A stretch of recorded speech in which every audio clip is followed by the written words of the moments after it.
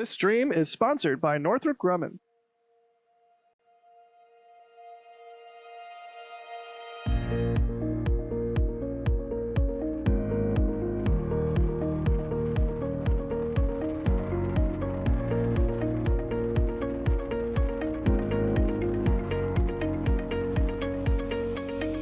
We have liftoff. Propulsion continues to be nominal. The chamber pressure looks good.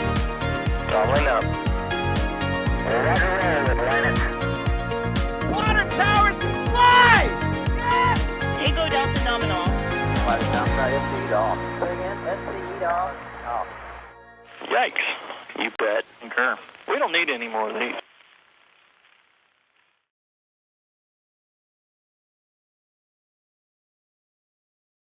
From the day humanity first evolved on our planet, we have looked to the horizon, constantly wondering what was over the next hill, beyond the next mountain range. We've ventured out on land and then by sea to explore our planet, and through those countless journeys across the centuries with the stars as our guide, an ever-faithful companion lit our way in the darkness. And then finally, one day, someone asked the question, what if we went there? What if we went to the moon? Neil Armstrong and Buzz Aldrin made that dream a reality in July 1969 with our humble beginnings at the Sea of Tranquility. From that day, for the next 3 years, we put 12 pairs of boots on the ground and still constantly wondered what was over the next rise and what was in the next crater. And when we left Taurus Littrow on the moon 50 years ago, Gene Cernan issued a promise that he would never be able to keep, but one that he entrusted to a future generation. That we would return in peace and hope for all mankind. Now we set our sights on Shackleton, a crater we dream and strive to make our permanent human settlement on our closest celestial neighbor. But to make that leap, we must first take a step. And we do that today with Artemis. Live from Launch Complex 39B at the Kennedy Space Center in Florida, this is NASA Spaceflight's live coverage of the fueling and launch of the SLS rocket to send the Orion spacecraft and the European Space Module on a 26-day test flight around the moon. And Jack, what a night we hope it is. It's going to be a night indeed. Thank you, everybody, for joining us. I normally come in these things kind of hot and like all excited and revved up, and I am. Don't get me wrong. You can probably hear it in my voice, but thank you for that, Chris. I think that was quite the appropriate intro to our stream. Welcome, everybody. Once again, we're live from Kennedy Space Center. We are go for tanking of SLS, so that is good news. We are on track there. So everybody, I hope you know that your duty as the crowd for this launch is to quietly and ever increasingly loudly, crescendoing, chant moon, because we're going back to the moon. So I see you in chat chanting moon. I appreciate it. Here we go. Don't forget, as usual with our streams, we do a Q&A sort of deal. So if you have any questions about the launch or where we're at in the flow, feel free to @ NASA Spaceflight in chat. But it's not just myself that's going to be flapping the gums tonight. It's also the Chris Gebhardt, who you just heard, Assistant Managing Editor of NASA Spaceflight. Chris, once again, thank you for that stellar intro. My absolute pleasure, and might I also just say, wherever you are in Florida, get ready to hear my scream, because I think you might hear it preceding the rumble of the solid rockets here tonight. Yes, for science, I have a pane of glass. I'm going to place it a measured distance away from you, and we're going to see if that pane of glass breaks. Being completely sarcastic, if it's not clear. Also on the stream, we have Mr. Chris Bergen, NASA Spaceflight Actual. How's it going, buddy? I'm in a glass case of emotion after that speech. Good evening, everybody. Yes, I'm going to represent the UK people who are not going to be sleeping tonight. Hopefully, you're going to stay up until the early hours for this one, because it'd be something not to miss. Indeed, this is another step humanity is about to make out into the solar system. It's a big day, and it's going to be a big night. If you don't know, the launch window opens. It's an hour and 120-minute, 2-hour-long launch window that opens at 1:04 a.m. Eastern Time, and that is what we are looking at. You can see the countdown clock is. Oh, can they see the countdown clock? I don't have a preview. They can't see the countdown clock. The countdown clock is currently paused. Aha! But there you go. There's a nice live look from one of the robot army. Yes. So I guess we should start off with. I should also finish the intro. I'm Jack Beyer, content manager for NASA Spaceflight, host, photographer, videographer, whatever you want to assign as my name as my role. But either way, we are here and we are jazzed and ready to go for Artemis I. If you have any questions, don't forget, ask them in chat. And yeah, let's start off with sort of an overview of where we're at in the flow. We said at the start of the stream a moments ago that we are go for tanking, but what exactly does that mean, and where are we at? Yeah, that's a good question, Jack. So basically, what that means is that the met. They have reviewed the weather conditions around the Kennedy Space Center right now. They have reviewed the technical elements to the. We're working on Chris's connection here. I can just take over while Chris is sorting out his connection. It's quite ironic that we're watching what is technically a shuttle external tank, slightly extended, and is now a core stage. During the shuttle program, and you'd bring it up straight away, but I am because it's relevant. The shuttle program used to have the waves of tankers. We've seen at Starbase the waves of tankers there now for their big rocket, but it's the same thing, and it's a historical thing. In fact, it goes way back, where waves and waves of tankers of LH2 and LOX would arrive, go into the spears, and now they're getting pumped through the MPS into the core stage itself. People who may be new to this may follow the same path I did. How did they actually fill it? It's literally pumped in via the MPS at the bottom, the aft of the vehicle, where the big umbilical lines we've seen recently highlighted with leaks. That's where they actually pumped in. You can just see the camera moving down, probably towards that end, but it's on the other side. Maybe is it going to be seen?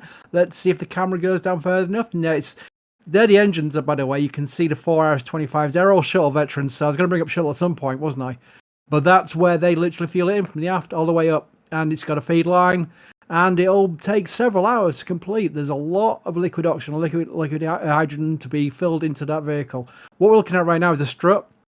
That is a SRB strut. They will separate about 2 minutes into launch to let the booster come off. Again, if you're from the shuttle program, you'll remember what that event looks like. It's explosive bolts to release it. And they will splash down. Unlike the shuttle program, they will not be recovered by parachute. They will be splashed down in the ocean and not recovered, which, of course, a lot of people don't like. It is what it is. I mean, it's a shuttle-derived vehicle. It's not going to be exactly the same as shuttle. So there's different trades that were made in the design of it as they, put things together. I am excited about the SRBs because they are an extra segment. One more segment than we had on the shuttle. So it's like all the coolness of shuttle plus Yeah. what 20%.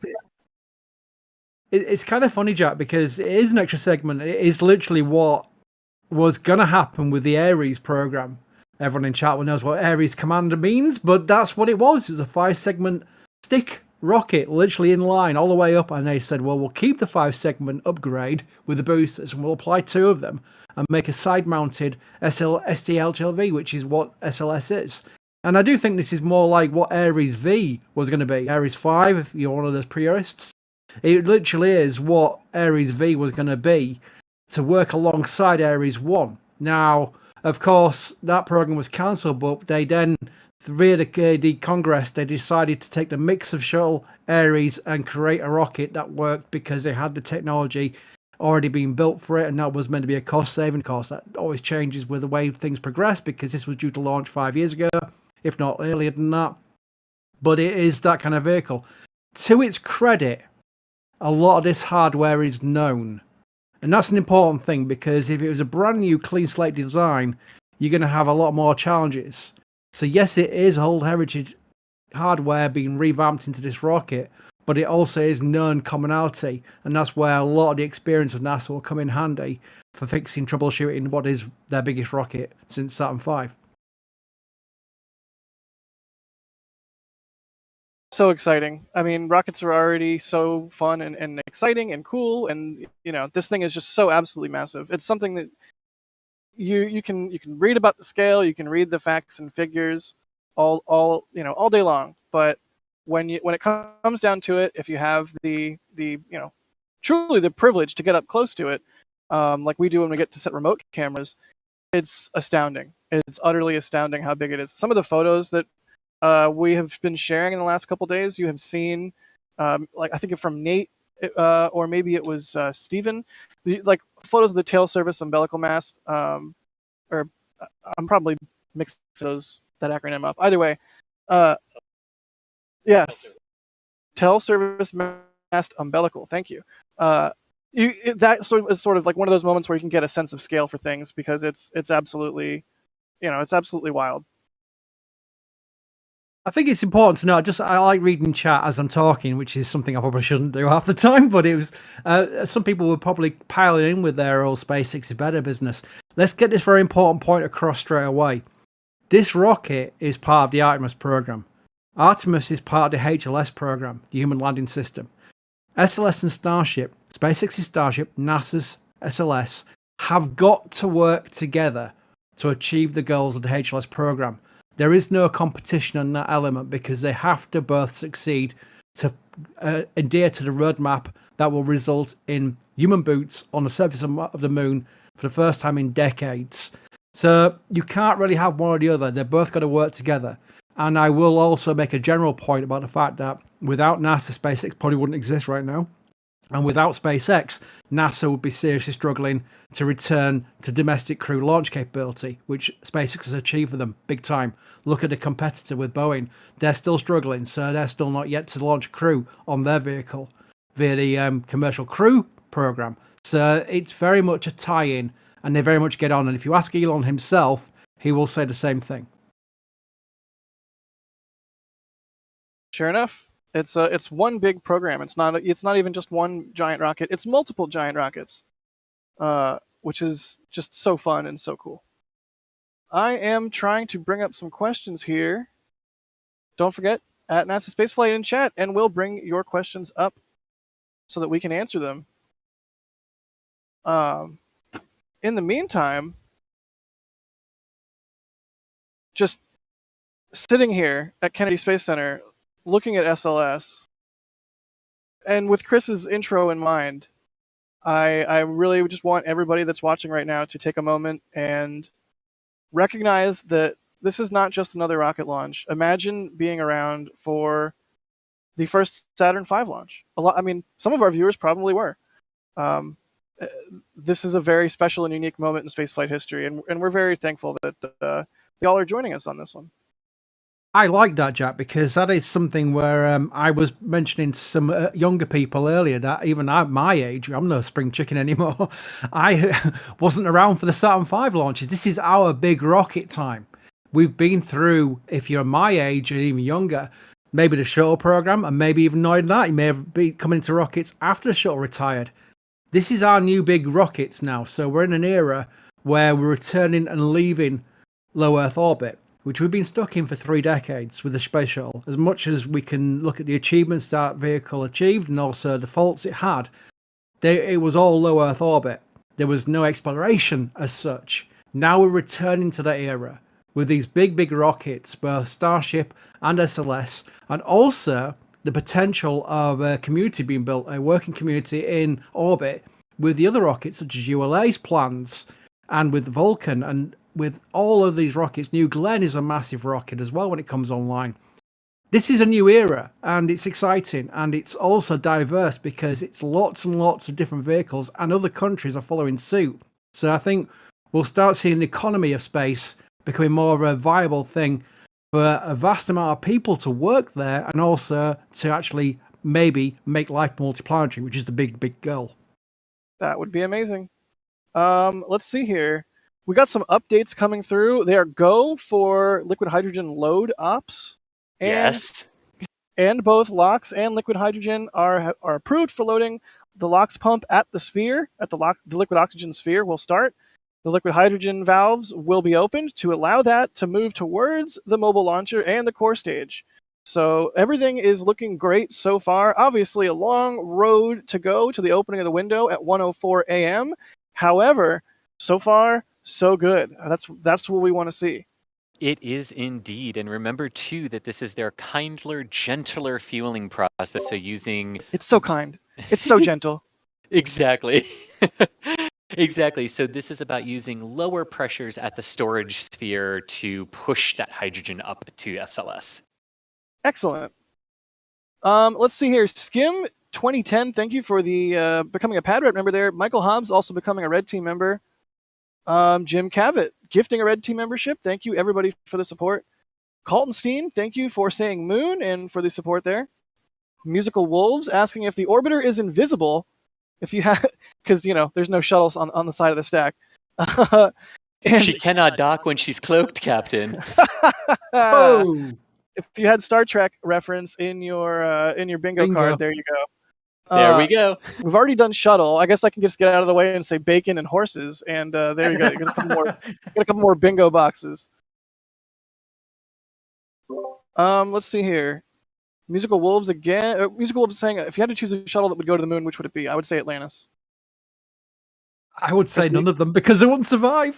But let's pretend it's a Moonraker situation and it would survive. Yeah, it's a Moonraker situation. Also, the For All Mankind, they had shuttles going to do moon orbit and a lunar orbit, I should say.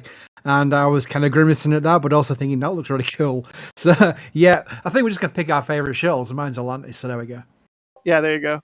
Moldy Space Industries, what's up, Moldy? Says, Chris, you can't just make me cry at the opening of a stream. That's supposed to be for Liftoff. Orange Rocket Good, Chris Speech Fan Club. That was some emotions there for us at the beginning, and it's rightfully so. It's like we've already spoken about on the stream a little bit here, where this is a big deal. This is a historic moment in humanity's expansion into the solar system, and into getting out of the low Earth orbit, where we really have been stuck in quite some time. Sean Moore, thank you for becoming a Pad Rat. Janine and Carl saying go Artemis, thank you for the support there. Kaltenstein, thank you again. They say the speech brought tears to my eyes. Launches wouldn't be the same without you. That's very sweet of you. Thank you for the support. I'm trying to make sure we don't get too far behind on these. So let me just answer or thank a couple more people, and we'll get into some viewer questions. Let's see. Musical Wolves saying, will anyone be chanting moon, moon? Yes, I think we all will. I mean, just imagine an entire stadium of people, but instead of like football or hockey or dare I say, with Chris B on the stream, soccer. You already said it by saying football. Oh, darn it. You got me there. Technicalities. Just imagine an entire stadium of people chanting moon, moon, moon. I mean, we're going back. We're going back, people. This is it. Let's do it. Mr. R. Bob, thank you for the support. You just say NSF. Tom Dalton, Alice is going to the moon. I do not catch the reference there. Daniel chanting moon. Thank you, Dan. Musical Wolves says, did the extra segment provide more thrust? I believe they're talking about the SRBs. Or does it provide more burn time? I believe it provides more burn time, but I'm not sure. Chris, do you know the answer to that? Either Chris. I can't just say, I have to specify which Chris. Does the extra segment provide more thrust or just longer burn? It provides more thrust, is basically what it does. The burn time for solid rocket motors are largely determined by their diameter, not their length. Got it. There is a small change to burn time, but not a lot. Got it. F. Peter J. Shaw, or Father Peter J. What is FR? What is that abbreviation? Father. Cool. Father Peter J. Shaw saying, what a start to the stream. It started with a genuine what? And then devolved into tears listening to Chris G's intro. Ready for a return to the moon. Absolutely. Thank you so much, Peter. And thank you so much, Father. That very, very nice words and appreciated there. And I speak from the heart. That's what I would like to. That's what I thought when I woke up this morning. So I thought, okay, that's probably what a good thing to say. But also wanted to note too here that the LH2 and liquid oxygen transfer lines are now in chill down operation. So what this means is that on the liquid oxygen side, they have started the pumps slowly to start pushing the liquid oxygen out of its storage sphere on the northwest side of the launch pad and Launch Complex 39B, across the propellant lines, across the ground, and up the pad and up to the mobile launcher. And they are also doing the same on the hydrogen side, but on the hydrogen side, they are using pressure, and they don't use pumps, they use pressure within the hydrogen tank to push that hydrogen down to the transfer lines and then out toward the rocket. And it's that pressure that we're looking at today, and that Charlie Blackwell Thompson and her teams are working a gentler pressure regime like they did in the September 21st tanking test. So that is where we currently stand in the countdown, which is very good news because it means they basically started propellant operations on time per the countdown.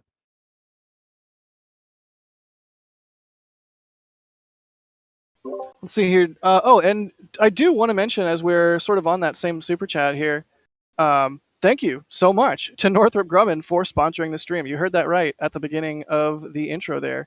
They're an absolutely amazing company that does a lot of amazing things. They built the solid rocket boosters on the SLS stack, in addition to a large number of other things like the mission extension vehicle, which is a super cool way to extend the life of satellites on orbit, by refueling them. There's all kinds of super cool things that Northrop Grumman does, in addition to being super cool enough to sponsor this stream. Heck, I'm just going to say it. Stargazer, the original commercial air launch vehicle, is operated by them. The last remaining functional L1011. So many cool things, but I digress. Chris, were you about to say something?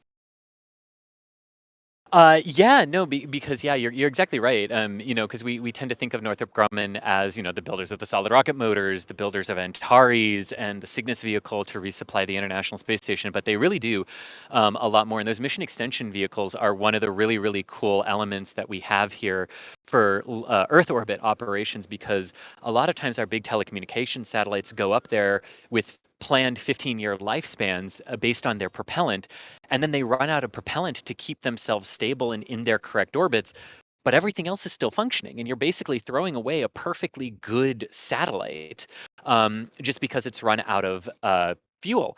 And sometimes power is degrading as well, and these mission extension pods can go up and attach themselves and provide 5 to 6 years of fuel life extension for these vehicles, and really help companies maximize the assets that they have up there. And they're a real game changer too. Yeah, absolutely. So 100%. Thank you so much to Northrop Grumman for sponsoring the stream. Let's see here. Use viewer questions. Let's start off with some viewer questions. How about, as we keep our eye open and our ears open for any updates from Mission Control in terms of how we're doing with fuel loading here. But let's get to some viewer questions. This one, Chris G. I'm going to throw straight to you, because this is the Chris G question, if there ever was one. Colin is asking, what are the black squares on SLS for? I assume they mean patterns. Yes, indeed. So those checkerboard patterns that you see painted across SLS on the boosters, the core stage, the mobile launcher deck, and up onto the Orion launch abort system areas as well are called photogrammetry markings. And basically what this is when you want to validate your computer models, when you want to show how the vehicle components are moving in relation to each other, how SLS is actually moving off of the launch pad once the solid rocket boosters ignite here at T0, you want to have that frame of reference, right? So you can tell how quickly things are moving away from one another. You can tell the overall path that they are taking away from one another. And that is very important for validating computer models on how SLS will leave the pad, how the solid rocket boosters are supposed to separate from the core stage, how the core stage launch vehicle stage adapter are supposed to separate from the interim cryogenic propulsion stage. So it's all there for the video engineers at the end, after SLS has lifted off and after it's flown, and we get all of that engineering data and video and everything in. That is for them to look at and then go, yes, this actually worked the way we anticipated it, so we're good to go. And I believe these markings, I definitely know these markings are supposed to be on the Artemis vehicle for Artemis II as well, but the plan is that they will eventually go away because they won't be needed anymore. Which kind of makes me sad, because I like them, but also, it makes the photos and imagery that we will generate of this and these initial vehicles kind of unique, which is also kind of cool. It's like, I think of the early Starships when they were doing the Starship test flights.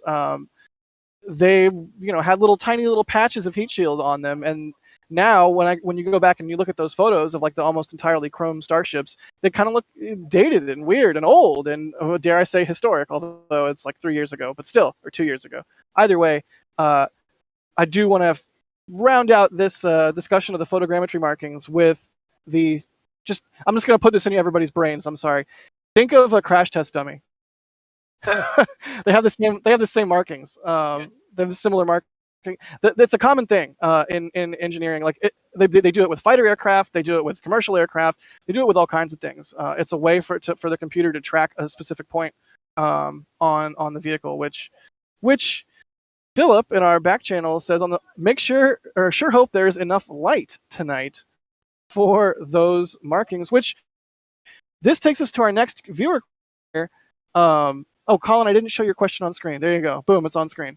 The next viewer question that is related to that is, we're being asked by Brenton, why didn't they choose to launch at night? I was having a conversation with another member of the media here at the press site a few moments ago before we went live, and their thinking was, hey, it's kind of odd that they would launch in the middle of the night, given that this is the sort of thing that you might I don't know, go out on primetime TV or be at a time where most people would be able to watch live, that sort of thing.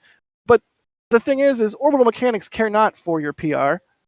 Chris, what exactly is playing into this decision to have this window be in a night launch? There's a couple different things, right? There are. So one is just, when would the rocket be ready? When was the first opportunity that the rocket would be ready in the next available window? And the mid-November window was they really wanted to go for. So then it came down to, you have 2 weeks. So you've got 2 weeks. When do you go? Well, November, and specifically the fourth Thursday in November in the United States, is Thanksgiving. And Thanksgiving is the busiest air travel holiday in the United States. And the flight corridors along the east coast of Florida that run from Miami up to DC and Miami up to New York are some of the busiest corridors that exist during that period of time and during that week. And SLS requires about half a day of airspace closure notices for its particular missions. So that's not going to work during a major holiday travel period. So the FAA, the Federal Aviation Administration, basically said, you cannot close the airspace from the Monday to the Thursday before Thanksgiving. NASA went, well, okay, we can't take the 20th and the 21st anyway because of an Orion cutout. So we will go before that, and we will make all of our pre-planned attempts before. And those timings just happened to be at night. And what NASA has said over and over and over again for this, because this is a good question, it has come up, and there are even concerns for tracking and visibility and all the things you would want to see on a first flight. And the technical answer to this is, yes, it would have been preferred to launch in day, but there is nothing wrong. There is no reason why you cannot launch at night. So with all of those things together, the windows just sort of aligned to be night. And because we are in the winter we are in the winter months here in the Northern Hemisphere, most of the windows during the winter months are more likely to be at night than they are during the day. And that's just how it fell. That's the way the space cookie crumbles. I don't know. I'm very little sleep last couple days. But one thing that we do while I was talking there, we do have another good thing here. LH2 transfer chill down is still underway, according to Alex, who's listening into everything that NASA is saying. And the main propulsion system liquid oxygen chill down is now underway. So now the liquid oxygen isn't just flowing across the cross-country lines and up to the mobile launcher. It's actually now starting to trickle into the main propulsion system lines in the core stage of SLS to thermally condition them ahead of the process today. So still looking good so far on fueling, but we're still not flowing anything into the tanks yet, and that's normal so far. Alrighty, let's see here. The Sandwicher, thank you for the support. The Australian dollar dues there, saying, do or there is no try, go Artemis. I like it. That's a Star Wars reference, right? I know things. Let's see. Jeremy Porter says, thank you, Chris, for the Cronkite-worthy intro. It sets the stage perfectly for this historic moment. Thank you, Jeremy, for the kind words and the support. Tyler Palantino, or Panatello, thank you for the support. They say, how will astronauts astronauts board Orion? Will they board, then put the escape tower on them? Is there a double hatch? There is a hatch. Let's see here. Here's one from a name I'm not even going to try and pronounce. I'm sorry. I would just butcher it. I'm compelled to try, but I'm not going to. I apologize.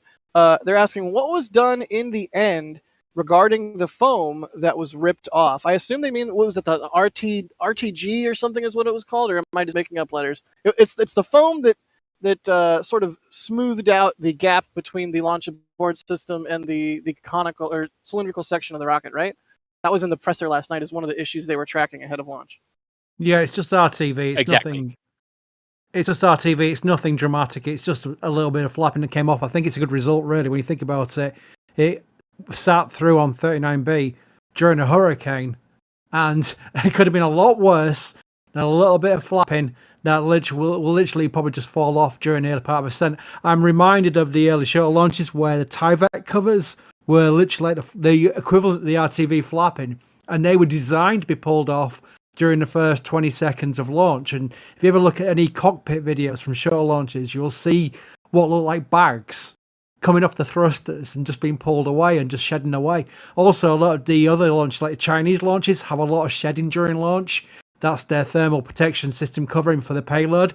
And that's basically something they pull off the aerodynamic stresses of launch. So you will see things falling off. It's not dramatic, and they've done a good study into where any of that falling off would impact on the vehicle and how it would impact, and they've had no concerns. I think they called it the 7-point check, where they would evaluate where such a thing would fall off, where it could hit, and what the impacts would be, and it passed all 7, so they're okay to launch.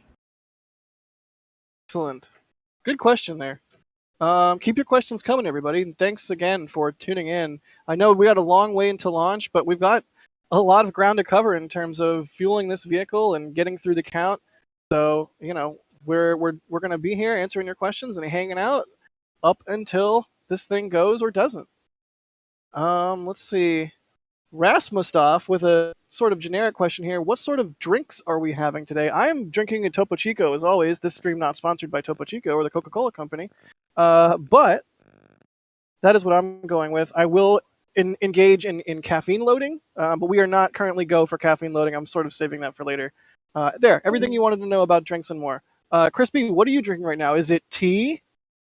I have my kettle very much on standby for a good dose of hourly Yorkshire tea. Thank you. Predictable. I'm going with water right now. All right, yeah. Everybody stay hydrated. Stay hydrated. Let's see here. This is a marathon. It's not a race. We got it. We're going to be here for the long haul. Here we go. A lot of people are asking about the clock situation. Anthony is asking, for example, when will the countdown clock start counting down? Chris B, what is the state of play in terms of the count? Yeah, we came into a 3.5 hour built-in hold. This is on plan. This is part of the schedule. And I think it was 6:22 local. Sorry, 6:22 my time. Even there we go. That's the timing of it. So we are pretty much halfway through this hold. When they come out of the hold, they should have the leeway to make sure they're on track. The built-in holds are quite interesting. That's something they've always done. That allows for a countdown to rectify any troubleshooting without affecting the T0. So if they do have any troubleshooting, I don't believe they're having any troubleshooting right now. They're just into fuel loading, prop loading with the core stage. It's something where they can have the allowance to go and check and fix and discuss and continue and come out of the built-in hold on time, having rectified that issue. So that's why they have those holds. And there's a few more holds to come yet anyway. Cool. Thank you for that. Let's see here. Here's a really cool one. Adrian is saying, as a young boy, I watched the Apollo moon missions in wonder. I never expected it would be over 50 years before I would see a return to the moon. All right, I guess that was kind of less cool and more somber, but we're definitely thankful that you're able to join us for this one, Adrian. I'm so envious of you that you got to see the moon missions. There's certain things that, like, I know in my life, just because, you know, the linear nature of time, I will never see things like the XB-70 fly, an SR-71 fly, I don't know, Saturn V fly. So that's super cool that you're able to see this and hope or see that you're able to see that, and hopefully you're able to see this tonight. Hopefully we're all able to watch this candle get lit and fly into space and to the moon. That's what we all want to see. So thank you again, Adrian. It was more of a comment than a question, but you know what? We'll take it sometimes. Admin Covenant, what's up, buddy? Always good to see your name pop up. Admin is asking, how many remote cameras do you guys have out there? Okay, wait. Nate, how many remote cameras did you set? Nate set 5, Thomas set 1, I set 1, 2, 3, 4, 5. I think I set 6. I'm not sure how many Michael set, but he set a lot. Yeah, Michael set 7 and Steven set 2. So rest assured, we are doing everything we can to capture this launch in exquisite detail for you guys and for the world and for history. The thing is that sounds like a lot, but when we set the cameras, there was a large number of storms and a large amount of rain that afternoon. So we were lucky enough to be given by NASA an opportunity this morning to reset those cameras, at least most of them. And oh boy, I mean, drenched cameras, like tipped over cameras. I mean, if you were following along on NASA Spaceflight Live on our last episode of that, I had a Canon R5 out there that was not protected in any way. It just got completely rained on, but it lived. Update. It lived. High five. Sorry, high fiving people here. But that was a relief. So yes, we have a lot of cameras out. And the whole thing with that is, like, a lot of that is redundancy. If somebody's camera doesn't work, if there's a malfunction, if it gets jostled by somebody else accidentally after we've walked away from it and it's not pointed the right way, all kinds of things can happen. So that's the reason for all the cameras. And once again, thanks to NASA for the opportunity not only to set them, but to reset them this morning. That's kind of key. So we should be about 5 minutes away from liquid hydrogen slow fill, which is awesome. We want to see this stuff progress as they do the kindler, gentler filling. I feel like I need a sound effect for that, like some kind of like wind chime or something. I don't know. But yeah, let's do some more questions. Good one from Admin Covenant. A lot of times we're like answering the technical questions of, you know, what is the rocket going to do? What's the trajectory? That kind of stuff. Sometimes it's fun to answer a little bit of like the inside baseball kind of things. So inside baseball? Oh my God, I hate myself. Let's see here. Here's an interesting one that I don't know the answer to. Chris B, I'm hoping you know, or maybe Chris G does, but I'll default to Chris B. Prague Karma is asking, many parachute systems have an expiration date, meaning they need to be repacked after a period of time. Do spacecraft parachute systems, or perhaps Orion's parachute systems, have any such requirement? That is a good question. I'm not entirely sure, but I do know that I always, when I first got into spacecraft and rockets, I was always thinking, especially those long duration missions like the ISS, for example, the Soyuz parachutes and the Dragon parachutes, they've been out in the depths of space and in the conditions there for months and months and months, and come back and pop, up comes the parachutes, no problem at all. And it's always been kind of like, how did it always have that reliability? It's something fascinating. So obviously they have a long limited lifetime, way past any mission timeline they'll have, because they want that redundancy in the system. But it's always fascinated me. I think it's a very good question to go and ask somebody involved with parachutes on spacecraft personally. Yeah, I don't know of any reason why the packing of them would be a constraint to how long they could be used. But the only thing I can think of is that the pyrotechnics that blow them and actually separate them probably have limitations. But those are, I mean, those have got to be good for, well, years in Orion's case at this point, since it's still stacked and ready to launch. Yeah. Let's see here. That's a really good question. Here's one for Chris Bergen for sure. Ron Smith is asking, how much of a percentage of shuttle design legacy would you put SLS at? We're kind of talking about this on NASA Spaceflight Live. Would you say SLS is more shuttle flavored or more shuttle derived?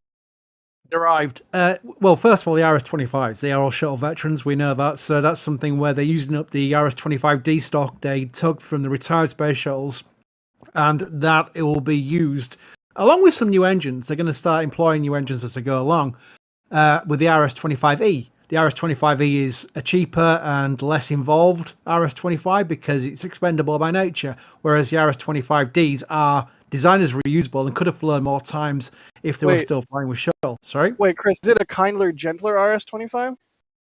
I don't think, to be fair, I think it's just Aerojet Rocketdyne said, okay, we're going to restart production. We've got new manufacturing techniques now. We can make this more efficient. But also, knowing we don't have to reuse the engines, we can make them easier to make, and that's what's reduced cost overall. So that's where the RS-25E comes in. I'm very careful to say RS-25E because there's a lot of purists out there who still want to be called the SSMEs, which is Space Shuttle Main Engine, including Mr. Wade Hale. So I dare not go against Mr. Wade Hale. But that's something where, if you look at the rest of the vehicle, the core stage is basically an external tank. It's not unlike the shuttle external tank. Obviously different by design and got engines on the afterguard, the boat tail, everything like that. The upper stage is completely different, and then of course the Orion's different. The boosters, as we mentioned earlier, it's the same kind of booster but a 5-segment. So there's a lot of heritage there, but it's its own vehicle in its own right by a long way because it's an inline vehicle for the start. The design of it is completely different, and it's technically safer. So that's one good thing for the astronauts when they start flying crew. Indeed, it is, and nothing to add to that. But I just want to provide an update on where we are. NASA's commentary has corrected themselves. Several minutes ago, they said that main propulsion system chill down on the liquid oxygen side was in work. That is not correct. That has not started yet, and NASA has just corrected that. So we are still in basic chill down of the cross-country lines for liquid oxygen and liquid hydrogen right now. Let's see here. Good question from Ron Smith there. I'm going to run through some more super chats. There's a lot of ways you guys can support what we do, and we absolutely super duper appreciate everybody's support. The super chats are one of those ways, and I definitely want to thank everybody. Jason, thank you for the generous amount of support there. They say, first nighttime launch of a brand new rocket. Have to say I'm a bit disappointed it isn't daytime. Wouldn't they want this to be daytime to get every bit of footage analysis as possible? We were kind of talking about that a little while ago. I would think yes, but also there's just a matter of we need to get this rocket tested and off the ground, and it's as soon as it's ready, we should be sending it. Can I just make a correction there? It's not the first nighttime launch for a new rocket. Go for in it. its own right, if we're talking about rockets, the Buran launched the one and only time on a maiden flight in the dark, and that was into deep cloud layer, and a lot of that was to do with making sure the Americans weren't watching. So that's something, if you watch back at the anniversary of just the other day, a Buran's first and only launch, and it was a nighttime launch. Let's see here. I mean, yes, as a photographer, I selfishly wanted to have been a daytime launch because the imagery would be better. As a fan of someone who oh my god, my brain. As a fan of seeing things that are absolutely crazy and unique and historic and fire and rockets, I just want to see it go. And there is a certain charm to a nighttime launch when the entire vehicle just suddenly turns night into day, especially with these ultra bright solids. If you've ever seen a shuttle launch at night, you know exactly what's about to happen here in a couple hours. So, oh man, I mean, it is what it is. Keith Carlson, thank you for. Go ahead, Chris. I just want to add one thing, because this is you need to think of this launch too as if it's launching to the International Space Station, right? Where you have a rendezvous to hit, so you are really at the mercy of when your launch site enters the plane of the object you're trying to launch to. And for today, that 2-hour plane that SLS can accommodate is just 1:04 a.m. to 3:04 a.m. local time at the launch site. And as Philip says in our back channel, you can't launch until the Earth, Moon, and Sun are in the right places, and sometimes that's at night. Yeah, that's a very succinct way to put it, Philip. Thank you for that. And to be clear, in this case, the target is not the ISS, it is the Moon. Correct, yes, thank you for that, yes. And the crowd softly chants, Moon, Moon, Moon. Let's see. Keith Carlson, thank you for the support. They say Chris G transcript hoodie. Todd the Wrath, thank you so much. Asking for a bingo card hoodie or shirt. Are we doing the bingo? Is that a thing? I think I've Yes, seen if one you- of our Discord channels with a bingo card. Yes. We have indeed. Yes, if you are a member of the NSF Bingo, check out the party chat thread. There are 10 different bingo cards in there that you can play along with throughout the live stream today. And then what we're going to do is we're going to choose, when you complete it, take a picture of it, put it back in the Discord channel that it was originally posted in. And then we are going to choose 5 random people to receive a voucher for the NSF merch store. There you go. Here, I'll give everybody a square right now if you're playing The Fifth Element. And everybody that is watching our stream that is new to our coverage is like, "What? I don't get it." But if you know, you know. And if you don't, I apologize. Moving along, Space Shuttle Discovery says, let's see. The Space Shuttle Discovery is being wild. Thank you for the support, buddy. They want to be acknowledged as the best shuttle, but we all know it's Atlantis. Dank Jeb, thank you so much for the support there, buddy. I just saw that come through. Asking what the 4 towers are for and why are 3 taller. So one of the towers is, well, technically is there 5 towers? One of them is for water. 3 of them are for lightning protection, and one of them goes to space. At least part of it does, anyways. Let's see here. Fixter Jake, thank you for becoming a Capcom member. That is how you get into the Discord we just mentioned. Sure enough, now you get Discord access, Fixter Jake. So if you want to go play bingo, go jump into the party chat channel and grab your bingo card. Snorkers, thank you for the support. They say kudos to Mr. Baylor for being featured on Hack a Day for his automatic lens cover. That was nifty. That was pretty cool. And Michael's automatic lens cover is super cool. The things we do to mitigate fog and lens occultation when you have to set up cameras on L-3. People came up with all kinds of Rube Goldberg stuff, Michael included. Musical Wolves, thanks for the support. Will an umbrella be needed after launch? I don't get it. Oh, I Rainbirds? might. Yeah, the RS-25 test at Stennis, when they fire up the engines at Stennis, someone is going to get wet washing in Mississippi because it creates a rain cloud. But unfortunately, I think this one launching will, it's not a static fire test where it's like a full engine duration in one place, which creates the cloud. But I think that might be a reference to the rain clouds that are formed during Stennis RS-25 tests. I should have got that because we have a SLS T-shirt and the RS-25s are labeled water generators because they're so efficient. That's what they do. They don't make any kind of, a weird exhaust. It's just water. So yeah, should have got that one. Jade Henson, thank you for the support. I'm so nervous. This is the 3rd time I'm asking this beautiful girl named Artemis out. I hope she doesn't turn me down again.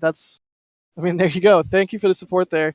Watch Insanity, thank you so much. They say, is this enough for you guys to write an excuse note for work tomorrow? Our work tomorrow is picking up remote cameras and continuing to edit and cover this stuff. So there is no work off tomorrow.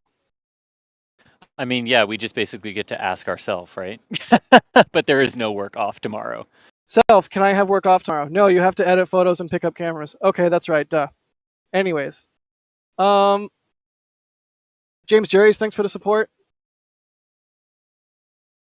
They're asserting that SLS can make it to orbit on 3 engines. I don't.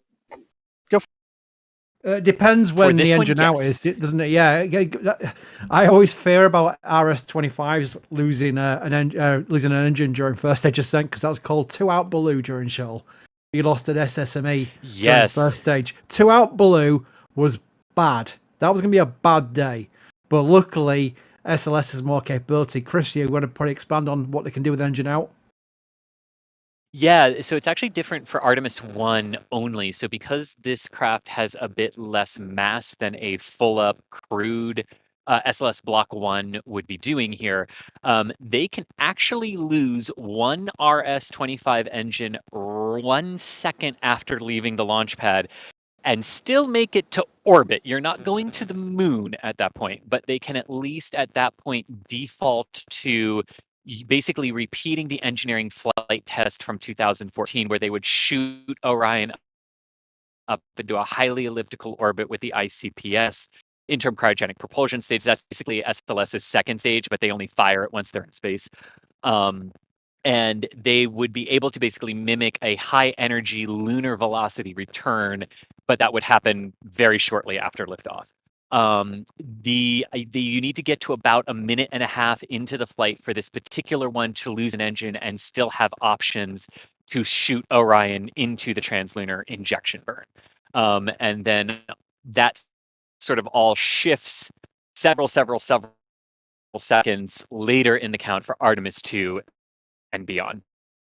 That's what they can. Robert Hobson in chat gifting 50 Red Team memberships. Thank you so much, Robert, for everything that you have done to support our streams throughout the years.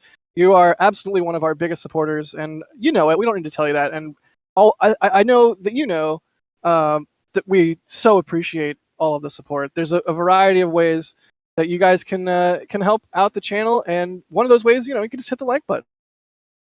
Tell your friends about us if they're interested about the mission. You can say, hey, there's this cool live stream where this annoying guy talks about bacon all the time, but mostly it's great. Or you can do the super chats, or you can do the membership program. The membership program is so key to helping us do what we do. It's a monthly commitment to support us at different levels, and at the different levels you get different perks. That's why we talk about when someone comes in as a Capcom member, you get Discord access. When you come in as any kind of member, you get some sweet members only emoji. I'm going to throw an SLS hug into chat here. I'm going to throw several in because I can do what I want. Nightbot can't stop me. But point being, thank you, Bob Hobb, for gifting those 50 memberships. That's 50 people now that will get to experience our super cool membership program, and maybe some of those people will decide to retain their membership, and maybe some people will decide to pick up on it. We do all kinds of cool behind the scenes content. We'll post video from remote setup. We'll do some members only streams every now and then. And there's preview videos. There's all kinds of cool stuff. So check out the membership program, and thank you, Bob Hobb, for the incredible amount of support there. Let me show your name on stream. There we go. Boom. Thank you so much, man. Seriously. It's repeat, and it's immense, and it's over and over again, and it's so appreciated. Finn, becoming a pad rat. Thank you, Finn. Enjoy your perks. Barry Wood, thank you for the support. Sydney King, thank you for the support. Aaron, thank you for support. They say, how many SLS launches do we think there will be until the inevitable eventually happens, crewed Starship replacing SLS? It really depends on how much they can bring the costs down and how much they can bring the cadence up, I think. That's part of it. A lot of people are doom and gloom about SLS. I'm not necessarily in the same boat. If something really bad happens on this flight, if we have a really bad day, which of course we don't want to have, it could be a very slim number of them, including I get almost Ares 1X vibes where there was only one of them. But I suspect we will see between 5 and 10 and potentially many more. Chris, what do you think? Chris G. I agree with you on that one, Jack, because a lot of this still rides on Starship being able to prove that it can do everything that it can and getting crew rated to NASA's safety specifications and everything like that. So I agree with that. And NASA has already sort of committed to contracts for the RS-25s and the solid rocket boosters out through Artemis I at this point. So I think there's a good shot that we'll definitely see a few of them. But again, that's where we stand right now. This is an evolving question and sort of a moving target as to which vehicles are we actually going to end up using versus the ones that we have now. But what we can say for certainty right now is that SLS and Starship need each other, because SLS cannot do the haul of equipment like Starship can if on-orbit refueling works, and SLS cannot launch and land crew back on Earth. Starship cannot launch and land crew back on Earth yet, and this is the mission that will certify SLS and Orion to do all of that. So yes, thank you for bearing with me with all of the rockets names that begin with S. No worries. This rocket's not going anywhere anytime soon, and hopefully I didn't just jinx things. But hopefully, thank you, Sawyer. Hopefully this particular one though, hopefully is tonight at 1:04 a.m. We have some venting from the vehicle. Sounds like we are in liquid hydrogen slow fill. We're waiting for confirmation on that. Let's see here. Good question though from Aaron. Thank you for the support, buddy. Mitchell Brown becoming a PadRat member. Thank you, Mitchell. Rich Schultz asking, thank you for the support, Rich, asking, is the Orion capsule reusable? I believe parts of it are. Eventually the entire thing, right? Is that how that's going to work?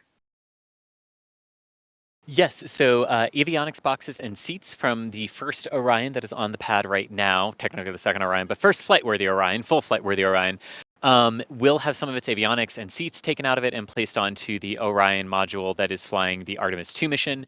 But that overall capsule will be new. This capsule, once it comes back, will actually undergo more testing after it is back to really work out its systems. The Artemis II capsule is new, the Artemis capsule is new, and then the plan right now after that is to then 3, 4, and 5 will all have new capsules, and then 6, 7, and 8 will reuse the capsules from 3, 4, and 5. Very cool. Let's see here. Actually, and now NASA is confirming that liquid hydrogen chill down is complete and slow fill of liquid hydrogen is underway into the core stage. NASA says that main propulsion system liquid oxygen chill down is still underway on board the rocket. So liquid hydrogen is flowing into the tanks of SLS. Fingers crossed, everyone.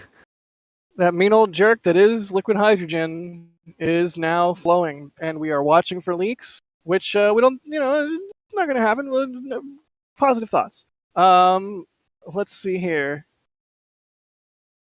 Look at this view. Is this this is where they are fueling the hydrogen into the vehicle. Which side, the left side or the right side, is the hydrogen side? Do we know the answer to that? I see Philip typing, so hopefully he lets us know. Let's see here. Michael Riviera, thank you for the support. They say coffee and donut fun for today. Go NSF, go Artemis. Thank you, Michael. Very generous of you. Jonathan Reutenberg, thank you for the support, becoming a red team member. The Captain Fuzzy, thank you so much. They're saying, so the T clock is on hold because it's a scheduled hold, but the L clock continues counting. Am I understanding that correctly? Yes, you are understanding that correctly. Insane117 Limited is asking, will the clouds clear up before launch? I believe they are forecast to, but hopefully they do. It's certainly very cloudy right now. At least they're high clouds. Knock on wood, or whatever sort of superstition you are prone to.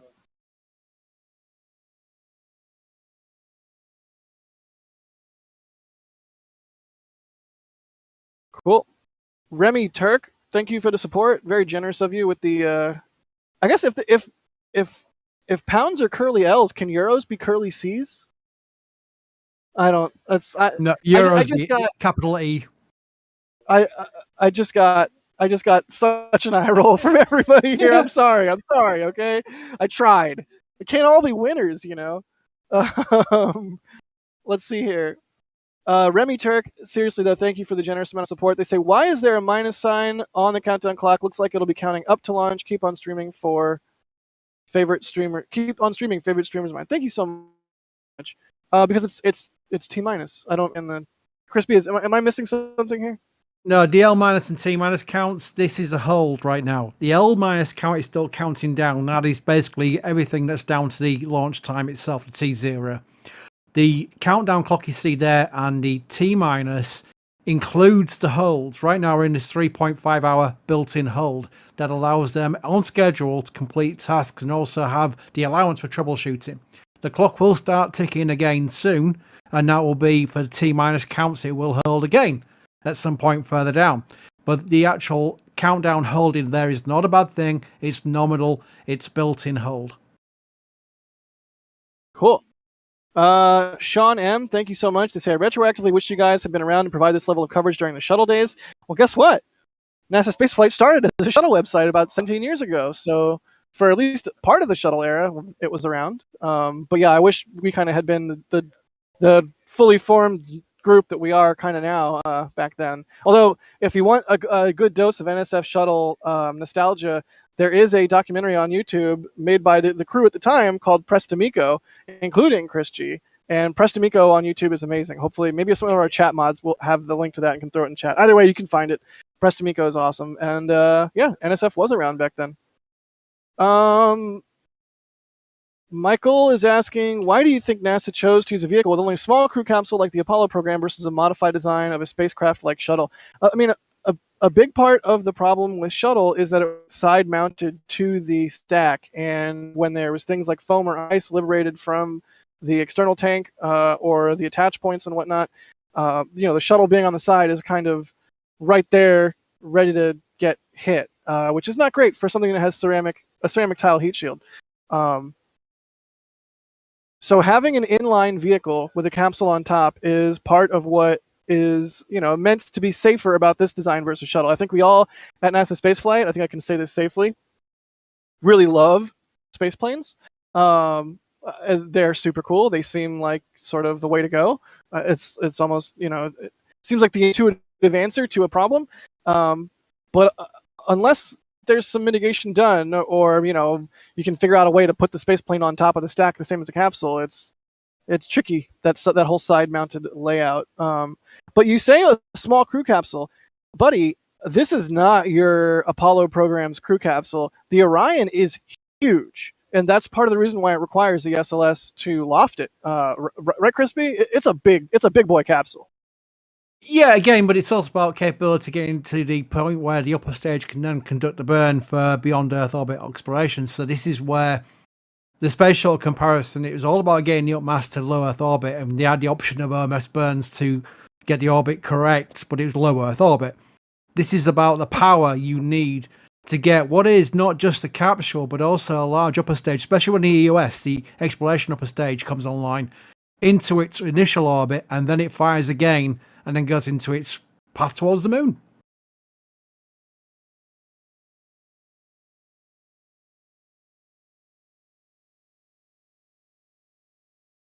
Did I kill the conversation there? I was muted. The whole time. Oh, there we go. I'm sorry. Thank you for that, Chris. So we are LOX slow fill is underway. This is about 10 minutes ahead of time. Meanwhile, the liquid hydrogen fill is a little bit behind, but it's totally normal. They're just taking things very kind and very gentle with this filling. And we're still on track here. Propellants are being loaded into the stack. Christy, go. And yes, while I just want to note for people, because the fueling timelines have changed since the previous attempt. So what Jack said is correct. We are slightly behind on the liquid hydrogen timeline per the new timeline. They have also pulled that liquid hydrogen loading timeline up by about an hour and a half now from where it previously was in the countdown. So yes, we're slightly behind today, but we're still like an hour and 10 minutes ahead of where we would normally be under a nominal countdown. So just wanted to make sure, because it has changed quite a bit since the other countdowns. Yes, indeedy. Oh, darn it. Classic. I don't know if this is on one of the bingo cards, but my iPad stopped working. That should definitely be a bingo option. we can add that for next time. Yeah, definitely. Okay, well, my iPad is taking its sweet time to reboot. I do want to once again thank Northrop Grumman for sponsoring this stream.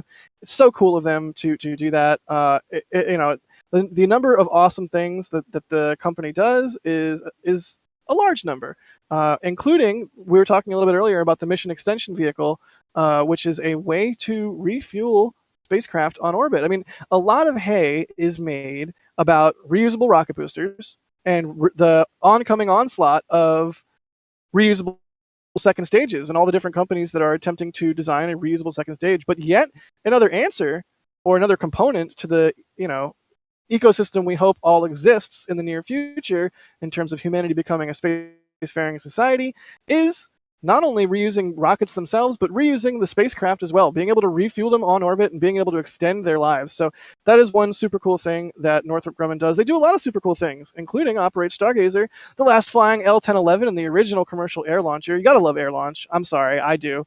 Launching the Pegasus rocket, as well as some hypersonic missile testing for the U.S. military. There's just so much cool stuff that they do. And of course, obviously, they built the boosters that are on the SLS stack.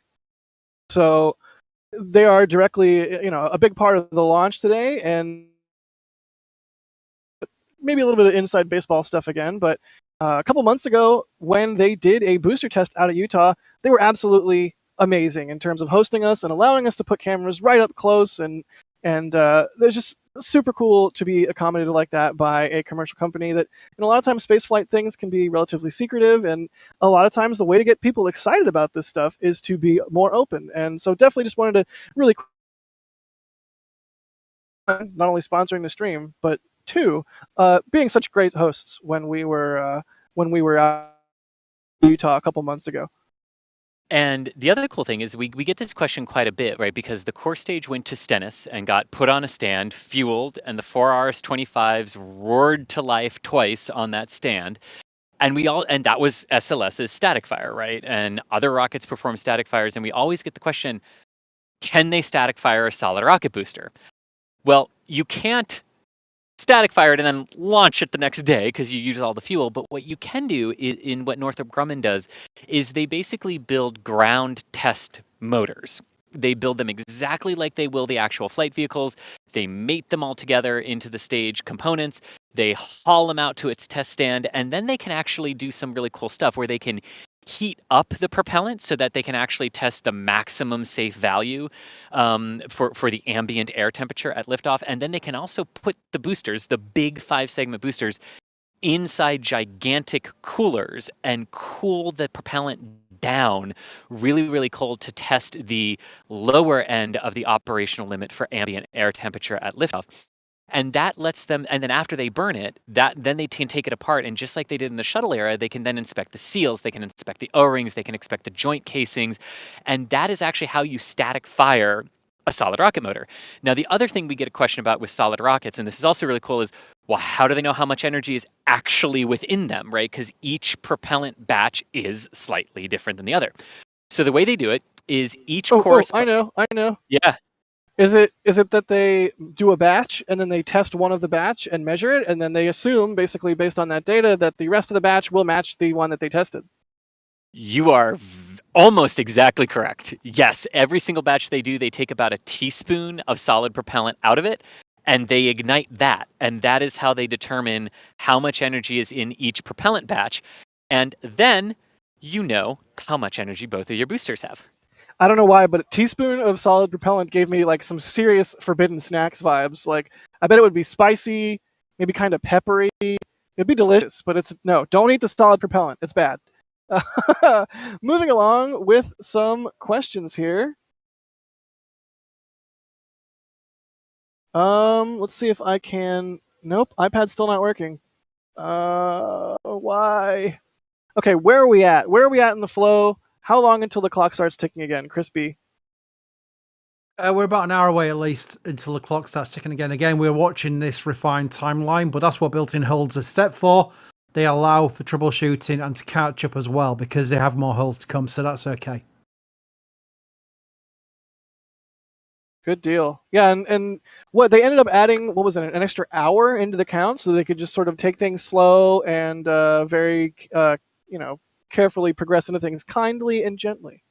Yeah, and they've also got a window for this. It's not like if they miss the T0 targeting for now, they're stuck. They've got allowance to push the T0 further into the morning or night, depending where you are, and that will allow them for more troubleshooting if they need it. Right now, they're fine, so it's not a case of they're troubleshooting now, but it's a case of if they do come across that problem going forward. Let's see here. Insane 1117 Limited, thank you so much. They're asking if the clouds will clear up. We certainly hope so, and that seems to be what the forecast is saying. Sean, thank you for becoming a PadRad member. Cassandra, thank you for becoming a PadRad member. James Juries, thank you so much for the support. They say $10 for Capcom has a lot more benefits than an $8 Bird app subscription. James, thank you for your comments there. That is not the official position of NSF, but it is also not the official position of NSF. Joey Reynolds, thank you for the support. They say moon. Seriously, a lot of support coming through on this stream. Thank you so much, everybody, for the super chats and for everything. It's absolutely amazing. Jonathan Tucker, I see you in chat telling me to reset my iPad. I did, finally. That's why I'm going through the super chats. Father Peter Shaw, thank you again for the support. Christy is correct. The FR is father because they're a Catholic priest, like Copernicus Lemert. I'm probably messing that up. And at least 35 priests who have lunar craters named after them. I'm a priest and science nerd also.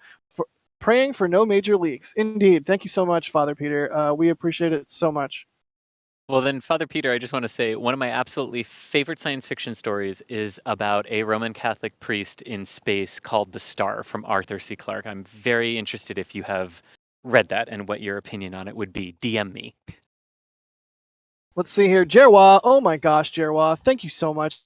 Another one of those. Whoa, look at this view. Oh my gosh. That is a thing that is going to fly into space. It looks greebled. You guys know what greebles are? It's like a thing. It's like when you're making a prop, it's things you add on to the prop to make it look more real. It's not. Just the number of little panels and oh my gosh, this thing. What a beautiful, beautiful spacecraft. If this doesn't get you excited about going to the moon, I don't know what will. You're not hooked up correctly. Maybe check your connection. Holy cow. What a cool view. All right, sorry. I'm like a dog seeing squirrels over here. Jerwa, thank you so much for the gifting of the 50 Red Team memberships. Once again, that is 50 people now that will get to check out the membership program who otherwise might not have on their own. So if you just got gifted that membership by Jerwa, be sure to @Jerwa in chat and thank them. Thank you so much, buddy. Membership program, I mean, we couldn't do what we do without it. And it's, I mean, we have such a big team. We have so many cameras all over the country. We send people, I mean, we sent Chris G to French Guiana to cover James Webb. Like, we will do the most coverage and the best coverage that we possibly can. And you guys keep supporting us, and we will absolutely keep embiggening our coverage. Can I say embiggening? There, Simpsons reference. If you have that on a bingo card, there you go.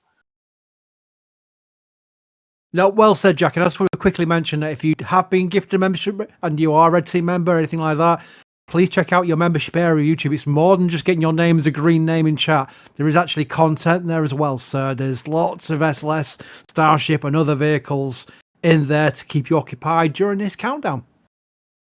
Yeah, like you might see a bunch of us tweet SLS photos or photos from whatever launch that is currently going on. And on the member side, there's usually additional content beyond what you see in the tweets. There's things, like I said, we do videos from remote camera setup. We'll do like behind the scenes streams sometimes or members only streams sometimes. There was a Virgin Galactic launch, I think, that we did as a members only stream way back when. We did a tour of Johnson Space Center on Artemis Day as a members only stream. So all kinds of cool stuff for members there. So thank you, Jerwa, once again, for helping people discover the membership program and how cool it is.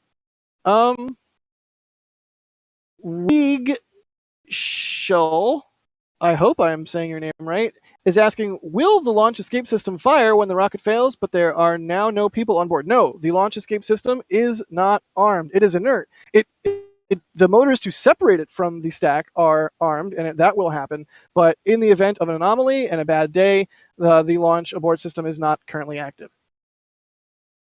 Yes, and then about 3.5 minutes into the flight, if it's going nominally, right, and the launch abort system separates like it's supposed to, like Jack just said, then Orion actually has abort options, because then it can actually abort either with the ICPS or abort with its own engines and come off the core stage for recovery. But for the first 3.5 minutes, Jack, you are correct.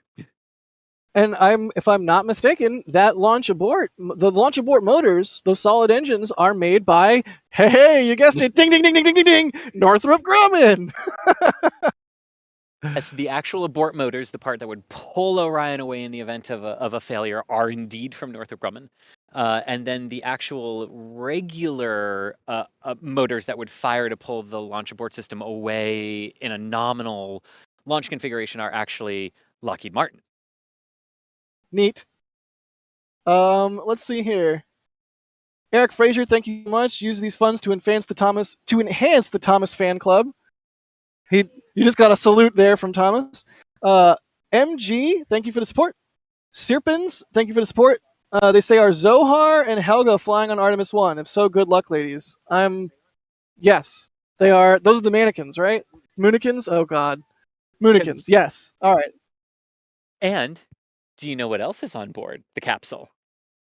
How are we going to know when it gets to space and there's 0G? Oh, is it Shaun the Sheep?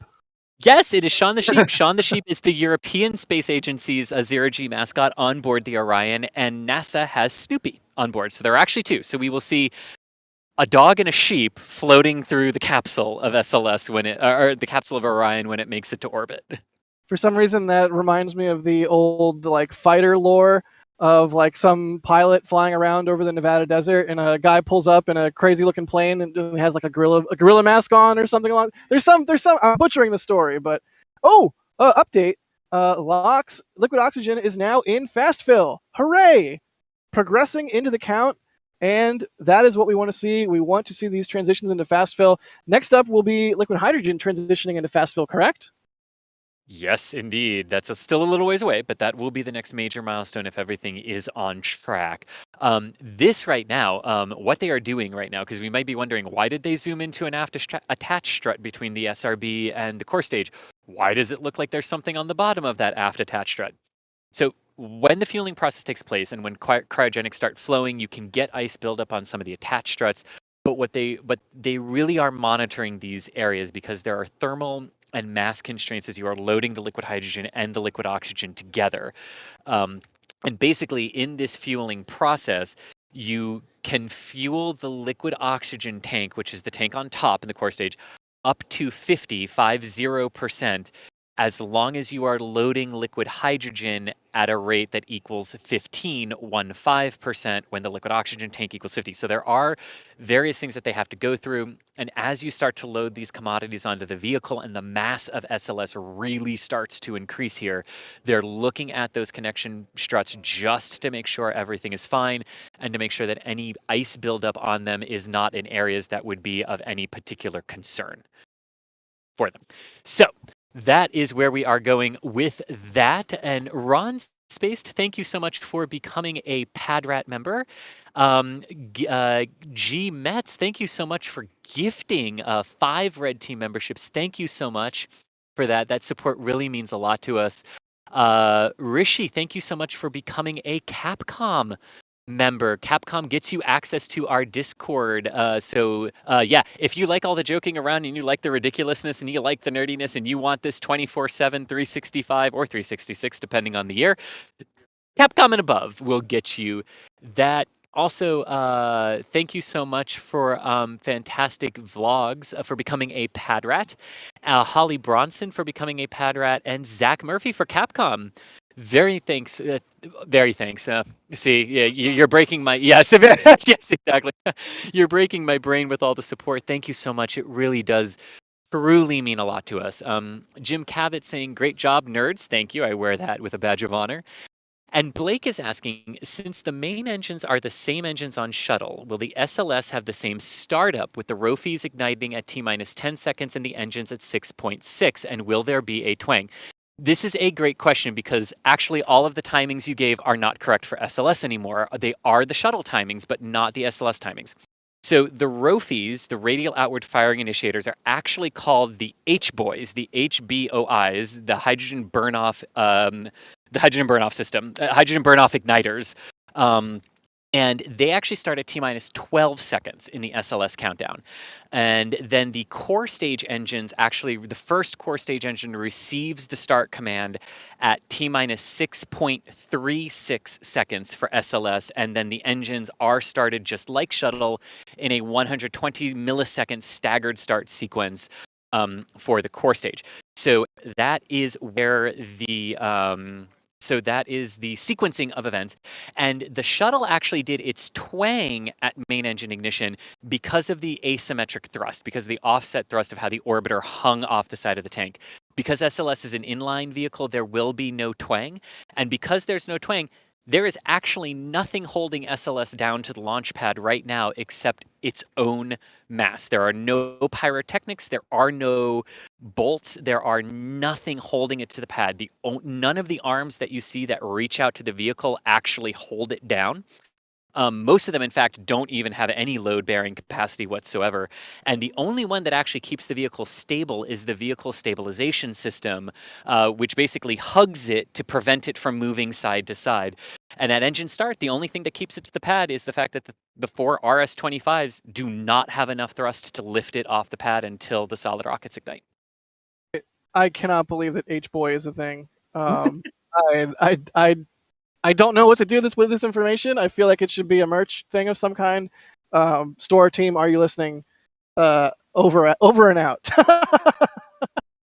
Matt PD, thank you for the support. They say SLS is the result of modifying your dad's old Saturn V with random bits from other rockets. Then you get the disappointed look of encouragement. Wow, that's oddly specific, Matt PD. So it's like you fixed up a car or something and got that look. It's like from experience. Glenn Greenspan, thanks for becoming a Red Team member. Andrew M, Thank you for the cloud storage for all the camera channel feeds today. Thank you, buddy. That's actually quite necessary. Also, cloud servers. Oh my gosh, you guys, so much goes into doing what we do, intercepting the fiber feeds from NASA, and oh my gosh, just maintaining all the infrastructure we have at Starbase, at McGregor, all the mobile stuff that we do in terms of covering things at Vandenberg, covering things around the country, whether it's Texas and Blue Origin in Texas or Virgin Galactic in New Mexico. Hopefully they start flying again soon. But everything we do, thank you so much for all the support, because we couldn't do it without it. Doug becoming a pad rat, thank you. And Texas Taterbug.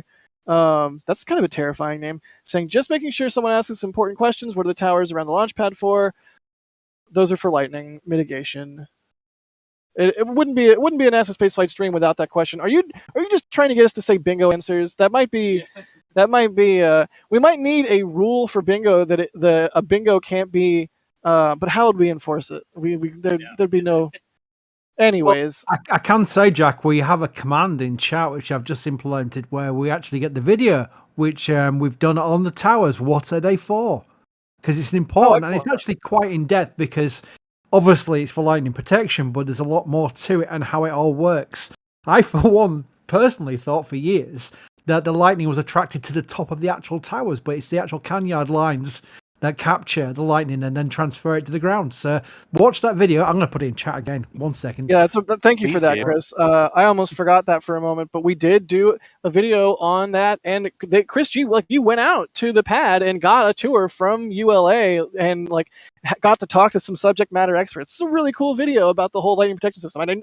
I know we joke. I know it's basically a meme at this point. Ha, what are the towers for? But seriously, if you want to know what the towers are for, we have a video for it.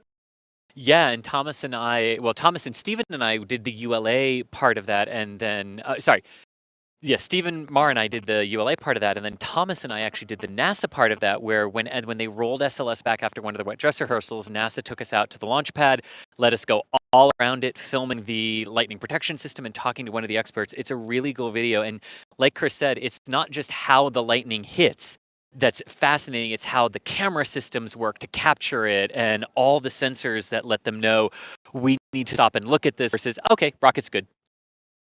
Super cool. Thank you, Chris B, for mentioning that video. We put a good amount of work into that, and we hope people appreciate the information there. It's not all bacon and shuttle and horses here. Sometimes it's useful information.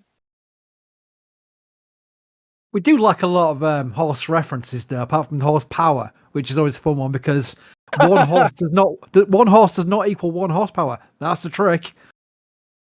And this is nothing more than just a simple observation from me, but I love the color of the sky right now behind SLS. We're in that magic hour cotton candy sky at night. We're headed towards sundown here within the hour. It's actually 5 o'clock, 1700 on the dot, right, local time at the launch site now. And we're headed toward a sunset here. And my goodness, what a view of SLS on the launch pad right now. Yeah, you briefly distracted me with cotton candy SLS, and I was imagining like a literal SLS made out of cotton candy. And now I want one, but I digress. The sky behind the vehicle right now is absolutely beautiful. This is that moment in the evening as the sun sets where the light begins to fade, the sky begins to get colorful, and the lights at the launch pad turn on. And we get sort of a vehicle that still has light, but in a environment that has very little, and a sky that is just on fire. So everybody, we're getting into a sunset launch system situation here, dare I say. I'm sorry, I make no apologies. So yeah, this is not everything about a night launch is tricky or challenging. Sometimes we get cool sunsets. I mean, with the previous attempts, we got nice sunrises. On this attempt, we get to do the sunsets. All right. I think we are having a changeover of commentary. Mr. Chris Bergen, are you tapping out, buddy? Yes, my kettle's boiling. All right, well, enjoy your tea. You better drink it before I throw it into the bay. Oh, that was fast. Well done, Jack. Cheap shots. You would say my single coming up in about a week, by the way, in the World Cup, so be careful with that. Sucker punch. For real, though, thank you for joining us on the stream. And are you coming back later? Maybe, yes. I don't think there's any sleep involved tonight, is there? Awesome. Yeah, sleep. We'll all sleep when we're dead. But thanks for joining us.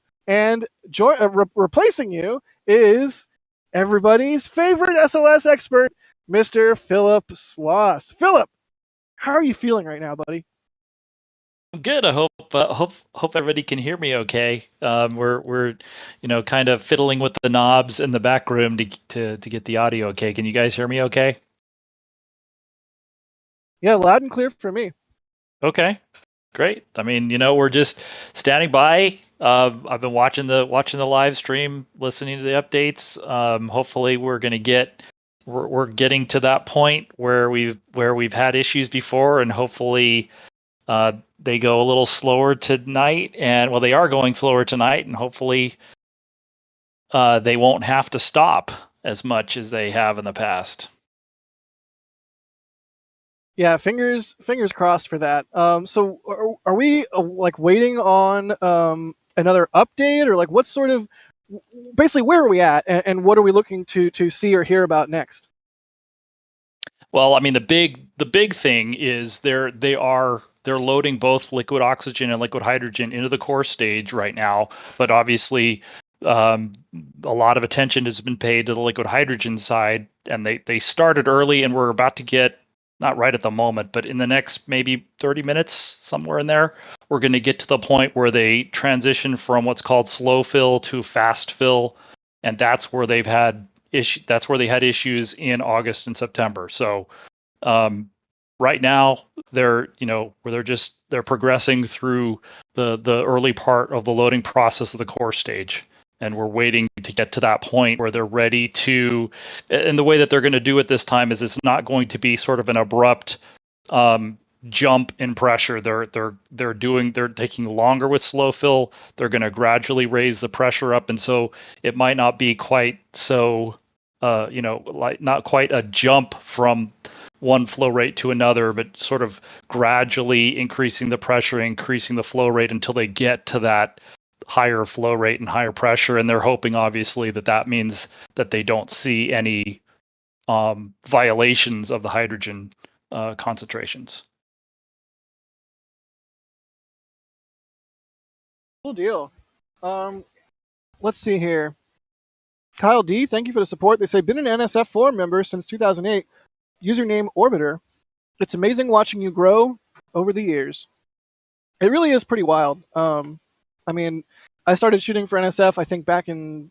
When was Falcon Heavy Demo? Was that 2018? Yeah, 2018. I started shooting for NSF at 2018, and I had been doing rocket stuff for a little bit before then. But just the amount of growth from then to now is insane. And a lot of that is due to our YouTube channel. The live streams and the videos are a huge engine to help power our team. And everybody coming out for the live streams, everybody watching the videos, hitting the like button, hitting subscribe. I know it's cliche YouTube, hit like and subscribe, but really, it makes a difference. The entire reason we've grown so much, the entire reason we can do everything that we do is because of your guys' support, and because people are coming out and excited about things and watching this stuff on YouTube, and literally, we couldn't do it without you guys. So thank you, Kyle, so much for the kind words. Thanks for being a member of the forum. The forum rules. A lot of people don't even know that exists, but there is an NASA Spaceflight forum. There's all kinds of information on there. And there's also L2, which exists, which is kind of it's a paid side of the forum where, I don't know, how would you describe L2? Where there is even more information, shall we say. I'll just put it that way. But thank you so much, Kyle, for the support. And, I'll just take a moment here, do a little bit more inside baseball, but, gosh, this is so fun. This is so fun to be able to do. I mean, we're all hanging out here at the press site. We're taking photos. We're live streaming. We're answering your questions. We're sending this feed that we are shooting around the world right now with your all's help. And it's just all smiles here. We're all jazzed, and we're all amped up and ready to see SLS launch. And I personally, and I know everybody else on the team, is super duper thankful for everybody's support and for everybody's excitement, because we love doing this. I don't know if you can tell. Here, let's just get into some questions. Philip, Scott is asking, how long do the solid rocket boosters burn? A little over 2 minutes, so it is very similar. I know there was a question earlier close to the top of the live stream. and they burn about the same amount of time. It's just that they produce more thrust in that approximately 2 minutes of time. So it's about 2 minutes. So very similar to shuttle. They'll burn out and then they will separate. In some of those views that we were getting from NASA, where they're zoomed in on the sort of the nose cone portions of the boosters, and there's like the cluster of 4, looks like circles on the tips of the nose cones. Are those like the separation motors? Is that what those are? I know we can't see that right Yeah, now. that's but right. maybe that'll cycle back in at some point. Yep, there's a set of, I believe it's 4 on both the forward on the nose cone and on the aft skirts. There's another set of 4, and those are slightly angled to give the boosters a little bit of side force as they're pushed away from the core stage when they separate, and then they basically have very little thrust. There's a little tiny bit of ejecta coming out of them once they tail off, but really at that point then they just start to tumble end over end. And if you've seen any of the shuttle videos, they used to recover them, and so they at the end of the program they put video cameras and recorders in them and would record that stream and then pick those up after they fish the boosters out of the water. They're not going to do that this time though, so but that's what they do. And so I know you guys were also talking about the checkerboards, the photogrammetry markings predominantly on one side of the boosters.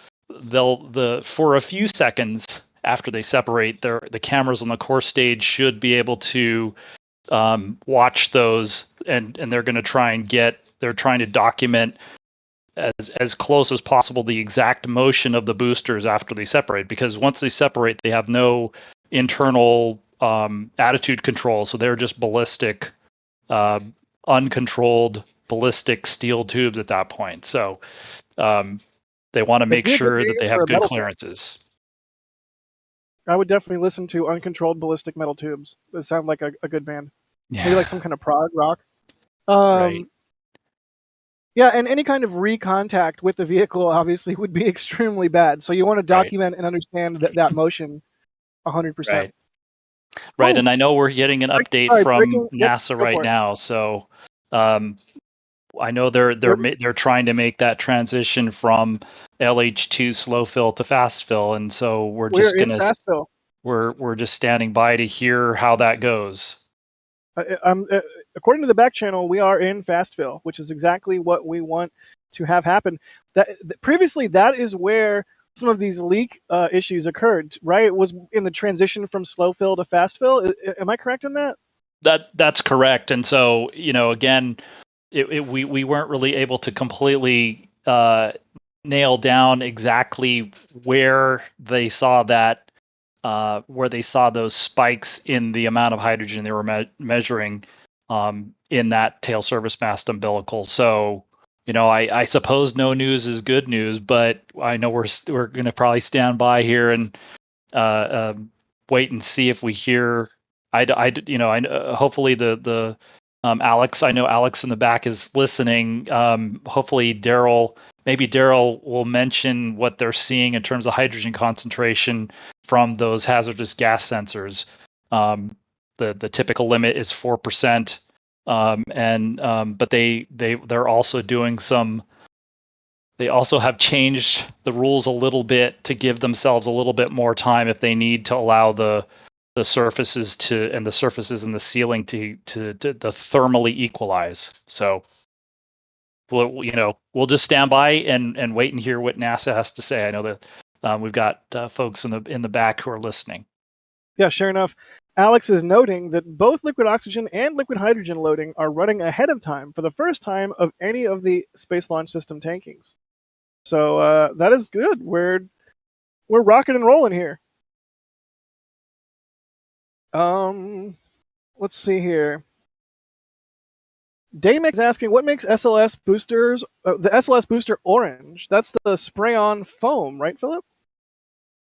The core stage, right? Yes, that's what makes them it starts off very very almost I'm not even sure if it's orange at that point. It's a very it's not quite white. It's kind of a very light yellow color when it initially goes on, and then the longer it's exposed to ultraviolet light, the more it sort of tans, and so once it gets to this deep sort of deep orange brownish color, it for the most part tends to sort of saturate and stop continuing to get darker. So this vehicle's been outside for a long time, so it's kind of got to that. It's getting real close to that phase now.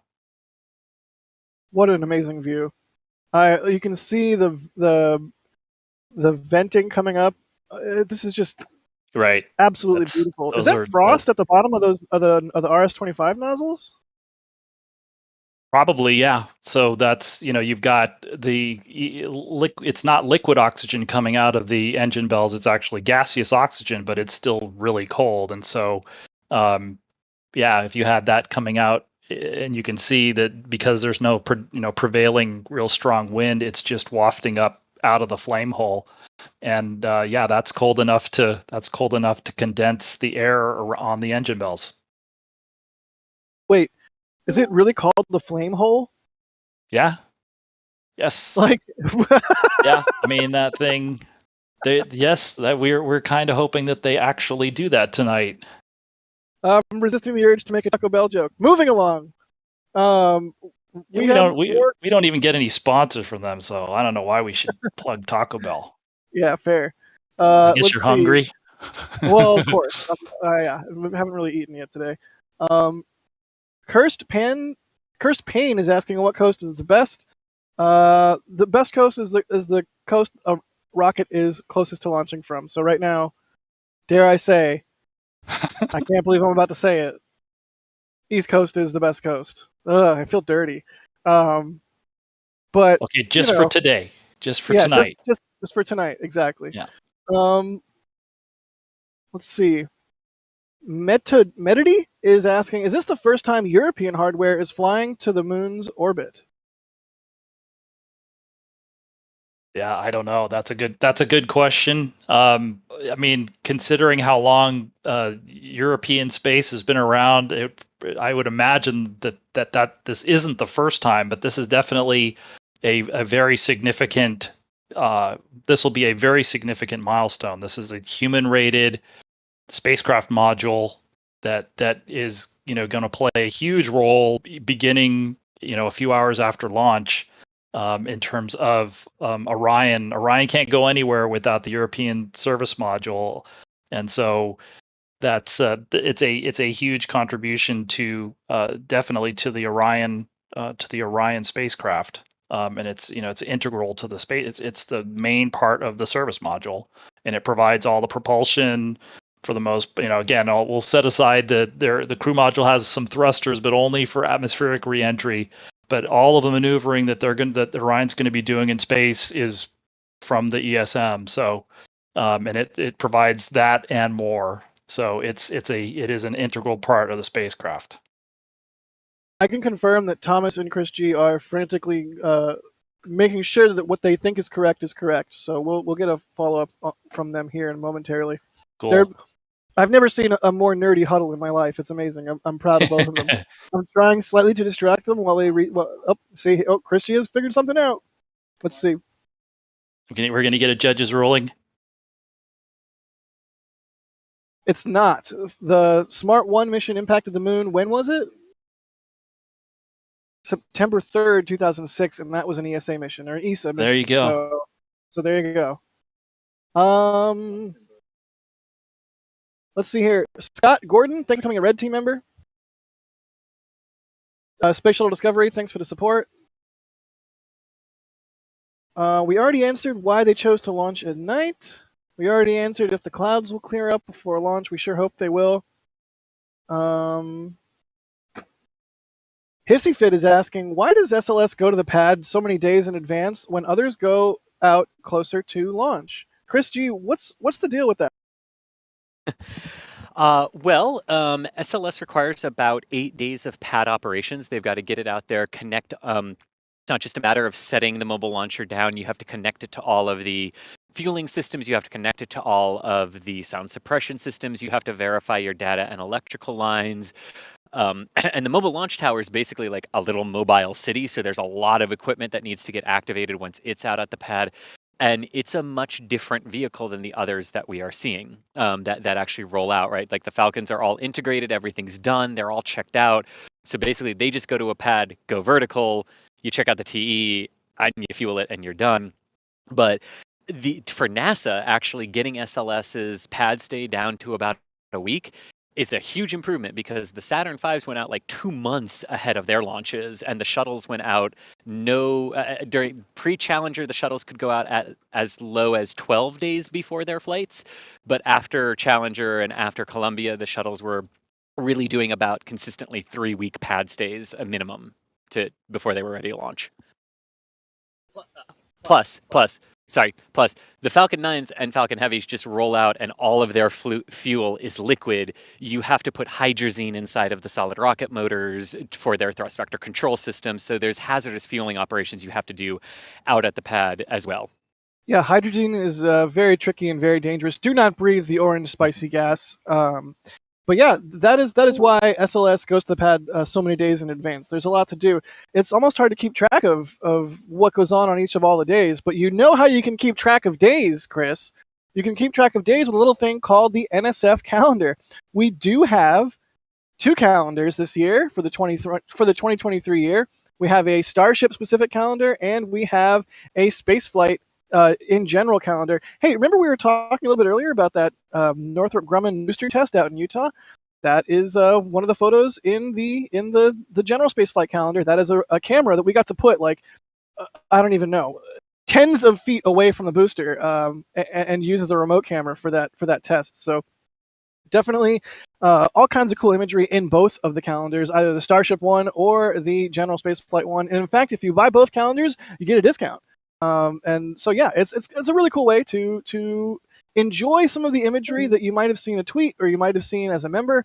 Now you get like 12 prints basically to hang on your wall every month. So yeah, check out the calendars if you so desire. We would really appreciate it, and it's yet another way to support what we do. All right, let's get back to questions. Steve P is asking, what is the current length of the mission planned for? Philip, what's the deal with the current length? I know on the original attempts it was 42 days. It's less than that this time around, right? Yeah, I'm just double checking, but I believe I think I saw it was 25 days, 11 hours approximately now. And so this is the so-called short class mission if they launch today, which is in that kind of 25 to 28 day duration, and then the long class would be somewhere between 38 and 42 days, but obviously we're hoping that we don't have to do that this time. And it basically just has to do with how long this Orion is going into a type of orbit around the moon, and the orbital period of it is 12 days. And so it's just the difference between whether they do half a lap or 1.5 laps. And so the short class mission is a half lap, and so that would give us about a 25.5 day mission. Excellent. Good question there from Steve. Let's see here.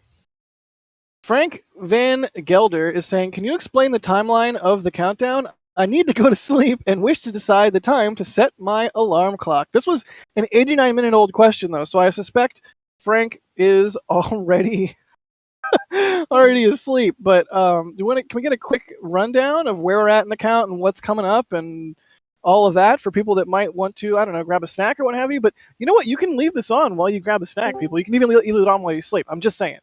We have soothing, dulcet voices.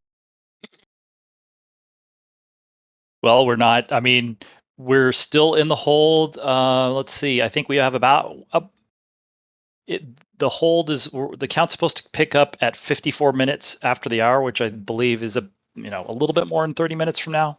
And so then when we do that, when you're looking at we're looking at the T-minus time here, when they resume the clock, then you'll only have to add 30 minutes to when the launch window opens. So we're I guess we're about an hour. We right now you have to add about an hour to the well, not quite, but anyway, we're in the early part of loading the core stage. We haven't heard anything. No news is good news, I guess, on the hydrogen side today, and so it just depends on when you want to join the count. I mean, the assuming that this goes well, the last 10 minutes of the countdown are called the terminal countdown, and that'll be a big deal. If we can get there today, that'd be the first time we get there with a launch ready vehicle. So, but that's a long time from now. And as you were talking there, Philip, we have confirmation that the engine bleed kickstart has started. Okay, that's definitely then that's for folks, yeah. Right, then that's a good sign that they're past that. And so, that's also good in terms of this gives them extra time. When they were dealing with leaks back in August and September, the troubleshooting procedure would often force them to stop for up to 30 minutes. And so this is really good news. And so, again, now, hopefully now we can get over, which it shouldn't be as big of a hurdle. The engine bleed, the temperatures that we see on the sensors, they've seen this now several times, and so they understand the situation. And that one's more of a just understanding the data they were seeing than in the case of the leak, it was an actual leak. So hopefully we are good. It sounds like we're doing things are going a lot smoother in this launch attempt than the previous two, so that's definitely a good sign. And so liftoff is still scheduled. The opening of the window is scheduled for 1:04 a.m. Eastern, and that would be 6:04 UTC. So it's still a long ways to go, but things are going relatively smoothly today, which is good. And that is really good news, Philip, because Daryl is reporting too. So far, so good with the fast fill on the liquid hydrogen. And like you said, the fact that they're into the kickstart is very good. And I just wanted to sort of reference the article that you have on our site that was published earlier this morning about the changes to the fueling and what was seen in September 21st, because it's worth noting that part of the change that they made to this was, if you remember during the previous fueling attempts, they kept talking about the 4% ambient hydrogen concentration around the seals, right, as they were leaking, and that being their limit. And you had a fascinating article there, Philip, where basically what came out was that 4% is a very, very conservative limit, as you would want to do with hydrogen. It's basically like to ignite hydrogen at 4% concentration, you have to be in a clean room lab environment to do it. They're also purging this with helium and nitrogen to lower that risk. But what they did do from testing that they've done at a place called the Launch Equipment Test Facility here at Kennedy, years and years and years ago, they saw leaks when they were testing these things. And that's how they were able in the September 21st attempt to know that they could go up to 10% concentration as they were working through the troubleshooting process, because they know they're actually good up until about 16%, which is when you'd really start to have issues. So one thing they did today is they were going to allow that concentration limit, if it breached 4%, to not cause an automatic shutdown of the fueling systems.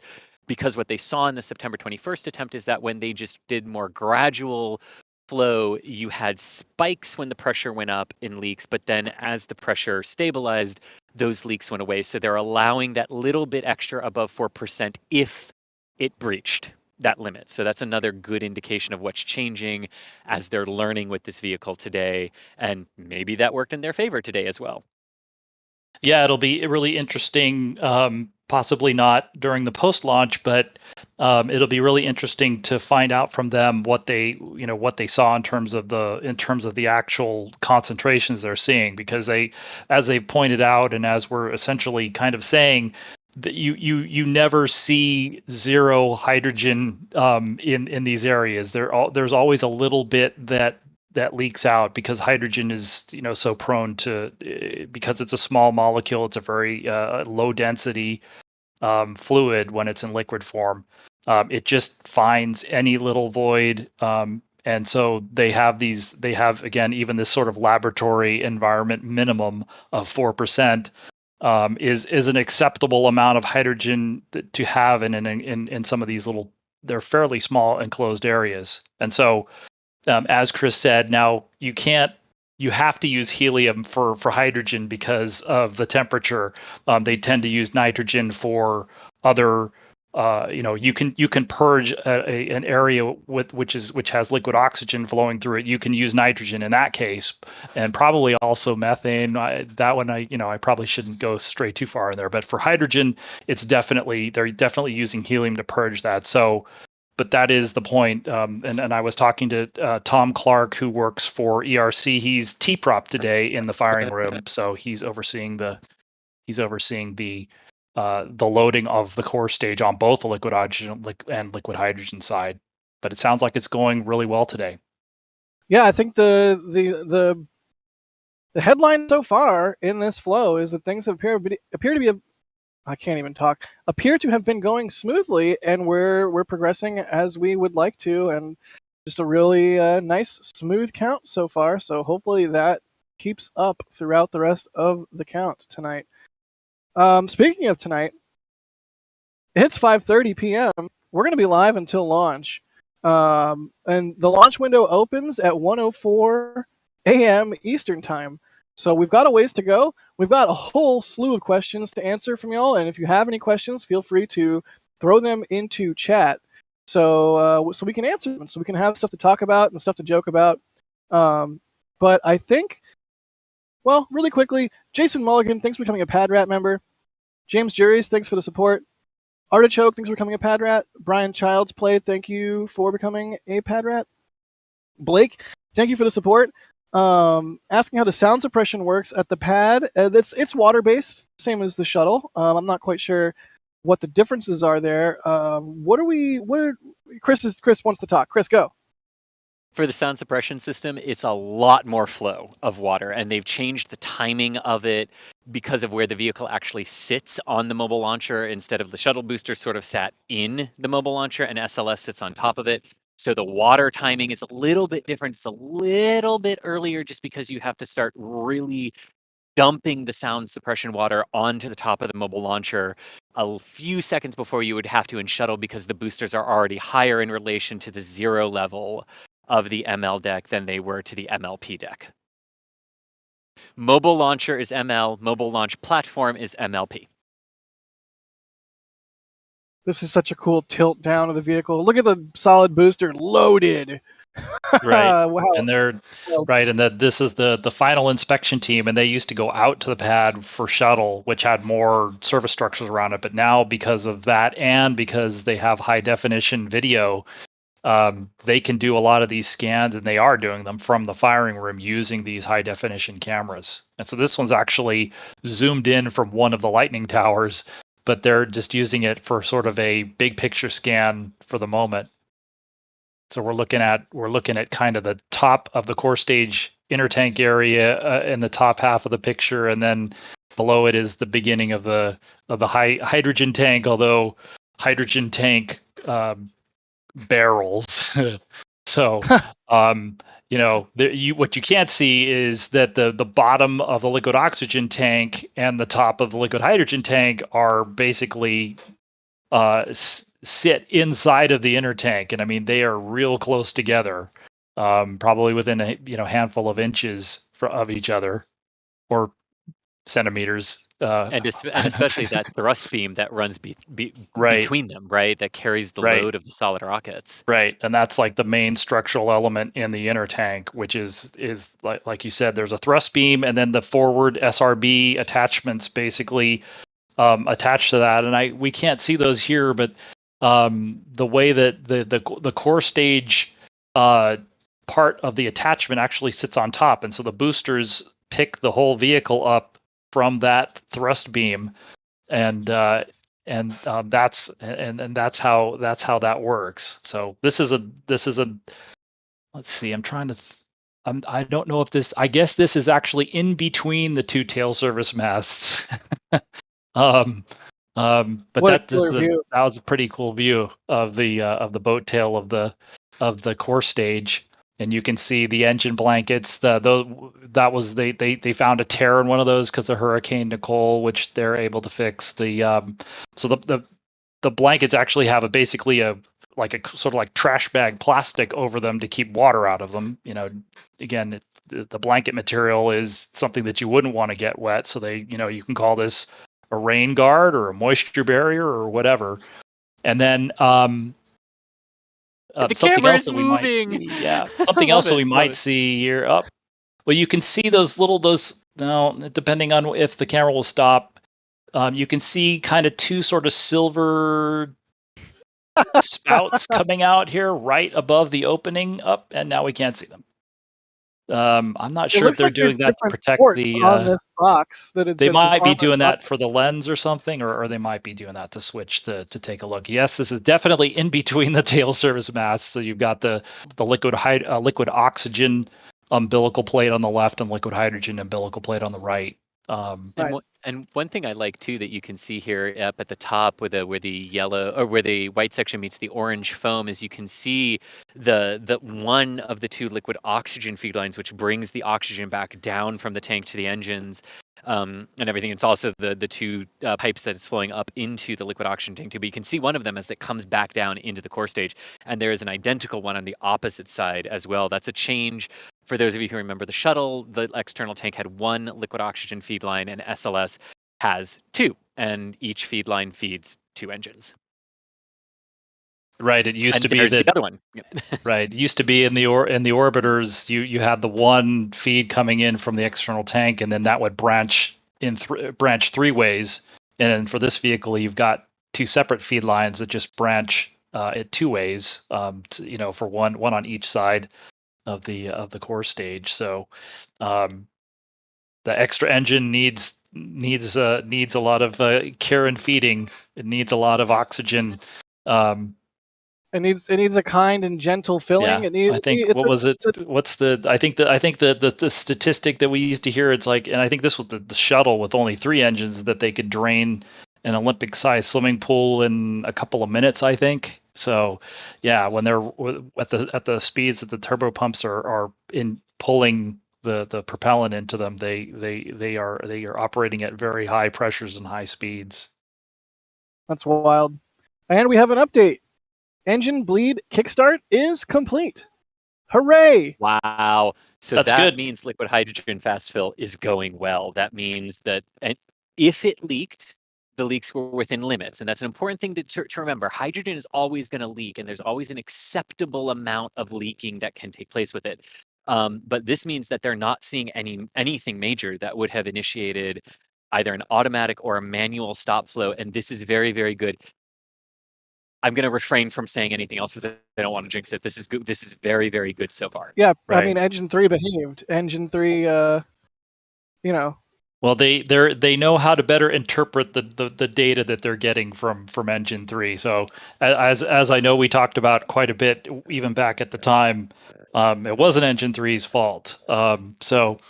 it was the connection between the two, right? Between the engine and the core stage itself. Right, essentially, right. The sensors are actually on the stage side. Just a little bit of color that we're getting from Alex in the back on one of the things he said is during the kickstart part of the engine bleed, they did see the hydrogen concentration temporarily go up above that 4% line that they've been using. But again, they've adjusted the rules to allow. There's a little bit of a thermal shock when you first hit this hardware with, the hardware might be closer to what we would call room temperature, and then you hit it with 420 degrees Fahrenheit below zero. So you have a huge temperature swing. And so as I was talking to the one of the propellant guys, they can't do quite as much thermal conditioning of the bleed valve during the kickstart bleed. And so, but as we were saying, the kickstart bleed, that phase of the engine bleed on the hydrogen side is complete. And the kickstart part of it is where they close the vent valve in the hydrogen tank, allow some of the some head pressure to build up on the top of the hydrogen, which allows some extra head pressure to be put on the flow through the engines. And so now that that's complete, then they open the vent valve back up, and they'll also basically resume replenishing hydrogen into the tank as well, because the engine bleed is actually dumped completely overboard of the vehicle, and it vents out to that flare stack that you can see there in the lower right. And so they'll continue doing this engine bleed, which is to condition particularly, I believe it's the turbo pumps, the high pressure turbo pumps in particular, but maybe it could be the low pressure and the high pressure turbo pumps in the engines. I believe they talked about the bearings for those, that they need to be chilled down for a decent amount of time. So that'll continue going on, and they've gone from what they call the kickstart bleed to now a vented bleed, and they'll continue that going forward until we get down to the very end of the countdown. Got it. All right, cool. Let's see here. Nemo's Odyssey is asking, are they still on track with Block... Oh, where did that go? Yeah, are they still on track with Block 1B? I guess it depends on what you mean by on track. They're definitely continuing to do development on it. I know that I think somewhere in the last handful of weeks to a month, they did the critical design review for the Block 1B, the whole Block 1B configuration, and that basically replaces the interim cryogenic propulsion stage with something called the exploration upper stage, and it's just a bigger upper stage. It's also the ICPS is about 5 meters in diameter. The EUS is the same diameter as the core stage, which is about 8.4 meters. That gives them a little more volume. So you see when you're looking at the rocket here, there's that cone-shaped adapter that goes from the 8-meter wide core stage to the 5-meter wide ICPS, and then the Orion is actually a little bit wider than the ICPS. But the EUS will give them the ability to carry a little bit payloads that take a little bit more space in sort of the trunk. There is no trunk for this vehicle. This is a Block 1 vehicle. So in terms of the timeline, we're just going to have to see how that goes. Where they was when I was in New Orleans at the factory there in July, they were thinking they were going to get to the point where they could start welding the structural test article and flight article for the EUS structures sometime around New Year's. So hopefully we'll get an update. I think right now, as you might expect, everybody is really focused on this vehicle and getting this vehicle on its way today. And once that's done, then they will be able to start focusing again on Artemis II, Artemis III, Artemis IV. And that's the Block 1B first flight would be Artemis IV. All right. Well, wait, what, at what Artemis mission are they supposed to transition from the current solid rocket boosters over to the Bolet, or Bole, or whatever the way to say Bolet. that? I think it's Bolet. Bolet. It would be they have enough booster casings from shuttle to fly 8 flights. So then the first ones using the composite structures would be on the 9th SLS launch. That's at least the plan right now. So we'll just have to, there's the BOLE stands for Booster Obsolescence and Life Extension Program, and so it doesn't really sound like when they add those boosters to the Block 1B, that's going to be called Block 2. I mean, you could kind of call them Block 2 boosters, I suppose. And at one point, there was a program called Advanced Boosters. But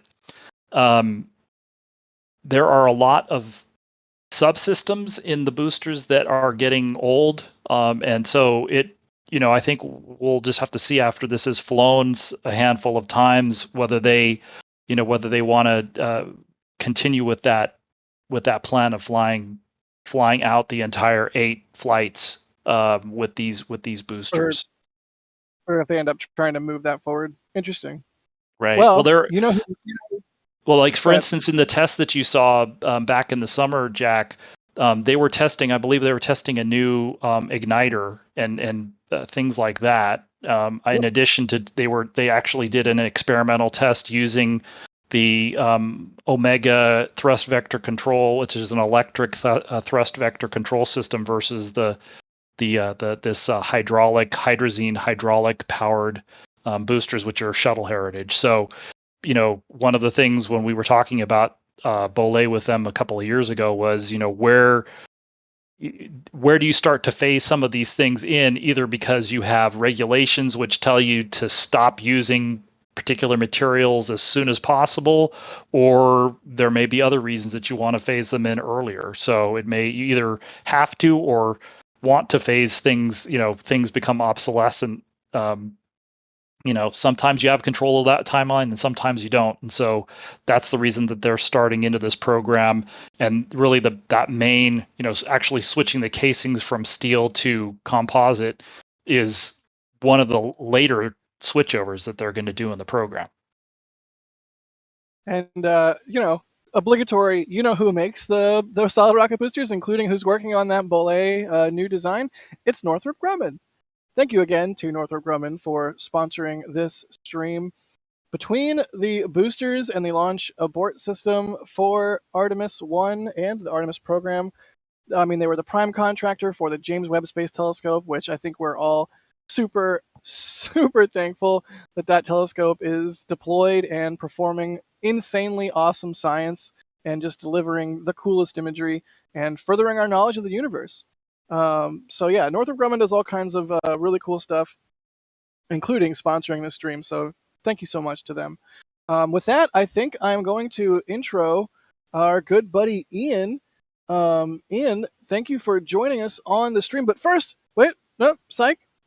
Okay, no, wait, never mind. Thank you for joining us, Ian. Chris G was having a bit of a technical issue, so he hopped out for a moment, and we are swapping in Ian Atkinson. Dare I say Ian Pineapple? What's up, Ian? Hey, Jack. Hey, everyone. How's it going? Looks like a very interesting night. And honestly, these camera views, I'm sorry, I just got to hop right in. These camera views have been tremendous. Not even just like this camera we're looking at right now, the pad views, everything. There's no shortage of, I guess, beauty in this launch. And it makes me so excited to see. But yeah, I'm very excited, I guess you could say, for this launch. It's been an absolute feast for the eyes so far, and it's only going to get better, especially if we get down into T0 and get this thing lit and off the ground. I just cannot wait. So excited. So we're happy to have you on the horn so we can party down. Let's see here. Ian, do you want to jump into the questions? You want to run super chats? I mean, whatever you want to do, buddy. The world is your oyster. Yeah, I'm going to run a few super chats. Thank everyone for their support that makes streams like this possible. And, oh, wow, that's another awesome camera view. I just got to say one more thing, too. It's great to see these cameras moving because, it's not just a dead camera looking at this rocket. This camera we're looking at right now is actively being used for inspections by engineers and by technicians and mission managers to ensure that everything on the vehicle is all right. And every time we see the camera move, it's them actively inspecting the rocket. So it really feels like we're kind of in there in launch control with them. We're watching as they inspect this rocket and seeing exactly what they're seeing right now as they inspect SLS. So I think that is a kind of a great asset that we have right now on this live stream and kind of a great peek into the operations behind SLS. So little monologue right there, but again, I just got to say these camera views. But I'd like to thank everyone who's been supporting us for this live stream. First off, we have Space Oasis here with the €5 super chat saying, for crewed Artemis missions, will the astronauts have to be strapped into Orion before fueling starts? That's a good question. I assume they would not need to be because that would be sitting about 9 hours. Philip, do we have any indication on when crew ingress would be into Orion? It would be, so it would not be. The difference being, and we haven't got to that point on Starliner either. But you think about SpaceX and Falcon. They fuel that rocket in a very short period of time because they're using the super cold versions of oxygen and kerosene. So for this vehicle, which is a lot more like shuttle. they fill both the core stage and the ICPS, and when they get to stable replenish on those, they're basically it's a very low flow rate, and so that's considered to be a stable kind of equilibrium point, and that's where the Hang crew on. would go. What's up? Hang on a That's where second. the crew would go out to the pad. Some breaking news here. NASA has awarded SpaceX the second contract option for the Artemis moon landing. So Artemis 4 was awarded. Was the lander for Artemis 4 was just awarded to SpaceX. I'm reading an email Wow. here that just came through just now. NASA has awarded a contract modification to SpaceX to further develop its Starship human landing system to meet agency requirements for long-term human exploration of the moon under Artemis. With this addition, SpaceX will provide a second crewed landing demonstration mission in 2027 as part of NASA's Artemis 4 mission. Wow, that's amazing. I believe that's I think that's the option B.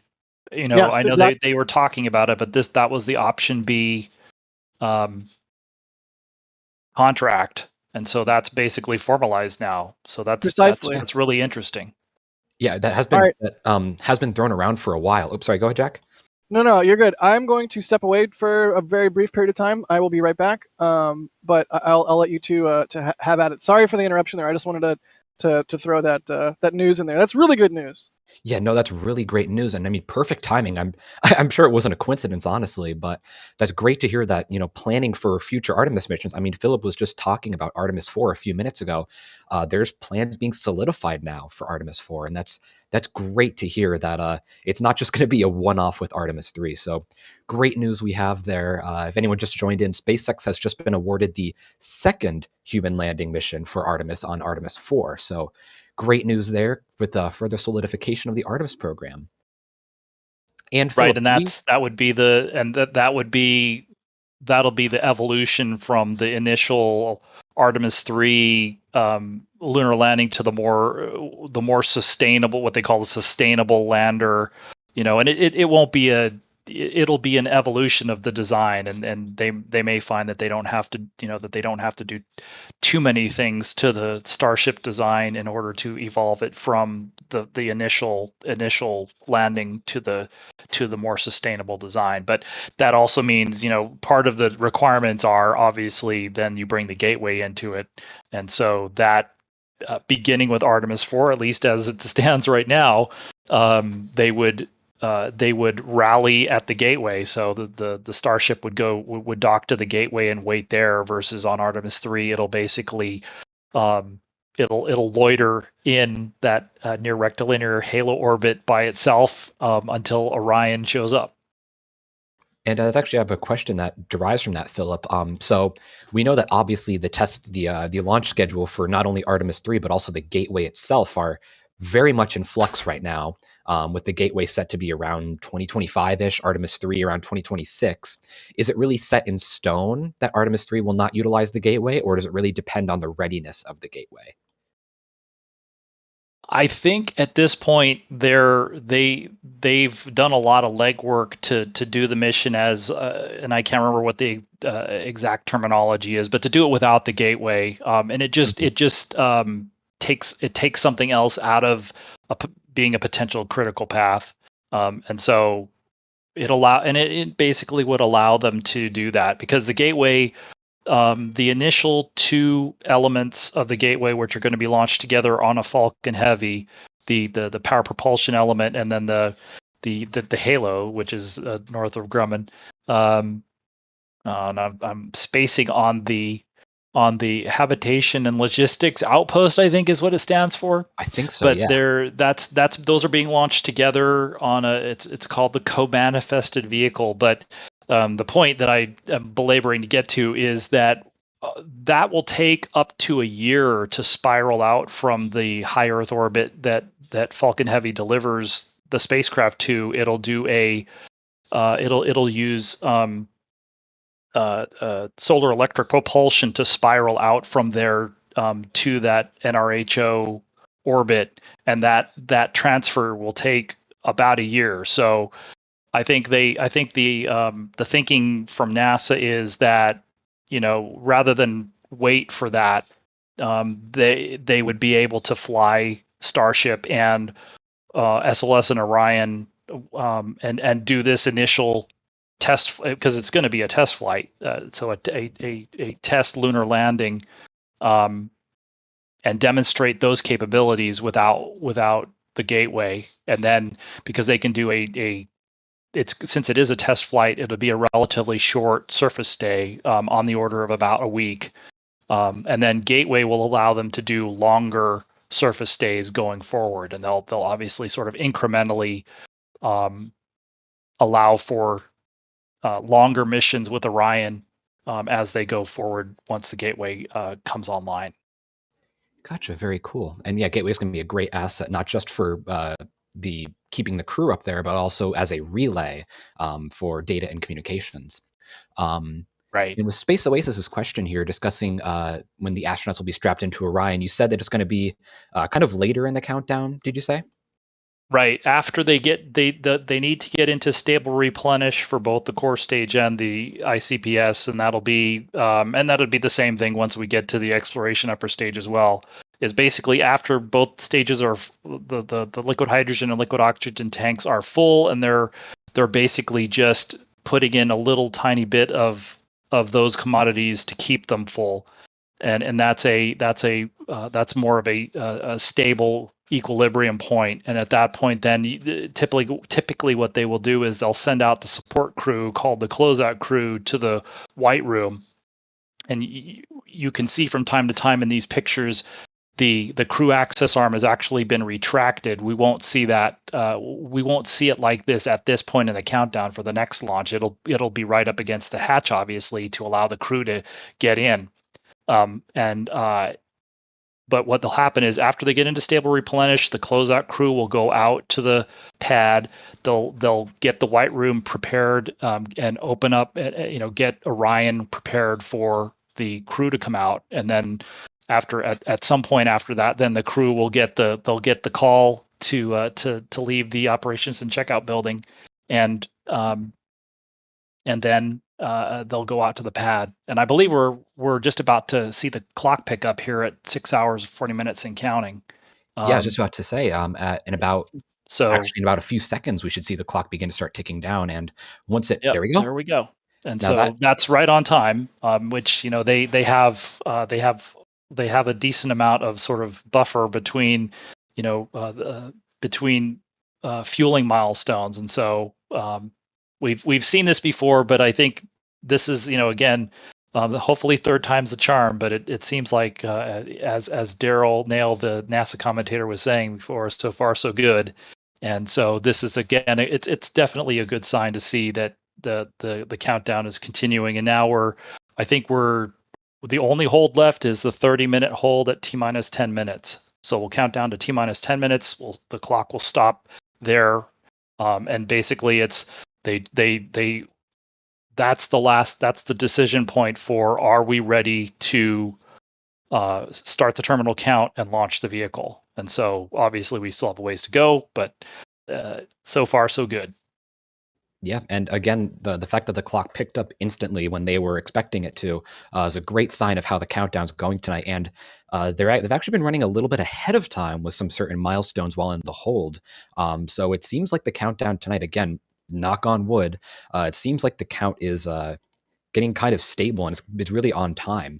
And we just heard an update here in the back channel that the core stage liquid oxygen is currently 35% filled, while the liquid hydrogen is 40% filled. So making some very good progress there in fuel load with the fast fill. Yep.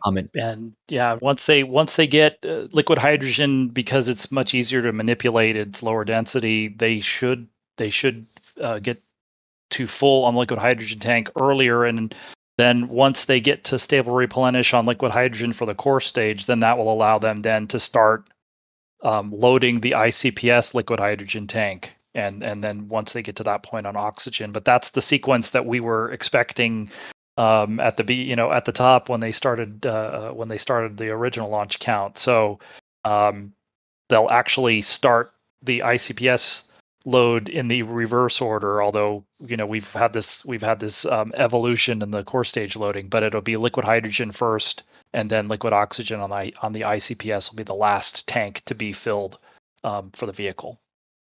Awesome. And while we're actually discussing propellant loading there, we have a few questions there discussing in the bottom left corner, it looks like there's a bit of a fire. And Zach Murphy here, along with Richard Miniron, they're asking, what is that fire? Well, that is a flame stack or a flare stack. Right. Flare stack is the terminology. Okay. That is burning off excess hydrogen that boils off from the vehicle and from the ground supply. Now, that fire looks pretty big, but that's because whenever the liquid hydrogen inside the vehicle is boiling off, and of course, since liquid hydrogen is so cold, it is constantly boiling, they're taking that hydrogen gas out of the vehicle and burning it off at the flare stack. Now, there's been a lot of discussion over the past few months, really, about hydrogen leaks and problems that hydrogen leaks can pose. Because hydrogen is so extremely flammable, you want to get that away from the rocket. So they pump it away from the rocket.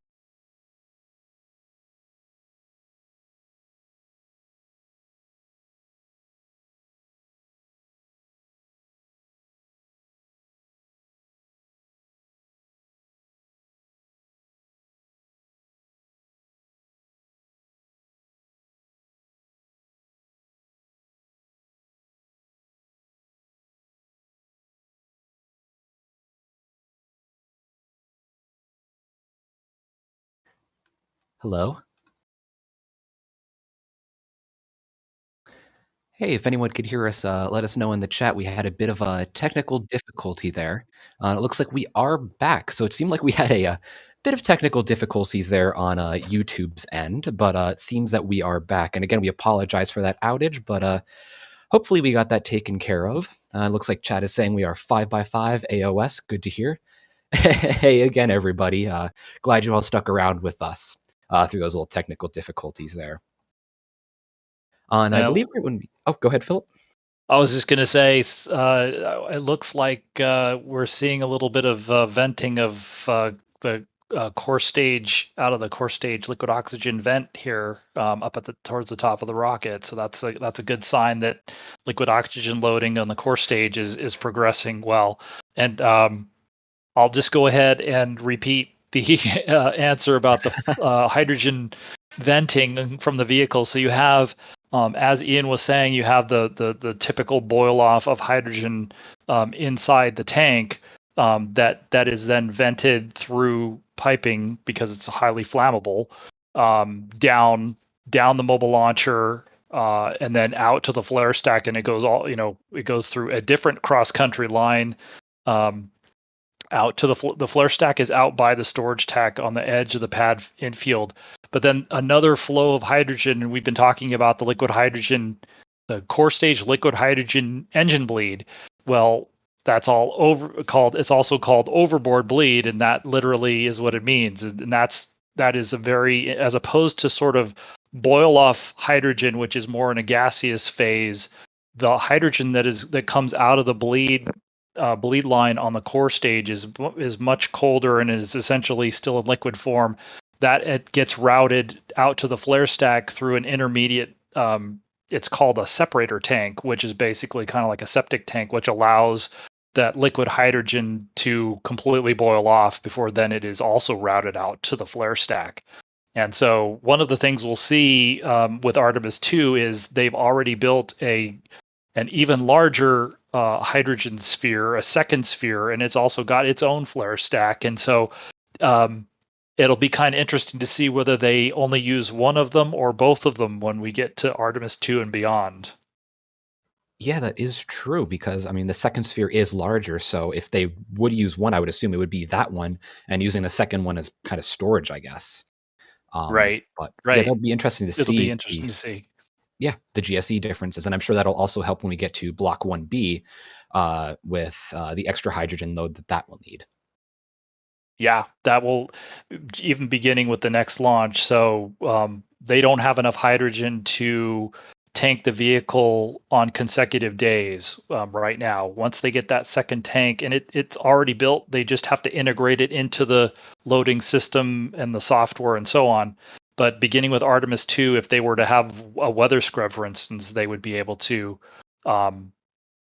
recycle in 24 hours, and they actually will have enough hydrogen so that they can do 3 attempts back to back to back on consecutive days if they want. Wow.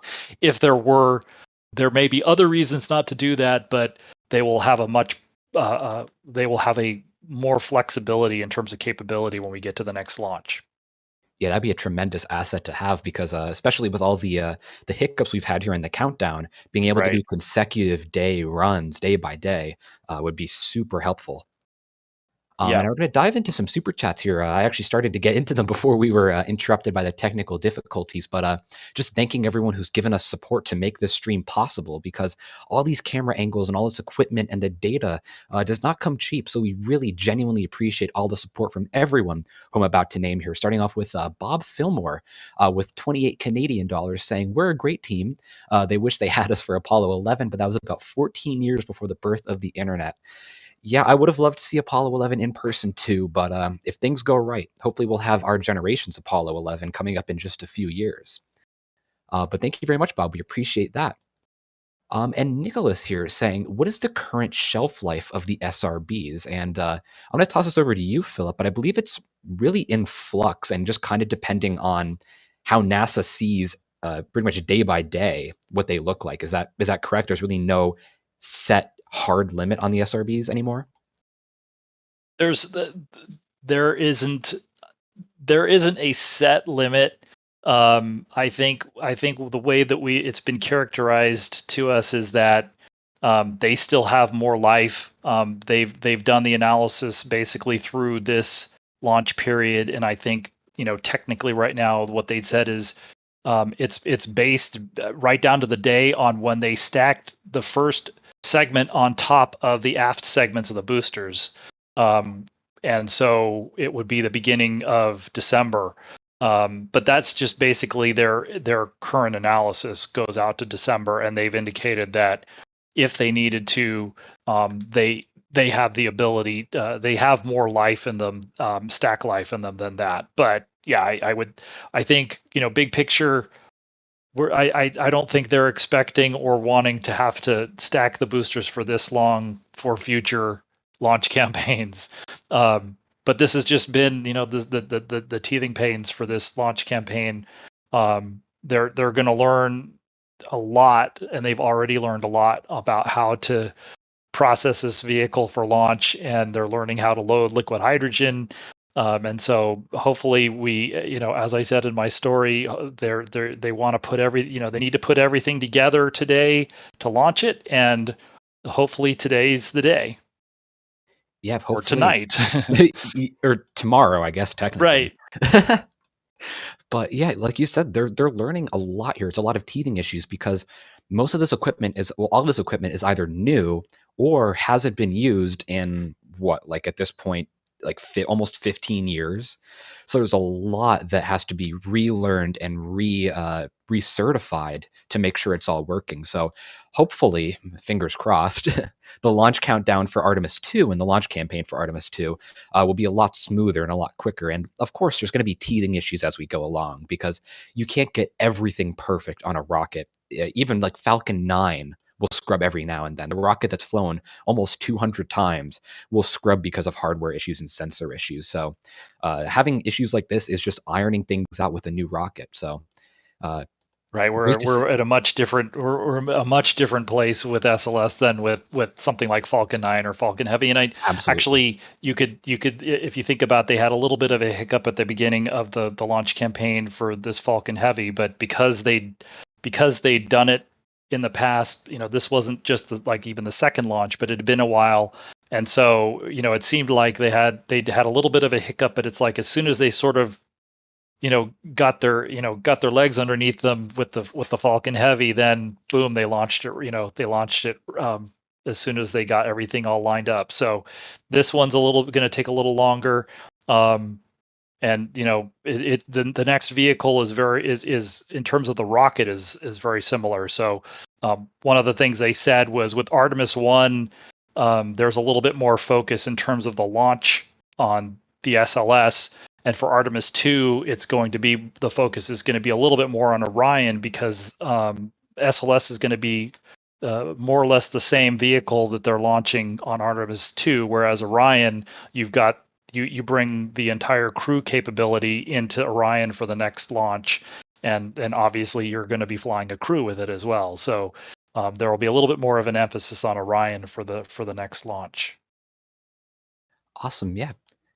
And we were discussing there actually the launch time, and we were joking that it might be today, it might be tomorrow. And of course, that depends on the time zone that you're watching in. Now, Right. I'm personally in the Eastern time zone over in Pennsylvania, so it's going to be 1 a.m. in the morning there. But for everyone else in chat, we'd like to know, where are you guys watching from? Because obviously, it's going to be a very different launch time depending on where everyone is. I know in Europe, it's going to be a very early morning for some of you, or if you're over on the West Coast or Hawaii, Alaska, it's going to be a late evening for you. So where are y'all watching from? We want to get an idea of where everyone here is coming from. And oh, there goes chat. I'm seeing a lot of UK people, actually. Some Germany's, Finland. Okay. Nevada. Yeah, wow. I love asking this question because you see just people from around the world are coming together for something that's really important across the world, I guess you could say, going back to the moon. And then there's this place called People's Republic of Yorkshire. We may have to find out what that means. I didn't catch the user that posted that, but I saw something go by. I feel like I've seen that before. Yeah. But I think that guy likes horses or something. He's an odd one. Sweden, Alberta. Okay. Oh, people watching from Titusville, from Florida. If you're watching from Florida, I hope you're staying up late tonight, because you might be able to see this lift off. If you're in Florida, I think in Georgia, you may be able to see it as well, depending on their trajectory. But yeah, okay, Oklahoma, a lot of UK people. So very, very nice diversity here. A lot of people watching. It's great to see where everyone's coming from, and we hope you're all having a great evening or afternoon, wherever it is that you're. Yeah, we're still mid-afternoon here in the Los Angeles area, so. Yeah, we still have a lot of time. Hope this is launching a rocket is it's always fun to watch them get ready to launch a rocket if you're into that kind of thing, which I am, and so hopefully a lot of you are willing to hang around with us, even though we've got a decent amount of time to go before this. It's still we're still getting ready, hopefully, to launch this rocket for the first time. Yeah, absolutely. And looking over here at this graphic from NASA, we're looking at just over 50% full of liquid oxygen in the core stage, whereas the hydrogen is over 75% full. So I love watching those numbers there tick up, and look how fast some of these propellants are going up. I know it's not updating that often, but it just went up about 500 gallons and about 400 gallons there. So when they say fast fill, they mean fast fill for liquid hydrogen and liquid oxygen. And a great shot there of the vehicle venting on the pad. We're going to see that venting continue as we get further and further in the countdown, just basically signaling that the vehicle is alive and it's getting ready for launch. So great to see that. And again, more beautiful shots of this rocket on the launch pad. We got a question here from Phaseburn. Interesting question, actually, discussing the Atlas rocket side boosters, Chinese, the Long March side boosters, and the Ariane 6 side boosters all have nose cones angled towards the center core, presumably for aerodynamics. And they're asking, why doesn't SLS? Well, funny enough, Phaseburn, you actually answered that question right. You actually answered your own question right there. It's because of aerodynamics. Now, going in a bit deeper, it depends on the shape of the vehicle and the shape of the vehicle upstream of the SRBs. So in the case of SLS versus, say, Atlas V, obviously they have very different shapes upstream. Atlas V can have a very large 5-meter fairing, whereas the SLS kind of tapers up as it goes along. And the shape of the SRB nose cones really depends on what the shock wave and what the wake looks like coming from upstream. So basically what that means in just layman's terms is, what is the rocket doing ahead of the SRBs as it ascends? Now, the angle of the nose cone actually matters in that case because it can affect the stresses on the rocket.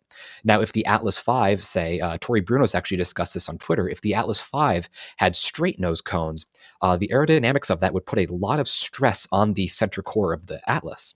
So they angle them inwards, and presumably, I would, if I had to guess, it'd be similar for the Long March and the Ariane 6.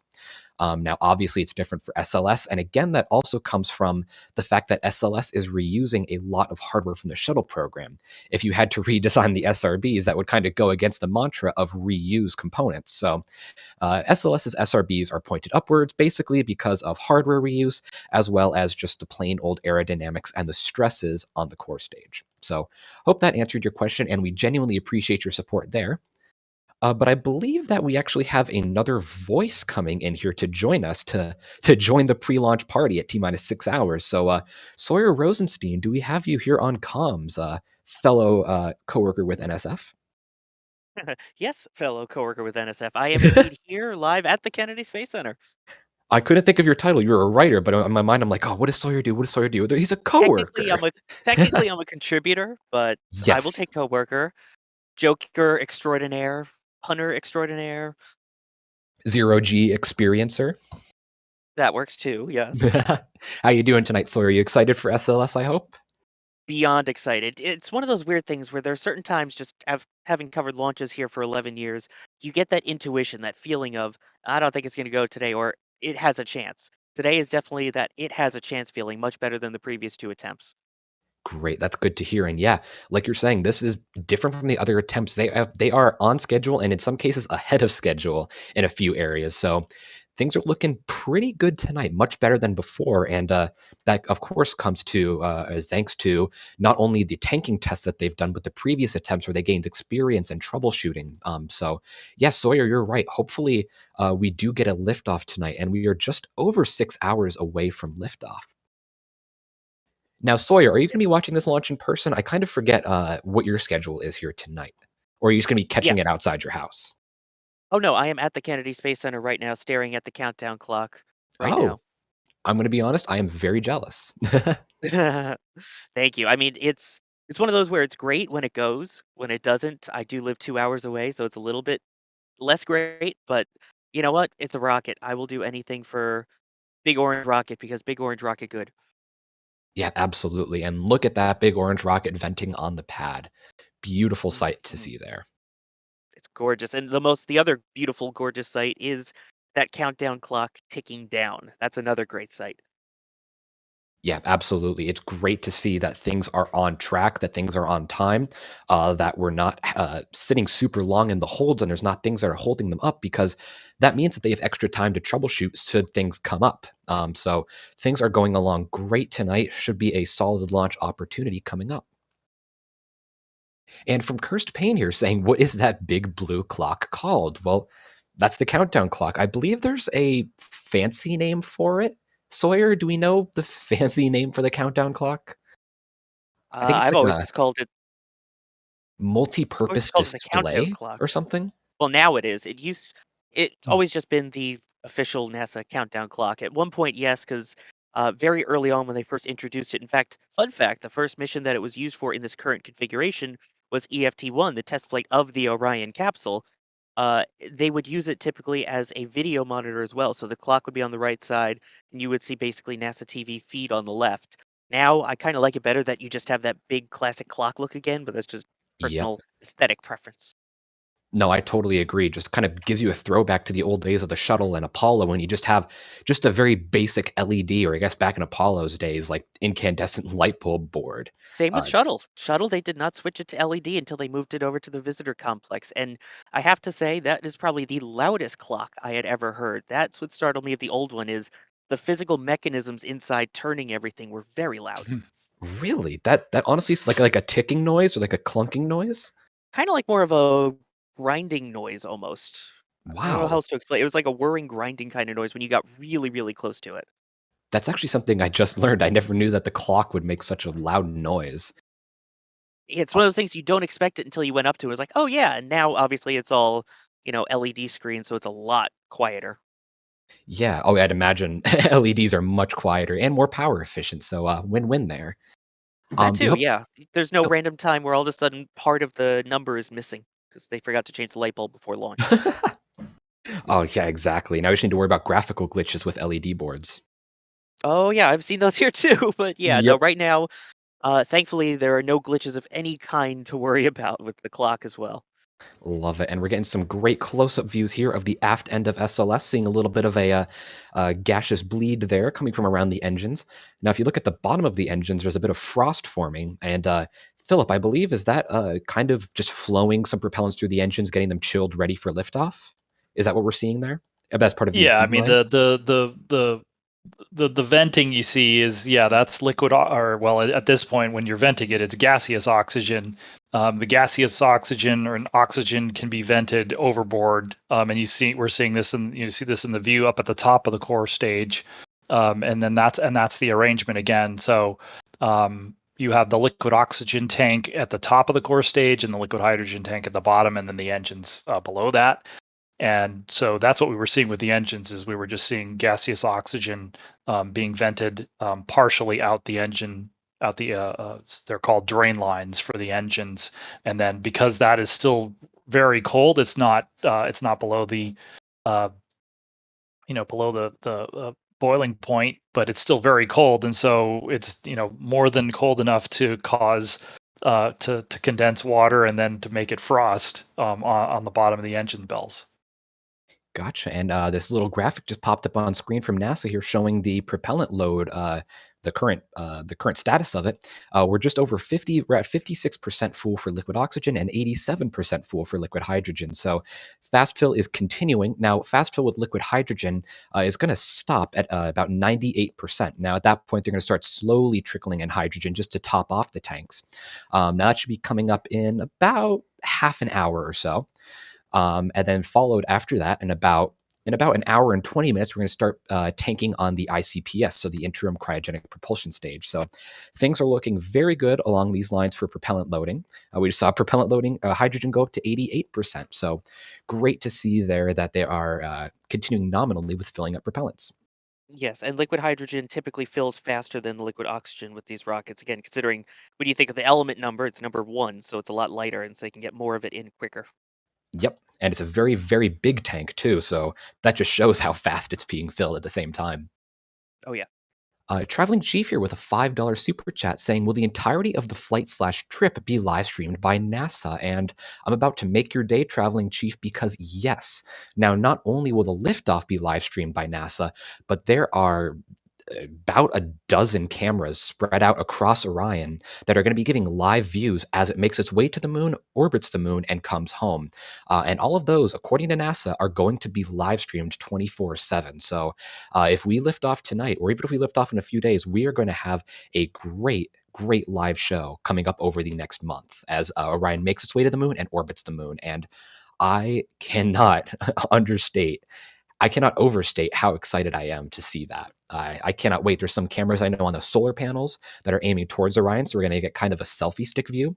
There's some cameras on Orion itself, inside Orion, angling everywhere. So we're going to get, if there's a camera view you want to get, you're probably going to get it. So that's some great news there, and I cannot wait to see what that looks like.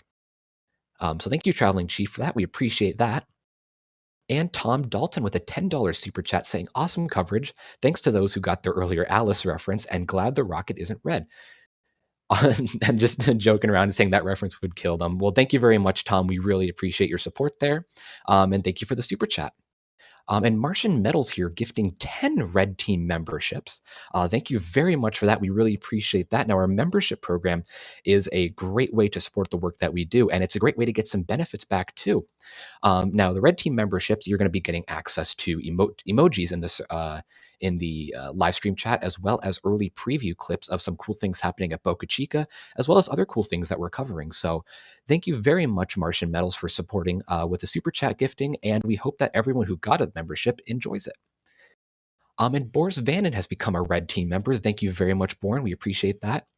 And sorry, I apologize for this. Yeboina Gaming, thank you for becoming a PadRat member. We appreciate all that support there. Now, Vinny here with $2 saying, after this mission, will they add a shuttle for a second trip? Adding a shuttle onto the side. I guess that would bring a whole new definition to shuttle derived. What do you guys think? They don't have to, I like, mean- it's a shuttle is a big, it would be like, you could almost say, could they stick a starship on top? They don't. Yeah, this rocket would have to you'd have to replace Orion, I think, to do anything of consequence. Orion is, the Orion pretty much maxes out the capability of this vehicle at about 27 metric tons to the moon.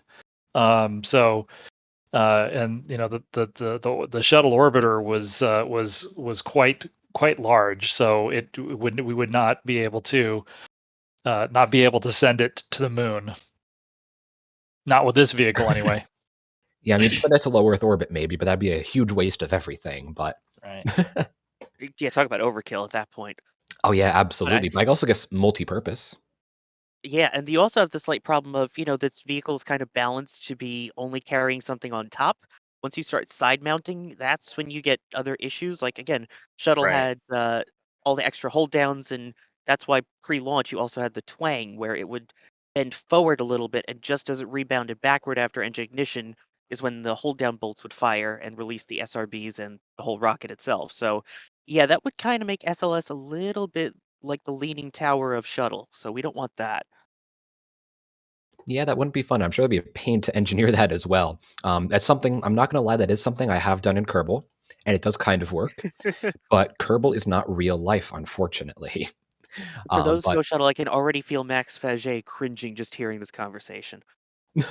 Right. Well, then there's also the subtle issue of Starship is being designed to go from the Earth to the Moon and beyond, and it's being rad hardened, radiation hardened to fly outside the Earth, the Earth's magnetic field, and so that's not.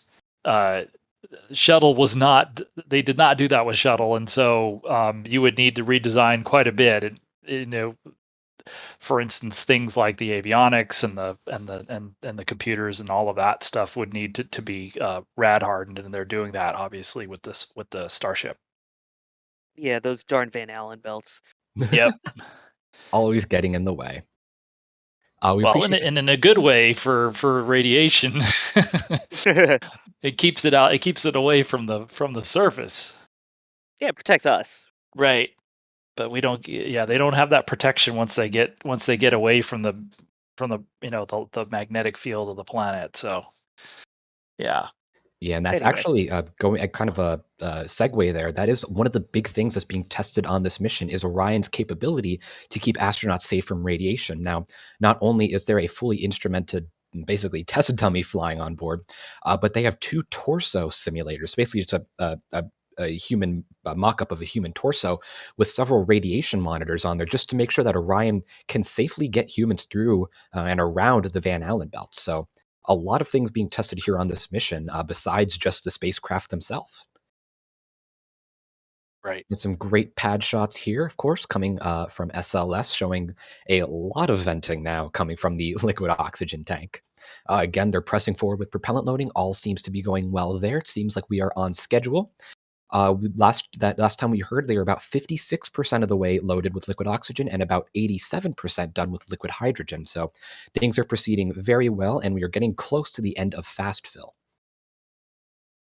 And Jim Kevet, thank you for gifting a Red Team membership. We appreciate that. And James Taylor, thank you for becoming a PadRat member, as well as Nicotine Jenkins.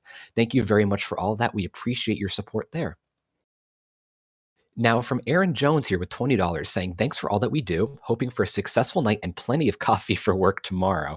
Yeah, it's going to be a long night. I'm going to need some, coffee's not my drink of choice. Maybe some hot chocolate tomorrow morning. And he's saying hashtag down to the pad. That was the last thing, if I recall correctly, that was the last thing the live stream said before we had a little technical difficulty earlier. So thank you for that reminder, Aaron. We appreciate that support. And Rich G here with £5 saying, evening to us all. Is the countdown on screen until launch, with it being nearly midnight there in the UK? They've got to set an alarm. Yeah, we're about 6 hours out from liftoff, so you might want to head to bed at this point if it's midnight. Not exactly. Again, a reminder, this is the T-minus clock that you have there, which there is, I believe, one more built-in hold in this clock. So it's close, but not exact to the 104 AM Eastern, which I believe is 5 or 604 UTC? I have to double check. But 604 regardless, UTC. 604. Right. So the difference again is that the T-minus clock has built-in holds in it, which allows the team to review their data, make sure that everything is on track, and resolve any issues that they might have. So it builds in that extra padding in case things run behind, which thankfully at the moment they're not, knock on wood. Whereas the L minus clock is the actual time until liftoff. So it's close, but yeah, the actual liftoff UTC is 6:04. Good Right. We point, still Sawyer. have one. We have one more 30-minute hold planned. And so we have about 6.5 hours to the opening of the launch window. And since this is the first launch of this vehicle, and so maybe they will hold it T-minus 10 minutes, and when they pick up, that's the start of terminal count, and they have no more planned holds at that point. So when they making the decision about when to resume the clock, they might take a few extra minutes to make sure everybody's ready to go. But they got a 2-hour long launch window, so I think you definitely want to be back here certainly before they pick up the clock at 10 minutes before launch. And so, but yeah, they might not go right at 1:04 a.m. Eastern, 6:04 UTC, but hopefully somewhere around there. The way so far so good. Yeah, absolutely. And again, this is only the third attempt to ever launch SLS, so they're still going to be learning a lot. There may be a little bit of a delay here and there, but as of right now, it seems like things are on schedule or ahead of schedule. It sounds like they may be a little ahead of time, a little ahead of schedule in terms of topping out liquid hydrogen, but again, we're going to see as we get along and some official updates on that, but that's what it seems like with the countdown right now. And again, Sawyer, thank you for reminding me that L minus and T minus are different. That's something that leaves my mind a lot. That's okay. It L minus leaves your mind, and will T minus try to remember. Oh my god, I love that. Wow, I thought that was one of my worst ones. So thank you. I can't believe you come up with that on the fly. That's what's impressive to me. Yeah, well, right now it's on the mosquito because they're all over the place here, but that's Florida. Oh my. Yeah. All right, you've lost your speaking privileges. No, well, but everybody, it would make sense since Falcon 9 flies so much now, that we're used to sort of the L minus clock, and there is only one clock. It's the L minus clock. But this is kind of an old school way of doing things, and so rather than just having a timeline and giving yourself they like to put some of these pauses in the countdown in case they need to catch up, and also for major decision points. And so the first hold, which was when the clock was at 6 hours 40 minutes, that's the decision: do we or do we not load the vehicle, tank it to launch? And then at 10 minutes when they stop, that's the decision: are we ready to launch the vehicle? And so with Falcon, they don't, it's much more of an automated process, although this is fairly automated too. But they just have a timeline, and they make sure that they make those decisions on a timeline without any planned holds in it. Yeah, and we're looking at the camera right here. Again, this is NASA and NASA engineers controlling these cameras. Looks like they zoomed in on that umbilical there. I believe that is a liquid hydrogen bleed umbilical. Is that correct?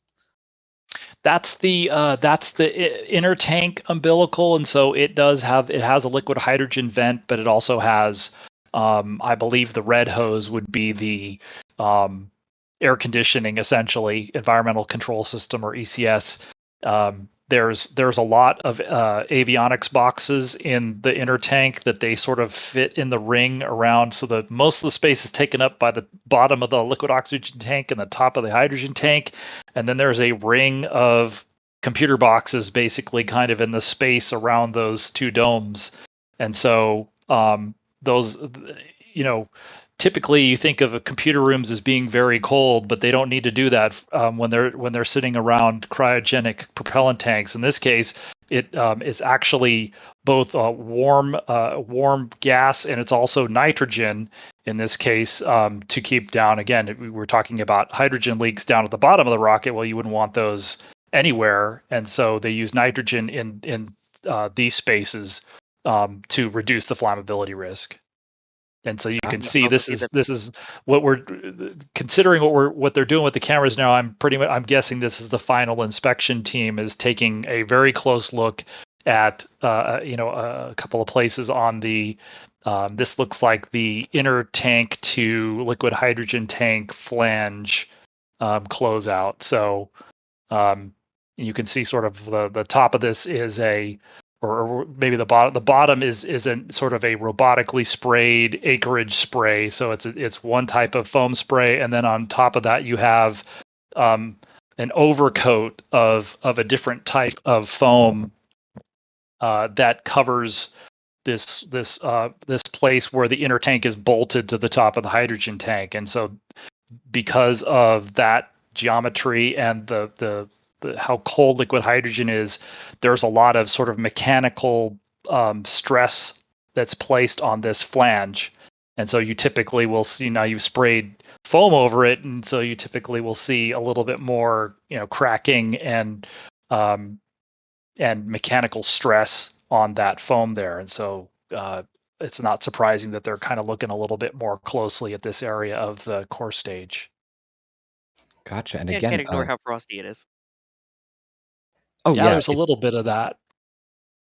and we just you got can an see all update while we're discussing frost on the tank. The LH2 fast fill has been completed and they're now undergoing topping. So what that means is the tank has reached 98% full, and they are now just topping the tank off. They're filling in little bits of extra propellant, and that'll be continuing over the next little bit of the countdown.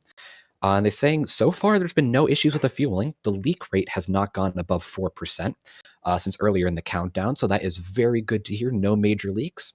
And now, again, for everyone watching, leaks are expected and leaks are actively happening right now on SLS, but that is totally fine as long as the leaks stay within a 4% boundary. They could go a little bit above that, and NASA engineers would kind of diagnose that on a case-by-case basis, but generally, they want to keep the leaks below 4%, and that has been happening so far throughout most of the countdown. So it sounds like we are doing pretty well here. And this camera view that we're looking at too is another thing I wanted to mention. We are looking right now at the engineering cameras on the pad, and when they're moving, that is when NASA engineers and NASA technicians and mission managers are remotely inspecting the vehicle. So we're basically looking over their shoulders as they're inspecting the rocket on the pad, which I don't know, maybe it's just me, but that is really cool to think about, and that's really cool to see. And so people are asking about the number right there, 814 in the corner. That's just a designation as to what camera this is that we're looking at. Every camera has its own numerical designation, and I guess this is just camera 814. I don't think that necessarily means there's 814 cameras, but that's just its kind of serial number out there. But again, we're just watching some inspections underway. Again, in case you missed it, liquid hydrogen fast fill is complete, and they are now undergoing topping. So it seems like things are going very well and very smoothly so far in this countdown. Knock on wood. right, and they're just panning around to, this is the backside of the vehicle, so to speak, and it's now those are the pressurization lines that run from the engine section all the way up to the top of the different propellant tanks, and so those are used to pressurize the tanks from the top down, either using helium or I think it's helium for both commodities, but I could be wrong. I know for the hydrogen it obviously is. But then once the engines start, they will use the different gaseous oxygen to keep the head pressure in the oxygen tank, and then gaseous hydrogen for the head pressure in the hydrogen tank. But they keep the tanks need to stay pressurized in order to feed the propellants to the engines as they fire. At a minimal pressure while they continue to fire. So those are those two pressurization lines that run all the way from the bottom of the engine section down to up to the tops of the propellant tanks. And there is that engine section actually. But a reminder, this also happened on shuttle too. They had a crew that would go out and inspect it, but they also used those same engineering cameras that NASA's using now at 39B to inspect when shuttle was out there as well. Just they're a little bit higher definition now. Right. Yeah, and we just saw a graphic flash up on the screen a few moments ago. Liquid hydrogen filling is complete, and they are now going into replenish mode. So what that means is the tank is now 100% full, and they're basically just replenishing liquid hydrogen as needed as it boils off in the tank. So making some great progress there in the countdown. The liquid oxygen tank is just over 2/3 full, and right now they are gearing up and getting the ICPS ready for its propellant loading. They're beginning some purges on the RL-10 engine, and just getting the stage ready as to load propellants. Now, the first thing that we're going to be seeing in terms of ICPS propellant loading is coming up in just a little bit over an hour, if things stay on complete track, is the liquid hydrogen loading is going to begin on the ICPS. So that's our next thing to look forward to in the main countdown here.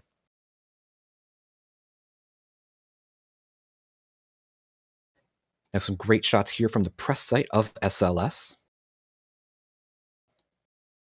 Yeah, it sounds like, as they were saying earlier, when they got past the core stage, liquid hydrogen fast fill, so far so good. And I think Alex said that the NASA commentator Daryl Nail had said that the hydrogen concentration got up a little bit above 4% at the beginning of the engine kickstart bleed, but since then it hasn't gotten any higher than that. And that was what basically they were seeing in the tanking test after they did a little bit more experimentation, was that if they gave the seals a little bit more time, and they let the concentration rate get a little bit above the typical limits for maybe a couple of minutes, that then you would get the seals would sort of stabilize, and then you would see that leak rate come down, and that's what they're seeing here. And then on top of that, they're not the engine bleed now is being done at a little bit of a lower pressure, and they'll basically do this kind of low pressure engine bleed pretty much all the way down till about 5 minutes before liftoff. Awesome. And yeah, like you were saying before, Philip, not just now, but earlier, it's great to see them working these things out and figuring out the actual countdown procedure, because this is the first vehicle they've worked with on the pad. So using something like this, the Artemis II countdown should hopefully be a lot smoother. Yeah, and that was something that the propulsion engineer that I talked with said, and actually, and also his one of the executives with Jacobs Space Operations Group, Brad McCain, who I talked with also. I think he was in a telecon right after that tanking test on September 21st, and one of the things that Brad said is that they're going to continue to be learning how to fuel this vehicle. They can, as we're seeing here, if they can get the vehicle tanked tonight, and it looks like they can, that they should be able to launch it, but they'll still be learning how to fuel on the next launch, and probably for a few launches after that. And they'll basically just be trying to continue to iterate and get a much more refined process and a much more repeatable process as they go. Gotcha. Okay. And now I love this view. I just gotta say, I love this view of SLS. It is such a gorgeous rocket, and we talked about SLS for so long that it's nice to finally see the Space Launch System out at the pad. Yeah, it's been years in the making, literally, or about a decade in the making, I should be saying. But yeah, it's beautiful to finally be seeing this on the pad, ready for launch. So yeah, great to be seeing all that there. And now if you want to wear something that will remind you of this launch, get some merch that will remind you of SLS and, celebrate this moment that we're looking at, check out the NASAspaceflight.com shop. Not only do we have metal prints like you can see there, but we have new SLS merch. And I really love this design, honestly. It's a very nice retro design that incorporates not only the term SLS, but a little silhouette of the rocket as well. And of course, we do have some merch from earlier countdown attempts, such as a exploded view of SLS, and there's a nice view of the new retro SLS logo with a lot of different colors. That's one thing that I haven't noticed. There's a very wide variety of colors on all these different hoodies, and I think they really all look well with that retro design. So if you want to head over to shop.nasaspaceflight.com and get yourself some SLS merch, We have a wide variety. We also have some metal prints. I have actually a metal print on my wall, and I must say it is pretty solid quality. I really love it's a really nice decoration, really great to have to really spice up any room for any spaceflight fan. So this is something great to add to your collection, not only just a metal print, but also a sweatshirt or a t-shirt or a mug or anything else that's in our store. So hop on over and check it out, nasaspaceflight.com/shop. And looking back on the pad here, we have some nice close-ups of SLS, again, coming from these engineering cameras. Now, this one is coming from a lightning tower, so this is not coming from the pad, the mobile launcher itself. This is coming from a lightning tower, so very cool to see that. There's some great venting as we continue on. Now, if anyone just joined in, we just finished LH2 loading. The liquid hydrogen tank is now completely filled on the core stage, and they are in replenish mode. They are still working their way up on liquid oxygen loading. We should be around 70% loaded right now on liquid oxygen, but all seems to be continuing well and on track in the countdown. I'd like to thank also Fireman 2023 with a $1 super chat. We really appreciate that. Again, super chats and memberships are a great way to support streams like this and to keep us going. We genuinely appreciate all the support from everyone who's helped us throughout this live stream. And hey, look, I actually got the number right, guys. It's 70% full of liquid oxygen. Great to see that there. So progressing along well in the countdown. Right, and this is, as you were saying, this is kind of as we would expect, which is that the hydrogen would finish first, and then the oxygen, because it's a much higher density propellant, it takes longer to fill. And so because of that, they're going to start loading the hydrogen tank on the ICPS. They're into the process of getting ready to do that. And they will then the liquid oxygen tank on the ICPS will be the last one that is filled. And we had that question before, about once this vehicle starts flying crew on the next launch, Artemis II, when would the crew get on board? And so we're still in that process where they would not be ready to send the crews out to the pad yet. It won't be until they get both stages and all 4 tanks across both stages in stable replenish is when they will when the crew can go back out to the pad. And so we're taking a look at another one of these. I think in shuttle days, I think these would have been called ice frost ramps. The metallic tubes, those are still the pressurization tubes, but you've got they're tied to the structure through those, and then they spray those ramps around the brackets that hold the pressurization tubes, and of course they've got all this other stuff there. So to the left of the pressurization tubes is one of the the main liquid oxygen feed lines, and then to the left of that is the systems tunnel for the core stage. And there are 2 liquid oxygen feed lines, correct? Each of them, I guess, sending liquid oxygen to 2 RS-25s each? That's correct. And so, right, the other one is basically directly opposite, 180 degrees around the circumference from the core stage. It's on the other side. We're looking at this side faces the mobile launcher. So for all the people who are at the press site looking at the vehicle, this is on the opposite side of the vehicle that they can't see. Gotcha. Yeah, and that would be tough to get an engineering camera on that side since there's no mobile launcher on that end. But yeah, great to see the camera moving. If anyone's just joined, I've talked about this so many times, but I find it so cool. This is as the mission managers and engineers are inspecting the vehicle to make sure everything looks fine. There's no major leaks. There's nothing broken, nothing looking out of nominal range here.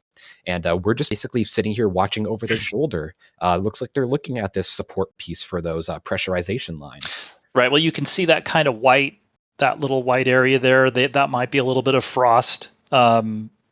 They're just looking. I think they're looking for frost, and then any ice obviously would be a little bit more of a debris issue. So that's not as big of an issue here because the crew vehicle sits on top of this inline launcher. So shuttle, it was a much bigger deal obviously because the orbiter reentry thermal protection system was exposed at all times, and so any debris that hit it was an issue. But they still have debris rules. They're different for this vehicle. There are still things on the outside of the boosters and the outside of other parts of the vehicle that you don't want to necessarily get hit with anything, and so they want to make sure that they're still within their rules in terms of any debris. So frost would be a much lesser of an issue than something like if there was some sort of ice accumulation. Pardon me. Gotcha. And yeah, we're looking at them just making their way down the vehicle, checking out, making sure everything looks good, nothing looks out of nominal range. From Sadie Patty here, we have a question saying, "You Earthers and your toy rockets, you'll never reach the ring gate in time. Long live the free Navy." I'm sorry, this must be a reference going over my head. Do either of you guys get this reference? I feel like it's just something going over my head. Nope, I can't help you. I'm older than Unless you, it's someone so trying I to get a would. bingo I square. would be even worse. Yeah, hopefully it's not someone trying to get a bingo square that way. Just saying. Yeah, hopefully not. But I'm not too sure what that means, Sadie Patty. I apologize, but we really appreciate your support there. Either way, thank you very much. Oh, and yep, that is for a bingo card. That was sneaky. You're cheating. Don't cheat with the bingo card. And thank you, Charlie Dibbs, for gifting 10 Red Team memberships. We really appreciate that. As well as Yadav becoming a Padrat member. Damien has become a Red Team member. Thank you, everyone, for becoming for your membership support. It's a great way to support the work that we've done, and you get some cool perks in return. For example, Call Me Kuru has become a Capcom member. They get access to our members-only Discord channel. So we hope you enjoy that, Call Me Kuru, and thank you for the support. Now, looking back at the screen here, we can see a little bit of a frost forming around the liquid oxygen feed line here. Camera seems to be interested in that. Right, and these are the brackets that hold this feed line into the liquid hydrogen tank. And so yeah, you can see a little bit of you can actually see it's not in this case they haven't completely sprayed them over with foam. These feed line brackets on shuttle they did. But they're those just have primer on them, obviously for anti-corrosion. But yeah, they will because liquid hydrogen is so cold. You could have some.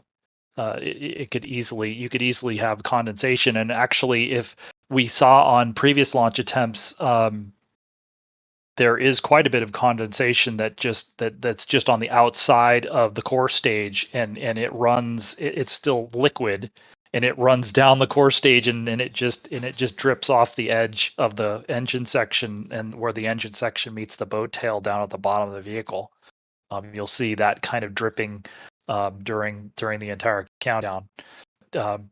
As we were saying, the liquid hydrogen tank for the core stage is now full and in replenish, and this would be one of those times where the final inspection team will be taking a good close look at it to see now that they're in replenish.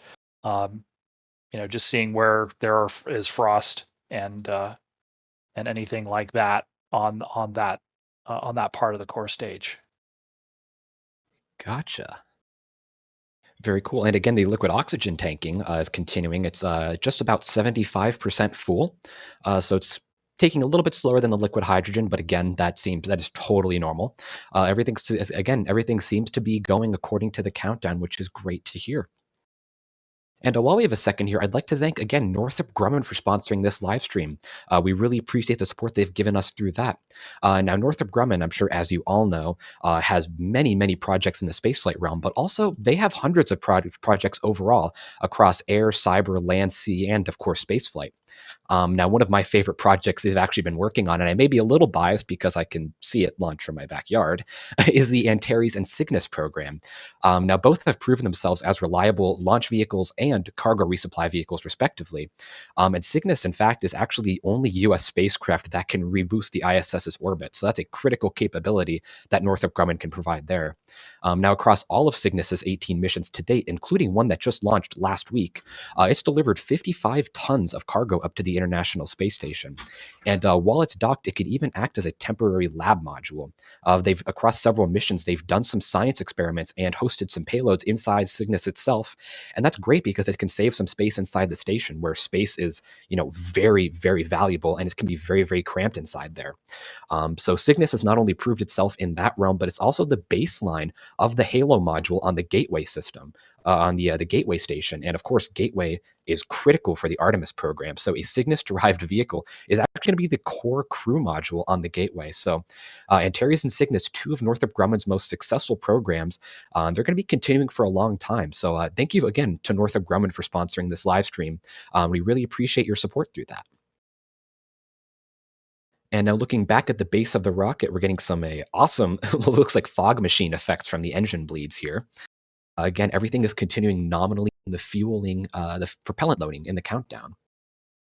Now, next up here, coming up in about a half hour, or what we're going to be seeing, or actually, sorry, coming up in a few minutes. Well, actually, I stand corrected. I was about to say LH2 replenish is going to start in a few minutes, but that started pretty early in the countdown. So coming up in about a half hour is going to be LOX top off, which will then lead into liquid oxygen replenish mode. So we're running a little bit ahead in the countdown, which is great to see. No major issues so far, no major leaks so far in the countdown that are outside of the nominal realm. So how are you guys feeling? You excited for liftoff? You think's getting a little more real right now, you thinking? I am. Absolutely. I I mean, mean, yeah. I'm sorry. Go ahead, that was Rosario. that was oh, thanks. I was just gonna say that was one of my biggest concerns was getting through that fueling process. I mean, even when they did the fueling test, I believe it was September 21st around that time.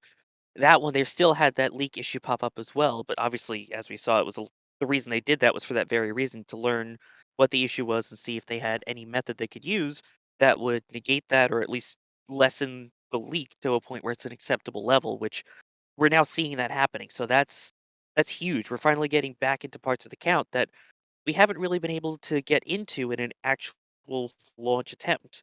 So there may still be an occasional hiccup or two, but that was what I was really holding my breath through, and I can breathe again. Had a bunch of guys about to turn blue here. I love that reference. Yeah, I mean, I think I was thinking before this that I thought they had a decent chance to make it to terminal count, and I think the chances are going up as the farther that we get into this process. And I mean, that's where they need to get to is to be ready to pick up terminal count. And this is the first time that well, they got through all this during the tanking test, but that obviously was not a launch attempt. And so if you guys watch any football, like on this past Sunday, we saw some U.S. football. I'm sorry. We saw some games change back and forth, but they talk about win percentages, and I think the win percentage today is going up as we speak. So I think we've got a real good chance of getting into terminal count with this vehicle, and let's see what happens. I mean, that will definitely be I was talking about, we have just a little bit of pathfinding left to go on this vehicle on the pad, and then when it lifts off, then we're going to be doing a little more pathfinding. But fingers crossed today that we'll be able to actually launch this vehicle and see how it does. Yeah, absolutely. It's so exciting. And I guess one of the next major milestones here in this countdown is going to be ICPS propellant loading, because we did see during previous attempts that the ICPS was a little iffy and had some bad sensor readings. So if propellant loading goes well on ICPS, I think we have a solid chance of a launch tonight, or I guess tomorrow morning, technically, if you want to be really pedantic. Or I don't know if that's even the right word, but In about 6 hours and 4 minutes from now, yes. Yeah, Yeah. we could just say that, I think, would be better off. But yeah, it's been a very smooth count so far. They're a little ahead in certain things, so and they've got one more hold left. They have a 30-minute hold in case anything comes up that they want to address, or if they want to do some final checks, just final go-overs of the vehicle. But things are seeming good tonight, and again, I don't really want to jinx it, but I'm excited that this has been a smooth countdown so far. And once again, I want to thank everyone who supported us through Super Chat so far tonight. Again, this is a great way to support the work that we've done, and we genuinely appreciate every amount of support that people have given us, be it through Super Chats or memberships or gifting memberships.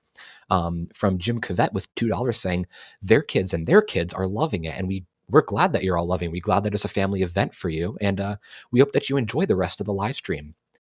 And Julie here, back when we were asking where everyone was from, saying they're from Bear River City in Utah. I haven't heard of that place, but that's we're glad to hear.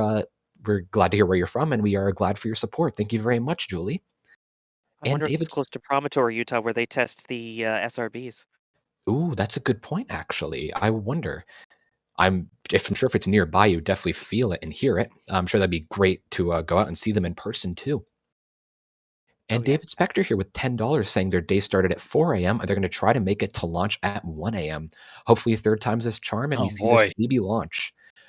Whew, well, David, we hope you have a lot of coffee or a lot of your drink of choice, but we wish you the best of luck in staying there. And no shame if you need to take a little bit of a nap before launch. It's going to be a tough one for everyone, really, for staying up this late. And we hope that, at least I hope, that it goes off early in the countdown and we don't have a extended hold.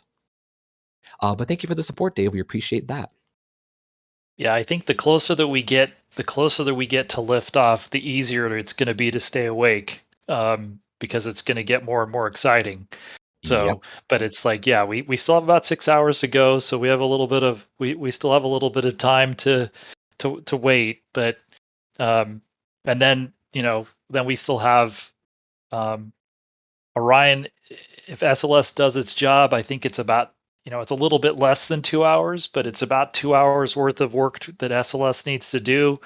So it'll still be, we'll still have a lot of work to do after the vehicle lifts off, but hopefully, a couple of more hours later, Artemis I will finally be on its way to the moon. Yep, hopefully. And one real quick question I actually have by myself. I've seen some people asking in chat as well. The ICPS is doing 2 burns, right? They're doing a really quick perigee raise burn, and then they're doing the final long TLI burn. Is that correct?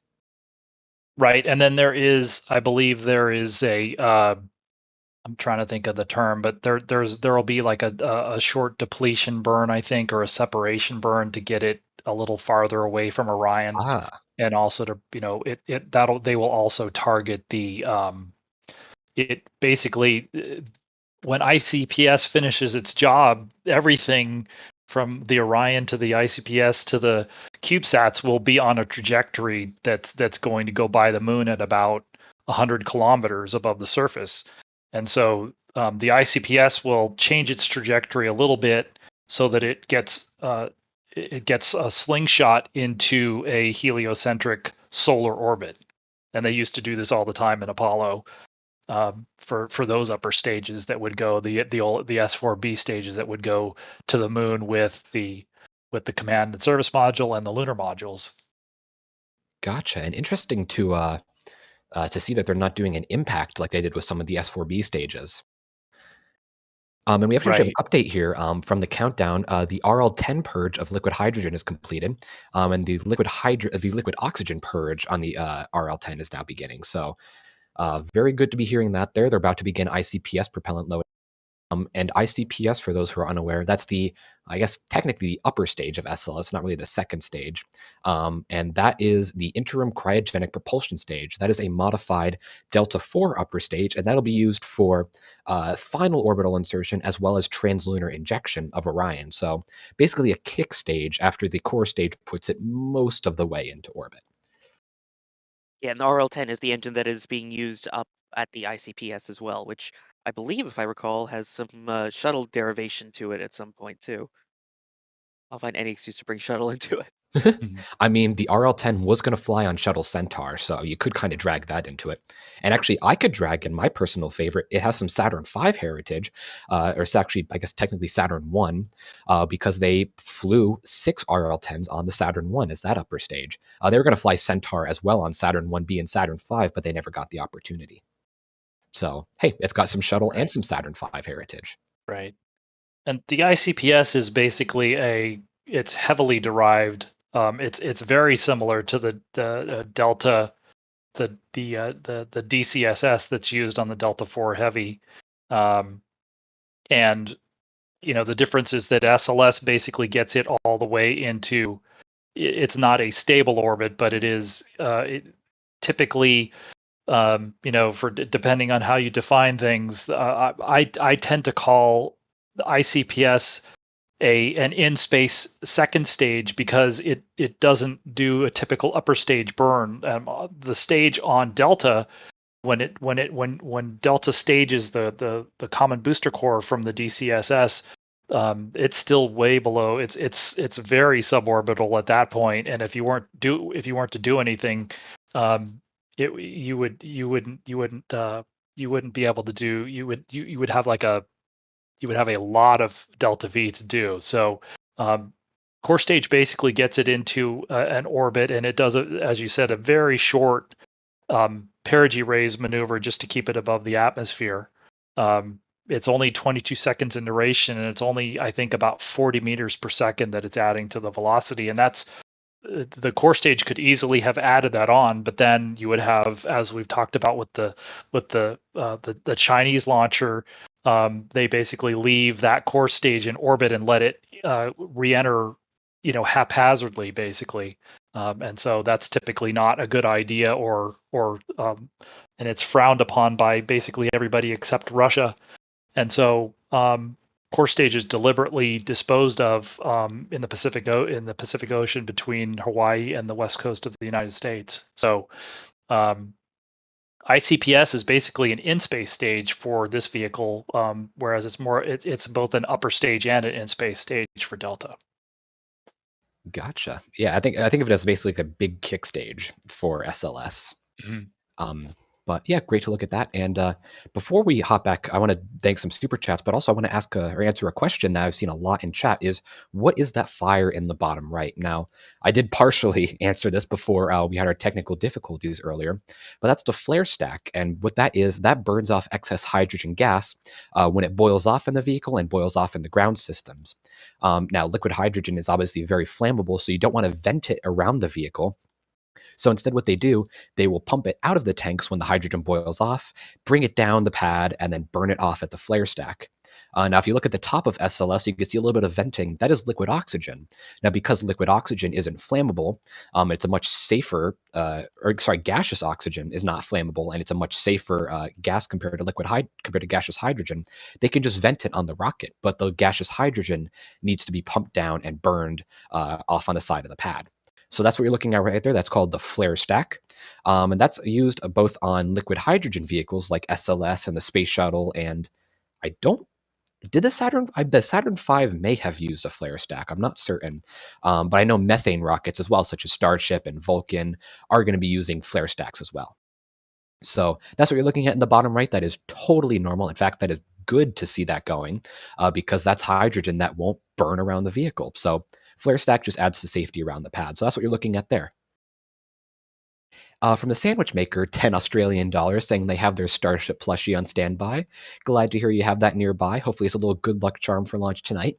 And we thank you for your support. And David Martinez asking, any word of leaks yet tonight? Yes, there are active leaks, but it is totally within the nominal range. Right now, the leaks are within the 4% safety margin. Early on in propellant loading, there was a little bit higher than 4% hydrogen leak, but that was easily able to be troubleshooted, and it has gone back down to within nominal levels. So all looks good right now with the leaks. It seems that their mitigations from the tank test and the earlier launch attempts have worked out, so that's good to hear. So yeah, no major leaks occurring yet tonight, fingers crossed. Sandra here with 200 Norwegian kronas saying, keep it up, you guys are the best. We really appreciate that, and we are glad for your support. Thank you for the kind words as well. Nightwalker Gaming has become a Red Team member. Thank you for your support there. We appreciate that. As well as Sir Robert Springs, who's become a Padrat member. Thank you both for your memberships there. As well as John, who has gifted 1 Red Team membership. Thank you very much. Again, we appreciate all of the support through our memberships. And finally, Domingo here has become a Padrat member. So thank you to all of our members and everyone who supported there. James Jervis, who's a regular on the live stream, saying, tonight is the night. They're feeling more confident than the last 2 attempts.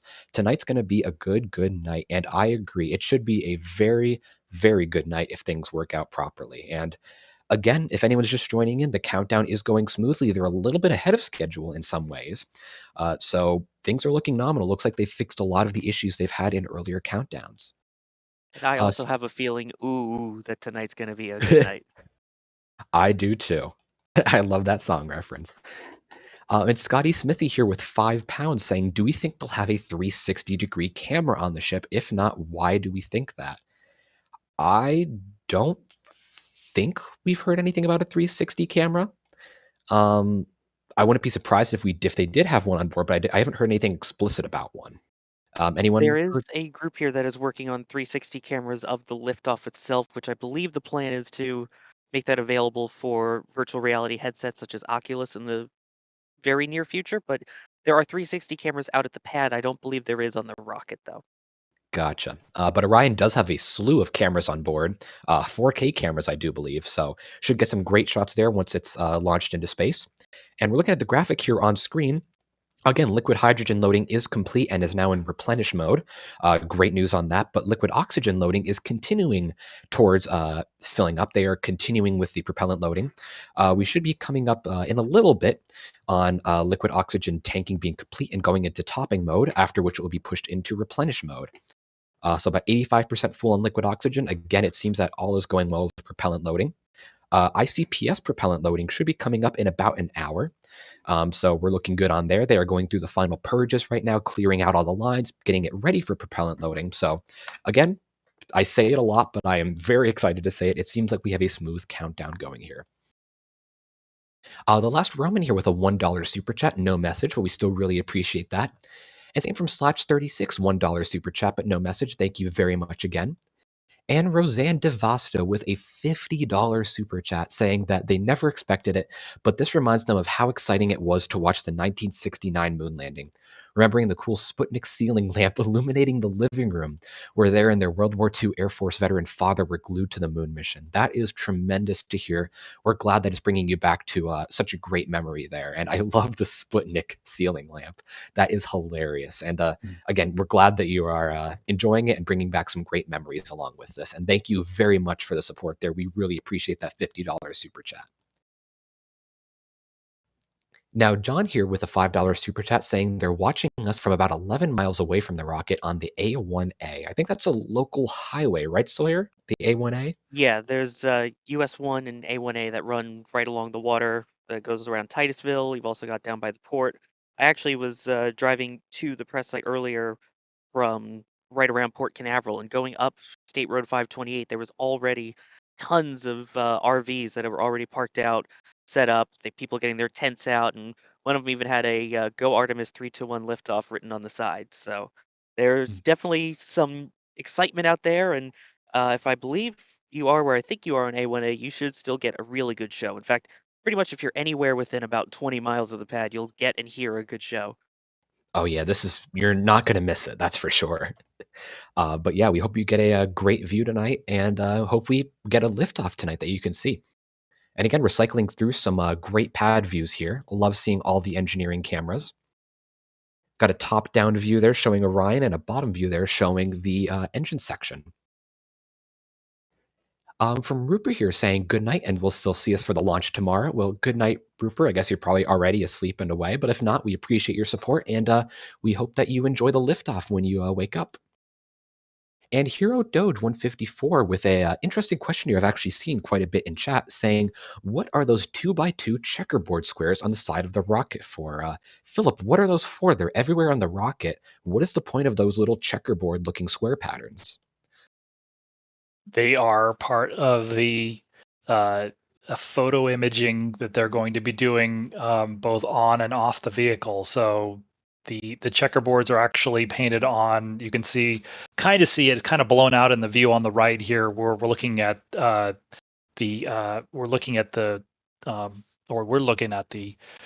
tail service mast umbilicals going into the core stage, but now you can see another one up here on the forward skirt of the core stage.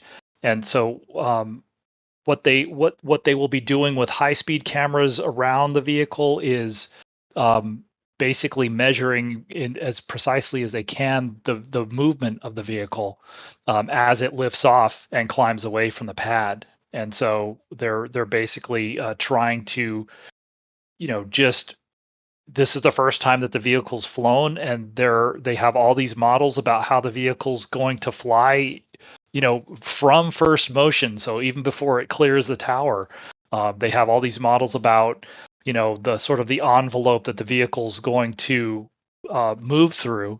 And so they want to see very, very precisely the way that the vehicle moves. It's kind of difficult to see in this shot, but even on those tail service masts, those gray masts just to the right of the bottom of the vehicle, there are checkerboards on those too, because that'll allow those they're using high speed film and high speed video. That'll allow them, that those are fixed reference points that they can use as they watch the vehicle move up and away from the mobile launcher platform. So they'll be using those, and then they have a bunch of photogrammetry markings on the solid rocket boosters that they will be using with video cameras on the core stage. When the boosters separate, they'll be trying to document the motion of the boosters after they separate from the core stage. And so that's one of the downsides of launching at night. If they launch tonight, is the lighting will be a little bit tougher to do that with, but I think there's still some hope that they'll get good views of all of the things that they need to get. And so, again, we should hopefully see some of those live views from the vehicle as it ascends through the atmosphere. And so hopefully we'll get to see some views of that tonight. And maybe we'll even get to see the booster separation from the core stage live. Yeah, I saw it earlier on some of the up-close engineering cameras. I saw a lot of onboard cameras, including some around the SRBs, so hopefully we can get some great shots, if not live, which I really hope we could get live, maybe some later when they get the video downlinked. But yeah, hopefully we get some great onboard shots there, and it should be a beautiful launch. So yeah, Hero Doge, I hope that answered your question. We appreciate your support as well. And Helix Spiral asking, are we going to get countdown net audio for the go, no go poll and terminal count, or has NASA decided that's ITAR as well? Well, the first go, no go, which was for propellant loading, we did not hear. But Philip, just real quick, is there a final go, no go? And is there any opportunity for us to hear that, or is that kind of behind closed doors? What they told us was we would get to hear there are two polls. There's a sort of an internal launch team poll that's done by the NASA test director, and then there's a poll that's done by the launch director, Charlie Blackwell Thompson, and that's the second and final one. And what we were told was that we would start to get countdown net audio for that second poll around L-15 minutes. So, and then we'll just have to see how that goes. But yeah, that was kind of what we were. I can't say promised, but that's what we've been hearing, is that we'll get it around L-15 minutes, and so we would, in theory, get that second poll that Charlie Blackwell Thompson's going to do. Gotcha. Right, that's very similar to what they would do during shuttle as well. You had that full poll that was conducted by the launch director, who would then typically say some sentimental words, especially towards the end of the program. And then about a minute or two after that was done is when they would resume the count, of which, when they do that go, no go poll, the clock that is on the screen there, the T-minus clock, will be in a built-in hold. Right. Gotcha. Yep, we hope that answered your question, Helix, and we appreciate your support. And David Colley here with $10 saying, other than we did it, what will this system do in the long term? Well, this is going to return us to the moon, not only for the initial first landing for Artemis III, but also for really the foreseeable future. This will be how crew is going to launch to the moon for Artemis 4, 5, 6, 7, 8, so on. And SLS is going to be around for quite a while. NASA's placed an order for Orion capsules up to, I believe, Artemis 8. And we just saw a few hours ago the contract. Artemis 9? Or at least SLS is contracted through Artemis 9. Okay, SLS. Yeah, there's different contracts for SLS and Orion, but yeah, Artemis 8, Artemis 9, they're in it for the long run, honestly. And we just saw the contract being awarded for Artemis 4 for Starship to land humans on the moon. So there's going to be minimum confirmed at least 4 launches of SLS with people on board. So this is going to be around for quite a while, definitely into the 2030s as well. So it should be exciting to watch SLS grow and mature. And thanks for the support, David. We appreciate that. And David And it won't be a Fari. vehicle like Falcon where you see it fly like 3 times a week. It won't fly as often, probably once they get into the cadence about once or twice a year, but it will serve its purpose at that point as opposed to needing to fly as frequently as something like Falcon or Atlas. Yep, exactly. It all depends on really what you need. And I mean, even the Saturn V flew at most 4 times a year, which I mean, that's, more than SLS, of course, but that was with, higher funding, higher priorities and higher cadence. SLS is flying as much as is really needed. And right now they don't see any need to launch it more than maximum twice a year, which is unfortunate, to be honest, but yep. And some great engineering shots here as well as they continue to inspect the vehicle. David Ferry here with a 450 pounds saying, any of the service umbilicals detached during the countdown procedure or only at the moment of launch? Philip, do you have an answer to that? Do any umbilicals separate before T0 or is it all at liftoff? The ones that are attached to the vehicle at this point are, I believe, these are all essentially liftoff. They'll be released essentially immediately after they send the signal to ignite the boosters. The one going forward that is already retracted today is the crew access arm, obviously. For the crewed missions, which will basically be from Artemis 2 on. I believe that the crew access arm is retracted at T-minus 6 minutes and counting. So, we'll see it in obviously a different configuration for the crew. You'll need to leave that arm out there to let the crew get on board, and it'll stay out there for any contingency cases until 6 minutes. And at that point, then if they needed to get away from the pad, they would use a launch abort system. And sorry to interrupt Philip, but not only was the worm logo on screen, which is the best NASA logo, of course, but we also had a really big update here. Remember how previously we were worried they might be a little bit behind? Well, it turns out they are ahead of schedule by an hour and 20 minutes, which is tremendous news. They are not behind schedule in any way. They are an hour and 20 minutes ahead of schedule, which is tremendous news for this countdown.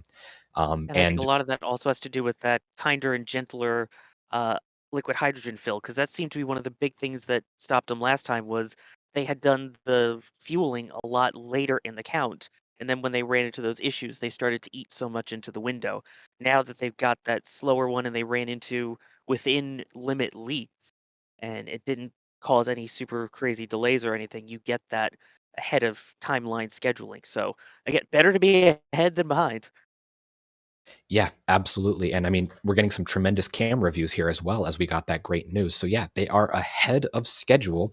And again, like Sawyer said, that's coming from the approved test or the approved countdown procedure, which is thanks to the previous launch attempts as well as the tanking tests that they did a few months ago. So great news there. Again, showing the value in doing several attempts and testing and making sure everything is working properly. So great news there. Again, if anyone just joined in, they are an hour and 20 minutes ahead of schedule in countdown. So great news there.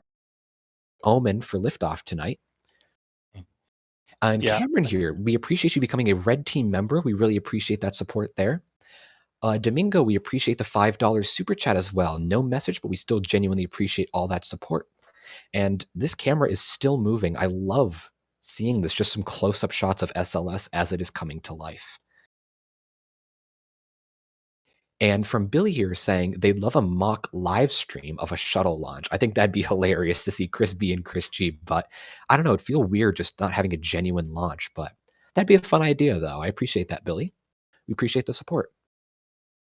And from Matthias saying with the £6 or €6 super chat saying, we're doing a great job. Thanks for the SLS. Oh, they're watching the SLS launch broadcast from Finland. What's awesome, Matthias? That's probably about an 8:04 a.m. liftoff, if I had to guess, maybe 9:04. But man, we hope you get a little bit of rest between now and then. And we hope you enjoyed your early morning liftoff. And thanks for support as well. Chopper here with a $5 Australian super chat saying, will there be a camera facing the moon and one facing the Earth so we can watch the spacecraft all the way? Yes, there are going to be plenty of cameras across Orion during this mission to give a ton of live feeds throughout its 26-day journey to the moon and back. So really looking forward to that personally, and I hope we get some great views from that. So yeah, hope that answers your question, Chopper. And we just got some confirmation that there is a good ICPS, so the second stage of SLS, liquid oxygen purge occurring on the RL-10, and that no major issues are being reported right now in the countdown. So great news after great news happening here. Domingo with again here saying, good luck men and women of NASA. We agree. Thank you for the super chat there. And again, good luck to NASA. We agree with your message. And Domingo here saying, praying for everyone and giving their support from Texas. Good luck, NASA, with a $10 super chat. We appreciate that, Domingo. Thank you for all the support that you've gotten that you've given us tonight. And yeah, absolutely. Good luck to everyone at NASA. Wishing them all the best on this very important launch for the Artemis program. Now, David Bennett here with a $20 super chat saying, great job and thank you for all that we've done. We were fortunate enough to they were fortunate enough to be able to watch the Apollo launches, and this is the next chapter. They're so glad to be here and with the other viewers to see it. Well, we're glad that you are, again, getting some great memories there from the Apollo launches, and we're glad that you're alongside us watching this liftoff. Thank you for the support, David. We appreciate that. Yeah, this kind of has a sort of Apollo 17-esque feel with the Apollo 17 being the only night launch of the Apollo program of the Saturn V. And getting that kind of vibe here tonight, coming full circle, which, by the way, the 50-year anniversary of that is coming up next month. Yeah, absolutely. And yeah, 50 years of Apollo 17, man. It's kind of sad that we haven't been back, but we'll be back in a few years if all goes well. Make Gene Cernan's promise true, as Chris G said at the beginning of the live stream, that we will come back. I forget the quote. I feel so bad, but we came in peace for all mankind. And $5 here from Ninja Decimator saying, for the NSF Coffee Fund, they love the coverage and thanks to all of us so much. Does SLS have any payload on board or just the capsule itself? Well, there's no significant payload on board, but there are, I believe, 11 CubeSats hosted on the ICPS. Is that right, Philip? I think it ended up at 10. Correct. But yeah, it's on that order. And we're I think 4 of them were able to get a battery recharge the last time the vehicle was in the vehicle assembly building.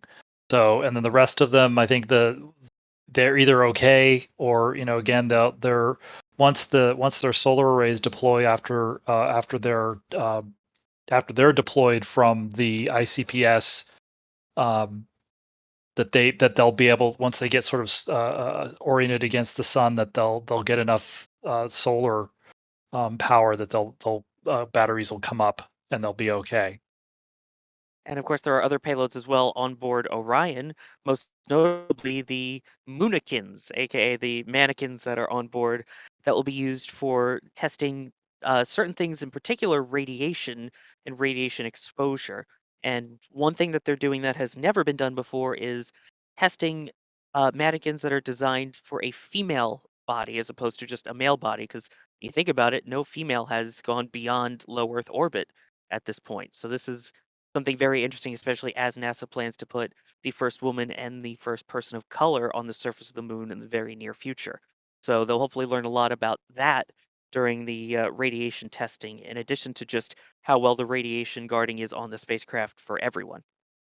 Yeah, true. And there may be a woman going up on Artemis 2. There definitely will be at least one going up on Artemis 3. So that'll be some great data to have. And again, ensuring that Orion is safe and that'll be safe for all the astronauts is very, very important. And this mission is very multi-purpose in many ways. And it's going going to be fun to watch all the data that comes out of it. Yep, and we can't also forget there are two zero-G indicators. You've got Shaun the Sheep for the European Space Agency and Yes. Snoopy for the US, and there's also a version of Amazon Alexa on board. So some other fun little experiments up there too. I mean, as someone who grew up watching Shaun the Sheep every morning before first grade while eating breakfast, that made me really excited to see. So, yeah, very fun there. And back to Super Chats, James Jury's here with $5. We really appreciate your support, James. Thank you very much. And Josh here with $5 saying, how big is the flame on the flare stack? I mean, I guess it really depends on how much hydrogen's coming out. It's a pretty big flame, like several meters high for sure. But of course, it fluctuates depending on the amount of hydrogen, and it fluctuates as flames do, kind of flickering. But it's a pretty big flame. I would not get close to it. But yeah, it's a pretty big flame, I think is what we could safely say.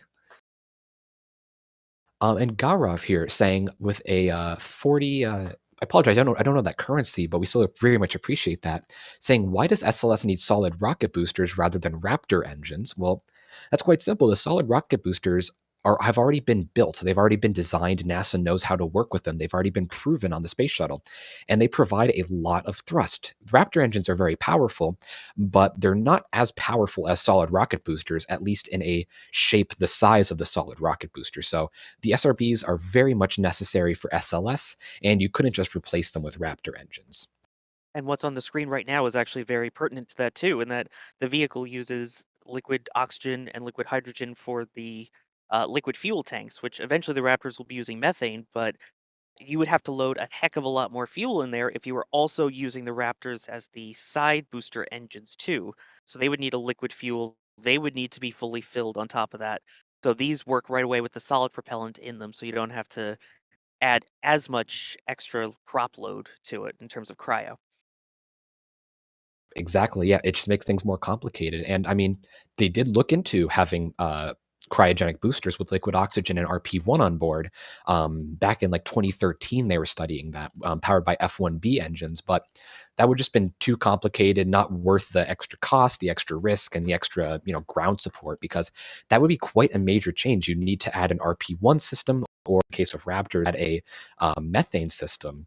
So that would be quite a difference in even though it would give a nice boost in payload capability if you did have a cryogenic boosters, it would had a lot of complexity and a lot of cost to the vehicle that just isn't really needed. So yeah, that's the we hope we answered your question there. And Fruity Pebbles here with $2 saying, hello, they're watching from Chicago. Well, hello, Fruity Pebbles. We hope that you're enjoying the show. And we thank you for the support. And James Jury's saying here that they really hope Orion's solar arrays deploy nominally. November has not been a good month for solar panels so far. Yeah, it's been a little tricky. It has been a little tricky, but of course, we hope things work out. The solar panels are derived from the ATV, the European Automated Transfer Vehicle for the International Space Station. So hopefully the solar panels will work correctly. And even in the worst case, they have 4. And I'm sure there's contingencies in place for in case, 1 or 2 of them don't deploy. But again, think hopeful thoughts, hope everything goes well, and just trust the engineering. But thanks for the support. And David Lane here saying, hey, hello, space nerds. They brought bacon. Well, thank you for the bacon, David. I am pretty hungry right now. I appreciate the bacon, and I'm sure Jack would as well if he were here. David Hagen, thank you for becoming a pad rep member. We really appreciate that. As well as Josh Sostrom, who upgraded to launch director. Thank you very much for all the support there. We really appreciate that, especially for the launch director role. Thank you so much for all that support. From Simon Corbett here with £5 Hang on, saying they're... I just want to interrupt here one quick second before you get to that. I Go don't know ahead. if you were able to hear any of that audio here, but we just had very loud 2 T-38 jets fly directly over us here at the press site on their way nearby SLS. So, Wow. yeah, I'll tell you, my ears are a little deaf from that, even through my pretty soundproof headphones here. So, a little NASA wave, I guess, from whoever was on board those planes. I didn't hear anything on this end. Typically those are for a very specific group within NASA. So Sounds like some. It's probably some astronauts. Yeah, and given that they've announced that the Artemis II crew will be announced sometime after Artemis I, maybe some certain astronauts that will fly on a certain rocket have showed up. again, we don't know exactly who's here, but that's great to see that some astronauts have shown up. Yep. And we're hearing now that flight control is getting to console now. We're coming up at T-minus 5 hours. Now, again, that isn't 5 hours until liftoff. We're 5.5 hours away. But that is including a built-in hold that is 30 minutes at T-minus 10 minutes. Let me rephrase that. There is a 30-minute hold at T-minus 10 minutes. And that clock that we're looking at right now on screen does not count that 30-minute hold. And again, all is looking well in the countdown. We previously heard that they are an hour and 20 minutes ahead of schedule. So they've got a good bit of wiggle room here for the launch tonight, which is great to hear. Every little bit helps in case they run into any issues, that they would need to troubleshoot. Yeah, we just saw we got a quick glimpse from firing room 1. You could see it looked like the launch director and assistant launch director area kind of up that sit up in the management row of the primary firing room. I thought I saw Jeremy Graver there. I believe he's the assistant launch director to Charlie Blackwell Thompson. Hopefully we'll get a few more shots looking into the firing room. But yeah, that update in terms of the flight control team, I think I caught it right before the NASA stream came on. They were covering there was an EVA on the International Space Station, and they were talking about a pre-launch flight control team was monitoring until the Ascent flight control team comes on console, and that's probably what they're referring to. Is then the Ascent flight control team will then be on console basically all the way through TLI, and I believe they'll go all the way through spacecraft separation, and then they'll hand off to the lead flight control team. I believe that's Orbit 2. So. And we're also hearing now that the liquid oxygen tank is nearly full, so they're getting into that topping phase where they slow down the flow rate, and eventually they will get to replenish once they get to those 100% sensors that they talk about. They have those in both tanks. Of which it looks like on the screen right now, liquid hydrogen is at that 100% mark, and the other one is LOX topping, which I also quite enjoy on a bagel. That would definitely hurt. That's for sure. This is a different kind of LOX. Liquid oxygen, smoked salmon, same difference. Wait, what? Smoked salmon? There's a reference that I'm missing here. That's another name for LOX. What? Okay, Smoked that's salmon new. is called LOX, LOX, very similar to liquid oxygen. Right. Oh. Okay, well, I just learned something here. There's a different type of LOX. See, I'm not very cultured in foods. I eat very simple foods such as plain bagels. But now I've learned something. There is LOX besides don't liquid worry. oxygen. The only reason I know about it is because I'm old. Yeah, no problem. And again, we're looking some beautiful shots here of SLS continuing to vent on the pad. We can see the flare stack going. We can see it through a lightning tower in the bottom left. Just standing tall and proud on the launch pad. Yeah, and you can actually see the hydrogen, the flare stack in the lower left there too. Just looking at it from a different point of view. Yeah. And Simon Corbett here with a £5 super chat saying they're about halfway through a bottle of gin that probably won't last till morning. Well, we hope you drink responsibly, Simon. Please stay safe because we want you to be around for liftoff. But thank you again for the support. We appreciate that. Cruz and Sardo saying the shuttle RS-25 engines could throttle from 67% to 109%. What is the range for Artemis? I believe it does go up to 111% in a contingency. Is that right, Philip? Not yet. So actually, I think the 67 and 109 that's a throttle range that they'll use for these flights, especially these first 4 engine sets, which are all shuttle inventory. Once they get to the production restart engines, once they start, they're actually building new engines now, and those engines will actually nominally operate at 111%.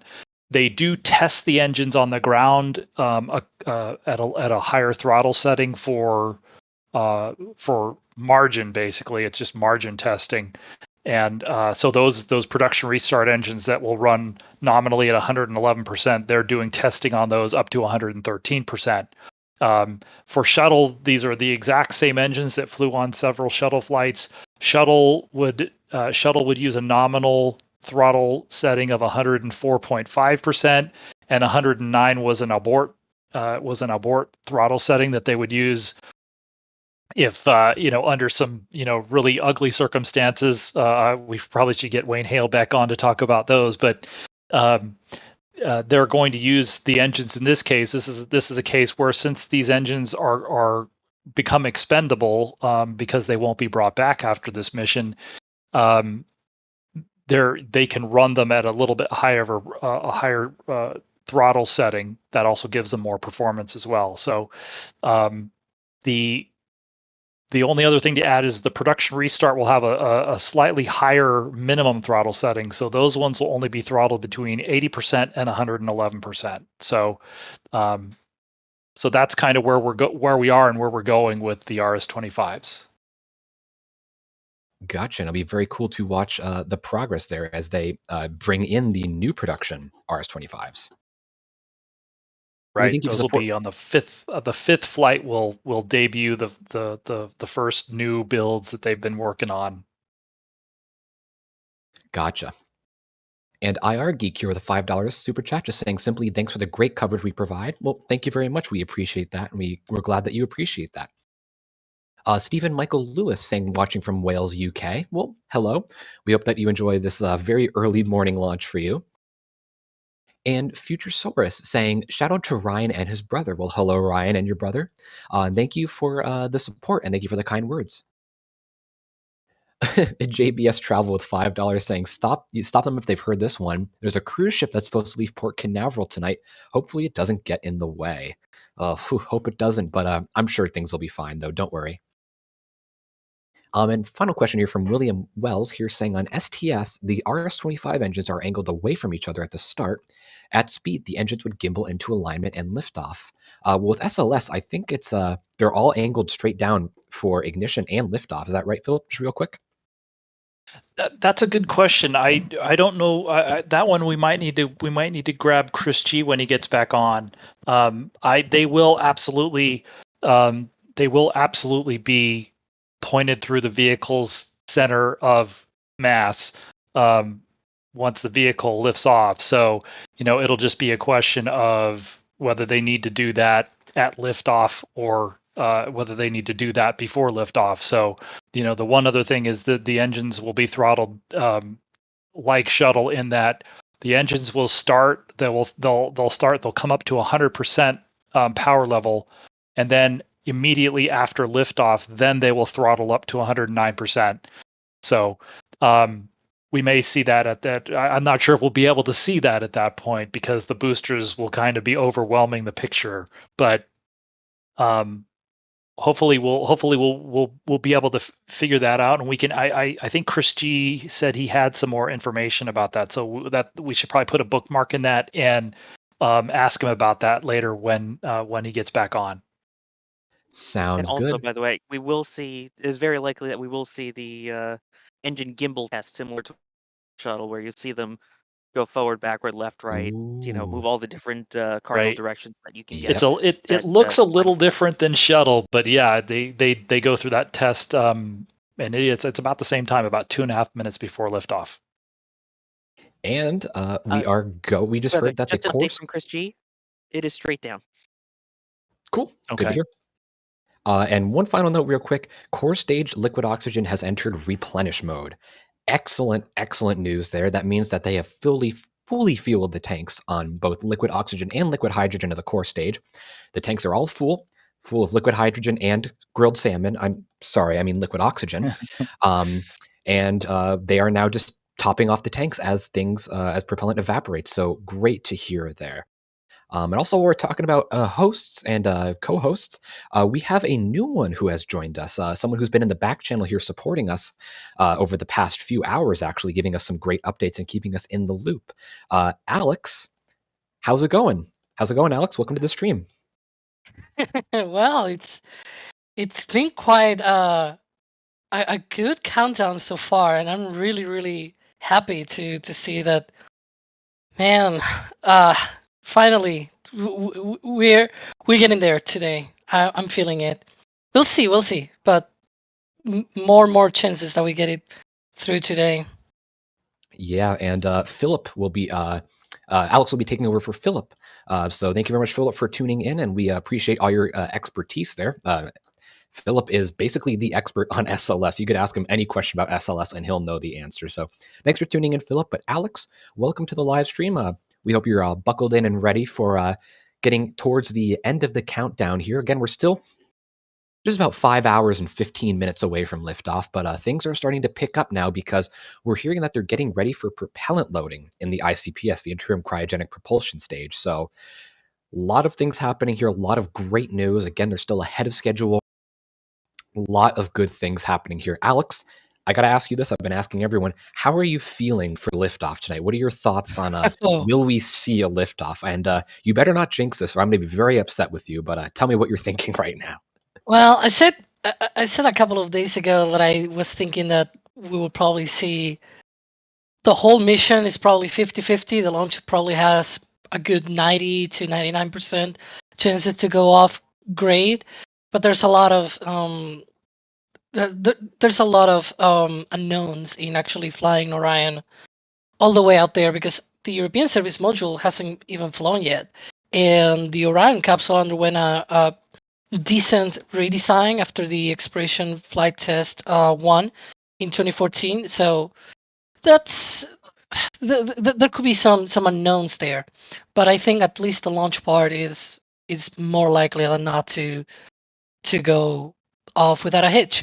Now, whether there's going to be a scrub today or not, I'm thinking that so far we like the chances are going down and down as things are progressing. And speaking of that, we're just hearing that the liquid hydrogen load onto the ICPS, the upper stage, is now underway. Excellent. That is great to hear. Now, again, that is the second to last propellant tank loading that we're going to be seeing tonight. We're going to be coming up soon on ICPS liquid oxygen loading. But either way, it's great to see that liquid hydrogen loading has started on the second stage of SLS. And And the again, big we're thing going to to take away that from that one as is well is that we are also still targeting the top of the window, which is 1:04 a.m. Eastern, 6:04 UTC. And is a 2-hour window, so if they ever need to, they can extend it into those 2 hours until 3:04 a.m. local time here, but it doesn't seem like at the moment they need to. They're going to keep trying for top of the window. That is great to hear. And that is some great confirmation because that's what I've been feeling for a while is that it looks like they're good for the beginning of the window, but great to hear some good news that they are go for the opening of the window. And again, treated to some great shots of SLS venting on the pad. This vehicle is very much coming to life, and there is a very solid chance that we are going to the moon tonight, which, okay, that just gave me goosebumps saying that. That is, it's so exciting. Yeah. We're going back to the, okay, I'm sorry. I'm gonna full emotion here. We're going back to the moon. This is amazing. This is so exciting. Moon. Let's go. Moon. I'm glad I'm not wearing my smartwatch because I don't want to see what my heart rate is right now when you said that. It just spiked. Yeah, this is just so exciting. And just, I hope that everyone watching here just understands not only the importance of the moment, but just, just straight up enjoys it at this really once in a lifetime opportunity that we're looking at here. This is the first flight of a moon rocket that is going to carry people within the next few years to the moon. But this is still going to the moon without people on board. This is such an important test flight that we've been waiting over a decade for. It's so exciting. First time that we will have a crew capsule around the moon in 50 years. Well, 49 years and 11 months, but still. It's just so important. You can't overstate the importance of this. This is just such a major milestone in not only the space program, but really just world history. We're on the verge of being able to send humans back to the moon. And I'm just so excited for this. And again, some great shots of SLS here on the pad. Again, if anyone's joining in right now, we are full on both liquid hydrogen and liquid oxygen tanks on the first stage, as well as liquid hydrogen loading has begun on the upper stage.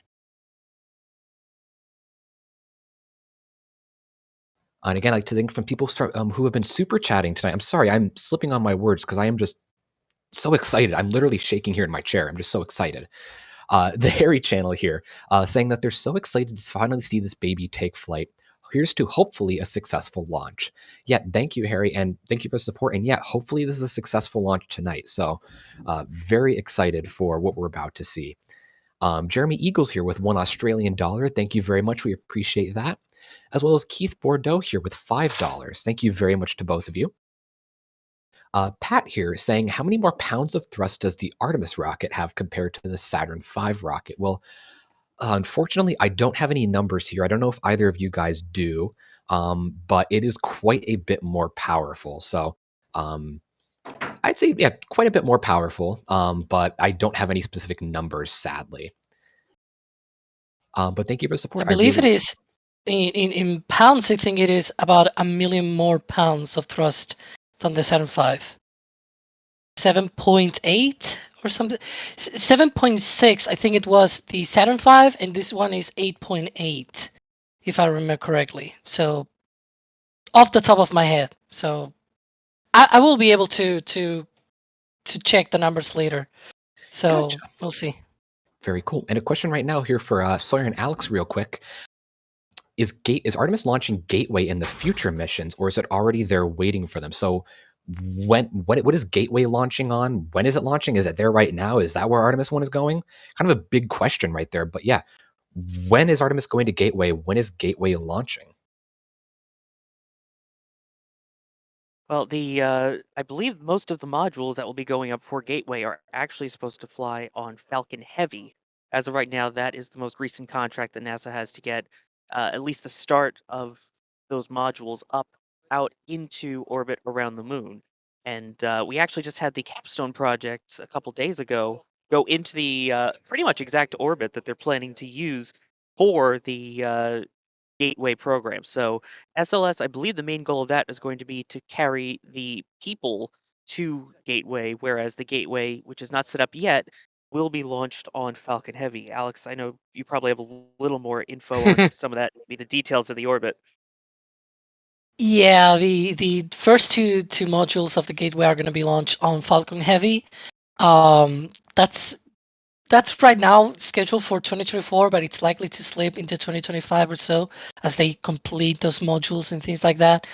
But yeah, those first two modules are going to go up on Falcon Heavy, the power and propulsion element, and the habitation and logistics outpost. Those two modules are going to be going together on Falcon Heavy on an extended fairing as well, which is kind of exciting that we're going to see that actually coming out for Falcon Heavy. And then down the line, we're going to see on Artemis 4, we'll see the spread module. Excuse me, no, the IHAB module. The spread is going to be on Artemis 5. They changed that recently, so I kind of have it still the old assignment of missions in my head. So yeah, it's going to be the IHAB, the International Habitation Module for Gateway. That's going to be expanding the habitational volume of Gateway. And then they're going to be launching the spread module, which is also going to be related with communications, also refueling and things like that of the station. And apart from that, that's pretty much it. Like half of the modules going to be launching on Falcon Heavy, and the other half are going to fly on SLS as co-manifested payloads. So underneath the Orion, we're going to see those modules going up as well on the SLS Block 1B. Yeah, and in terms of where it's actually going to be, just for reference, this mission, Artemis 1, is going to be launching into a distant retrograde orbit around the moon. When it gets to Lunar Gateway, that is going to be located in what's called near rectilinear halo orbit, which brings it around 1,500 kilometers over the North Pole at its closest approach, and as far away as 70,000 kilometers over the South Pole at its farthest approach. And the official term, if you want to get technical, is the highly elliptical 7-day near rectilinear halo orbit. But just NRHO is fine. Gotcha. And again, I say this so many times, but I'm just loving this as someone who loves little details. All these pad views that we're getting of SLS, these close-ups of the engineering cameras.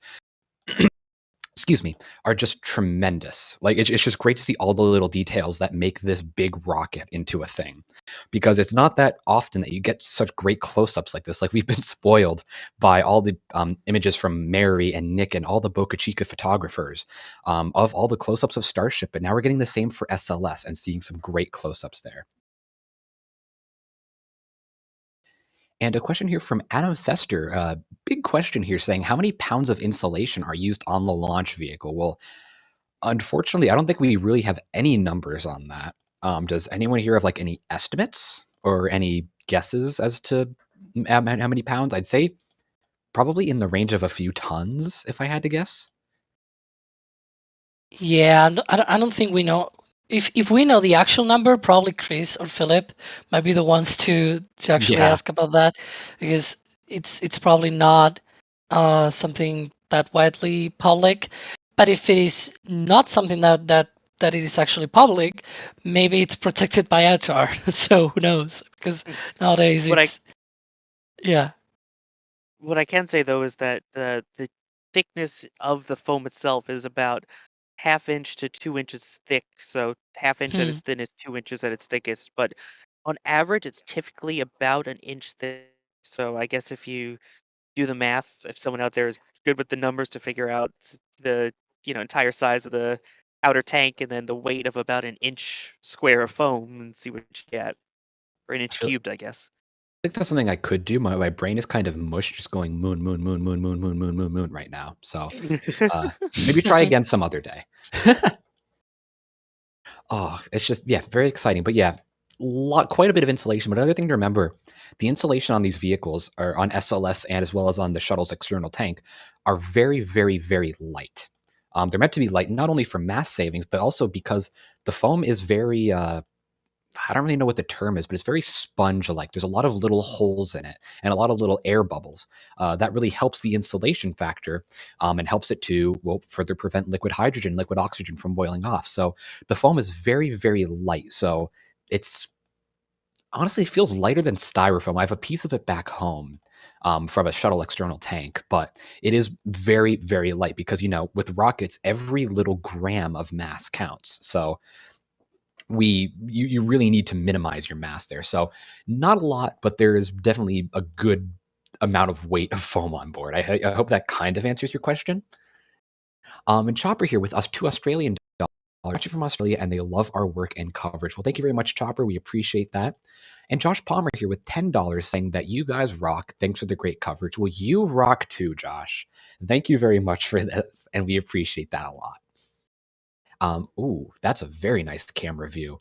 Now, those are the ICPS umbilicals that are helping to feed liquid hydrogen at the moment into the interim cryogenic propulsion stage. And they're just getting ready. They're gearing up for liquid oxygen loading. So if you see a little bit of venting there, a little bit of vapor coming off, that's because those umbilicals are actively being used. So great to see that there. And from Matt Holdren here with $5 saying, any chance we could comment on filling LH2 versus LOX? They heard LOX uses a pump and LH2 uses pressure due to no pump being able to operate that cold. I think I do recall Philip Sloss saying something along the lines of the liquid hydrogen, because it's so light and it operates so weirdly as a liquid, they just need to open the valves and it flows by itself into the rocket. I could be a little wrong there, but I believe that they just basically open valves and just get it into the rocket. That's my Anyone? understanding as well, is that you have the LOX pumps that will get the liquid oxygen into the tanks, which is standard for most rockets. But yes, the liquid hydrogen, again, element number one being so light and being at negative 430-ish degrees Fahrenheit in terms of temperature, as super cooled as that is, it's to a point where just with the pressurization of the vehicle alone, I believe that is what will force the liquid hydrogen into the tank. So yeah, there is no mechanism that forces the liquid hydrogen in other than just the pure vehicle pressure. Yep, and Philip confirmed no pumps needed. So yeah, very cool to hear there. And yeah, liquid oxygen, because it's much denser and not as cold, it's a bit easier to pump that around. And the rubric on with $2 saying, look at the size of those engines, mamma mia. Yeah, those engines are big. RS-25 engines are about like as big as a car. in honesty. That's about as big as a car right there. It's tough to get a bit of a sense of scale from these cameras, but that is a huge vehicle. The core stage is 8.4 meters in diameter, and the SRBs are around 3 meters in diameter. So yeah, quite big vehicle there, definitely for sure. Yeah, I mean they're, I believe, about 4 meters long, 2.5 meters around, and I'm trying to remember the other one. About I know they weigh about 7,000 pounds, which I think is around 3,200 kilograms. They're big.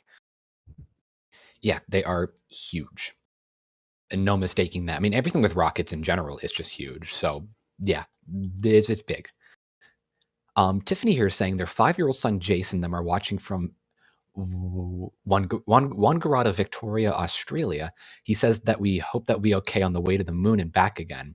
Yeah, I hope that Orion is all right on the way back to the moon. Again, there's no one flying on board this mission here, but it's important that the capsule stays safe so we can get some great data there. Is Jack the only one that can call those dollary dues, or can I appreciate the dollary dues in there too? Absolutely, go right ahead. I'm just stealing everyone's catchphrases this week. It's fine. Definitely. And we mentioned it before, but I'd like to thank, again, Northrop Grumman for sponsoring this live stream. We really appreciate the support they've given us by sponsoring this live stream. Now, of course, as you all know by now, Northrop Grumman has a lot of space programs. And I discussed this earlier, but I'd like to say once again, Cygnus and Antares have been paramount to the International Space Station. Cygnus is one of only 2 active cargo resupply vessels from the United States for the space program, for the International Space Station. It's been doing a great amount of science. Now, Cygnus can actually act as a temporary science module when it's docked to the station. Now, the International Space Station can get very cramped at times. It's very limited on space, especially in the laboratory modules.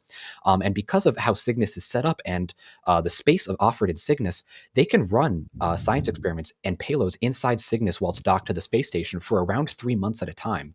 So this gives the International Space Station an extra science module, pretty much, and extra room to operate some extra payloads.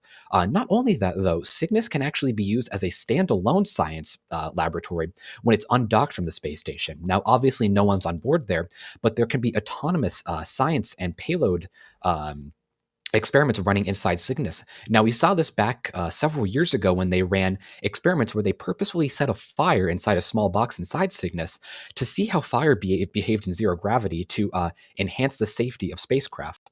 Now, in zero gravity, fire obviously would operate differently, and you really want to understand that just in case, heaven forbid, that a fire occurs on a spacecraft. So Cygnus has been able to do tremendous amounts of scientific research, both on the space station as well as when it undocks from the space station. So Cygnus is just one of many of Northrop Grumman's many space and many of their overall programs that have been absolutely paramount and an extremely useful asset to the International Space Station and space exploration as a whole. So once again, thanks to Northrop Grumman for sponsoring this live stream. They've done so much in terms of space exploration, including building the solid rocket boosters for SLS that we could see on the screen. So thank you, Northrop Grumman. We really appreciate your support once again for this live stream.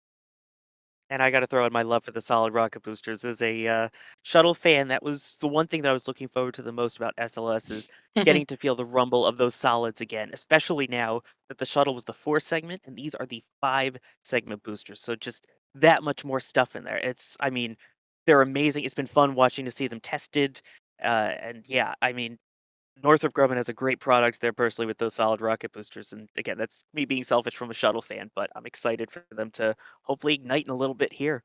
Oh, I can't wait. It's going to be beautiful to see. They're going to light up the night. It's going to turn night to day, much like how Falcon Heavy does. But yeah, the solid rocket boosters, immensely powerful, immensely reliable, and it's great to see them continue on in an even more powerful sense in Space Launch System compared to the Space Shuttle.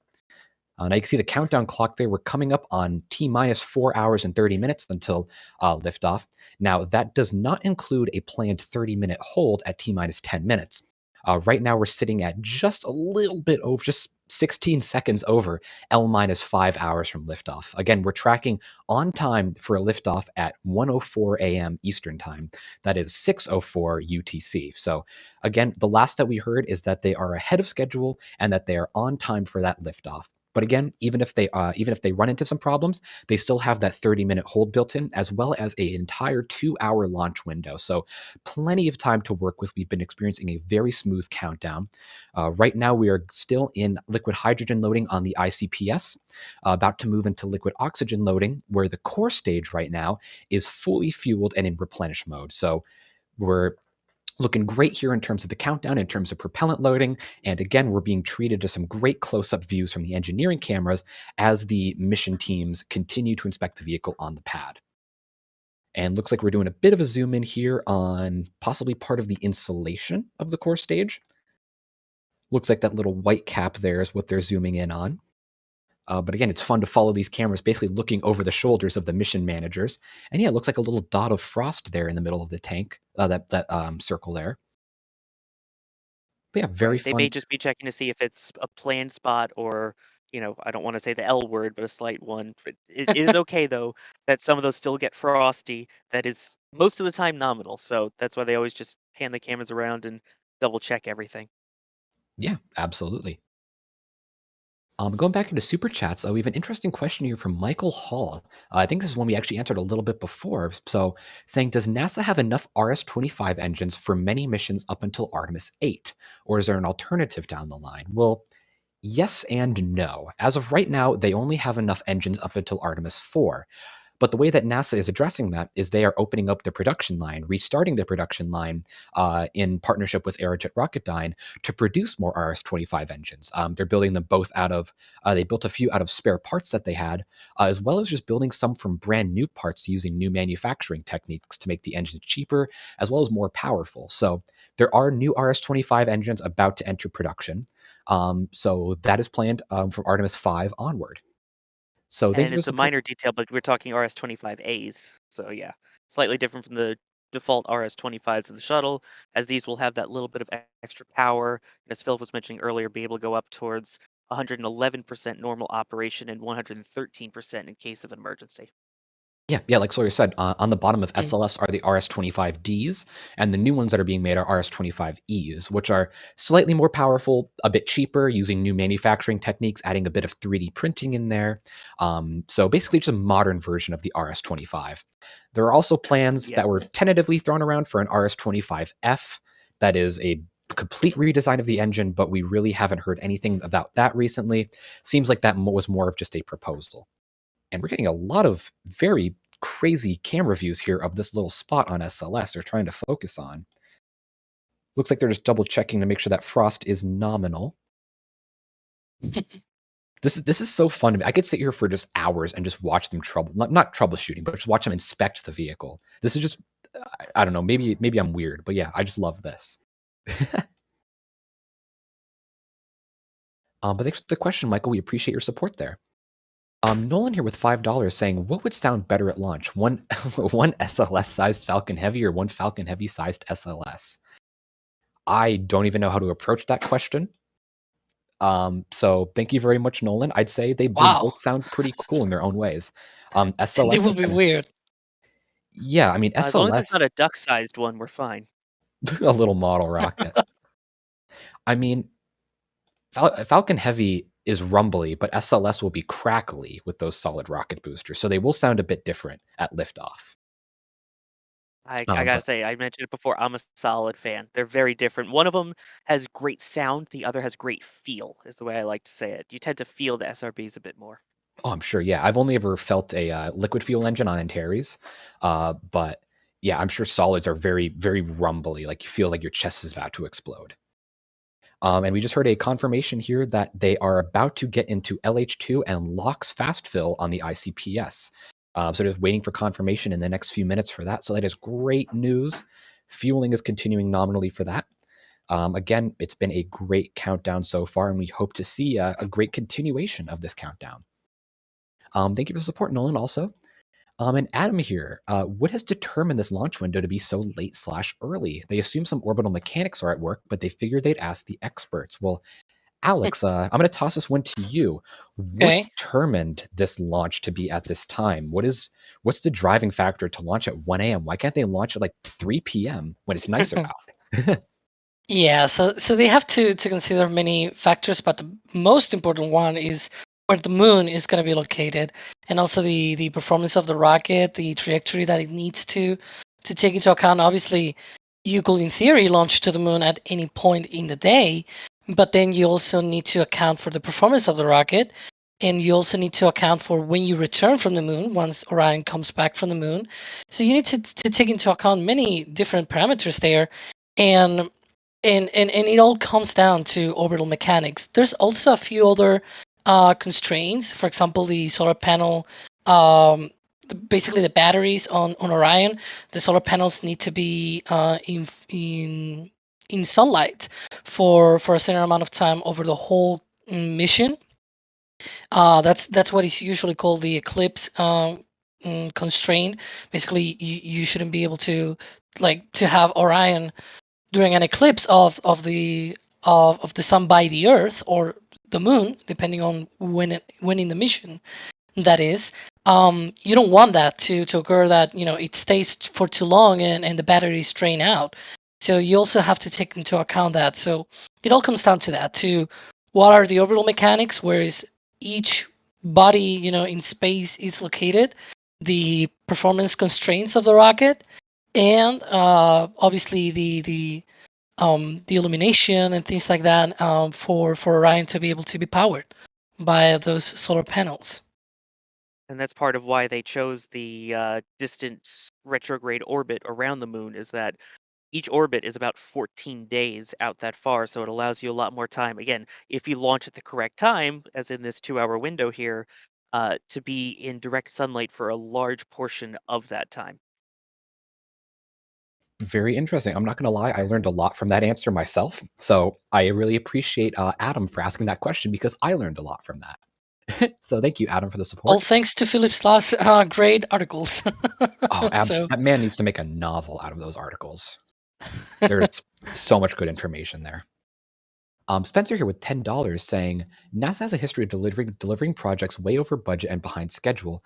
They'd be surprised if this rocket flies tonight. Private space industry has proven to be more successful. Well, it's easy to say that, but I feel that there's room for both private and public space industry. I feel that NASA has the role of being more of pushing and going beyond to areas where it's not profitable, because in what way is it profitable to send a rover to Mars with a little helicopter on board? In what way is it profitable to send a lander to Mars to check for earthquakes, or to send a probe past Pluto, or to build a rocket as big, I guess to build a rocket as big as other companies are doing that, but to just go to the moon, where's the profit really in that? In just sending people to walk on the moon and getting science data back. So I think NASA is really good at kind of pioneering and pushing forward into areas that haven't really been tapped before. And I think that's really where NASA here shines. And private industry, of course, has their place, and NASA's working with private industry a lot. But I think both equally have their value in different ways here and there. Yeah, and one thing to point out, I'm talking here more like the SpaceX guy of NSF, because a lot of people know me as that. It's worth mentioning that this rocket was approved and started development in an era where Falcon 9 had only launched twice. So it's important to set our minds into that era, on how things actually went into how we are right now, into an SLS right now, fuel. At least the core stage is fully fueled. The ICPS, the upper stage, is right now under fueling, and it's getting ready for launch. And it takes time to develop these things, and decisions were made at a point in time where that actual model of proven successful, as the comment says, that was actually not proven at that point. And it totally makes sense that so far they continue with this, as long as we have all of these private companies like SpaceX with the Starship right now, developing all of these other capabilities that they are on the way right now. And don't forget, private companies, Starship, SpaceX is going to be the company and the vehicle that will land people on the moon for the first time in 50 years. And all it's going to be under the same program, under the Artemis program, because together we are better. Yep, absolutely. I agree. Yeah, I Great think that too, was all because very well said. it brings countries together. it's an international collaboration. Artemis is not just the U.S., but it's Europe with the European Space Agency, the European Service Module. There's JAXA with the IHAB. There's Europe with the Esprit module. There's like a Canadian is going to be flying on Artemis 2. There's just so much international collaboration here, which is great because it's bringing people together. We're getting diversity. We're getting engineering from different parts of the world. Whereas like Europe, they're making a really good service module that's been proven from the ATV. JAXA's building a space station module. They've built space station modules before. So we're getting a lot of different expertise here and a lot of different experience, which is just, it makes me excited to see, and it makes me really happy to see us working together. Yeah, and you also have Canadarm3 Hmm. out at Gateway too, so Oh, even more yeah. international Yeah. partnership. You can't deny Canadarm2 and Canadarm on the Space Shuttle have been literally, the space station and the space shuttle would have been nowhere near as useful and nowhere near as efficient without Canadarm, because Canadarm is able to dock Cygnus. Like we've discussed, Northrop Grumman's Cygnus module requires Canadarm to dock. It docks the to berth. It berths the HTV. It's going to be berthing the Dream Chaser. It moves around modules. It's assembled the space station. It's done so much great work, and all of this is because of international collaboration, which I think is a great part of the Artemis program. But I think we've discussed that quite enough. We've gone on for quite a long time. But Chad here saying, pause crossed in Cocoa Beach for a successful launch. Absolutely. We appreciate that. We appreciate your support, and definitely fingers crossed. Thank you, Big Worm, for becoming a Red Team member, and Jackie for becoming a PadRat member. Thanks to Jana for being a PadRat member, and Tim Robertson for becoming a PadRat member. Thank you for all of those members. We really appreciate the support, and it really helps the work that we can do here. Someone saying this isn't only NASA, it's ESA too. Yeah. As a European, I can vouch for that. Oh yeah, you and Adrian could speak on that. Yeah. I'm sure Adrian will speak on that when he joins us later tonight. Yeah, and there's Cole, also 3 logos on the rocket itself. On the ICPS, you've got ESA and NASA, and then the meatball, I should say, and then the worm right near Orion. yeah, exactly. And I'm sure when they launch IHAB on Artemis 4, there's going to be a JAXA logo on the interstage for the EUS. It's going to be very exciting to watch us all come together, bring nations together. And, it'd be tough to go just as the US with the current state of NASA's finances. So, pushing ahead, getting people together and just getting different countries on the moon, because just the different perspectives and the different engineering and just the different experience is going to come together to make a very successful program. If we have, say, Japanese experiments on the moon with European tools and, say, like, I don't know, a Canadian astronaut operating them, you have a lot of different things that are going to benefit different countries. Everyone benefits from that science. And also, I believe even for Gateway resupply, we're gonna have SpaceX's Dragon XL, but also I believe JAXA is planning on using the HTVX for resupplying the Gateway, and even ESA has some plans as well to be able to do that. So it's an international collaboration. It's everyone coming together to push through all of these milestones and quite an adventure to go back to the moon and actually stay, because man, Apollo was great and everything, but it didn't last, right? And what we want this time around is for it to last, to actually go through. Yeah, and the sad thing is Apollo did have a lot of plans in place to make it a sustainable project, but they didn't really approach that from the start. They approached from the start of, okay, let's get to the moon. Let's just get people to the moon. We don't care. Get a bit of science out of it. Then we'll figure out how to make it sustainable. Whereas Artemis, from the get-go, they are figuring out how to make it sustainable. Of course, Artemis 3 and Artemis 4 are kind of going to be, let's just go to the moon. But you're getting a lot of experience out of that, and you're building the foundation to make it sustainable. And then eventually private industries can start to get more and more involved. You could have, say, I don't know, like a Boeing module on the surface or a Northrop Grumman module on the surface. And then you can get other private industries hopping in too. So it's really a stepping stone for long-term lunar stays. And also a difference is that Apollo is out of necessity for the space race, whereas SLS is out of the love of the science race. So it's not so Yes. much a we have to do this to beat the Soviet Union, it's we want to do this now to learn.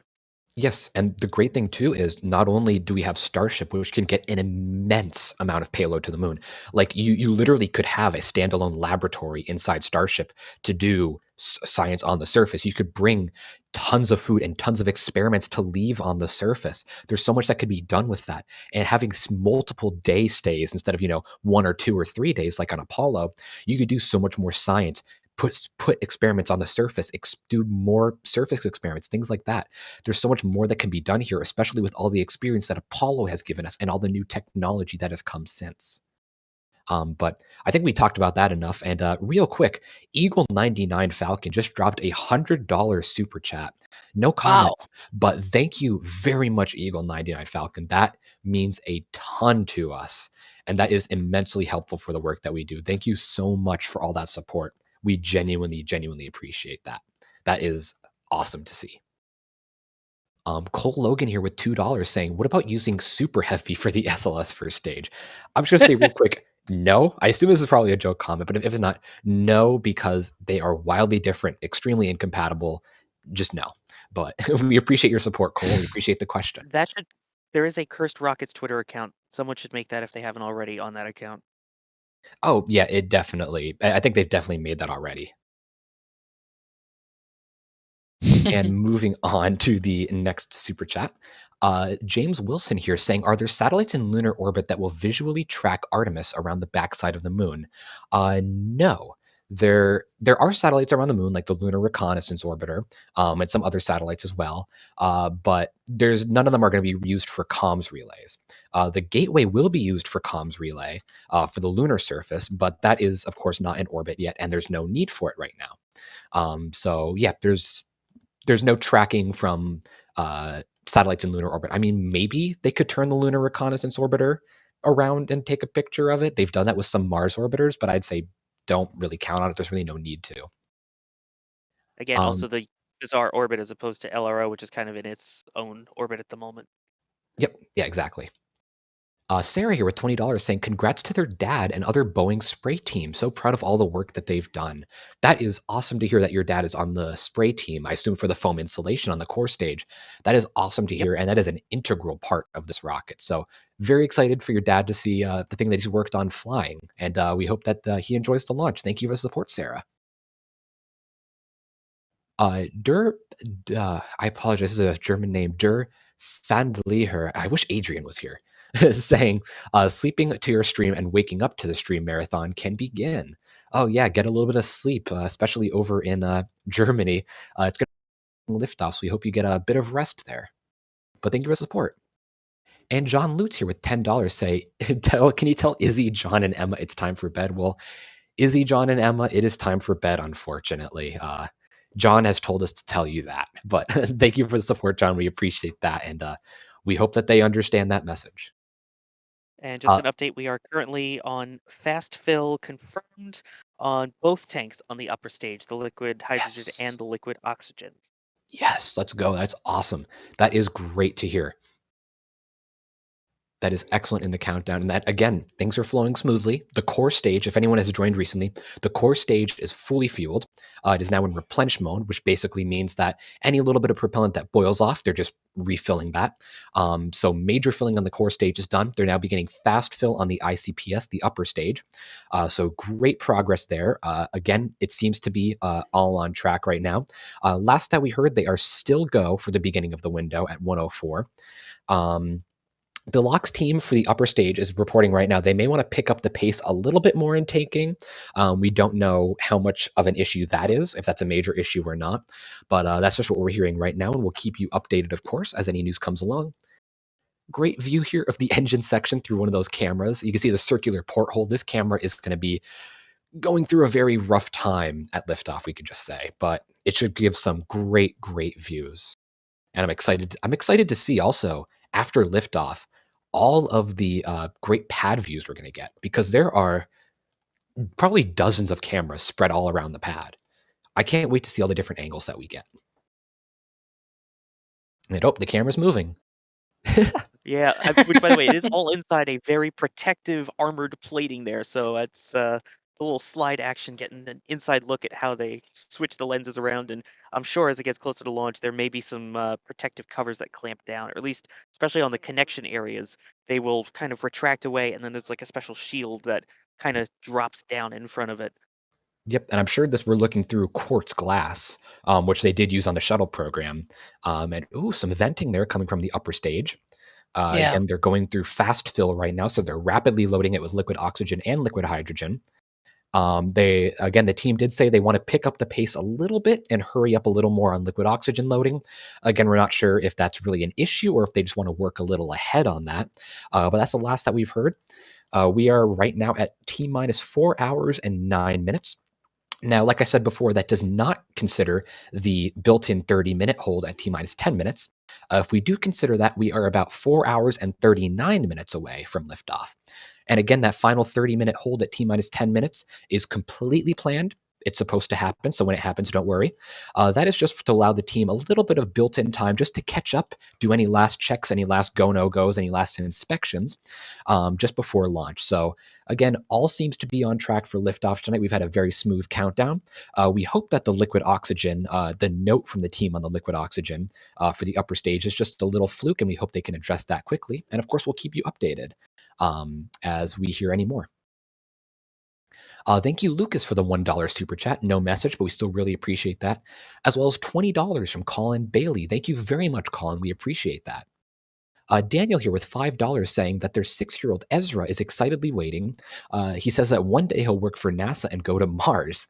He has his Artemis I Lego set up and is ready to launch. I love that. Well, we hope that Ezra enjoys this. And Ezra, keep it up with the Legos. That is, as someone who loves Legos, you're doing great. Good work, Ezra. And we really hope that both of you, Daniel and Ezra, enjoy the launch. Resda Fox here with $2 saying, thank you for all that you do, hoping that SLS flies true. I love the little rhyme there, and I hope that it does too. You're welcome. I'm going to take a little bit of a break right now because I believe that Alex has a little bit to discuss in terms of upcoming events in the countdown. So, Alex, what have you got to tell us here? Yeah, we were talking about where we are in the countdown. The core stage is already fully loaded with propellants. We're right now underway with a fast fill on both tanks on the ICPS, the upper stage. But about what's coming up is kind of a straightforward right now. Obviously, they need to complete the fueling of both tanks, but in the way of that, they're going to be doing a validation and leak test on each of the tanks on the liquid oxygen side and the liquid hydrogen side. Also, they're going to be activating the comm systems on Orion and checking it out and things like that. That's very important. That should be coming up in about 20 minutes from now, as well as the leak and so the test of validation of the tanks and all the systems for the liquid oxygen and the liquid hydrogen should be coming up in about 25 to 30 minutes. And then in about an hour or so, we should be about an hour from the both tanks on ICPS being topped off, and shortly after are going to go into replenish mode. So right now we're kind of probably like the trailing end of the countdown, where most of the activity on fueling the rocket is already wrapping up soon.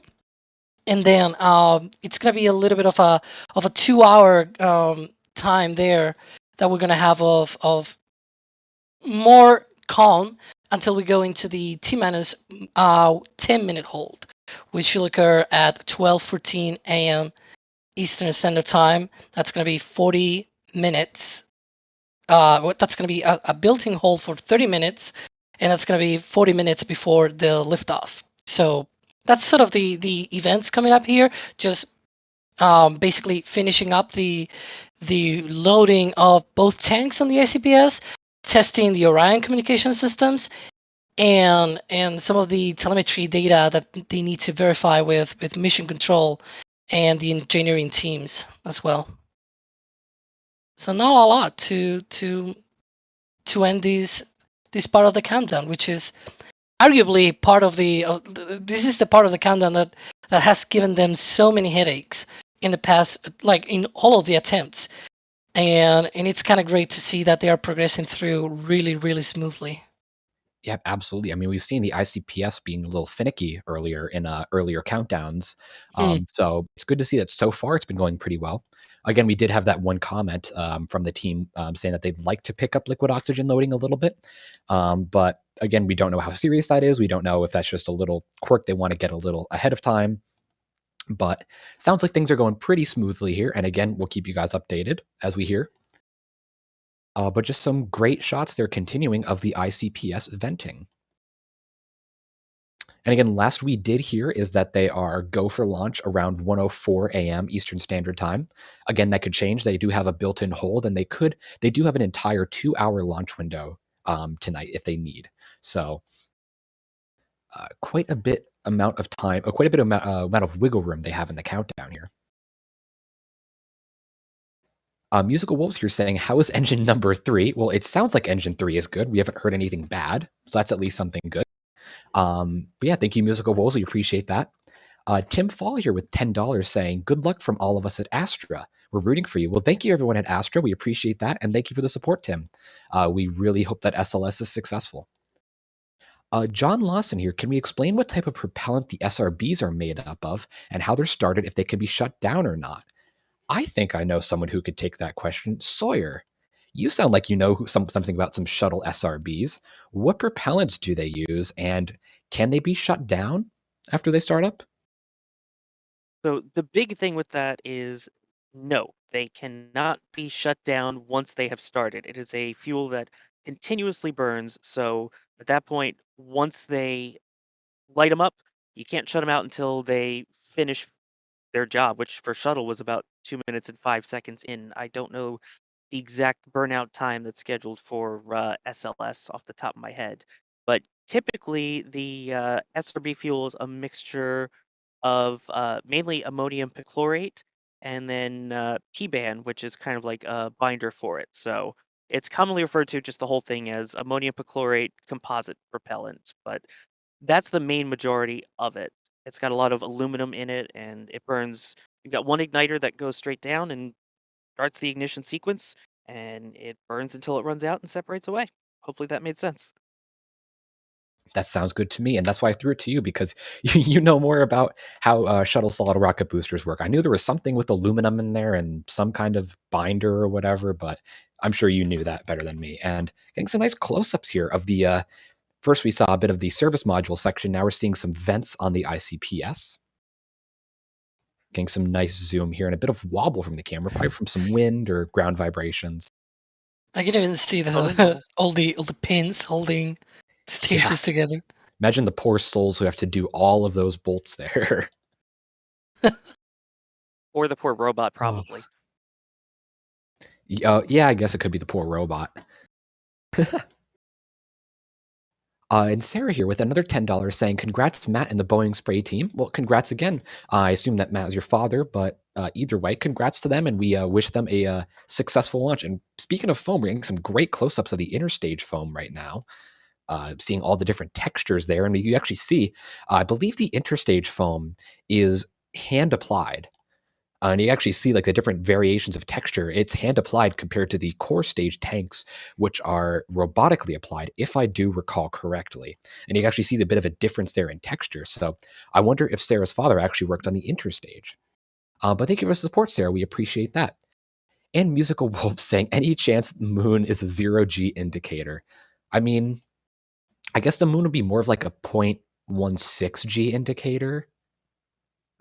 Yeah, the moon is a 1/6 G indicator, I guess, but no, it's we're gonna leave it to Sean and Snoopy for now.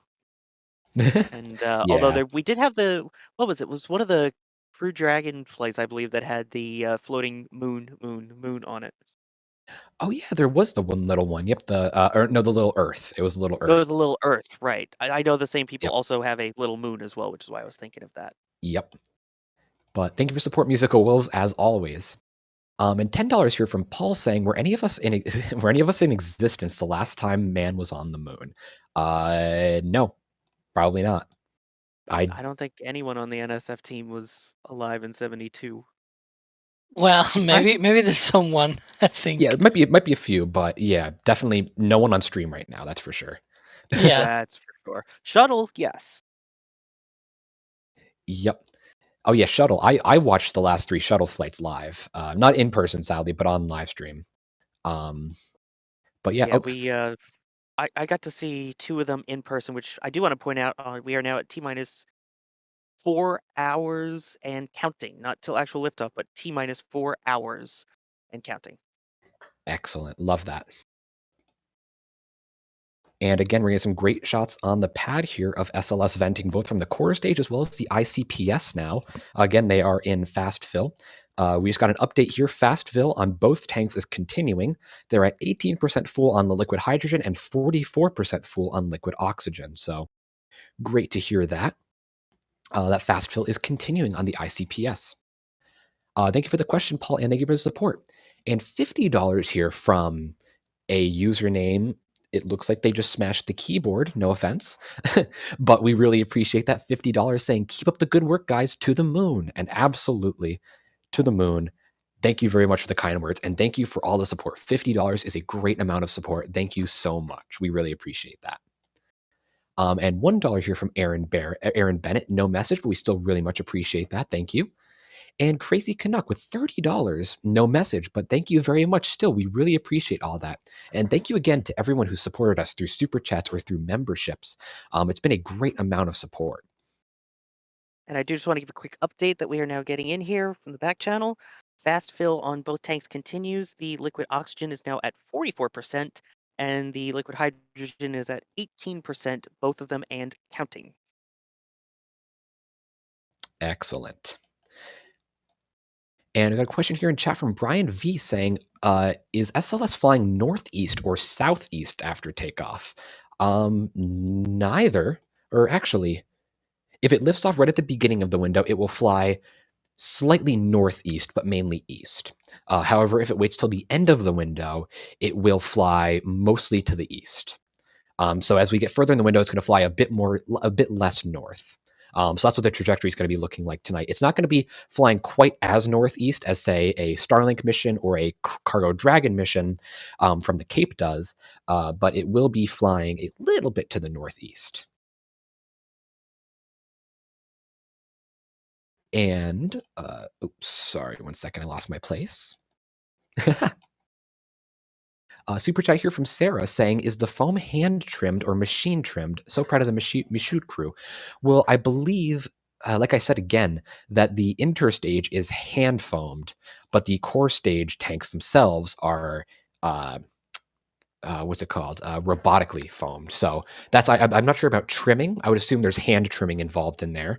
I know that they did that on previous, on the shuttle external tank, but I'm not too sure what they do on SLS. But thank you for support, Sarah. We appreciate that. And speaking of support, I think we have some extra support here coming in because I believe we have a familiar voice back. Jack Beyer, are you here, Jack? Can you, are you on stream right now?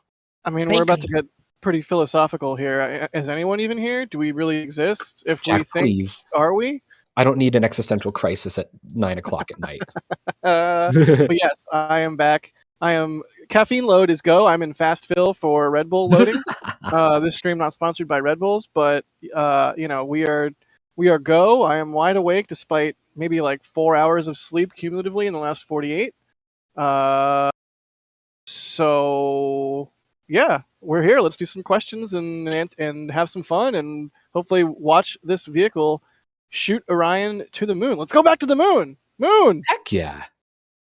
Absolutely. Moon. Moon. The flare stack is burning in agreement over there. It's always nice to get a little flare stack action. We were so used to it for so long in Starbase, and then it went away and turned into a vent stack. So I always love me a good hydrogen flare. And don't forget, we also had same thing for Delta too. And is it safe to start going flare? Flare.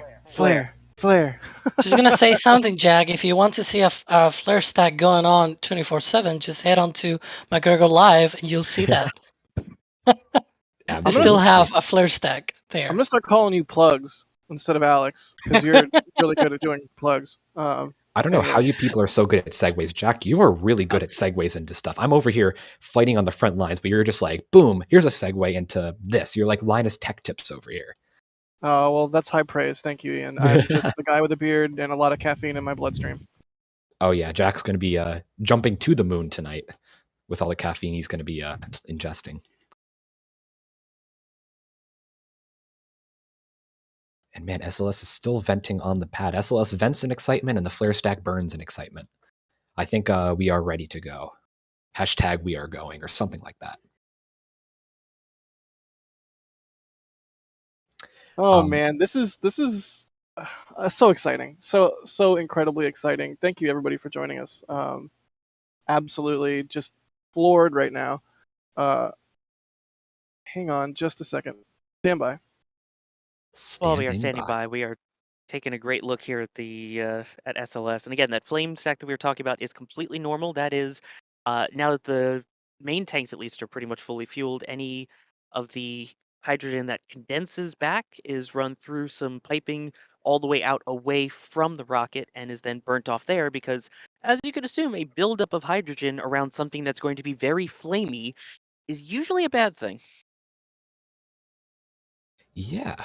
I think I want to grab a quick question here from chat. I really like this one from Chris Williams saying, assuming that all goes to plan today, when is the next Artemis mission planned for? So Sawyer, when is an Artemis II happening? What is an Artemis II? Get ready to be sad. Yeah, the schedule for it is about a year and a half originally after Artemis 1, keeping in mind that would be 2024, although there is a chance with the delays that we've seen so far with Artemis 1 that it could be closer to 2025. So, yes, it's a bit sad, but what is exciting is that Artemis 2 will have people on board. That is the first time that humans will go around the moon since December of 1972. It will also be the first time that Orion flies in its full crew configuration, including with the ECLS, or Environmental Control and Life Support Systems, and basically everything that will be needed for one flight later to land people on the moon. So essentially, it's kind of an Apollo 8 equivalent at that point, although not exactly. But it's still an exciting mission when we do get to it. Absolutely. And yeah, I'm All very... right, No, go ahead. Go, Jack. I was just going to fill in and say I'm very excited to see Artemis 2 fly, but first we got to get Artemis 1 off the ground. Yep, and hopefully that is what we're going to see happen tonight in just a couple of hours. It's crazy. We've been here at the press site since, like, some of us were here, have been here since early morning. Yeah, Chris G got here at 6 a.m. A couple others of us got here at 6 a.m. as well for that remote reset opportunity. I had the opportunity to leave after that, but, you know, we've all been here for quite some time, and it's kind of amazing how fast the time has gone by. It's all kind of been a very rapid blur, despite being many hours, and that's owing to the excitement that is. I mean, it's palpable. Everybody around is sort of the opposite of the previous attempts, where there's kind of like a general bummed out vibe going around. There's an absolutely, like, the press site is buzzing. Chris G's pulse right now is 65 for baseline. I think that's a flex. I'm pretty sure that's like a launch reporter flex right there. Let me stand by and I'll get you mine. And I will check mine as well. And we'll all compare afterwards. Okay, no, mine is 117. Yeah, mine's 118. So we're friends. We're friends, Alex. Oh, yeah. 122. Maybe I might have heart problems. Anyways, I'm not gonna WebMD myself on stream. I'm not as fancy tech-wise as you people, so I just did a manual pulse check. I'm pulling around 60 beats per minute. That's what Chris G did too. So wow, so you guys are cool customers, and apparently I'm a nervous Nelly. But anyways, well, I've got the go ahead. I've got the ADD leg shakes right now from excitement, but I don't know. I usually have a very, like, I sit at like 50 BPM normally. I have a very low heart rate, so that's probably not too normal. Yeah, I'll take it. Well, another good thing, speaking of good segues, is hopefully we get to see this rocket fly tonight. That would be a very good thing. That was a really bad segue. But before we get to more of your questions, let's thank some people for their support. A couple of these are getting really stale in the queue here, so apologies for that. Sometimes we just start answering questions and start riffing on things and providing the information that we have, and some of these can fall behind a little bit. So Aaron, thank you for the support. Ask how much total delta V does the SLS have? Has anyone done the math on that, or is that something like I am not a mathologist, famously, so I don't. This is way above my pay grade. But if someone wants to do the math, someone do the math, and either at me in chat or say so in the back channel wherever you're at. Well, you need about 9,400 meters per second to get to low Earth orbit. This is going to a bit higher than a low Earth orbit, so I'd say maybe closer to 10,000 meters per second just on the core stage and boosters. And the ICPS has about like 2,000 meters per second to get to the moon ish. So maybe like 12,000 meters per second. Very, very, very rough estimate. Here's what I'm seeing is that the core stage, the main portion of it, is approximately 2,000 meters per second. The rest of it comes from the ICPS and above. Although that number may have changed, as that was, I believe, an older variant. Okay, for lummoxes like myself, who are not math adept, does the amount of delta V depend on like the weight of or the mass of the payload, or like how am I to interpret that number? Is that like that's the delta V imparted to Orion, or that is like I don't know. Is that a stupid question? I don't even know if I'm asking a good question here. I'm way out of the sphere of my knowledge, on the edge of the sphere of my knowledge. It depends. If you're talking about the delta V needed, that doesn't depend on the payload because it's what it's needed, and so it's independent of what you launch. But here the question is, what can SLS provide? And so that's the delta V that you're budgeting, basically. It's called the delta V budget that you have in hand with a rocket, and that does depend of the payload because it's dependent on the performance of the rocket. And well, yeah, the actual number it depends on the payload that you carry, and also even the time of day that you launch this thing and the orbital mechanics and things like that. Maybe you're launching at a moment where the moon is closer to the Earth, so you don't need to have as much on delta V. Maybe you're launching at a moment where the moon is further away, so then you need a little bit more performance. But in general, the SLS, at least in this configuration, can launch about 27 tons to translunar injection. So awesome. While the delta V is not well known, at least the general performance of mass to that trajectory is known. Excellent. Let's see here.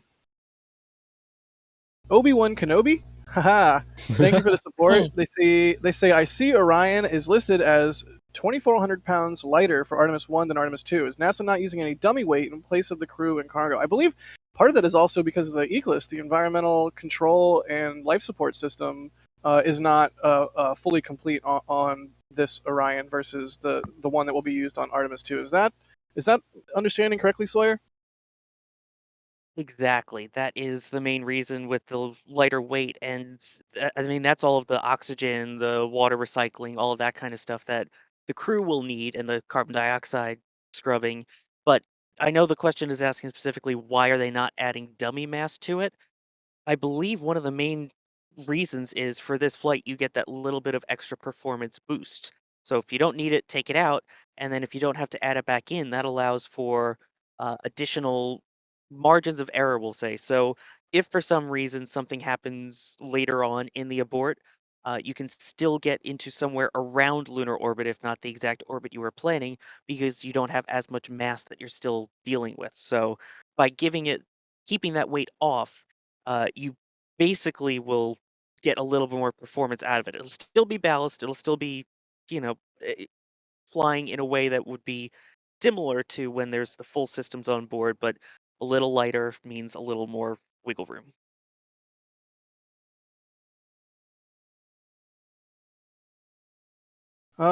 Excellent. Let's see here. Moon. Leon 21CS. Thank you for the support. They say core stage has 2.65 is that million?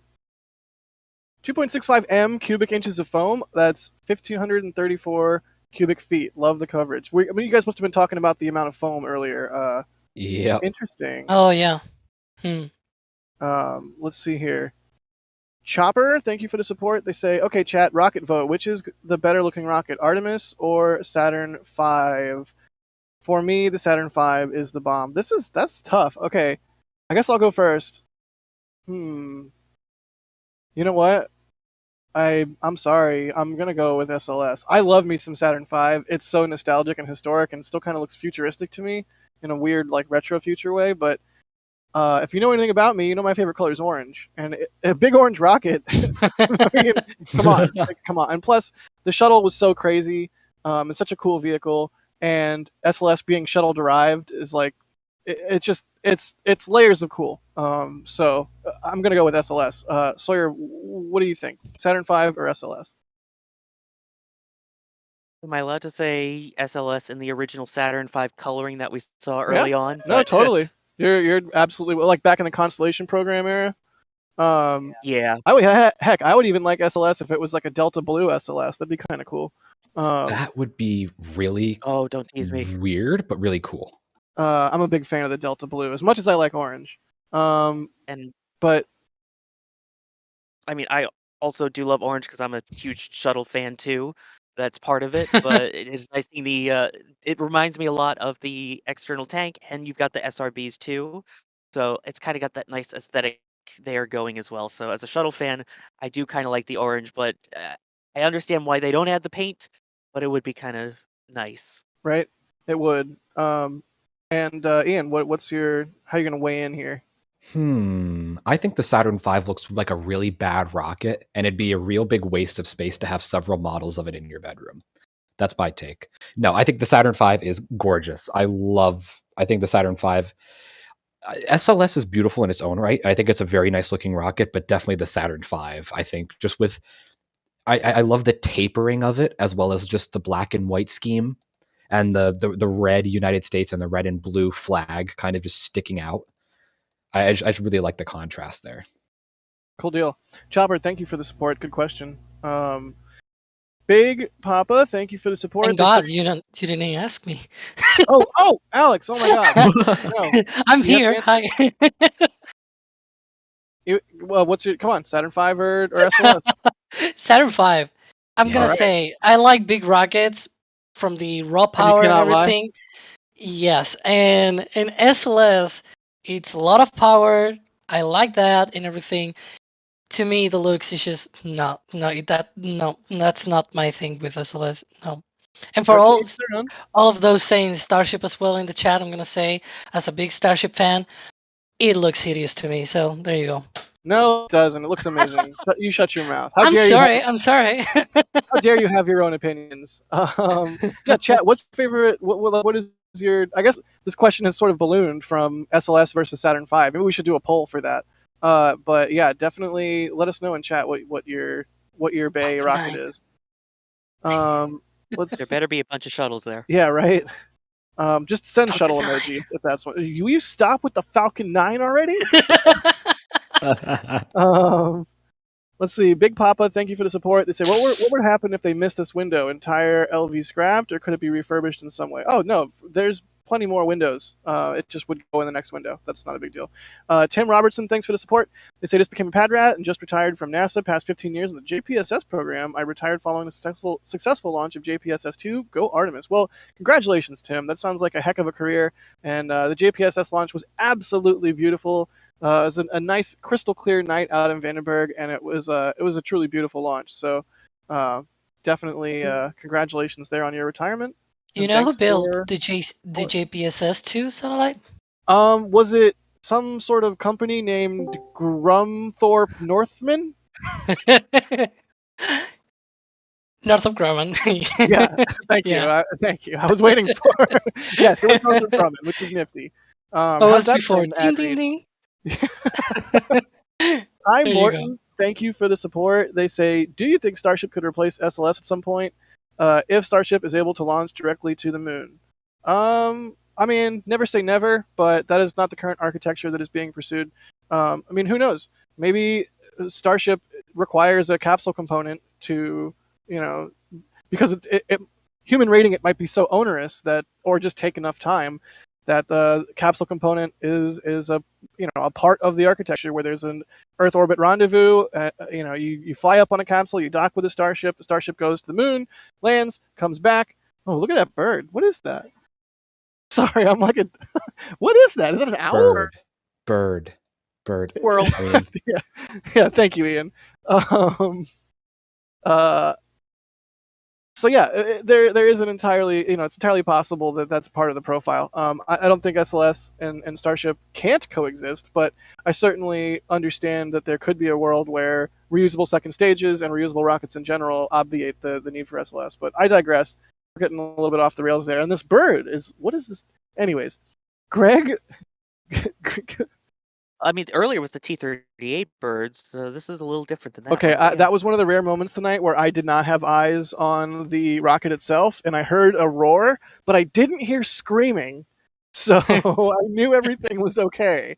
But for a brief moment, I must confess, my brain typically goes to the worst case scenario, which bad brain. But anyways, yeah, T-38s, that was cool.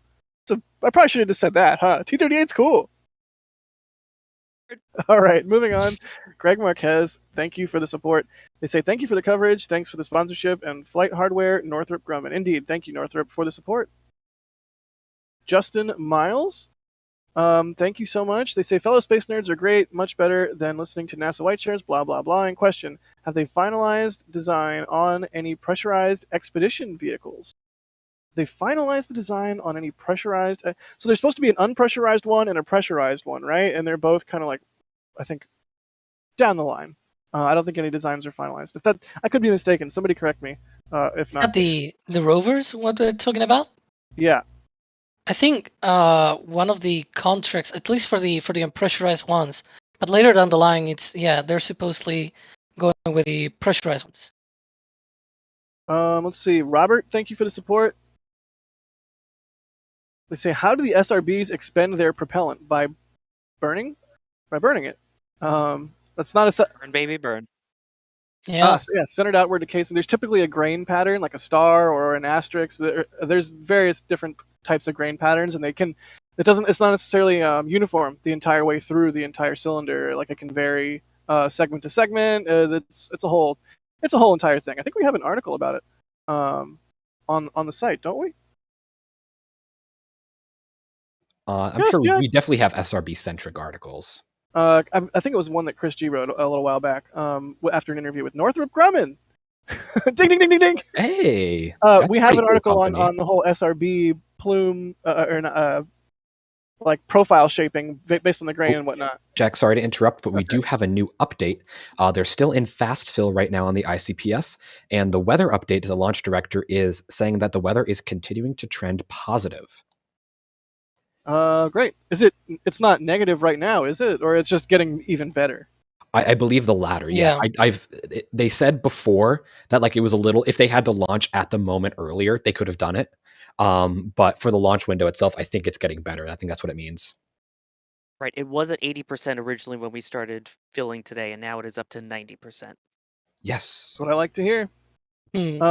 Gus F, thanks for the support. They say, hi from Washington, D.C. Got my coffee ready, excited for a late night launch. Indeed. Thank you, everybody, for joining us on this late night. Not the optimal time to launch a rocket, but you know what? Anytime a rocket launches, it's a good thing. So, well, I guess unless it's like a, like a nuclear. Anyways, Sordite, thank you for the support. They say, why would the mission nearly take a month? What were you guys talking about? Were you talking about the 42-day mission profile of the previous attempts earlier or something? Or what? Somebody riff on this question because I'm lost on it. I mean, go ahead. Do you want to take it or do you want me to start? I was just going to say, so there's two mission profiles that they could be taking. If they launch tonight, which it is looking like they may, I'm saying that very quietly because I don't want to jinx anything. But if they launch tonight, it will be a 26-day mission. That is the short mission trajectory. Now, if they launched on, say, like a different day, I don't necessarily know exactly which days, but I know some of the earlier flight attempts, they had them set up for the long mission trajectory, which was about 41 days or so. Oh, nice graphic here. Everything is 100% full. Yeah, it'd be about, like, I think 41 days, 42 days or so is the long mission trajectory.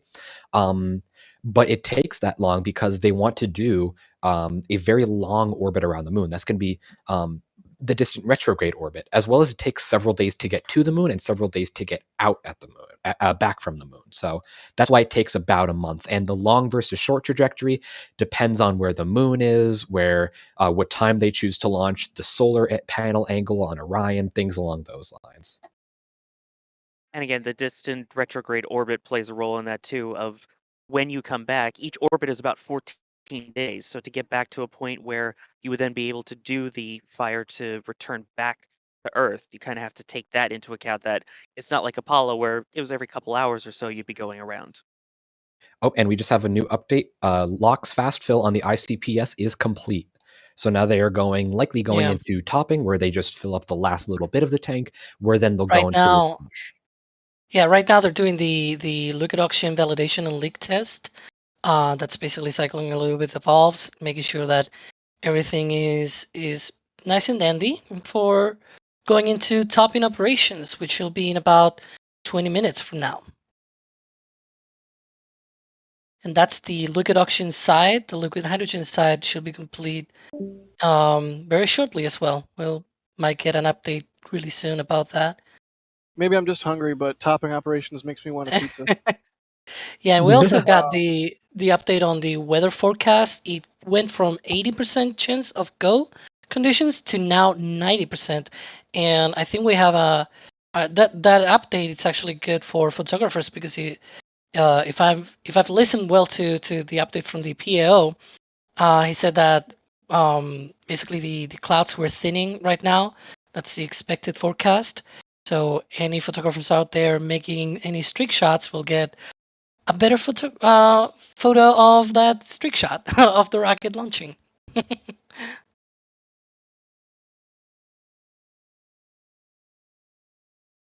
But so far, the clouds, thick cloud rule and cumulus cloud rule are the only two concerns right now, but they are really low concerns, only 10% violation, so not really a big deal right now.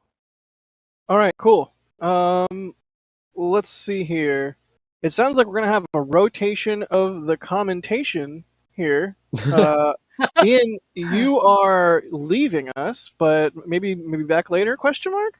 I will not be, unfortunately. I think my roommate would be very upset with me if I was. But I will absolutely be watching and cheering from the sidelines. But yeah, unfortunately, I do have to go. My throat is starting to go. I'm still getting over some kind of sickness. So You got down with the sickness? I'm too tired to understand if that's a reference or not, but I It's assume it is. it's a poor reference. Okay. But thanks for joining your voice for us for a little bit. Hopefully you feel better. And moon, good buddy. Absolutely. It was a pleasure. Everyone watching, I hope you enjoy the launch tonight. I hope we do get a launch tonight, no matter what happens. I hope you all have fun. And thank you for tuning in, everybody. It was great to be here. Sweet. Have a Also, great rest of your night. Sawyer, we are having you swap out for Philip. So Sawyer, thank you so much for holding the fort down.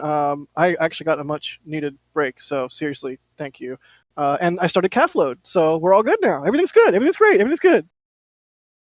Yes, I'm going to probably go for a reload on my calf as well. And yeah, I love doing this. I think you guys know that. I love making the terrible jokes as well, which apologies for all of those. But I mean, I'm still going to be around the press site here. So if you ever want me back, just holler Sawyer. Sawyer. Oh, no, wait. No, it's supposed to be Moon. Moon.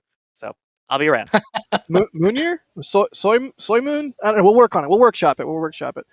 Soy Moon. I like it. It's healthier than regular moon, and it's better for the environment. Okay, anyways. Regular I'll moon be is back, made of everyone. cheese, Thank you for having me so on. Soy it's cheese. vegan. Okay. And replacing Sawyer, like I said, is Mr. Philip Sloss. I feel like I should just call you Mr. SLS, our resident SLS expert. How's it going, Philip? Welcome back to the stream. I did some dinner. I'm gonna try not to. I'm gonna try and leave the caffeine load on until later. Kind of hoping we don't need it. That it'll just be exciting enough all by itself. Indeed. All right. Well, I mean, I feel like I can frolic unrestrained through the fields of technical questions. Now that you're here, Philip. So hooray! Well, it just since we're right at that time, we're basically 4 hours. We're coming up on 4 hours to the opening of the launch window, so we're getting close.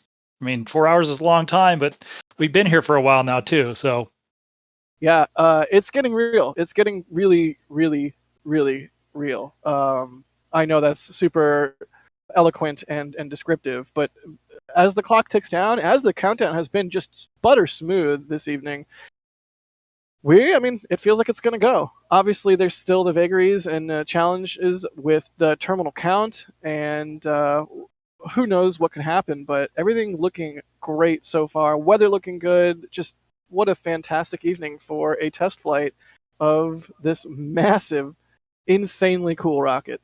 Thanks everybody for joining us. You know what? Really quickly before we get into questions, we are almost an hour old with the super chats, and we're not going to be able to answer all of these questions. If you had a question as a super chat and it doesn't get answered here, feel free to @NASA Spaceflight and ask it again. We always like to answer questions both just from regular chat and from the super chats. So, but I do just want to at least acknowledge the people who are supporting the stream. So, thank you, Eric. Let's see here. Thank you, Alan, for the support. They're from Western Australia, from Perth. Excitedly watching and waiting. Thank you so much for joining us all the way from down under, and for the good luck for Artemis. Vesa, thank you for the support. Hello from Finland. What is the thrust and weight? Who's got the facts and figures? I'm just gonna throw it straight to Philip without even just like blindly throw the ball at Philip. Let's see, the weight of the vehicle at liftoff is going to be about 5.7 million pounds. What is that? So the conversion they're giving us is 2,600 tons approximately, and the liftoff thrust will be about 8.3 million pounds.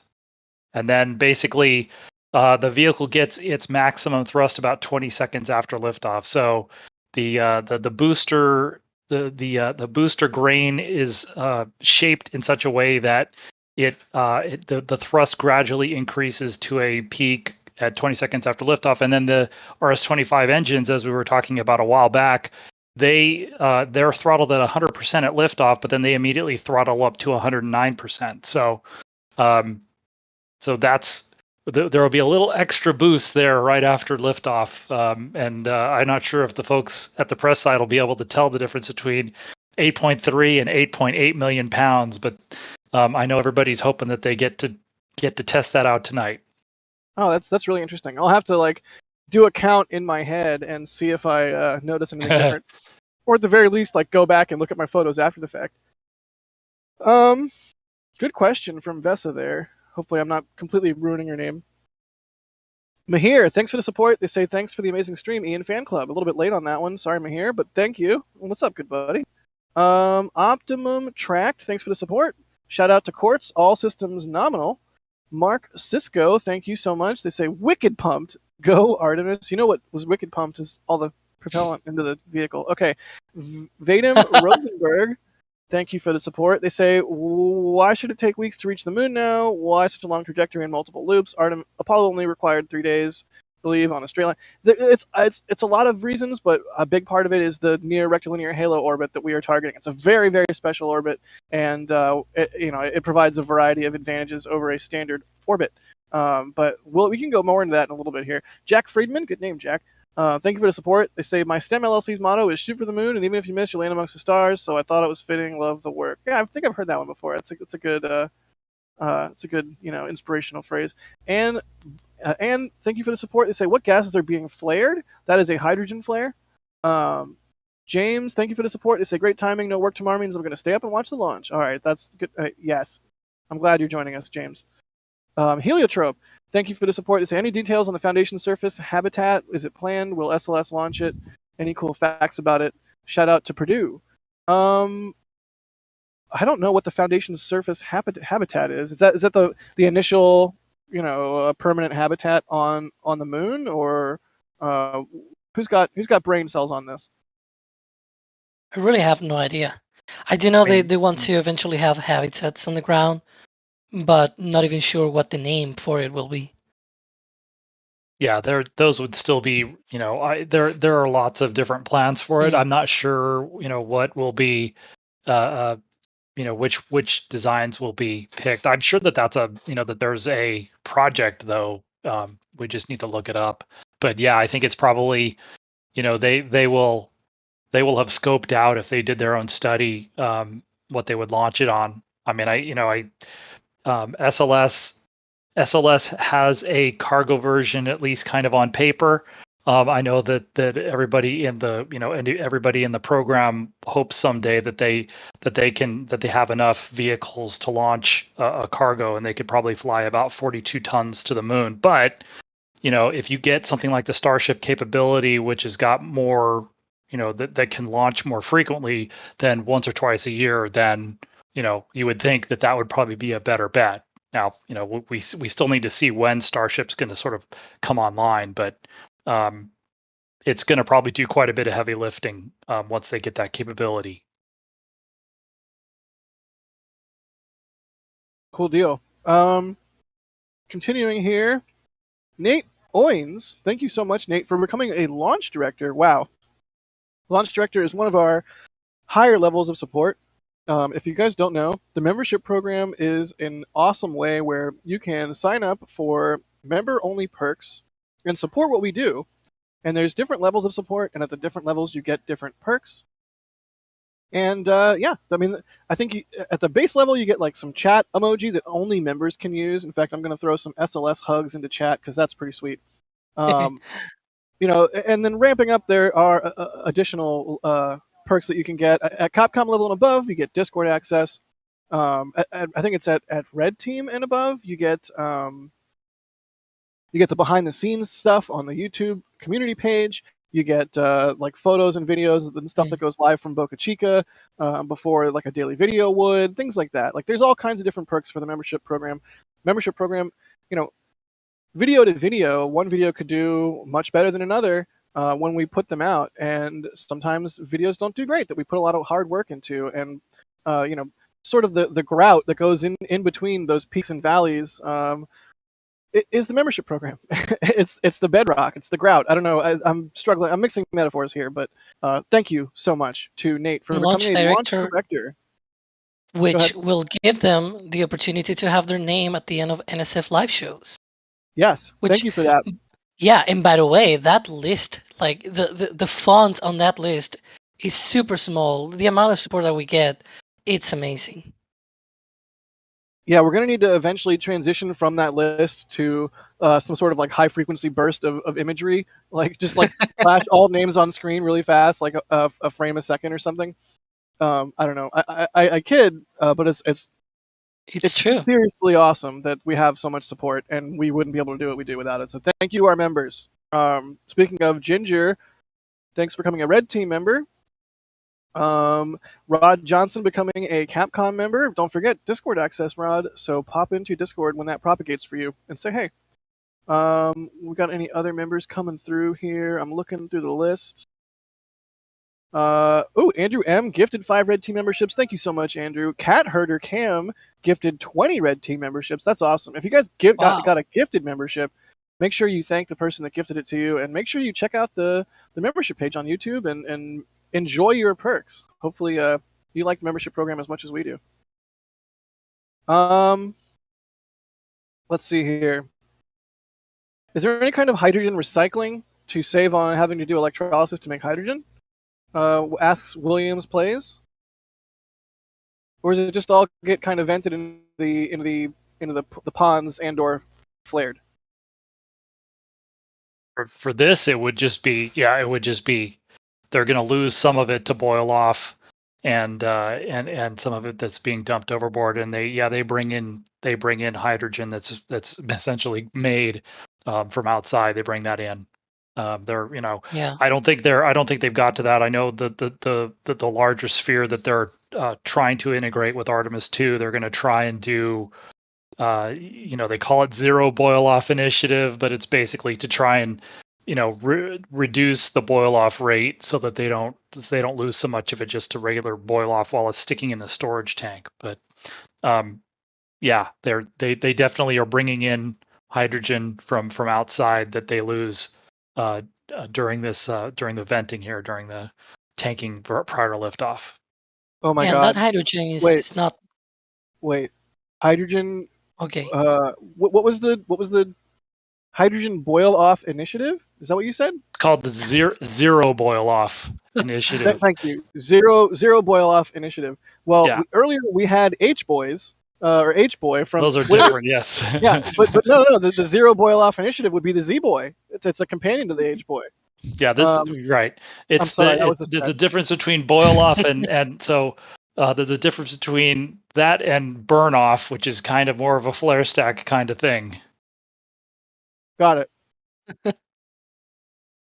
Yeah, what I was about to say is that also the hydrogen here used on SLS and pretty much across the industry is not made from electrolysis, because as the super chat says, it consumes a lot of power. So it's actually easier it's also not too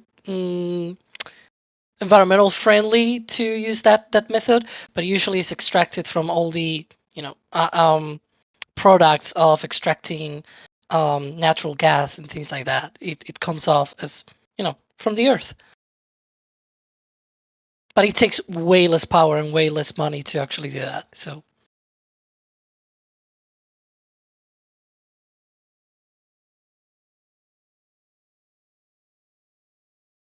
I think we're waiting for Jack to come back, but while we're basically just we're looking at a view here from, this is close to the zero deck of the not zero boil off, the zero deck, basically the zero level on the mobile launcher, and we've got the two teal service masts kind of in shadow in the foreground here, hooked up to the core stage. And we're basically just switching through the cameras here, taking a look at the vehicle. The core stage is fully fueled. The ICPS upper stage / second stage is probably about halfway full right now, and they were basically ahead of the timeline for a standard countdown. And so we're basically, as they've been saying, so far so good, and we're about 3 hours. And this is the countdown clock, and the countdown clock has a 30-minute hold left. We're about, if you add 30 minutes to that, that's how much time is left until the opening of the launch window, which is 2 hours long if they need to use a little or a lot of it. But we did just get an update a little while ago, and I may be repeating something from earlier, but the weather forecast for the last couple of days was saying there was a 90% chance of favorable launch conditions. It dropped down to 80% for a handful of hours this afternoon and evening, but it's now back up to 90%. And so they're still looking at a couple of rules that there might be a little issue with. There's a thick cloud rule that they'll be looking at, and then the cumulus cloud rule. But they do, there's only a 10% chance of violating the weather rules, and so I think they have a if that, even at 20% they are, I think we have a really good chance that the weather is going to cooperate tonight. Yeah, I think at this point, I don't want to jinx anything. At this point, to me, the only thing we would, oh, wait, we're getting an update. Okay, this isn't the end of the world. The launch team is tracking a leak on the core stage replenish valve. That is the update. We're waiting to hear more. We're, an hour and a half ahead of schedule? There's plenty of time in the count. Everything is still looking great, so we are. We'll keep our ears open for any information there and more updates from NASA. But I'm assuming that's on the hydrogen side again, and in this view here, the hydrogen side's the right hand tail service mast. It's on the mobile launcher side. It spiked to 1.5%, then came back down. The violation at that sensor is 1%. Yeah, and something that they just said is that that's different from the other sensors that they have for example, on the tail service mast, those are in closed volumes, so you can allow that to go to 4%. Here is in open air, so even 1% is already a little bit more icky, and that's why the sensor is at 1% in that case.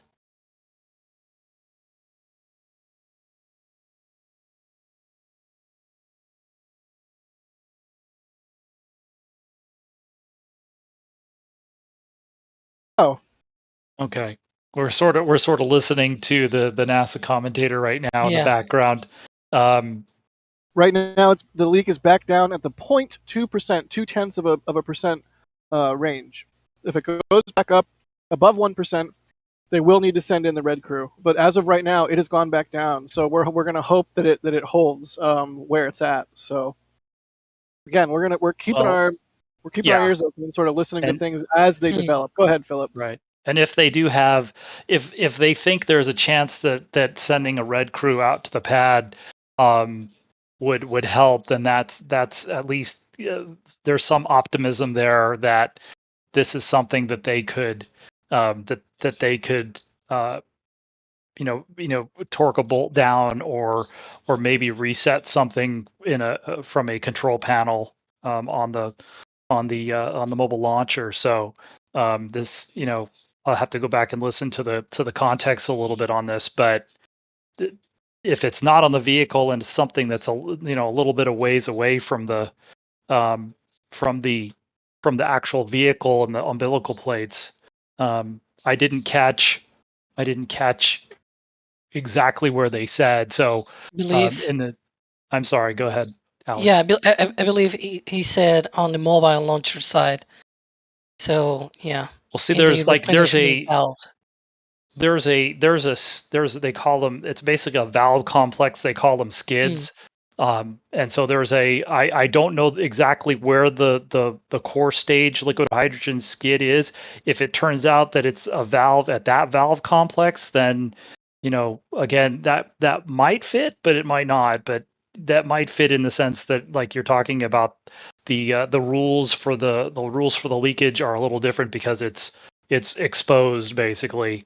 It's not enclosed, and so, but we'll just have to see. We'll just have to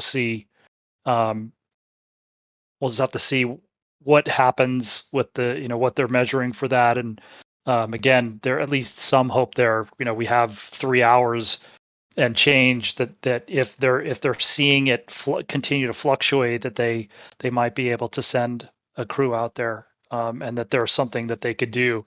And if it's at the valve skid for the core stage liquid hydrogen, that they may be able to do something with it there. Yeah, and they just said that they are in stop flow for the liquid hydrogen side of the core stage. Right. Due to that leakage, which is important to point out that right now the core stage is full.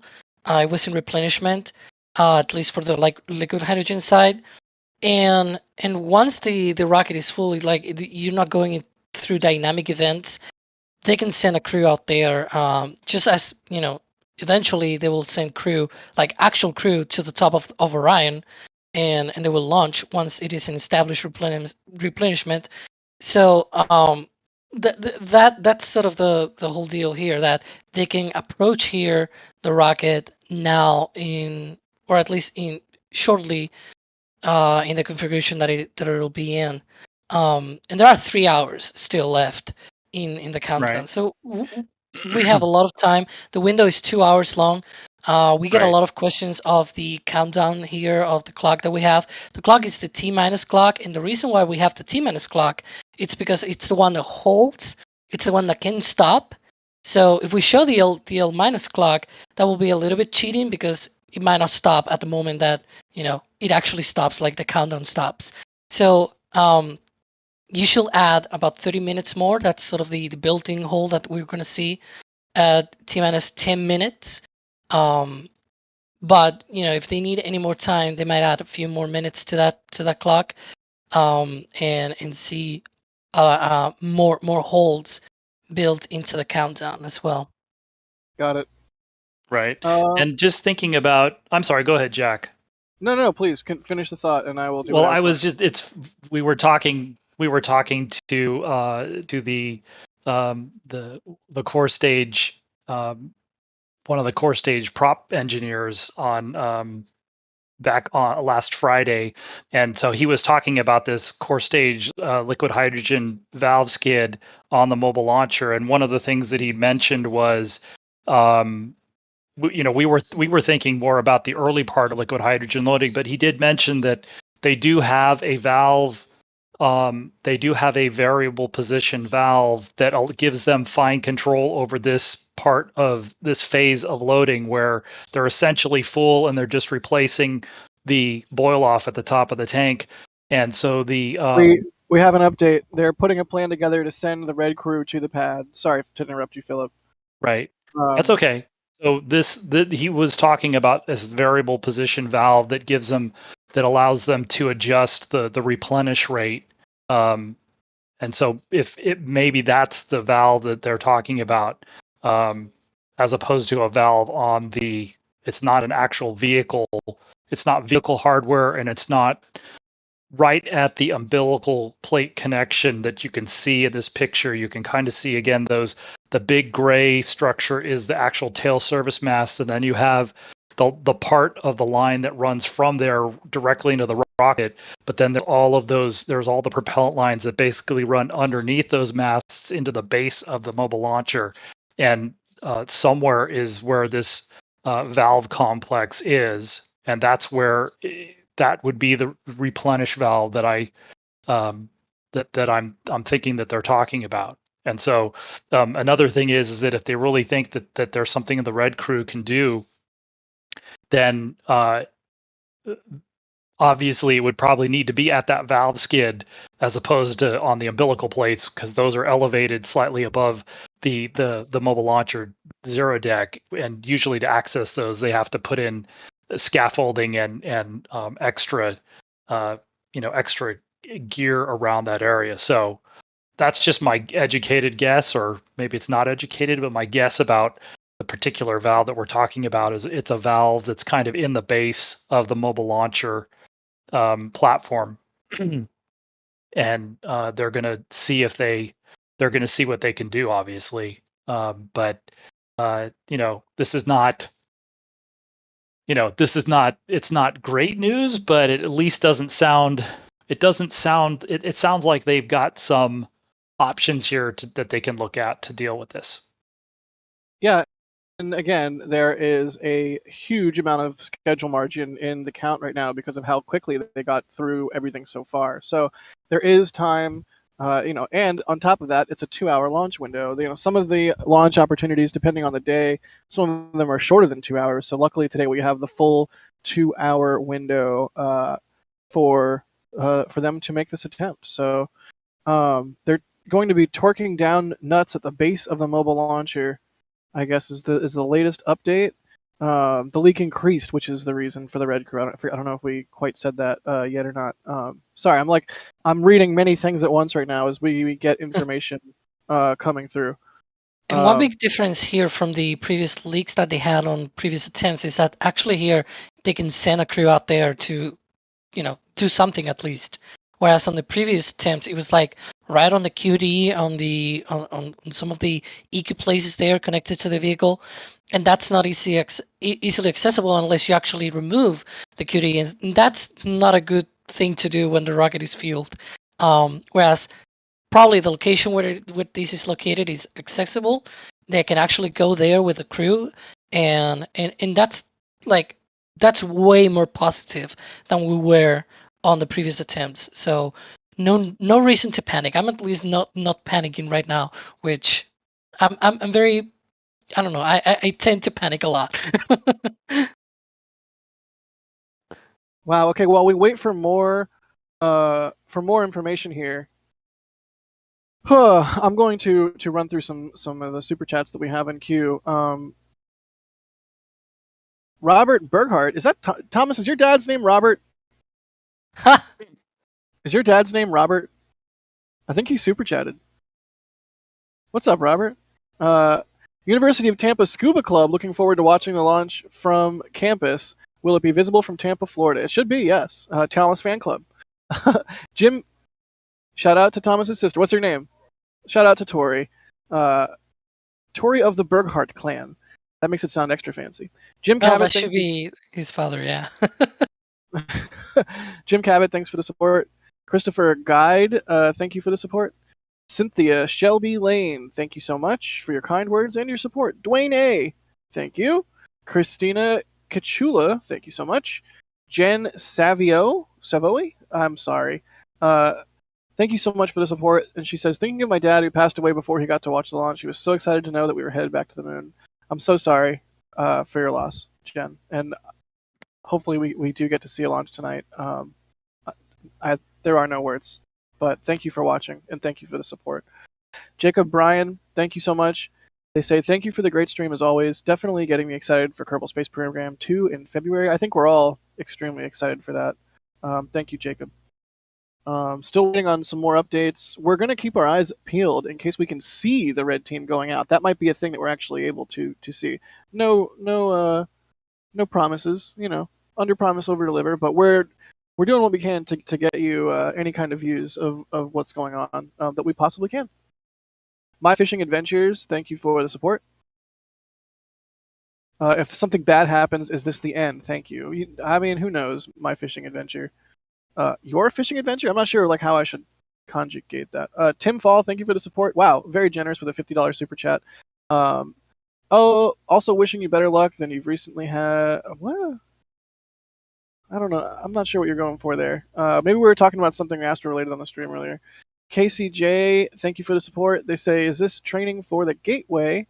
And this is one of the steps towards establishing the gateway and using the gateway, and the whole entire Artemis program in general. Darth 2D2, haha, says, is there a cam that will show footage near the moon? Orion is decked out with cameras, and so hopefully we get some good imagery from it. Guten Tagen? Or Guten Gotten? Either way, good something in German, says, please send birthday wishes to my lovely brother who loves space so much. His name is Elver Gone. Oh, God. Did I just get got? I think I got. Yeah. Well, in Spanish, but yeah. I'm not going to say what it is. Yeah, that's hooray. Connor, thank you for the support. You should look at the queue more often, Alex. Connor, thanks for the support. Stephanie, thank you for the support. She says, so proud of everyone who's worked so hard on this mission. Irish Penguin, thank you. They say, here's to my good friend who works at the Jacobs Cryo team, who says, I'm ready for this thing to leave. I'm with you, my friend. Is this the part where I tell a story? I think I'm going to tell a story. Okay, so the other day, I was driving through one of the gates to get onto the press site, and I pull up to the gate, and the security person says, I hate to be the bearer of bad news. And I immediately thought, oh, I've gone through the wrong gate, because it's very specific how you're supposed to get to where you're supposed to be. And I say, oh gosh, did I go to the wrong gate? I'm sorry. And the security person says, no, there's a better chance of you know what? I think I'll just I'm gonna abort the story. But basically, the security guard was also ready for SLS to leave. Let's put it that way. But yes, Irish Penguin, thank you for the support. Dory has a leak. Oh gosh. Let's see. Astro95 Media says, proud to have been part of NSF since 2006. Wow, y'all have taken the site to incredible heights. Thanks for all you do for the space community. Thank you so much, Astro95. With your support is how we've been able to do everything that we've been able to do, and with the continued support, we'll keep adding things that we can do to our priority list, I guess. So definitely, thank you so much for sticking with us for so long, and you keep watching, and we'll keep making them. Christopher Butcher, thank you so much. They say, you are also wonderfully young. This old man, yes, late 50s, watched Armstrong and his colleagues on Apollo 11. All the best to Artemis. I mean, I'm 34. I feel old, but sure, I'll take it. Thank you for the support. Peter, thanks for becoming a Pad Rat member. Vesa, thank you for the support. Brian, thank you so much. We already went over how much the rocket weighs and how much thrust it had, but how much does it or how tall is it? What is the footage? Footage. What is the height of the vehicle? Thank you. Someone please talk. It's 98 let's meters? see. Yeah. Yep. I set it on a more international measurement Yeah. of unit. Yeah. All right, excellent. 322 feet, 98 meters. 98 meters. This is Years. America. It's all right. Whatever it is in like feet, foot, inches, whatever. Yeah, freedom units. Oh wow, Astro 95 is Brian from Prestamico. We were talking about Prestamico earlier. It's like the shuttle documentary that goes over kind of what it was like to be around at the time and cover shuttle. That's on YouTube. What's up, Astro 95? What's up, Brian? Jack Friedman, thank you for the support. Kevin Fodor, thank you for becoming a PadRat member. The Price of Dreams, thank you for the support. They say, is there a chance the Artemis program will get scrubbed altogether due to cost? Also, thank you all so much for your work. I'm not going to pretend to know the vagaries of how Congress will work or might work. Joe the Toolman, thanks for the support. IGP Mitch, thank you so much. They're asking if we think the previous problems were caused because the RS-25s are grumpy at being used expendably and causing an equipment mutiny. That's pretty funny. No, it wasn't the RS-25's fault. EMZ, thanks so much for the support. They say caffeine for the win. We are all going to be bonkers after this launch. Yeah, I mean it's a real thing. After a launch, you typically will like have an adrenaline rush, and then once that adrenaline wears off, it's crash time. No matter how much caffeine you've loaded. But let's see here. All right, how about we do some questions? I barely made a dent in the super chats. I mean, Jerwa gifted 20 Red Team memberships. Thank you so much, Jerwa. Once again, all the support is insane, and we so appreciate it. Waiting on a check became a Red Team member. No, a PadRat member. Tyson, the launch director. Thank you so much, Tyson. So appreciate all our members. Dapper Pangolin became a launch director. Blood and Diamonds became a PadRat member. Get your names shown on the screen here as we wait for more information about what's going on with this leak. Angela Gloner, thanks for the support. Greg, thank you for the support. The rocket is launching from Earth. What kind of question is that? All right. Hey, you know what? While we wait for the next update, we're gonna go back to some viewer questions and put the super chats on a hold for a little bit because there's no way I'm gonna be able to get through all of these. We will shout out some more here in a little bit. Like SG, holy cow, $50 4 minutes ago. Thank you so much, SG, and thanks for the kind words. But before we get back to the viewer questions, I do want to quickly thank Northrop Grumman for once again for sponsoring the stream. We do so much here at NASA Spaceflight, and we try to do the best that we can, bringing you guys coverage of all things space from around the world. And, you know, it takes a lot. So between all of the equipment that was required to pull the fiber feeds from NASA and all the equipment that's required to cover a launch like this and all the data that is required. I mean, we have a Starlink terminal here. We have multiple insane cellular-based like backpacks. It takes a lot of data. It takes a lot of work. It takes a lot of infrastructure, and it takes a lot of human time. So thank you so much to Northrop. They do a lot of cool things. Obviously, they built the solid rocket boosters for this mission and for the space shuttle, at least orbital ATK or ATK Thiokol did, and then they merged with Northrop. Northrop has they were the prime contractor on the James Webb Space Telescope, which is such an amazing and already wildly successful mission, and I know we all have been enjoying the imagery from James Webb. So, anyways, we'll occasionally thank Northrop for the support because it definitely was super helpful in allowing us to cover this mission properly. So, all right, let's see here. Do we have any leak updates? I haven't heard any. I think Okay. it'll take a little bit of time for the red crew to, it's like they could probably go out there really fast, but they're going to need a set of tools, and they'll need the right set of tools. And so the red crews tend to have to be kind of jack of all trades, I guess, pun intended. So, so yeah, but I don't know that they take the entire. I don't think they probably can't go out there in like a bus.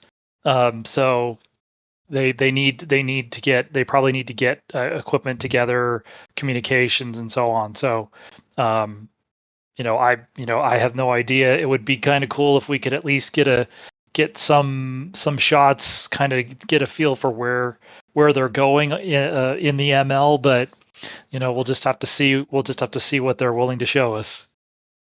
Absolutely. Holy cow.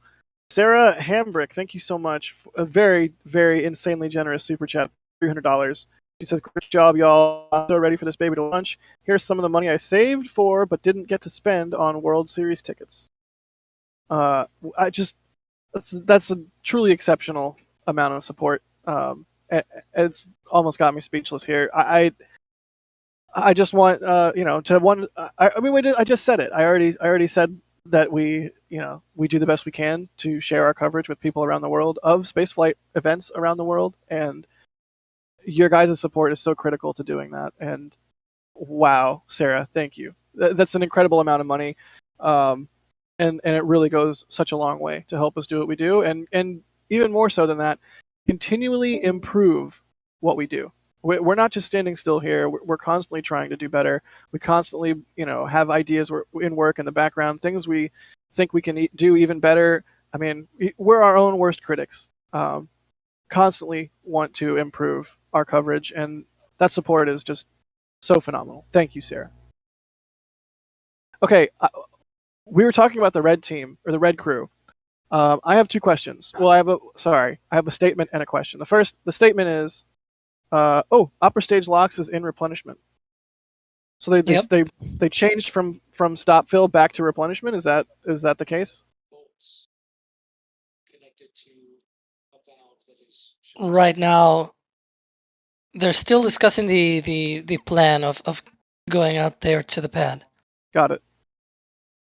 Okay. But yeah, while we wait for the rest of that update, imagine being on the red crew and basically right now gathering the tools and equipment that you need in as quickly and as safely as a fashion as you can, and then imagine being a person to go out to 39B while this rocket is fueled and sitting there alive and breathing on the launch pad. To stand close to something like that, to such an insane machine, to such a massive pile of propellant, that's wow. If you're on the red crew, absolutely props to you. And then that was my statement. My question is, or my prompt is, my prompt is, for maybe we have viewers that are watching who are like, what is a red? Why do they keep saying red crew? What's going on with the red crew? Maybe, I don't know, Philip, do you want to sort of, you touched on it a moment ago, but like what exactly is that crew, and what are they going to try and do if they send them out? It's basically a repair crew, or maintenance crew, service crew, and they could be going out to, they could be going out, in this case, what it sounds like is it really does sound like it's on the valve skid for the core stage liquid hydrogen. It's in the side of the mobile launcher platform. The platform, mobile launcher is the big umbilical tower you see behind the SLS, and then the platform itself. But they could be going out there to do maintenance on anything from, there's an air conditioning room that's away from the mobile launcher that they had issues with way back in the first wet dress rehearsal attempt. Just thinking about some of the issues that they've had, there's they have other valve panels up on the umbilical tower. They could go up there to throw a valve, like a manual type of valve versus these cryogenic valves. But it's basically just any things like this, like torquing down the bolts on a liquid hydrogen valve assembly, or it could be replacing a circuit breaker. It could be things like that they have to basically be prepared to do a bunch of different a bunch of different service tasks like this. And so, now basically before they go out there, the launch team, they're probably going to be talking to somebody and basically have a a checklist and a plan when they go out there. And of course they'll be on comms when they're out there with a launch team, and they'll go through repairing things and seeing, if they see, if they torque these bolts down and they see it work better, then then they'll be good to go, or they may need to try something else when they're out there too. So but it could be, they have to sort of be, like I was saying, kind of jack of all trades in terms of maintenance at the pad systems, the mobile launcher systems, and anything out there that might need that could be fixed in a timely fashion like this. Gosh, I know I've said it already like a million times, but holy cow, these views are amazing. Just what a cool shot. And it's just cool shot after cool shot. You can even see Locke's vent, I think. Right on the ICPS. And I mean, this is essentially, like I was saying, I was watching you guys talking to her. This is this is where the ICPS separates from that conical launch vehicle stage adapter. So after main engine cutoff, that LVSA will stay with the core stage when the ICPS separates with Orion. And so all those bolts are it's a quote unquote frangible joint, and so those will be cut very quickly when they do that separation. Let's see here. Looking for a question to answer. It looks like someone just mashed their keyboard. Says, how far did they get in the last attempt before the scrub? Not this far, right? Yeah, no, I mean, depends on how you look at it, but this is the farthest that they've got with a, ready to launch vehicle. And so again, it's just a question of, this isn't really a vehicle issue anymore. And this is more of a, I would think, again, I don't want to jinx it, but I think, if they had to stop for today, this is the kind of thing that they could probably fix relatively quickly. This is like maybe, a day or two to fix if they can't fix it right now. Versus, we're talking about with the umbilicals and the quick disconnects, you're talking about weeks possibly, and all of that kind of stuff. So, the fact that they think they can, that the Red Crew's got a shot to go out there and fix this and let them fly today is means this is just, it's just something else that that they need to deal with. But the Red Crews have gone out to the pad and shuttle many times, so this is, I think we're still, that the vehicle is still in good shape to fly here. They need to fix this. They need to fix this valve, get the LH2 tank for the core stage back into replenish, and like we've been saying, we still have more than 3 hours to the opening of the window, and they got another 2 hours on top of that, so they've got time to deal with this. Yeah, they've got time. That's the headline right now. Okay, really quickly, we have something super cool coming up here. An interview. I know a lot of times we do not show faces on our stream, but we've got something special cooking. So stand by, and we will have that for you guys here. This is really nifty. I'm really excited about this. But before we jump to that, I do really quickly want to just remind everybody that we do have a merch store. We do have a whole bunch of cool SLS merch. We have this new design, which I really find delightful. It's kind of like retro futuristic. So if you are so inclined, jump on over to the store, get yourself some merch. It's yet another way to support what we do. Besides from the super chats or hitting the like button or what have you, this gives you a physical thing that you can wear, confuse your friends with if you don't have cool friends, or get the approval of your friends from if you have cool friends. So there's all kinds of different SLS merch. It's not just things that you wear, it's things that you can use, like mugs or what have you. We got the hoodie, so all kinds of cool stuff. But that is the merch store. It exists. Thank you for considering buying some merch and considering supporting what we do. So, yeah. let's see here. I'm gonna go with another question. Let's make this a really quick one, because we do have that cool thing coming up here. It's like, and it's really cool. You guys are be excited because we have a fun thing coming up here. Let's see here. Boop boop boop. I'm looking for a shorty question here. Oh, perfect. Assume Dude is asking, in the event that there's an anomaly, is the launch escape system armed?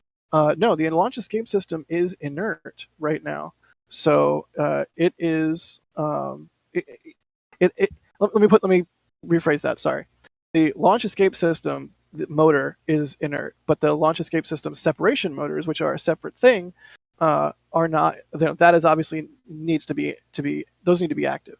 So at the appropriate time and during launch, the launch abort system will separate from the stack. But if there is an anomaly during flight before then, it will not activate. So there you go. There's an answer there to you. That's a good question. We get that question a lot, and I think it's worth answering because it's one of the particularities or peculiarities. I can't talk. It's one of the interesting things about this launch.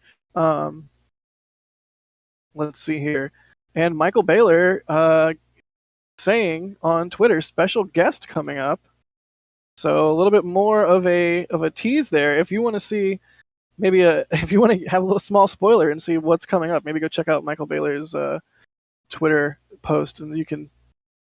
Small spoiler, but not everyone's going to go look. But we have a cool thing coming up, a special guest, which is a new thing that we can do. Partially in thanks to support from everybody, on all of our streams. So thanks everyone for that. Let's see here. Do we have? What can we do? Oh, Delta 23. Here we go. Philip, Delta 23 is asking, has the space shuttle ever had a pre-dawn launch or had a jellyfish in the sky? Has that happened with a shuttle launch? Oh, yeah. Yeah, I'm trying to think of, I'm sure Chris G's getting ready for that interview. I think that we're teasing, but what was I think one of the last shuttle missions. I want to say STS-131. We had a really cool jellyfish. Obviously there have been a few more SpaceX launches that have been on those, at those sunrise, sunset times, but yeah, the shuttle had a few launches like that, where it sort of either launched into sunrise or launched after sunset, and you got that effect. So cool! I really want to see something like that happen with SLS. I can't imagine the dynamics that you would see in the plume from the SRB set motors and all that cool stuff.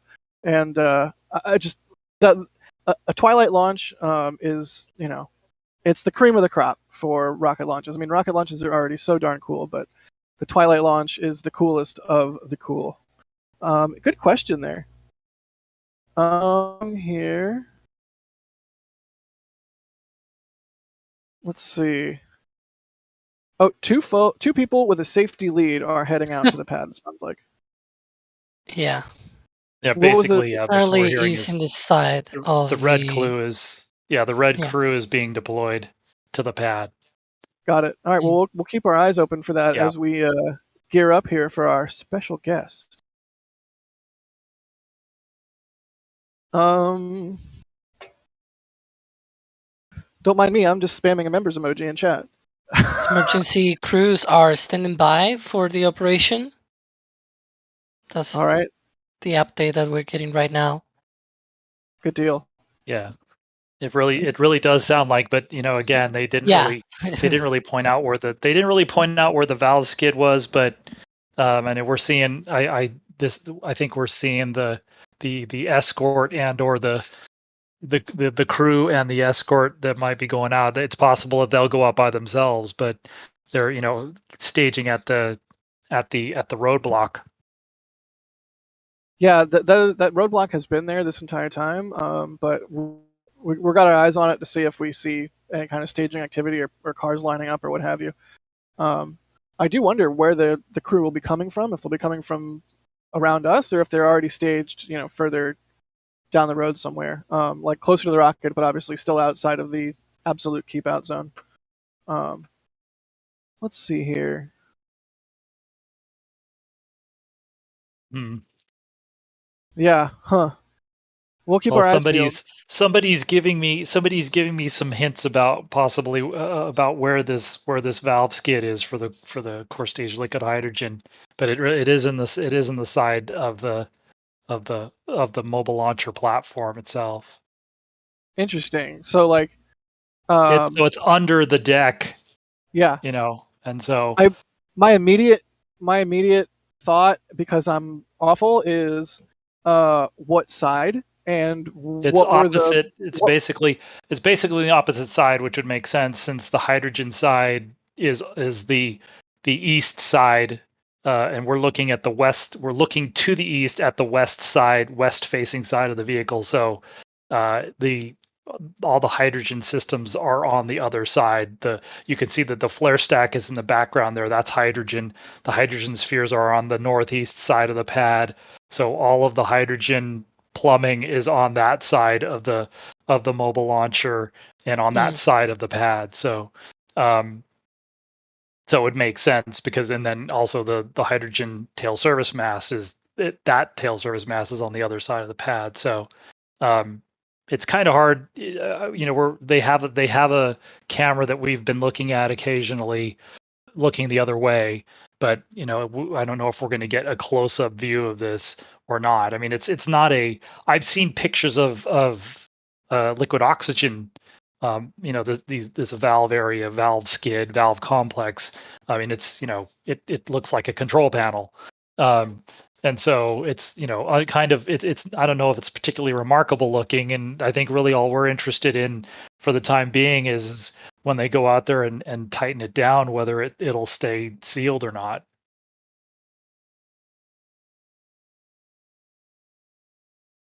Sorry, talking while muted once again. Got it. All right, let's see here.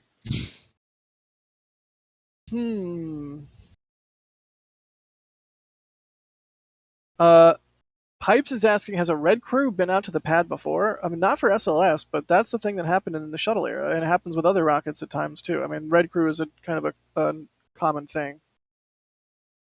I mean, it happened on. I think they did. There have been a lot of on the very first wet dress rehearsal attempt, they were basically trying to get into a configuration with the mobile launcher and so that they could start the tanking process, and they had issues with a couple of I'm forgetting the name of the units, but they had a couple of fan systems that they were trying to fix, and they basically those ones were like circuit breakers that were opening on them, and they tried to do that day. But this is more of a they've been through so many attempts now. They are getting better at this. I know some people will look at this and wonder how I can say that, but the repetition of all of the other things that they've done, they are getting operational experience. And so now we're just talking about this is not a flight valve on the core stage. It is in the mobile launcher that helps distribute the hydrogen up to the umbilical plates and into the core stage. And so again, the reason that the leak rate, allowable leak rate, is lower is because it's exposed as opposed to enclosed. And so you don't want to, as Alex was saying way back when we heard about this originally, because if the hydrogen is just leaking out into the open air, you don't want to let out as much of it. So, but as we were also saying, it's something that they can directly physically access, and so this is basically going to be, they may not have a lot of options here, but assuming that when that torquing the bolts down, that could be enough to fix it too. So we'll just have to see. Again, we'll just wait and see. Hopefully, NASA will give us a little bit more of a situational awareness of what's going on. When they get there and what's happening with that.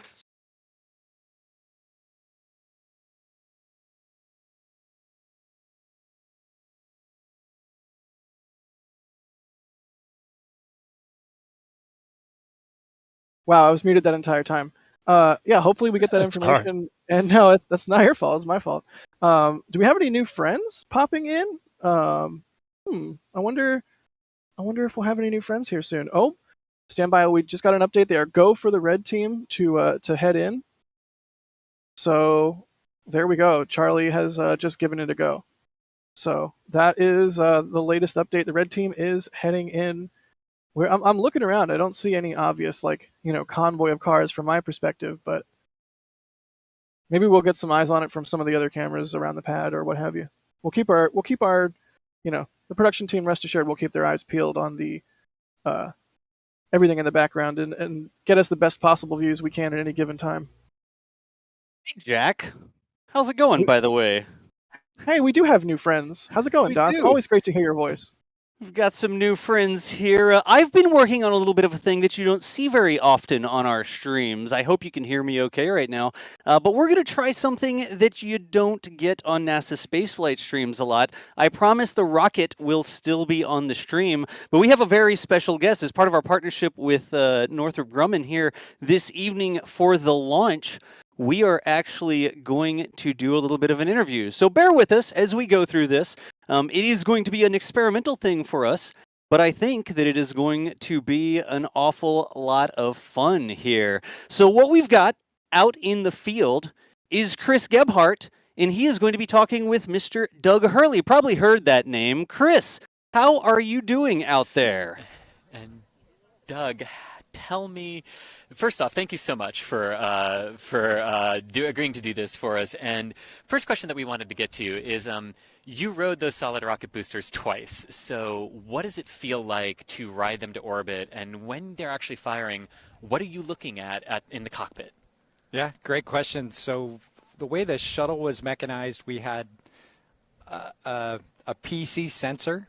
Really, that's all we could see. And so the PC sensor would tell you when you were getting ready to, the propellant was about done. So we knew just before they would separate, but the ride was just incredible. It ended up being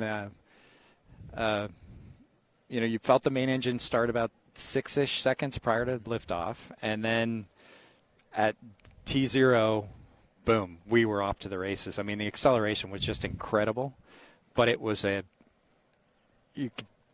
you've seen the videos, right? Yeah. We're just kind of sitting there shaking as we're going up. Yeah. And it's this constant, and I kind of equate it to driving an old World War II Jeep as fast as you can go on a gravel road, bumpy gravel road.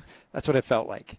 And for 2 minutes, you just felt like you were accelerating and continuing to accelerate as we're burning off main engine fuel, because as a shuttle, the main engines were burning, of course. And so, 2 minutes and 8 seconds later, you get the big flash in the windows and the front seats, and then the boosters would separate, and then it was just like driving a boat on a very flat, smooth lake. It was just totally different experience once those boosters came off. But we were, just the hard part of climbing through the thickest part of the atmosphere was over, and that's the job that those boosters did, and they did them well.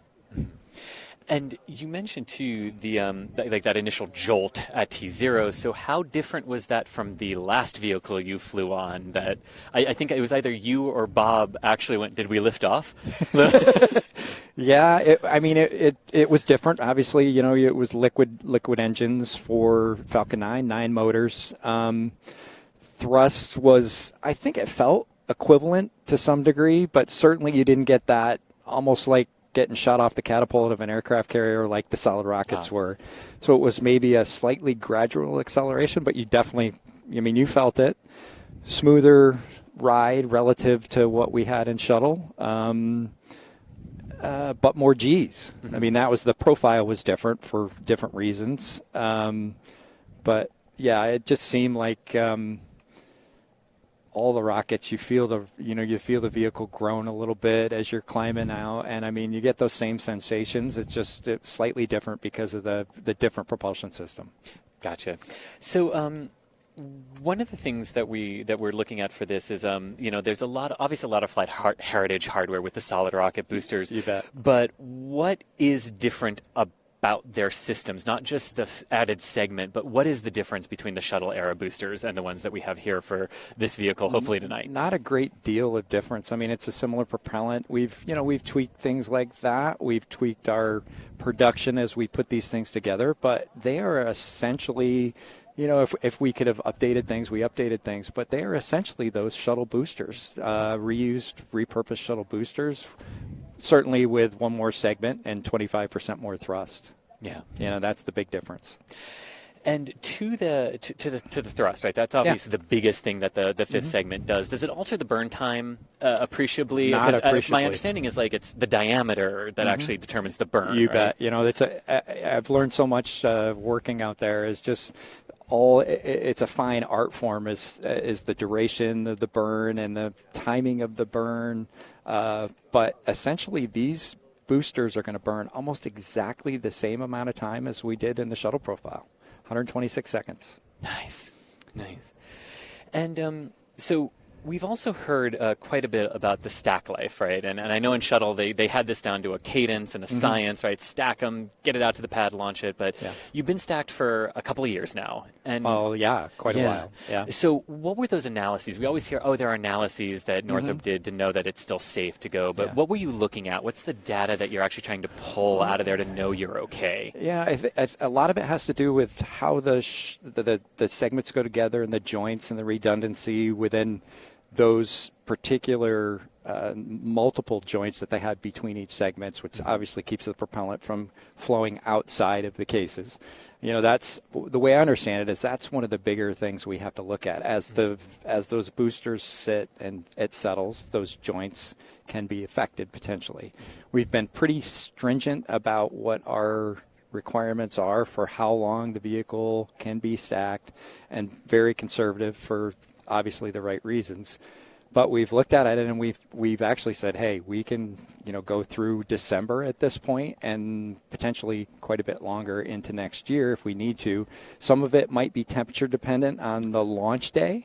So so the colder it gets, obviously those joints perform not as well as they do when it's warmer. But we certainly think that there's potential to go well out into the spring if we need to. But we're going to launch tonight, so let's not worry about it. We're going to launch tonight. Exactly right, Doug. We're going to launch tonight. We've also heard a lot that there are portions of this vehicle that a lot of the teams are waiting to get the data back to make alterations for Artemis II or to know that you're good for Artemis II. The boosters sort of strike me as we've done this for 40 years. We kind of know them. But what is the data you're sort of looking for coming back during the flight to know, all the flight data proves out based on the ground tests, and what are you looking for? That's good questions. I think, the biggest thing with the entire vehicle is you certainly want to collect all the data you can get from essentially as soon as those engines lights 5 seconds before liftoff all the way to we recover Orion in the Pacific in December. And, certainly pour over all those data feeds that we can get. I think the other thing, for us specifically for the boosters, we know what the thrust profile looks like. We know what nominal performance looks like. We just had a test out in Promontory in July. We were there for it. Yeah. Oh, great. Yeah. And so, just making sure that those numbers look right down the middle. And if they don't, then we have to figure out, why was the performance off? We'll have thrust performance, we'll have burn times, we'll have all that stuff. And we'll certainly understand if we have any specific issues with the boosters from that data. And of course, after the 2 minutes, the boosters are going to end up, unfortunately, we're not going to be able to recover them. It's not designed to do that anymore like we did for shuttle, so we can't look it over. So that data is going to be very important. And that actually great link to the next question that I've got, because during shuttle you could get them back, you could take them apart, you could look at them, but you have to rely on that data. So all that has to come back to the ground instantly. Are the boosters themselves the ones transmitting it, or are they sort of sending it through? That's a great question. I don't actually know. Yeah, whether it comes straight from the boosters or it's through the whole data load packets that come back from the vehicle. Gotcha. But it is a different way of doing it, right? Because you really have to. So were there added sensors? What did you do to sort of make sure those you're getting the data on those joints? Well, I think what we've had from a heritage standpoint is more than enough for our folks to understand what's going on, and we'll see what we get. 40 years of flight history can give you a lot. Well, and I think that's that was one of the reasons we it was decided that this was going to be the design of the vehicle. You know, we've got that history with shuttle with the main engines and with these boosters. We understand them. We can, you know, we can identify where the issues are fairly quickly because we've got such a great amount of flight history. Gotcha. So so we've obviously got Artemis I on the pad. Artemis II is following after months of data reviews and everything like that. So the solid rocket boosters for those, are they basically done and just waiting for NASA to say, all right, good to ship? Or is there anything from Artemis I's flight that you're waiting to see? Do we need to tweak anything? I think, you know, the short answer is we've got Artemis II, all those boosters or the segments and the Artemis III segments all ready to ship. So we're complete with all those. I mean, certainly if we see something we don't like, there may be something that we need to address. We will, but we're kind of leaning forward. And as soon as we get the, you know, NASA, hey, send those boosters down, we'll send them down and get it stacked and ready to go for Artemis II. Awesome. So aside from that, so we also talked about the increase, the 5 segments, getting that increased thrust. Anything else that 5 segment gives the vehicle over the shuttle 4 segment solids, aside from the increased thrust? That's pretty much the majority of why they, you know, it's a bigger vehicle. Shuttle, I think shuttle generated roughly 6.5 million pounds of thrust.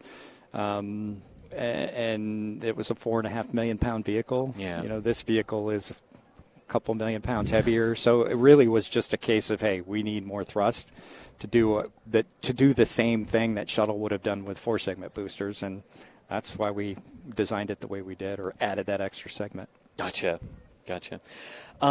So curious, with all the times that SLS has gone up and down the crawlerway with them, and you know, and everything, and obviously we hope it doesn't go down the crawlerway again. No kidding. Yeah, but you had all those strain gauges on the outside of the boosters. What did you see with that roll data? Did it meet your performance expectations? Yeah, everything was great. I mean, and once again, I think that's your advantage of having a design that we've got so much history on, and you know, to maybe not reinvent the wheel necessarily if it doesn't need to be reinvented. We certainly can refine it, and our plan is certainly for Artemis IX and subsequent, we're going to have a composite booster, so we save a bunch of weight, we take advantage of really modern technology and we give SLS a 5 metric ton advantage on going into space. So that's all a bonus. But in the meantime, for Artemis 1 through 8, we've got a shuttle heritage hardware, and we're going to use them up responsibly and fly those first 8 missions. Nice.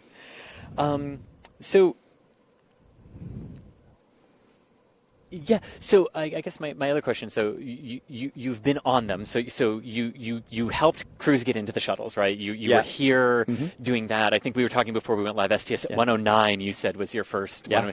So you've seen them launch, but you've also been on them when they've ignited. So what does it feel like to be back here today?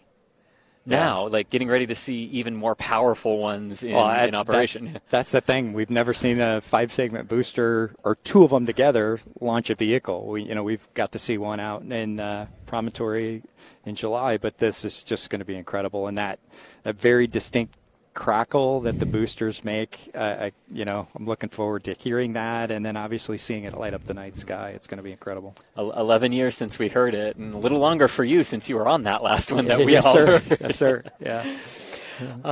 But so I guess for you too, you've had a great career in the military and as an astronaut, and now you're here. So what is it that you hope that you can now do now in your career to help further our space exploration endeavors? Well, I just think, part of it is, it's all about inspiring that next generation. This is, we're going to the moon again, finally. And just to be a small part of that and contribute from Northrop Grumman's perspective, it just seemed like a great fit, and it's an honor to be here. I mean, it just really is amazing to finally be here. I've gone through a couple moon programs in my career as an astronaut, and we finally have one that is going to do it, and it's really exciting. Yeah. Well, Doug, thank you so much. I mean, that's what I had prepared for you. It was wonderful to get to talk to you, and here's to a wonderful launch of SLS today, pending that leak resolution, right? Thank you so much, Doug. I really appreciate it. Yep.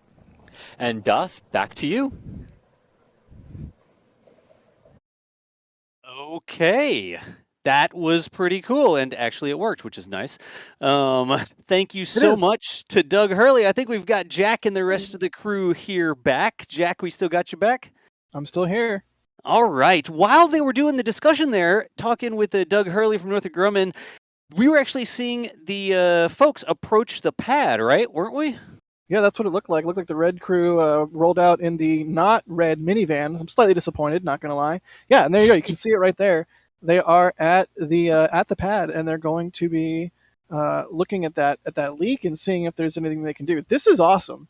I'm sorry. This is the Doug Hurley interview was awesome. Thank you again to Northrop for the support and for Doug for being on our stream. But this is also extremely awesome.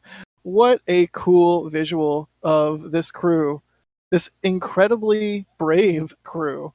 This is dangerous work. If I'm not mistaken, this is the first time like people have approached the rocket while fueled, like the SLS rocket. I mean, this is so awesome that we get to watch this happen. Yeah, and it's basically somebody was helping me out behind the scenes, a source to show the location of where they're going. But they basically are going to be going a couple of levels down. They'll take some stairs basically below the mobile launcher deck that we're looking at here. They'll go down a couple of flights of stairs to get to this liquid hydrogen valve skid for the core stage. So it's actually, a couple of flights of stairs below the level that we're looking at on the left. I'm not sure how much they're going to show, but they do have TV cameras pointed at that area. I don't know, like I said, I don't know if they'll show us that or not, but we'll be obviously listening to the NASA commentator in the firing room to get updates on how this goes. And so we'll just stand by while we're talking about this and see. We'll see when they come back, but maybe we'll get an update while they're out there working on the valve, if they've got it tightened down. Neat. This is something extra special and fun. Hopefully they're able to get the issue resolved, obviously, but either way, I will take these awesome views of it. Let's see here. What can we do next? If you guys have questions at NASA Spaceflight in chat, we will absolutely answer as many as we can. I do want to say thank you, Jim, for the support. Thank you, Vivid Knight, for becoming a Red Team member. Thanks to Kyle VL for gifting 5 Red Team memberships. Thank you, Christina, Ethan. Thank you, Paul. Thank you, Michael. Pedro, thank you. They'll be driving north of Tampa and Brooksville, hoping to see it using a 75 to 300 millimeter lens. Wishing me luck. Good luck. Anthony, thank you for the support. Dr. Shrimp, Puerto Rico, thank you for the support. Always love seeing everybody's usernames. Yeah, real quick. Yeah, no, please. Can you imagine approaching this massive rocket when it's doing this? We were talking about that a little bit earlier. Mind blowing. The rocket is alive. It's breathing. It's making noises. It's full of propellant. It's full of rocket fuel. I mean, let's not make it overly technical. Propellant. No, it's full of rocket fuel. This is a safe but hazardous operation. Obviously, they wouldn't send people out to the pad if they, if it wasn't safe for them to be there or like reasonably safe. But the fact of the matter is this is hazard ops. And yeah, just to really take a moment, Das, and think, like, put yourself in their shoes and imagine approaching, a 200-something foot tall rocket. I should really know what number that is. A very, very tall, extremely massive rocket that is alive and breathing and venting, and to just mentally be able to do that. I mean, even just being here at Kennedy Space Center a lot of the time is pretty surreal. I can't imagine what it would be like to be on that red crew, but it's certainly fun to try.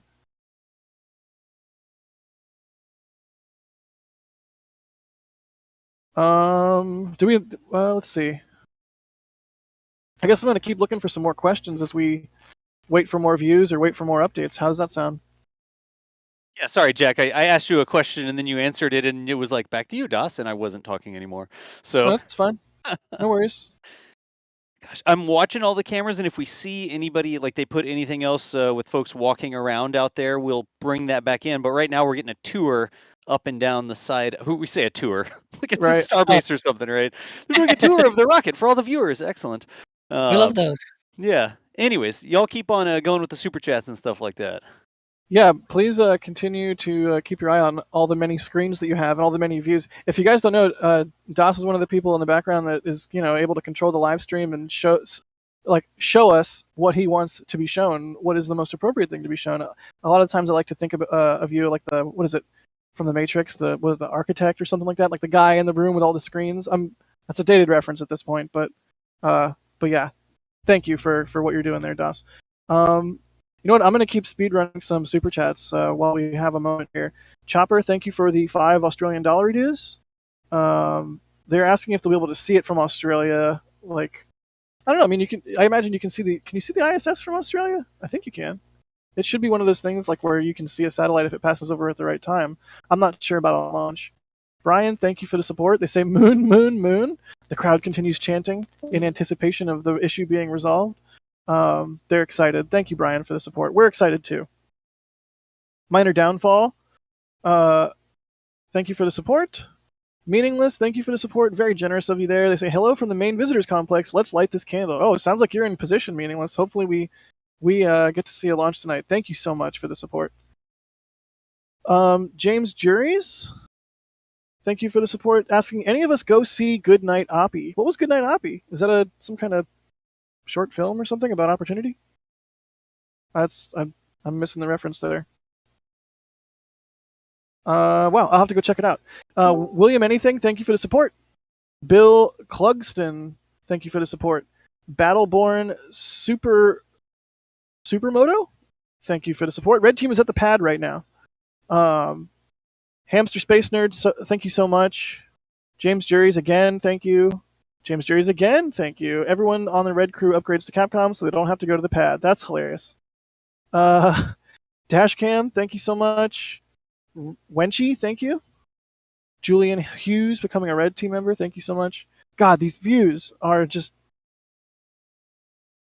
right bipod strut. Do we know what that is called? Is it actually called a strut? Yeah. Yep. Nice. It's one of the aft core stage SRB attach struts. Nice.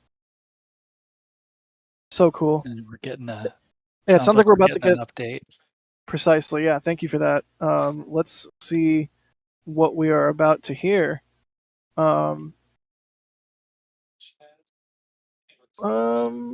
Christian Moon, thanks for becoming a Capcom member. Enjoy your Discord access. Our Discord's a really fun place, so definitely enjoy that. Zoom out! Oh, I love the moving cameras.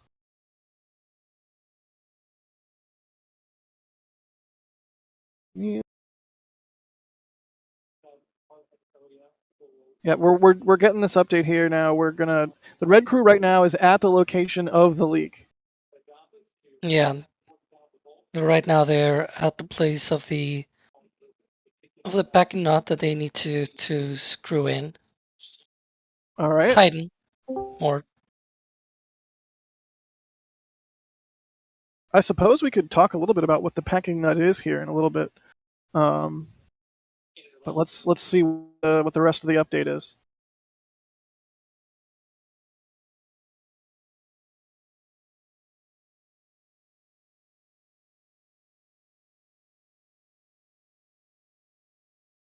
Standing by for more information. Fiona from Orlando, thank you for the support.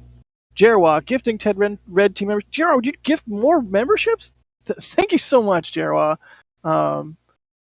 Redwood99 becoming a Red Team member. Thank you. Bigun becoming a Capcom member. Ajax becoming a Capcom member. All the new memberships. This is astounding. Thank you so much, everybody. The membership program so important to us, and you get cool perks. So enjoy them. Let's see. Showing all of your names on screen. Letty the dog, thanks for the support. Wasteland Reaper, thank you for the support. We're not currently go for launch. Red Team is at the pad. We're kind of in a hold here.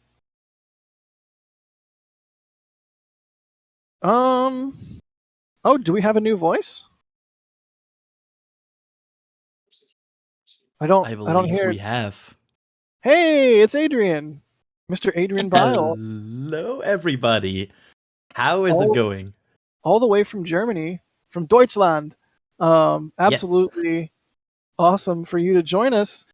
So we have Adrian, we have Alex, we have myself. Philip, buckle up. We don't have two Europeans here. This might become a chaos stream. The chaos team is in full effect. Holy cow! Cat Herder Cam gifting red 50. I can't even talk. Cat Herder Cam gifting 50 Red Team memberships, and Paul LaMadeline gifting 50 Red Team memberships. Both of you, that is an incredibly generous thing to do. Thank you so much for all of the support. And now there is 100 new members that get all the sweet Red Team perks that we have available. I mean, if you saw us earlier during the interview with Doug, everyone's spamming the Doug emoji in chat. If you want to get that member emoji, become a member. And now 100 extra people have it. You guys, all 100 of you, I want to see you at and thank the person that gifted you your membership. That is so generous of them, and thank you so much to both of you for being. I can't even talk, for being so generous. Do we have any word on any more word on that update, or where are we at? Just that they are there. Okay. We're just waiting basically to. But yeah, this is this is more of an industrial valve than a rocket cryogenic valve. It's a valve that's used to control the replenish flow from the mobile launcher up to the tail service mast umbilicals into the core stage. So it's a valve on the mobile launcher as opposed to even the umbilical quick disconnects which are right actually plugged into the vehicle itself, or the purge can, which is basically right behind the plate that's plugged into the vehicle. So this is more of an industrial sort of an industrial area valve or type of valve, and hopefully it's just a little loose and they need to tighten the bolts down. And it was described as an intermittent leak. So, as we reported, I think they were seeing the limit was 1% concentration of hydrogen around it, and it went up above it and then dropped down below it again. And so it's apparently acting up now, so they are seeing it leak a little bit more than it should. But again, at least there's some hope here that they can physically tighten it down. Hope so. Yeah. This is we went into this issue with a lot of margin in the count. I think it was like an hour and a half. I do wonder how much of that time this is all going to take. On that regard, they updated that this might and likely will eat a bit in their launch window. That is the update from NASA PAO. Because they will have to, they not only have to stop the replenish flow, but they probably also have to stop the bleed flow through the engines and the engine conditioning. So if they're able to stop this leak inside the mobile launcher, then they'll have to pick up with the replenish flow, but then they'll also have to they'll have to figure out how much more engine and conditioning time they need to do before they would be ready to go into the terminal count, for instance. So that's where the longer that it takes to get this done, they're really just going to have to, we'll just have to see where, if they can fix it, how, where are we in the countdown, how much time is left before the launch window opens, and then we can, and then they'll probably run some calculations on, okay, they need to do this much time to get back into a ready to launch condition. Got it. Holy cow. I don't think any of us expected this. It's so interesting that it's on the mobile launcher itself. Like, what? I wonder what Right. direction the winds were coming from when the hurricane came through, and if that's on the corresponding side of the mobile launcher, or if I'm just, Yeah, no, tinfoil that's hatted here. it's that side of that's the east facing side of the mobile launcher, and so they were talking about that caulk / room temperature vulcanizer / RTV up Yeah. at the top of Orion, which is, again, it's a weather seal, and it's used also to keep the aerodynamics the right way, but that's the side of the vehicle that saw very, the high winds, and so it's it's a cryogenic valve. I don't know, but this is certainly the first time that they've done a flow since the hurricane. So, I don't know if it's possible to tell whether there's any correlation there at all. So, but it's just a question of now getting it tightened down, and then how much time will it take? I think, as Adrian was saying, they have enough time within the 2-hour launch window, so they'll be able to get, assuming that they can get this tightened down and it stops leaking, they'll be able to get to a to a ready to launch configuration. Is just how much, if you had an issue that you had to recycle the 2 hours, if you had the entire 2-hour launch window, that gives you more flexibility in case you needed to recycle. But I think we would just like to see it at this point. We'd like to see it get to terminal count tonight, and see how far we can get, and maybe we can fly tonight. And hopefully we I can mean, fly tonight. There's some cars coming back that's and approaching the roadblock. That's sorry. interesting. But Go we ahead. didn't see the crew coming out just yet, so it's most likely not them. I mean, I feel like we would have spotted that because No, I don't think it's Yeah. the red crew. It's just interesting seeing some cars coming and going. Yeah, and I mean, that's the good thing about them ironing out the other parts of the flow, right? Because they didn't have as much issues in the steps before this as they had on previous attempts, which then gave them more wiggle room to troubleshoot such issues. And of course, they were now in the good situation where this is a valve that they can actually access and send out people there.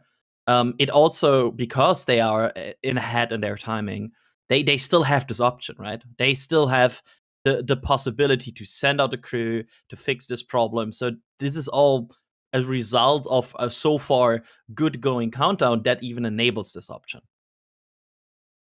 Right. And since they were a little early, it's possible that will help them a little bit in terms of catching up.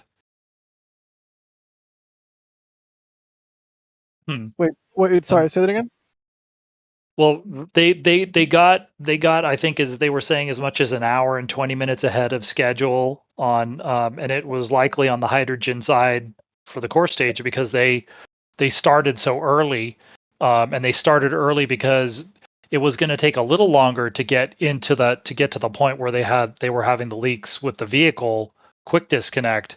But because they didn't have any problems there, they were able to get the hydrogen tank filled relatively quickly. And so since they were ahead, perhaps they can use some of that time here, and if they can get this fixed, then they might be able to get pretty close to the opening of the window, be ready at the opening of the window or close to it. Got it. Let's see here. Andrew M is asking, which payload of today's smallsat launcher are you most looking forward to seeing data from, excluding Orion? So it's a little bit of a joke. There are CubeSats on this launch. Does anyone have a CubeSat that you're particularly excited for? Oh boy, I have I have don't know. no Go, favorite Adrian. CubeSats. Yeah, sorry, I have no favorite CubeSat right now out of my head. I'm like, that's the one I would pick. I think the one, and I can't remember which one it was, but I know that one of the CubeSats was designed actually to image the other CubeSats being deployed, Oh, if I that's recall cool. correctly. And so that I think would be just interesting to see Yeah, a secondary CubeSat payload deploy from the upper stage on the way to the moon. yeah, that would be super duper cool. I'm a fan of cameras in places. Speaking of cameras in places, we're about to switch over. Oh, we did switch over to the clock. We're coming up on T-minus 2 hours. That is the current state of play here, and you can see it. You can see it ticking down. You can also see the flare stack way in the background. Like it's been going ham for a little while now. You can see the press all there at the press site. We are patiently waiting to hear how that red team, red crew, whatever you want to call it, is how their work is going. Hopefully, we get some good news here in a little bit. Yeah, I'm trying to monitor the NASA TV clean feed, and at least for me, it seems to have frozen.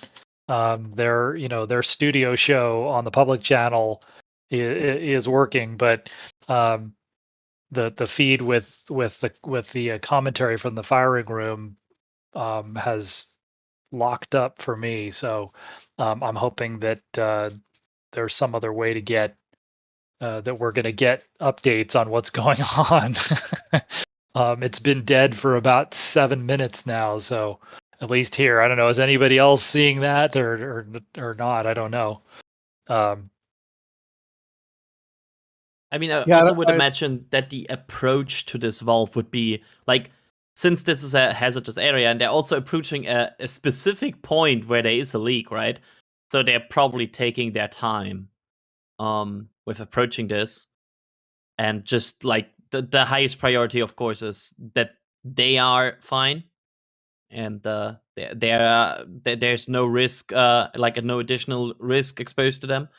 So yeah, I would imagine that this, because of all the steps you probably check before approaching things and performing actions, this might take longer than just like basically like tightening a bolt at home. The good thing Right. is there's a 2-hour window, so even if this eats into the window some, we have some margin there, thankfully, and it's not a short window, which it could very well have been. So trying to look on the bright side here a little bit. Speaking of the red team at the pad, though, we do have a red team membership level. Clearly, it's the very coolest of membership levels, Das says in our back channel. So yeah, I don't know if you appreciate the efforts of the red team out at the pad right now. Maybe consider becoming a member of our red team, and we'll send you to rockets on the fully fueled pad. Holy cow, Marcus House in chat. Thank you, Marcus, for the generous super chat there, and your kind words. But yeah, become a red team member so you can go out to the SLS pad. NASA spaceflight not responsible for breaches of the roadblock of people trying to go out to the SLS pad. The countdown clock keeps ticking down. Waiting for an update here. Let me see if I can find another question or two for us to answer while we wait. Ajax is asking if the flame off to the side is hydrogen being burned off. Yeah, that the flare stack is a hydrogen flare. We love some flare stacks here, right? Yeah, we're fans of flare stacks unless there's methane near them, which we're not going to talk about, other than that one moment where I was just talking about it right there. But besides that, never talk about it. Yeah, besides that, never again. Let's see here. Yes, Doug Van Doren with a cool point. During Apollo 11's final countdown, the third stage liquid hydrogen replenishment valve froze up. A crew had to open it by pouring hot water over the valve. So this is not without precedent in spaceflight. There was a crew that had to be sent in on Apollo 11 to get that valve working, and yeah, kind of a nifty factoid there.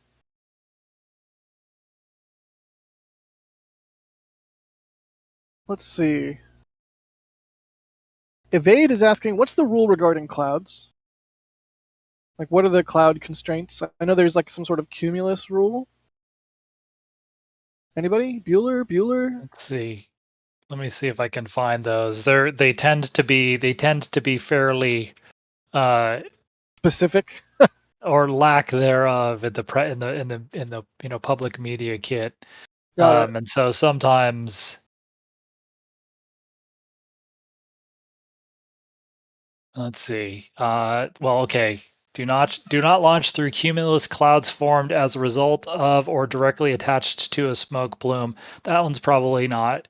This is probably cumulus clouds with certain distance and height criteria. It has to do with probably the temperatures in the clouds. And then the other rule that they were talking about was a thick cloud rule. I wonder how much of that is also like due to shear. I know like big cumulus clouds, a lot of times inside them there can be significant shear. So, right. And then there's a cloud layer, if it's within 5 nautical miles, that's greater than 4,500 feet thick, and extends into freezing temperatures. So, again, those are the rules that they'd be looking at. But as we've been saying, at least the last report was there was only a 10% chance of violating either any of those rules or all of them. So it does sound like, at least from what we've been getting, that they're not, that they still have a very good chance of having acceptable weather. Yeah, I mean, I'm looking up outside right now at the press site, and I see stars. So not a problem at the moment, I would hope. I would suspect.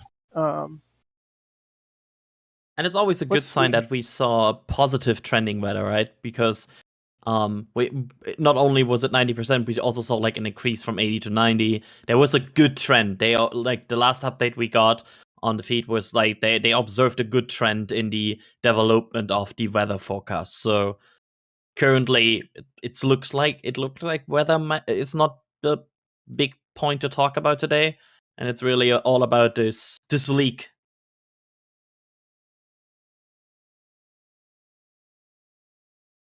Let's see here. Which I'm hoping that they'll continue to give us updates on. I'm not sure if we're going to get any on the clean feed channel now or not. So Robert is asking, is there a safe room or something for the red team to go to in case something happens while they're at the pad with SLS fueled? Famously, was it under both 39B and A? There's like the rubber room, which is like a bunker down there with like rubber lined walls. I think that's from I want to say the Apollo era, maybe even before then. I'm not sure if those still exist. Anybody? I believe, yeah, I think they're still there. So like, yeah, and for this type of a situation, yeah, that would probably be an option. That would probably be the fastest option for them if they needed, to do something like that. Got it. Let's see here. All right, you know what? I'm just gonna run through as many of these as I can, as fast as I can. Thank you everybody for the support. Paul, thank you. James Juries, thank you. KR, thank you. Ben Height, John Deppner, Nathan Jackson, Cattercam, Sean Albert, Jason Burgess, thank you all so much. Tiffany Hine says, my son Joyce is loving the real life rocket. He can't wait till his big sister's home from school. We can all watch the launch together before dinner. Hopefully. That was 88 minutes ago, so hopefully y'all are watching and we get this issue cleared up. Jim Cabot, thank you for the support. Prez, I can't even say your name, but thank you for the support. We really appreciate it. The one true Fusky? Thank you for the support. Matthew Clutter, thanks for becoming a pad member. Jim Cabot again, thank you. Mark Anderson, thank you. We do get on-rocket views during flight. We're expecting that. We're at least expecting cameras on Orion, so we should have some cool views from that, either during launch or after, as they release more and more media. Daniel, thank you for the support. Oh, it's the operator in the Matrix. Wait, wasn't the operator the person that ran the like the injecting into the Matrix? Yeah, I that's was the like, like. I'm pretty sure the architect was the right term. The okay, operators thank you. were just the one that Uh-oh. were in the Wait. real world. That Wait, Adrian knows the Adrian knows movie details. What? I have watched Matrix. Sorry, Is that? Yeah. Wow. I mean, I feel like this is a first. I feel like I've just won an award or something. I've been corrected about the rubber room. Just so you know, I'm being told that the rubber, it exists, but it's completely sealed. There's no longer any access to it. It is now designated a historic site. Aha. So they have a fire extinguishing system, called FireX system. If they were to have something happen, we're working around a hydrogen valve, those would probably activate, automatically, and if not, would be turned on very quickly. So that's probably one thing that they would do as one of the safety guards that they would activate if they had to do something like that. But, I'm sure they've obviously been trained. There are lots of hydrogen valves, and so I'm sure that they've been trained about handling these types of valves in particular. Yep. So yeah, I would. This, unfortunately, that zoomed in view of the mobile launcher deck is it's too zoomed in. It doesn't really it doesn't really tell us very much about. We might see them zip through there on their way when they're done, but that wasn't really going to tell us very much. Unfortunately, we don't. Obviously, they're not going to show us that area or what they're doing while they work on that valve. So we're just gonna have to wait and hope that we get an official update here relatively soon. But just wanted to pass that along, since there are people who work there who are intimately familiar with things like that and how they exist right now.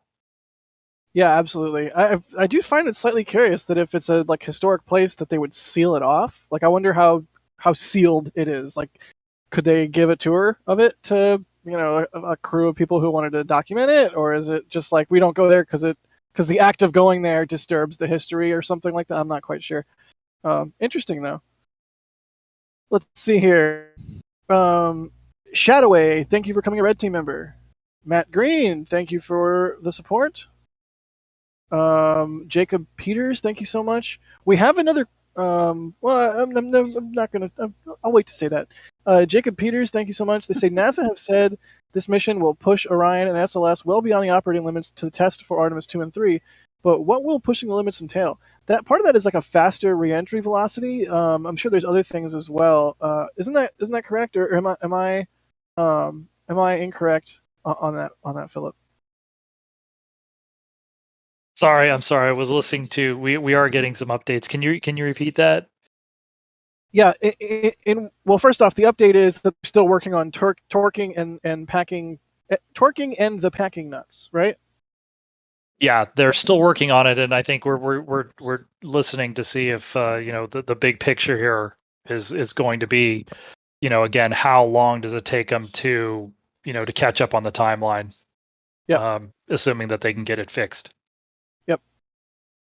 Oh yeah. So the question was, Artemis 1 is pushing the profile a little bit beyond what will happen in Artemis 2 and 3, and that is as part of the test, right? In what ways is it sort of pushing the envelope? And the one that I knew off the top of my head, or think I know, is the faster reentry speed. Like the capsule will be re-entering faster compared to the first flight, but this will be the first time that Orion returns to Earth at lunar reentry speed, and that's going to be typical of that'll be typical of all of these lunar flights. So Artemis 2 would be at the same speed. Just a quick note here in this shot that we're getting. So the area where the mobile launcher valve is basically right underneath where you see the tail service mast connected to the core stage. It's basically those levels below it there. So kind of in that area underneath the deck of the mobile launcher. But going back to Orion, Orion had the limitation for Orion is with a 4-person crew, you can store enough provisions like consumables like oxygen and food and things for storing waste, for instance. For 21 days, Orion can support 4 crew for 21 days completely on its own.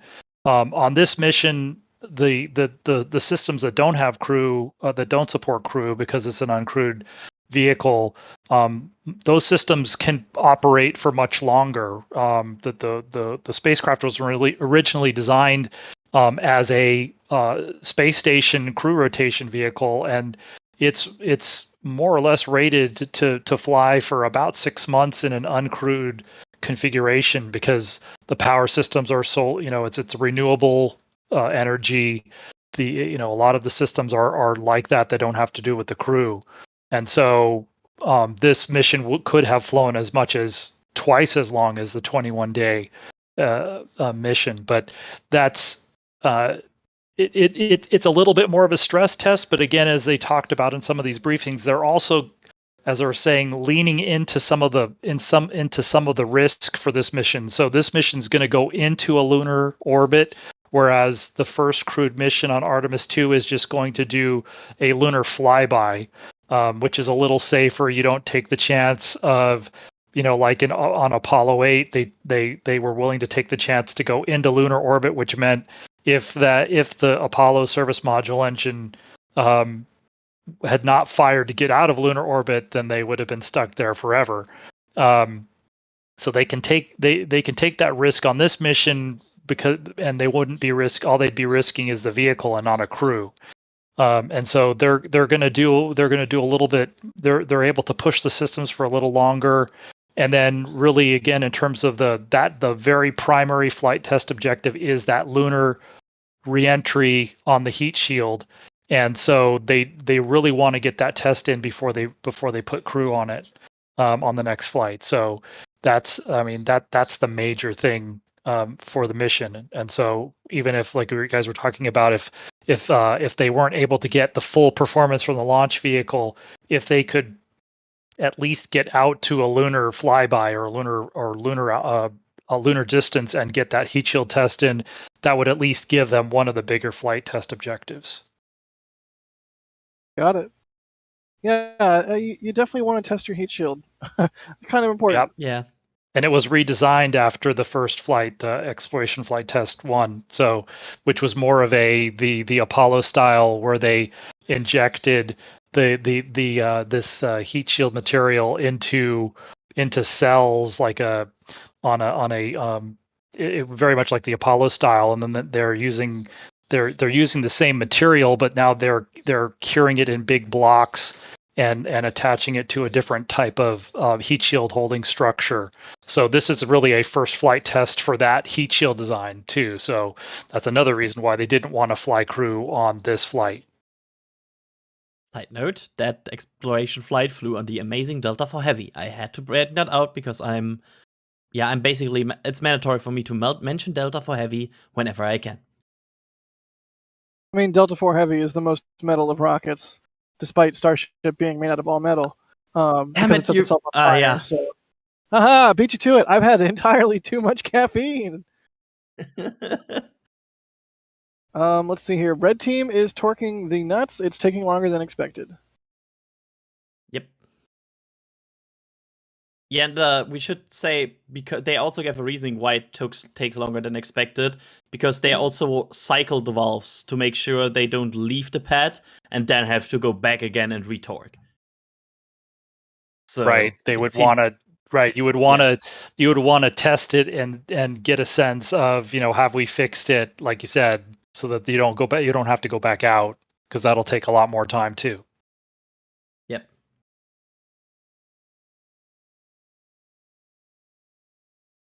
So hopefully we'll get some kind of an indication about where they stand before the crew the red crew leaves the pad.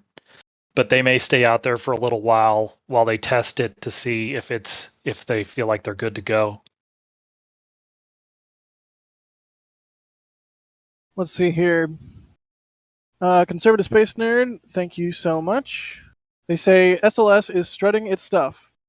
Get it? Because we're looking at a strut. Right. That was actually a 30-minute old. That was a 30-minute old super chat, but I chose to read it right then, so it worked. Was that an accident, or you just wait with that? And No, that was on purpose. I had it like in my holster, ready to go. Wow.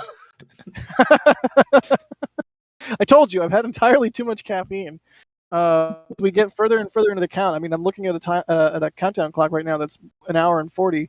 My adrenaline it just starts blasting. Sandwich Maker, thanks for the support. IGP Mitch, thank you for the support. Sending curly L's. They're gonna keep sending curly L's until I get their name right. Wait, Mitch, I have no idea. You're incentivizing me to keep getting your name wrong, you realize.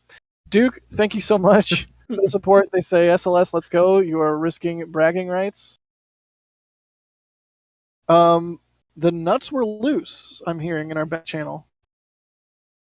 Oh, that's funny. This does not sound great. Hopefully we'll hear some more. Maybe that might have been a hot mic. Ooh, interesting. Valentino, thank you for the support. Odin Knight, thank you for becoming a Padrat member.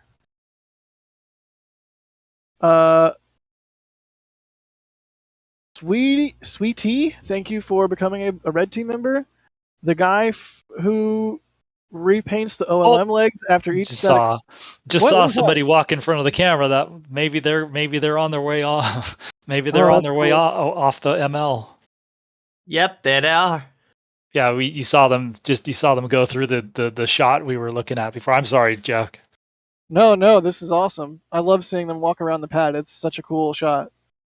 But that is like, I don't want to get ahead and be super optimistic here, but actually I want to. They would stay they would stay and try to fix it longer if it still would be like, this is, I would say, goodish. I would hope this is good news that they're going to now leave the pad, then get back into the mode that they were in when they entered stop flow, and see if they can get things finished off in the countdown here with no leaks. So hopefully that's what we see happen next. We'll keep our ears open, of course, for the next update from NASA officials. Yep. Rick, thank you so much for the support. EvCDs, thank you for the support. They just say beans. I don't get it. Kyle, thank you for the support. They've got the DOS art shirt on. MZ Lang, thank you. They just said moon. Ian Williams becoming a launch director. Thank you so much, Ian. Very, very awesome of you to support us at that level in the membership program. Kyle, thanks for becoming a red team member. Speaking of the red team, there they go. If you want to be a red team member, you can join the membership program. Speaking of red crew and red team, the update is that red team has completed its work at the pad and confirmed that the work is done. So, yeah, now I guess we will wait for confirmation. You could interpret that, right? You could interpret that kind of either. Does that mean that the valve is sealed? Yeah. Is it? Or did they fix the valve? That's a really good point. They're not saying the valve is fixed. They're just saying the work is done. Hopefully we hear more here shortly. My work here is done. Yes, it's like, actually, I'm actually foreshadowing apparently too. it could be could be time for a rotation here for me coming up. Okay, yeah. If we need to have you jump off, we can definitely do that, and have someone else sub in for you here. While we prep that in the background, I'll keep running through some more of these. The guy who repaints the OLM legs after each static fire, thank you so much. They say, you all rock. Thanks for providing the coverage. Thank you, buddy. Thanks for the support. We'll keep doing it. Marcus House, there was that super chat from earlier from Marcus. Thank you so much, Marcus. Daniel Thornton, thanks for the support. They appreciate the movie and TV references. Thank you. Tony, thank you for tuning in from Australia, and thanks for the support. The dollar dues there. Erwin, thank you so much. Eddie, thank you. Daniel, thank you so much. We did the thing. We were talking about the thing earlier. That was the interview with Doug. We announced it and did it, and you can go back in the stream and watch it if you want. Daniel, thank you for the support. They say, please arrange an interview with one of these SLS team members. I would love to hear what they have to say. That'd be really cool. Joe Daly, thank you for becoming a Red Team member. Techlock, becoming a Padrat member. Jedi Master, becoming a Padrat. Wasteland Reaper, thanks for the support. They say, which Apollo was the first successful flight? That's like, I guess it depends on Apollo. It depends on what your point of reference is. I mean, the Saturn Apollo, the initials, if you count the initial Saturn 1 launches to go back to the beginning, like 1961, you could go all the way back there. Or if you're talking about after the fire, then the next flight after that was the very first Saturn V launch. Or there were launches of the Saturn 1B all the way up to Apollo 204 that were successful in that flight test series before you had the Apollo fire, for instance. So it just depends on what point in time you pick. But there were several successful test flights before the accident, and then they obviously had to get back up and running. But then they had several. They tested the Saturn V twice. They tested the lunar module for the first time, and that was on Apollo 5 in that downtime between the fire and Apollo 7 in October '68. So yeah, it just depends on how you define Apollo. So yeah. Thank you. I knew you would have a good answer. Cairo, thank you for the support. Double support. Thank you so much. Donnie B, thank you so much. Yelsu, thank you. They torqued it to the German spec. Guten Zeit. Is that before or after? I knew it was going to make you groan. I'm sorry. Marwan, thanks for becoming a Capcom member. Enjoy your Discord access. We've said it before. We'll say it again. Our Discord is a super fun place to hang out. There's currently a bingo mania going on. So once you get Discord access, jump into the bingo game and get your card going. See if you can get an NSF bingo. And if you can post your completed card. And at the end of the stream, we'll pick a couple people. What was it, 5 people or something? We're gonna do. We get to get like a Yes. What are we giving them? I forget. A store voucher. Yay! So yeah, Thank you for becoming a Capcom member, Marwan. Play some bingo and get a store voucher, maybe. Jedi Master says hi from Titusville. Thanks for the support. Ninja Decimator. I feel like that's like one of those names that needs like a Ninja Decimator. Like it needs a sound effect. Thank you for the support. No, just me. Okay. Let's see. They say NSF caffeine fun can never have too much. Light this candle.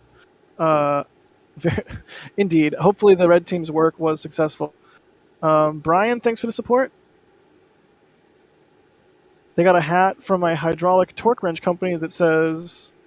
Actually, I'm not going to read that.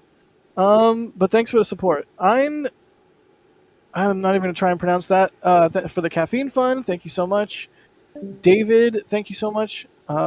Asking what the black checkerboards are for. That's a good question. Those are photogrammetry markings, and they're used to track specific points on the vehicle.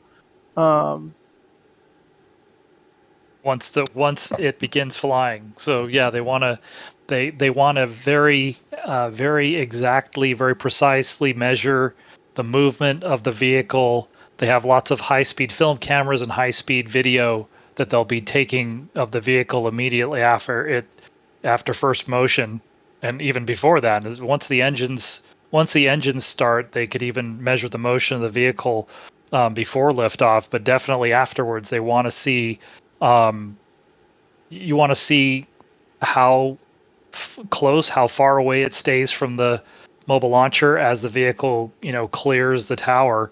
How close is it getting compared to how much they predicted it would in their models? And so that's what those markings are for, is because they know exactly where those markings are on the vehicle, and they have reference points on the mobile launcher as well.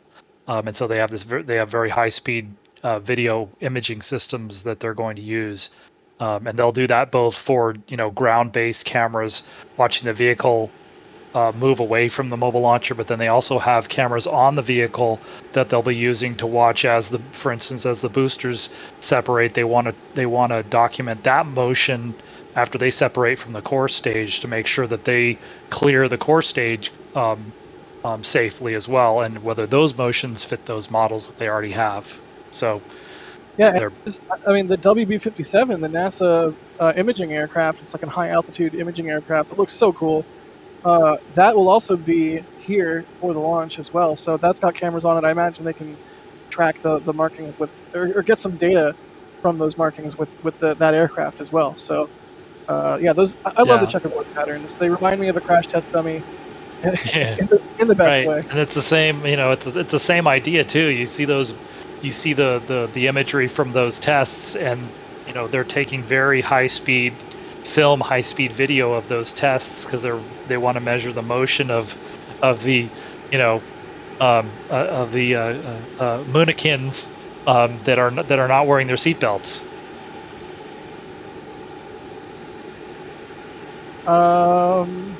Good question from David.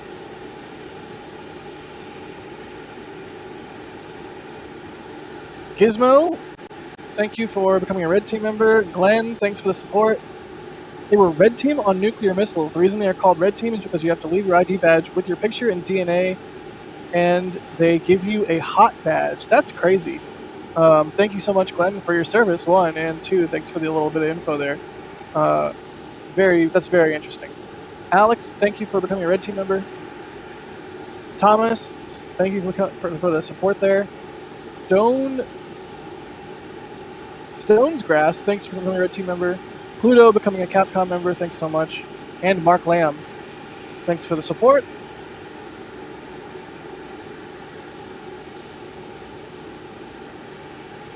Will we have a replay of launch with just the sound of launch? Sound is a beast. The sound of this is going to be... I can't talk. The sound of this beast is going to be epic. Oh, yeah. I'm not sure what you mean. Like, we're not going to talk over the sound of launch, that's for sure. Looks like, is that the Red Team returning? Is that what we're looking at? At least cars are driving around the road by the roadblock. That might have been the Red Team coming back. Yeah, they cleared the dangerous area as well. That was confirmed. So that would mean they can now resume probably whatever they were trying. At least that could be the case now. And maybe move on if the issue is fixed. So we will see. I guess we are now in the phase where we will get very soon confirmation if whatever they did with that torquing of that nut did the fix or not. So that's kind of interesting right now. Yeah. Well, we're obviously all ears right now, waiting to see what the status is and if that fix was successful.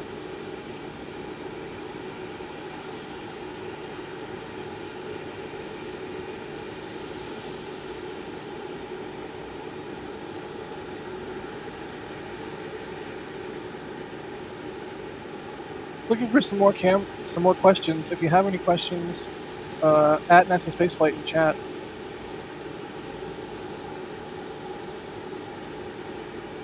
I'm always so happy to see the ESA logo as well on this. It makes me happy.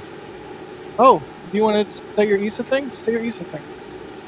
I mean, I'm just happy to see it because this is like I know we talk about this rocket a lot from an American perspective, which is totally understandable because it is a big American rocket, but also seeing European hardware on it, and also European hardware that is coming from 11 European countries, which I think is very, very cool. It's just amazing to see for us here in Europe, and I feel like it also really embodies like the spirit of the European Union to have this collaborative effort to assemble this. And I had the opportunity to view the ESM-3 this summer, and I was just stunned to realize that like this hardware like will be mandatory for the next moon landing, and it's being assembled here in Germany. That's a very special feeling, and I'm just really happy to see the ESA logo and European contribution to this mission. That's what I wanted to say. Yeah, the international partners and participation. This is not just America going back to the moon. This is all of these, every country that has, been involved in the rocket. All of humanity. I mean, we're trying to go back, and we're trying to go back and stay is the important part. So, definitely. I mean, it's a good point to make, Adrian, and I'm super glad you got to go see ESM3. It was 3, right? 3 and the first parts of 4.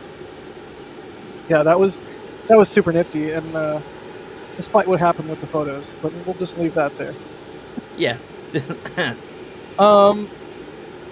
Okay, so the current concern is the requirement of 90 minutes of hydrogen bleed through the engines, which was paused during the work. So they're going to need Philip, does this ring any bells for you? Right. I mean, they were essentially full in terms of filling the tank, and so they will have lost some of that from boil off, but they need to, as you were saying, they didn't just stop flow on the replenish, but they also probably, I assume that means that they completely stopped flow going in and out, so which that means the engine bleed, they had to stop that too, and of course then that means that the engine hardware will warm up to some extent when you stop the engine bleed for this much time, and so it's basically they're gonna have to run the numbers and see how much engine conditioning, how much thermal conditioning they need to do on the hydrogen side of the engines.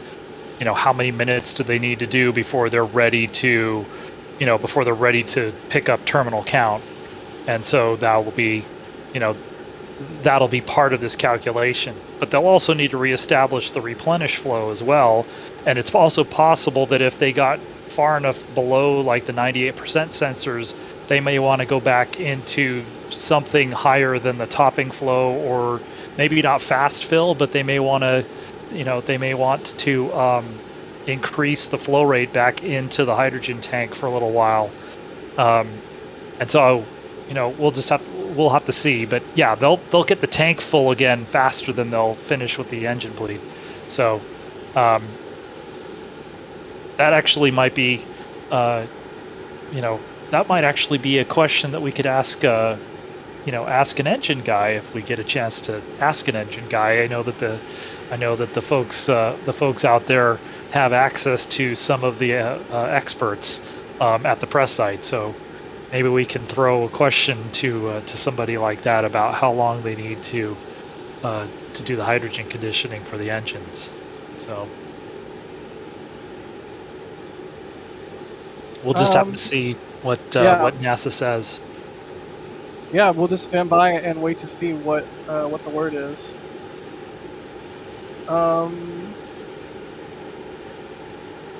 Kevin Cohagen is asking, where is the wedding ring and why is there one? That is a SRB thing, right? Wedding ring? What? I think that's that one. I forget what that is. That's probably a better question for Chris G. I think doesn't Chris G know that one, or All right, hey, this is Thomas Burkhardt just checking in because I know the wedding ring answer. There you go. Hey, Thomas. Hey, it's the black stripe on the top of the left SRB. Oh, okay. It helps them differentiate which one is which. Okay. Huh. I forgot about that. Yes, you can see it on the right side here, but we're looking at the back of the vehicle, so the left SRB is on the right and the right SRB is on the left.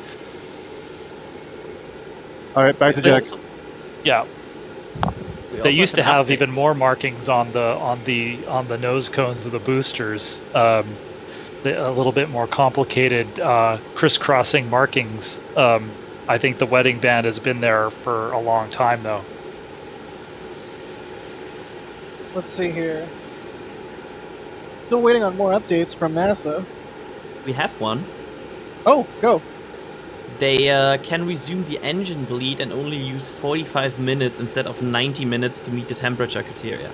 So there is some time savings there compared to the first time they were in the flow. Right, because they did get some amount of engine bleed, and the hardware won't just immediately warm all the way straight back up to where it was before they started. So,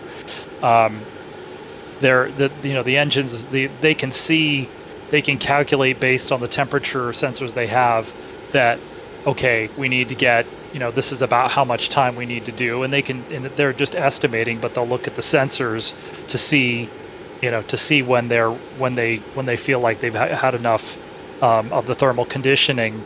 And so now we'll just have to see, is 45 minutes enough if they've got the rest of the vehicle configuration ready to pick up the count when we get down to 10 minutes. So I think that's going to kind of be the question going into that hold at T-minus 10 minutes is, can they make the opening of the window? And if not, how much, what's the soonest that they could get a T0? So if it's only 45 minutes, we're still looking, we're only a little bit under, we still have almost 2 hours until the beginning of the launch window. So maybe there's still enough time to do that and get close to the opening of the window.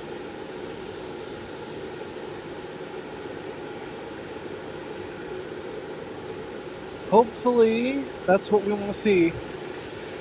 JLab, thank you for the support. Space Pope. There's a Futurama reference if you're playing bingo. It says, bless this launch. Taco Bell, thank you. Taco Bell's 5-layer burrito, thank you for the support. I don't know if we're going to get live views from onboard SLS. That would be really sweet if we do. I hope so. I hope they so do as have. well. They do have. I believe they have the capability to switch between two cameras. Obviously, we can only see one of them at a time, but yeah, I think we are hoping that we're going to see some live video. And just like any of the other rocket launches, if there's a little bit, I know you guys who have cameras aren't going to be happy if there's some upper level overcast. But obviously, if those might end up being the best cameras we have of things like SRBSAT, for instance. Got it.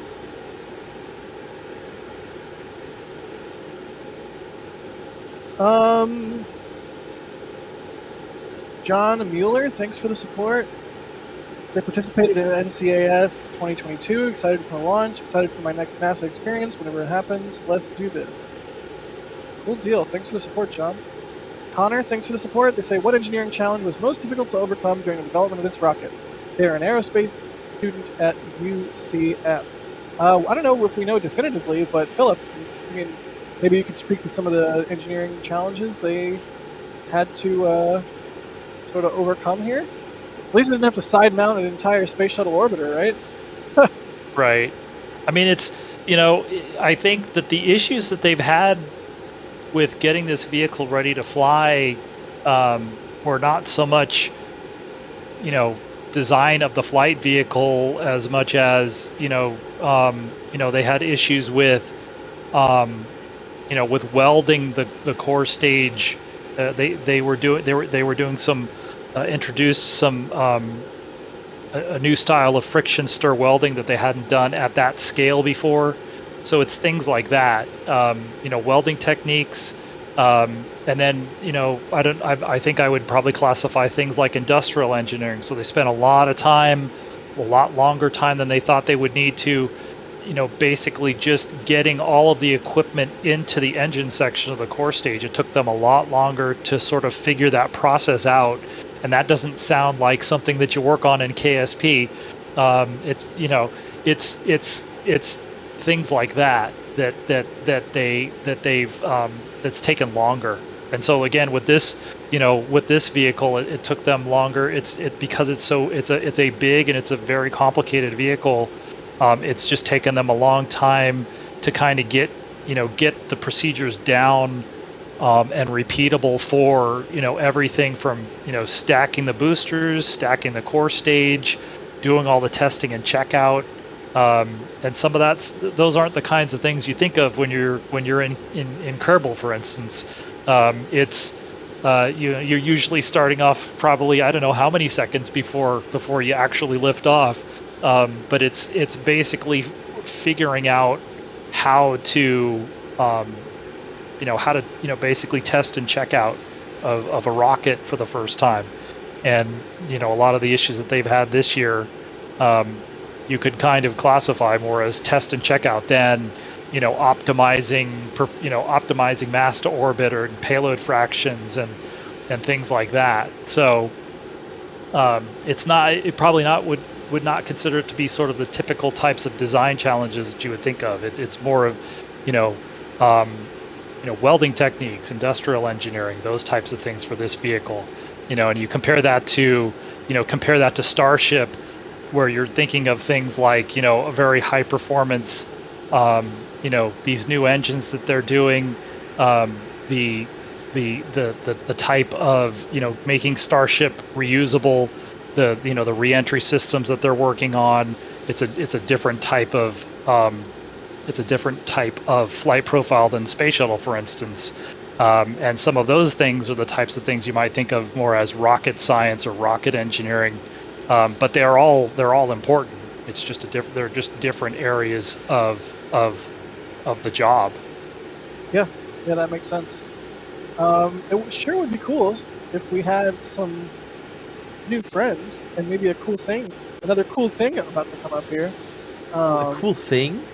Yeah, we might have a cool thing about to come up here, so everybody stay tuned for a cool thing. Another cool thing, I should say. Shadowgunner66, thanks for the support. James Juries, again, thanks for the support. Will we stay live till Orion separation? We'll go live again for TLI. I'm not quite sure what the plan is there, James. So the thing is with YouTube, once you go over 12 hours, the stream starts to eat itself, and when you go back and watch it afterwards, it would cut off the beginning. So after 12 hours, we kind of have to, or when we approach 12 hours, we kind of have to, wrap things up if we want it all to be preserved for eternity. Let's see here. Robert Rank, thanks for becoming a Pad Rat member. And A-Train, thank you so much for the support. They say, which Star Trek chief engineer from the USS Enterprise would you trust most to get this bird fixed into space? Thanks for the coverage. Cheers from Dallas. I'm going to go with Geordi. Geordi was a chief engineer, right? Oh, man, I'm showing my lack of Star Trek knowledge. This will be a Chris G question for sure. We need to ask this again when Chris G is back on. Oh, we have an update. Interesting. The range is a no-go. What is the violation? Let's see here. Stand by. Please, not a cruise ship? No, the range has an asset down for the launch. Sounds like some piece of equipment. And so the question is whether they can reboot it before the launch window ends. Wow. Okay. Is it like hard down and they're not going to be able to bring it back up tonight or not? That'll be. Radar site has a loss of signal. So, well, I don't like this. I guess we're going to find out. We'll have to find out whether they can. Yeah. While we wait to hear more about what's going on with the range, they are working the issue, and the test conductor has asked to be updated frequently about it. So okay. So we still have a bit of time. We still have best part of 4 hours to deal with that. And flow has resumed into the booster and upper stage. So it's on the liquid hydrogen tank. So hopefully we'll get some information from that shortly and figure out what's going on with the leaky valve from earlier. Oh, sorry. I just sneezed. I hope I was able to mitigate that, and I didn't just blow everybody's ears out. We didn't notice. Okay, well, I shouldn't have said anything. My bad. Let's see here. Kyle Taylor says, let's go. Thanks for the support, buddy. And Grand Chester says, west coast of Florida here. Got some clouds, but if it's clear, will we see the launch from here? Absolutely. Lewis R, thanks for the support. They say, why am I up at 4:20 in the UK? Thanks for everything you do, guys. Great seeing Doug. And we might have another Doug here, a different Doug, Doug 2.0, just shortly to talk to us about some RS-25 engine goodness. So stand by for that. We are getting ready to throw to another special guest. So there, I announced the thing. Well, that's kind of a cool shot of the bleachers over by the press site. These are Yeah, I all like the that. VIP workers and whatnot, I believe. Is that where that is? Yeah, I think so. I see a set of bleachers. I don't see the orange lights though, so I could be wrong. But I think that's where that was. Orange light's good. Orange is best light. Brian Jacobs, thanks for the support. They say, what will thrust be at max Q? Thanks for awesome coverage. This is an interesting question because we did talk about the fact that, Philip, you were saying that the solid boosters, sort of, the maximum amount of thrust they produce is 20-something seconds into flight. I imagine the grain pattern, as they get to max Q, the grain pattern enables them to sort of have a reduced thrust for that period of time. Is that the case? Yes. Yeah, I think the issue is where I'm not sure they've given us the numbers. You know, we do have a thrust versus time curve for these, but they don't actually label the axes, and so that might get into export control, my not favorite phrase in the world. And so I don't know if we have that answered specifically. Hashtag ITAR. Right. There's another bingo square for it. Right. Yeah. Boo, so but the booster, the thrust will will come down a little bit, and then obviously not obviously, but the on this vehicle, just like with shuttle, the RS-25 engines will throttle back for a handful of seconds. Let me see if I can pull that up quickly, because the RS-25s actually throttle down, a throttle up and down a little more than they did in shuttle. So go ahead. Let me see if I can grab that. Let me see if I can pull those numbers here. Yeah, do your thing. I will continue to vamp here in the background. Let's see. Okay, here we. Oh, of course it doesn't go ahead. say. No, it doesn't say. That's interesting. So this is in the press kit that we were given. It just says that they are throttled down. Maybe it doesn't say where they were throttled down to. So I'll have to see if they gave that to us in the notes, in some old notes or not. Okay. Nope, they don't. So. But they will. The engines will throttle back. They'll throttle back at about 55 seconds after liftoff, and then they'll throttle back up at about 81 seconds. They'll throttle back up to 109%. But it's kind of the same thing. They won't give us the booster thrust at max Q, and they won't give us the engine throttle setting, which then we could work the thrust out for at max Q either. So. Unfortunately, we don't have the exact numbers for that. Got it. Jack is asking, the countdown clock indicates earlier than 1 a.m. Does this mean that the clock will stop at a certain time until the launch window opens? Greatly appreciate y'all the coverage. Keep it up. If I'm not mistaken, right now the countdown clock is 30 minutes ahead of the actual count, and that is because there is a 30-minute hold. Is that correct? Yes, but now that we don't know for sure if they're going to be able to go at the opening of the window, what's going to happen is the clock will count down to 10 minutes and it will hold, and then whenever it picks up, will be 10 minutes from launch. If it was going to be on schedule, the opening of the window was at 1:06 a.m. Eastern, so we would pick up at 12:56 a.m. Eastern. That would be 5:56 a.m. UTC. But if they do not make the exact opening of the window, what we'll see with the clock is, and it's kind of one of the reasons why you get into an issue with an L- clock, is The L- clock only works if you know what the liftoff time is. So what we'll be doing here is the clock will go down to 10 minutes. They'll hold, and we will be waiting to hear what time are they going to pick up the clock. Will they pick it up on time at 12:56 a.m. Eastern, or will they pick it up sometime after that? So, we'll basically be listening to the launch team and the commentators at some point in there.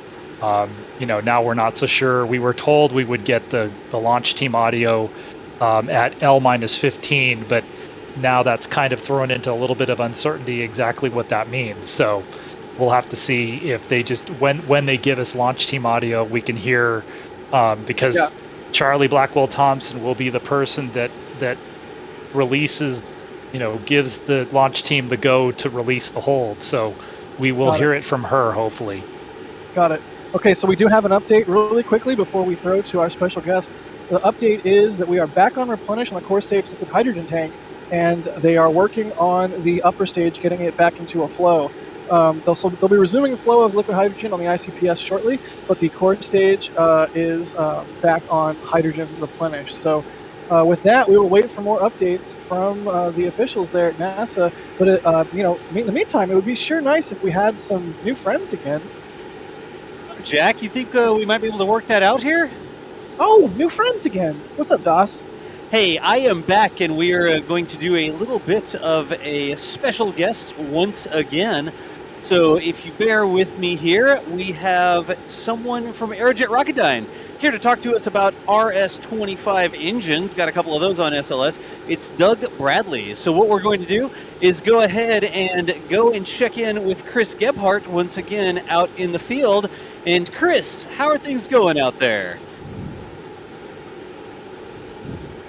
And Doug, thank you so much for being here and doing this with us to talk about the RS-25 engines. And it's a pleasure. The first thing I want to ask you actually is the history of your involvement with the program, because you've been with these engines since before they actually lifted anything off the ground, right? A long time. I started out as a young designer in 1977 working on turbo machinery, which was fantastic. So that was a few years before we launched. So we were deep into development testing and single engine testing, test stands. And so by that time, a lot of the design was done. So I was working redesigns. We'd have a problem and I was working redesigns to try to fix those problems. And so went into development, got into actually testing the engines. You know what? I've had a long career. You bounce around in a lot of different places. So I had really the pleasure of being the chief engineer for the last 7 launches of the shuttle program. So that was very gratifying. Just my predecessor says it's the best job in the company if it doesn't kill you, and so it didn't kill me, and just turned out to be fantastic. And some of those same engines are sitting on this vehicle, are they not? Yes, they are. Our kids, our babies out there. So let's talk about what you had to do to the kids to get them ready for their new job, because we hear a lot about the heritage hardware from the shuttle program, and I always still call them the SSMEs instead of the RS-25s, which I'm sure you will do during this as well.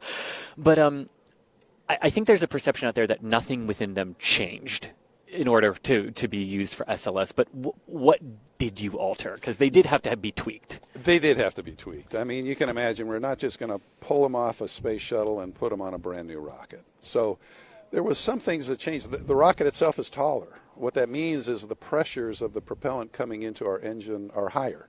Just like you go deep in the ocean, the pressures get higher. Same idea. That really changes the way you have to start the engine, the way the valves are all conditioned and orchestrated together to start the engine. So that was a small development program. We had to work that out. These engines are going to run at 109% power level. In the shuttle program, they ran at 104.5 at the end. So we were certified. We knew we were certified, but we had to kind of cull through all the engines to make sure that all of those engines were going to be good for 109.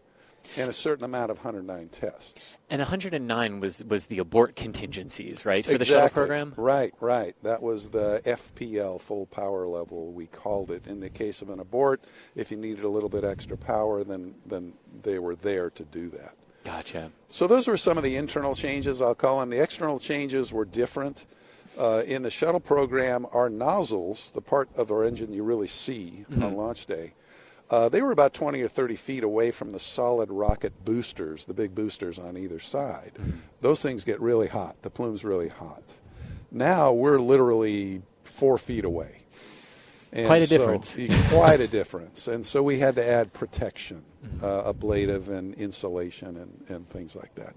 And then there were a million other just small changes, because it's fitting differently. We did make one design change.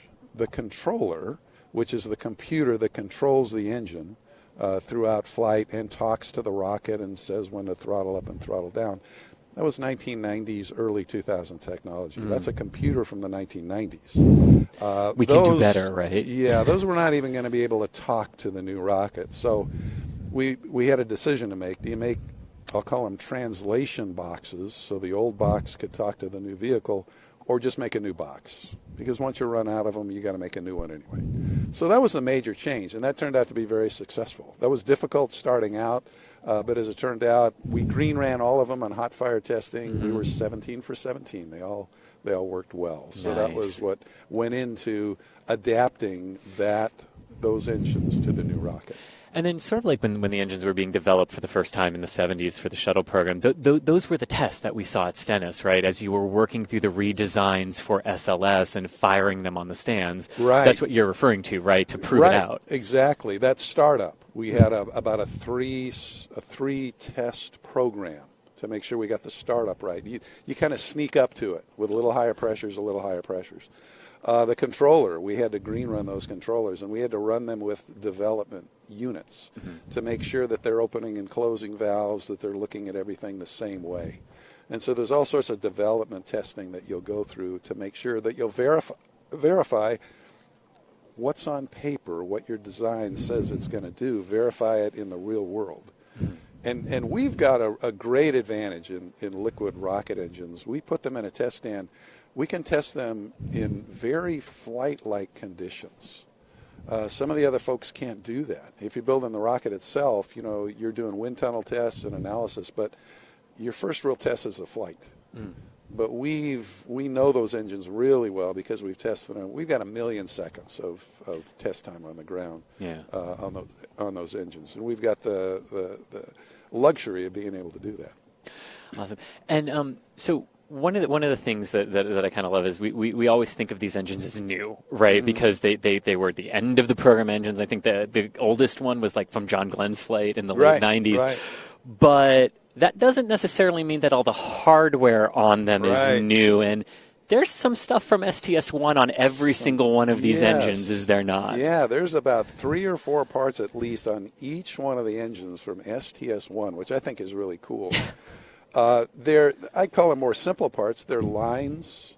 There's some valves and valve bodies. There's some igniters, but it's real hardware. It's not just nuts and bolts and washers that have made it throughout the program. In the shuttle program, we were constantly changing hardware. That's just the way the shuttle program worked.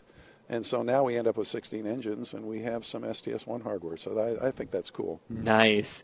And you said 16 engines. One of them, if I'm remembering correctly, was not assembled at the end of the shuttle program, and one never flew. Right. That's exactly right. We had 14 kind of flight-tested engines. One we had tested, but it had never flown. And then one, we just had the parts and we could put it together. At the end of the shuttle program, I mean, we were still moving forward, and we were still building hardware. And so we knew we had, the budgets were there to build hardware. So instead of just stop the program, we decided, no, we'll continue and try to give NASA almost more than they asked for what we were spending. And we were able to make all the hardware for that last engine. And then to get ready for this program, we were able to get that hardware to the Stennis Space Center where we assemble our engines and then get it green run, get it tested. Nice, and we saw those engines fire up on the core stage twice at Stennis. It was amazing, and I can't wait to see them ignite tonight either and hear that sound again. But there's a big difference with these now, right? Aside from their power level and everything else, you don't get them back. Yeah. So was there anything, because in the shuttle program you got them back so you could disassemble them, you could look at them, and you've got all that data from 40 years. But Was there anything else you had to do to get all of the information from the engines that maybe you would like plug the engine into something when it came back on Atlantis and get that data, but now you need it to transmit to the ground? Is there anything like that, or do they basically function the same way in that regard? That's a great question. We were asked that. What do you lose now that they're not reusable? What do you lose now that they don't come back? For this particular engine, these particular engines, since we've got so much test time on them and so much experience, now when we look at the data, we don't have to look at the hardware anymore, because we've got so many years of correlation. You know, we look at the data, we see how they tested, how they flew, then we disassemble things and look and see, well, what does that mean? When the temperatures get up this high, what does that mean to the particular component? And so we've got all that track record behind us. And so in the end, we found out that, well, it is great to get them back and to look, but we don't need that for these engines now. Gotcha. So once the 16 are gone, you got to make more. Yeah. So, and I think those are going to be called the RS-25. Oh, it pains me to say that. The RS-25Es, right? Yeah, that's kind of gone out of disfavor. Okay. I'm not sure we're going to rename them. Okay. They'll probably just be RS-25. So it'll be different. Okay. We tend to think in terms of part numbers. It's all numbers. Gotcha. But yeah, we have to make new ones. I mean, in the shuttle days, it was all about reliability. Everything was reliability. First of all, for the safety of the astronauts. But it was also cost effective. The more reliable they were, typically the longer they would last. And now you build an engine, but you use it, you know, one of those is flown 12 times. So the cost is about 1/12 of the original plus some refurbishment costs. Right. Now we need to make them less expensive. And so we need to make them cheaper. So NASA, and we realized that, NASA realized that, they gave us a goal. They said, goal number one is don't sacrifice the reliability. So you got to keep that up at a high level, but take 30% out of the cost. And so that's what we're doing. In fact, the folks back where I work in California, we're working on Artemis I and VI and VII. We're working on those brand new engines. And so we're doing that in a lot of different ways. Some ways are fairly simple. We built the shuttle for a long time. We know how to do it better, so we can make it more efficiently. Then machining has become a lot more advanced, where you might, in the old days, you take a part, you'd do some lathe cuts on it, take it off the machine, put it on another machine, mill, off the machine, grind. Now we have machining centers. We set that part up one time and we can do mill cuts, lathe cuts, grind cuts. It saves time and it saves, you don't get as many anomalies, you don't get as many problems with it. But to me, the most exciting one is 3D printing.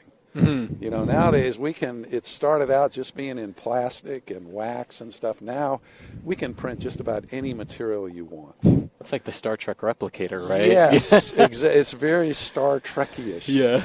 Yeah, and so now we can take those parts that used to take months to build conventionally, we're taking weeks. Or if they took weeks, we're taking days. And so you can, you know, time is money, literally. And so we're cutting out the cost with that. But I'm an old designer, so I get actually excited about the fact that that's going to change the way we look at building hardware. Now, instead of building hardware to function, but also to be able to lathe cut it, mill cut it, now we just look at the function. And so in turbopumps, where does the fluid want to flow? For stress, where is the stress lines going? And it's going to look very organic, I think. We're going to change the face of design when we start doing this. Right now, we're replicating what we do now, and so those are the first steps in 3D printing, and it's working great. And we'll be going the next step. But we're hitting that 30%. We're hitting that, and we've actually got designs in play right now. We think we can get 50%. Oh, wow. And so we need to do that if we're going to be sustainable for this vehicle. And one thing that you said there too, like the safety and the reliability of the Right. these engines, I mean, these are either the most reliable or very close to being the most reliable in the world for what has flown. Right. I mean, and what does that mean to you? Because you obviously had to the engines were key to getting astronauts back safely in the shuttle. That's not necessarily the case now with SLS, but their reliability is still really important. Yeah. And what does that mean for you all? Oh, that's key. And first of all, it's and we believe this, and it's drummed into us back home that the astronauts are our ultimate customer, and we have got to keep them safe. So reliability for the safety of the astronauts is paramount. But now there's even a different importance, I'll call it. For instance, launch windows. We're reliable to be ready to fly when we need to fly. Now, I hope we launch tonight. Yes, tonight. We all do. Yeah, listen. Yeah, there you go. If we don't, we're going to go on the 19th. Mm-hmm. Or we're going to go on the 25th. Okay, that's fine now. But if you're going to Mars, and that's our ultimate goal, you miss a launch window to Mars, you could wait 2 years. So you need to be ready to fly when you need to fly. So that's the other part of reliability that we're really trying to protect. Gotcha. Well, Doug, thank you so much. And it's best a of luck to you and all of the teams today. And hopefully we get to hear the roar of the RS-25s again. It'll be exciting. It will indeed. And I hope you enjoy it wherever you're watching from tonight. Yeah, you as well, Chris. Thank you much. And Das, back to you.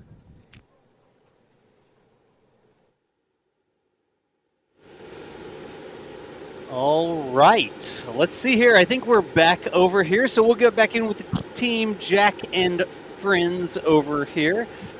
Get some new zoom ins. I think we are completely clear. Jack, we got you back on? You got me back on. What a cool interview. I'm loving this new feature that we've added to our broadcasts. Yeah, it's the first time we've done that sort of thing. I am doing my very level best to keep the rocket on the stream. Actually, we had some RS-25 engines there on the stream while we had someone talking, an expert in the RS-25 engine. So I thought that was kind of cool. But first time we've done stuff like that. We don't do a lot of face cams, but I was pretty happy. How do you think it went? Oh, I'm stoked. I'm stoked on it. I think it went great. I just look forward to all of the knowledge that these subject matter experts can bring to our streams and any cool stuff that we can do with this magical new technology. Very cool. That was super cool. All right, I think we had a little bit of an update while we were in the interview there. Who wants to read us in on what the update was? Oh, I wanted. Because they found out why the radar is not longer working. And apparently it's because of a bad Ethernet switch. Which, okay. And do the joke. Do the joke. Do it. The one I posted. Okay. Do it. Okay, that crazy that SLS might be scrubbed for the same reason that my LAN party in 2009 did not work. There we go. Yes. Bad Ethernet switch. So how long is it going to take them to fix that? Hopefully they can fix it, right? Oh, that's a good question. Glad that you asked. It will take them 70 minutes. Talking while muted? Yeah, that's my bad. 70 minutes to fix a broken Ethernet switch. With what are we at? We're a little over an hour away from the window opening. So let's see. We are at an hour and 17 minutes to go. So there is time before the window open to get that Ethernet switch fixed. So we'll have to wait and see what happens there. But currently, that is the issue with the range, and they're working to fix it. It's certainly possible that they still can do it. It's just it's a bit funny, so that's why we did a bit of funny talk there. But of course, we hope they resume it and they can go on after fixing this. And also there was, I think, another update about the replenishing. No, there was not. Okay, then we are still waiting for that. But yeah, we are getting closer and closer here. So let's hope they can fix these last issues both on rocket and on radar, and then we might see an SLS launch. Yeah, fingers crossed. Fingers crossed. Clock is steadily ticking down, and we are back into our standard coverage. And if you have any questions, you can @ NASA Spaceflight in chat. We'll answer your questions. I'm going to run through some super chats really quick. Adam, thank you for the support. Where are we obtaining our updates for the launch technical issues going on? There's a stream that you all are listening to, right? Yes, we are listening to the media channel feed from NASA. Got it. That's where we get the updates. Dennis, thank you for the support. They say, I wish I had you guys back in the Apollo days to have a better understanding of the program. There was only so much Walter Cronkite could do. Wow, that's very high praise. Also, I note that your super chat is 1972. I suspect that was intentional. Thank you so much for the support and the praise. Simon, thanks for the support and the curly L's. They say, you guys keep upping your game. Everything about your production and coverage just gets better and better. Keep up the great work. Great job, everyone. Thank you so much. I say it, you know, when I'm thanking people for the support, when I'm thanking the people who are becoming members and whatnot, like, we're constantly trying to up our game and do better and cooler stuff and more things and more cameras and better cameras and more angles and better angles. And so thank you, Simon. It really means a lot to us that it's noticed. You know, our hard work is not just it's not just going by the wayside. So thank you, Scott. Thanks for the support. Here's one for maybe a new friend. How can an engine run at 109%? What's the deal with that? It's about how they were originally rated versus an increased power level and not wanting to go back and retcon the original power level. It's something along those lines, if I'm not mistaken. That's also how I understand it, yes.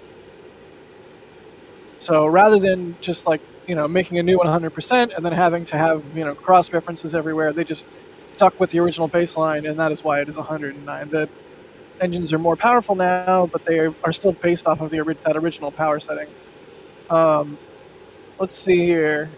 Bash Coder, thanks for the support. They said, my earliest memories are of Apollo 11 and Episode 1 of Sesame Street, 1969. Wow, that's cool.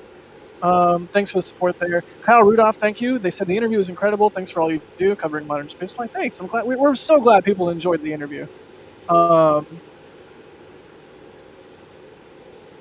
What on earth? Yeah, same. The Robot Devil, thank you for becoming a PadRat member. Nobody knows why I said that, but it's just going to have to live with it. Matthew S., thank you for the support. They're also loving the interviews. Jackball TV, thank you. Joseph Pistrito, thank you for the support from Maryland. Donald, thanks for the support. True North, thank you so much for the 79 Australian dollar dues. Also, they say awesome coverage, NSF team, very cool edition with special guests. All the best from Sydney, Australia. Thank you so much, True North. We really appreciate that. It's a significant amount of money, and we don't take that lightly. And once again, we'll do what we can do to continue to up our game here. Donald, thank you again. Sean, thank you for the support.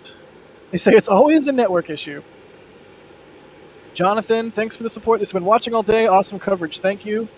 And Mark R., thanks for becoming a Red Team member. Cool. Whew. Do we have... okay. So we're kind of, you know, just hanging out right now, waiting for updates on what's going on with the range issue, the radar, and the Ethernet switch, and what's going on with that leaky valve, and if that fix worked.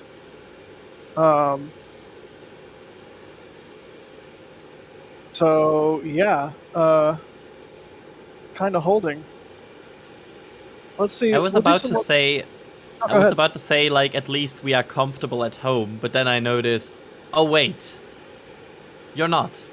The mosquitoes are out in force, and fun fact, that light that we were using for the interviews attracted like a cloud of them, and I'm not even kidding. I felt a mosquito on my arm, and I slapped it, and there was like this might be a little gross, sorry. There's like a whole bunch of blood on my arm because the mosquito was like in the process of sucking my blood. Thank you, mosquitoes. You're the worst creature. No one would be mad if you ceased existing and blinked off the face of the earth. We all hate you. So yes, Adrian, I'm glad you're comfortable. I am currently like clinging to my chair, attempting to not be carried off by a cloud of mosquitoes. But you know what? I'm at Kennedy Space Center at the press site, and I'm looking at SLS with my own two eyes, and I'm live streaming this stuff to the world with some good friends of mine. So you know what? I will battle the mosquitoes for hours if that's what it takes. I'm extremely lucky to be here. So comfortable or not, Would an update make you happy? An update would soothe my weary soul. Give me that update. Okay, then I will give you that update. The upper stage is in fast fill for liquid hydrogen.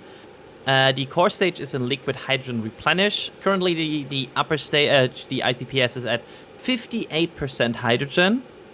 And for the lock side, both stages are in replenish.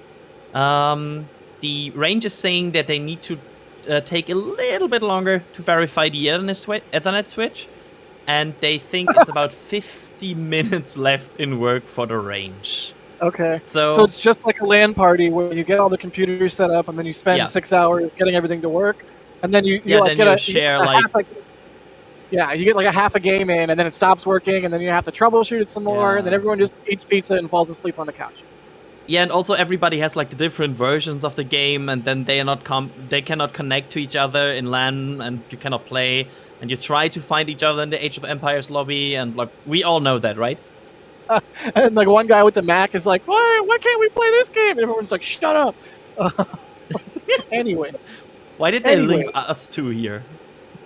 They did though. That's what they did. So be it. I think we're working on getting some more voices in here shortly, but hopefully they are able to get that Ethernet switch re-verified and get the range green once again. So estimated time for that 50 more minutes, which I know the clock ticking down in the top left says minus 39. There is a hold. So the actual time until the window open is 1 hour and 9 minutes. So that is what we're looking at there. Hopefully that gives them plenty of time to do what they need to do. We'll just have to wait and see what happens. Let's see, what should we do next? It's like I have a whole menu of things in front of me, and I get to pick. You know what? What I'm going to do right now is I'm going to thank Northrop Grumman once again. One, for letting us have Doug Hurley on. That was super cool. Two, for, of course, sponsoring this stream. That's why you see their logo up there in the top right. Three, for, building essential parts of this launch vehicle. Definitely happy that they're doing that because this is a cool thing to get to see and watch. But yeah, Northrop Grumman, very, very cool of them to help us out and sponsor us on the stream. I mean, if you don't know, they're the builder of the GEM 63 and 63XL solid rocket motors for Atlas V and Vulcan. They're the prime contractor for the composite materials of the white parts of the Delta IV and Delta IV Heavy rockets. They are the manufacturer of numerous space, robotic, telecommunications, and defense program satellites on the Geostar and ESPAStar satellite buses. Most recently, you guys might remember the Galaxy 33 and 34 launch for that C-band replacement for Intelsat. And there was also, right before I flew out to Florida, we were treated to the wonderful JPSS-2 weather satellite launch out of Vandenberg, and that was, Northrop manufactured that satellite as well. So, of course, also Northrop operates Antares, which is such a cool rocket, and they do a lot of cool things from the mission extension vehicle to all sorts of cool stuff. Once again, Stargazer, the last flying L-1011, and the original commercial air launch vehicle. Such cool stuff. So thank you once again to Northrop for supporting our stream. We have an update. Stand by for the update.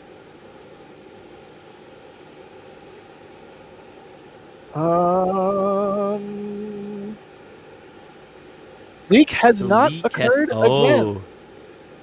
That is fantastic. That is exactly what we want to hear. So the work seemingly was successful. Absolutely what we want to hear. The core stage is in liquid hydrogen replenish. And that is exactly what we want to hear. Yay! That Oh, that's would amazing. That would mean they're right now basically not, besides the Ethernet switch, which they think they have a solution for. I'm sorry. They are not working any issues on the rocket or the launcher, right? They are just getting it ready. Right now, there's like nothing there. They're really concerned on the rocket itself. Yep, we're right now the issue being tracked. The one issue being tracked ahead of launch is that range issue. So we'll see what is going on there. Oh goodness! Hopefully they can get that Ethernet switch fixed, and we can get this giant space land party launched into orbit. I don't even know. What did I even just say? Why would you laugh at that? That's not. It doesn't even make sense. That was so good. That's why. Did you tell them? Did you tell them we have an extra switch? Like we actually plan for that, and we have a standby switch in case we need one. Wait, I thought we were using the standby switch because the original switch things happened to it. Let's say. No. It was fine. We tested it out, and it came back nominal. So. Okay. It swims perfectly. I will go let them know. I think. Am I jumping off and you're jumping on? Is that what's happening here? No, it was we left you and Adrian by yourselves for too long, so they need a third person to come keep an eye on things. So I'm just gonna hop in if that's okay. So you're going to dad us. Let's go with that. Sure. Yeah, this feels like there was like an emergency meeting in the background. They were like they're alone on stream, like we need to do something here. And quick, Jack is going to start yelling about movies that Adrian hasn't seen. Although I'm still shocked you've seen The Matrix. Good job. I'm proud of you. Thanks.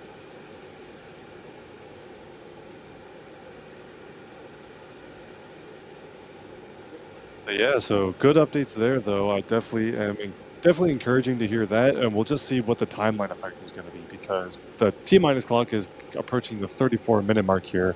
That's going to go down to T-minus 10 minutes, but then it's going to stop there. We already know it's going to stop for at least a half hour. However, what my guess is going to be is that hold will be extended to accommodate whatever work is needed to, finish prop load onto the ICPS, because it sounds like core stage is good to go. And then any other time needed to work the range issue and get that completely resolved. So no slip reported yet or anything like that, but we will see if that comes at a later time. And Thomas, if you want to mess with the panel, we've got it right here.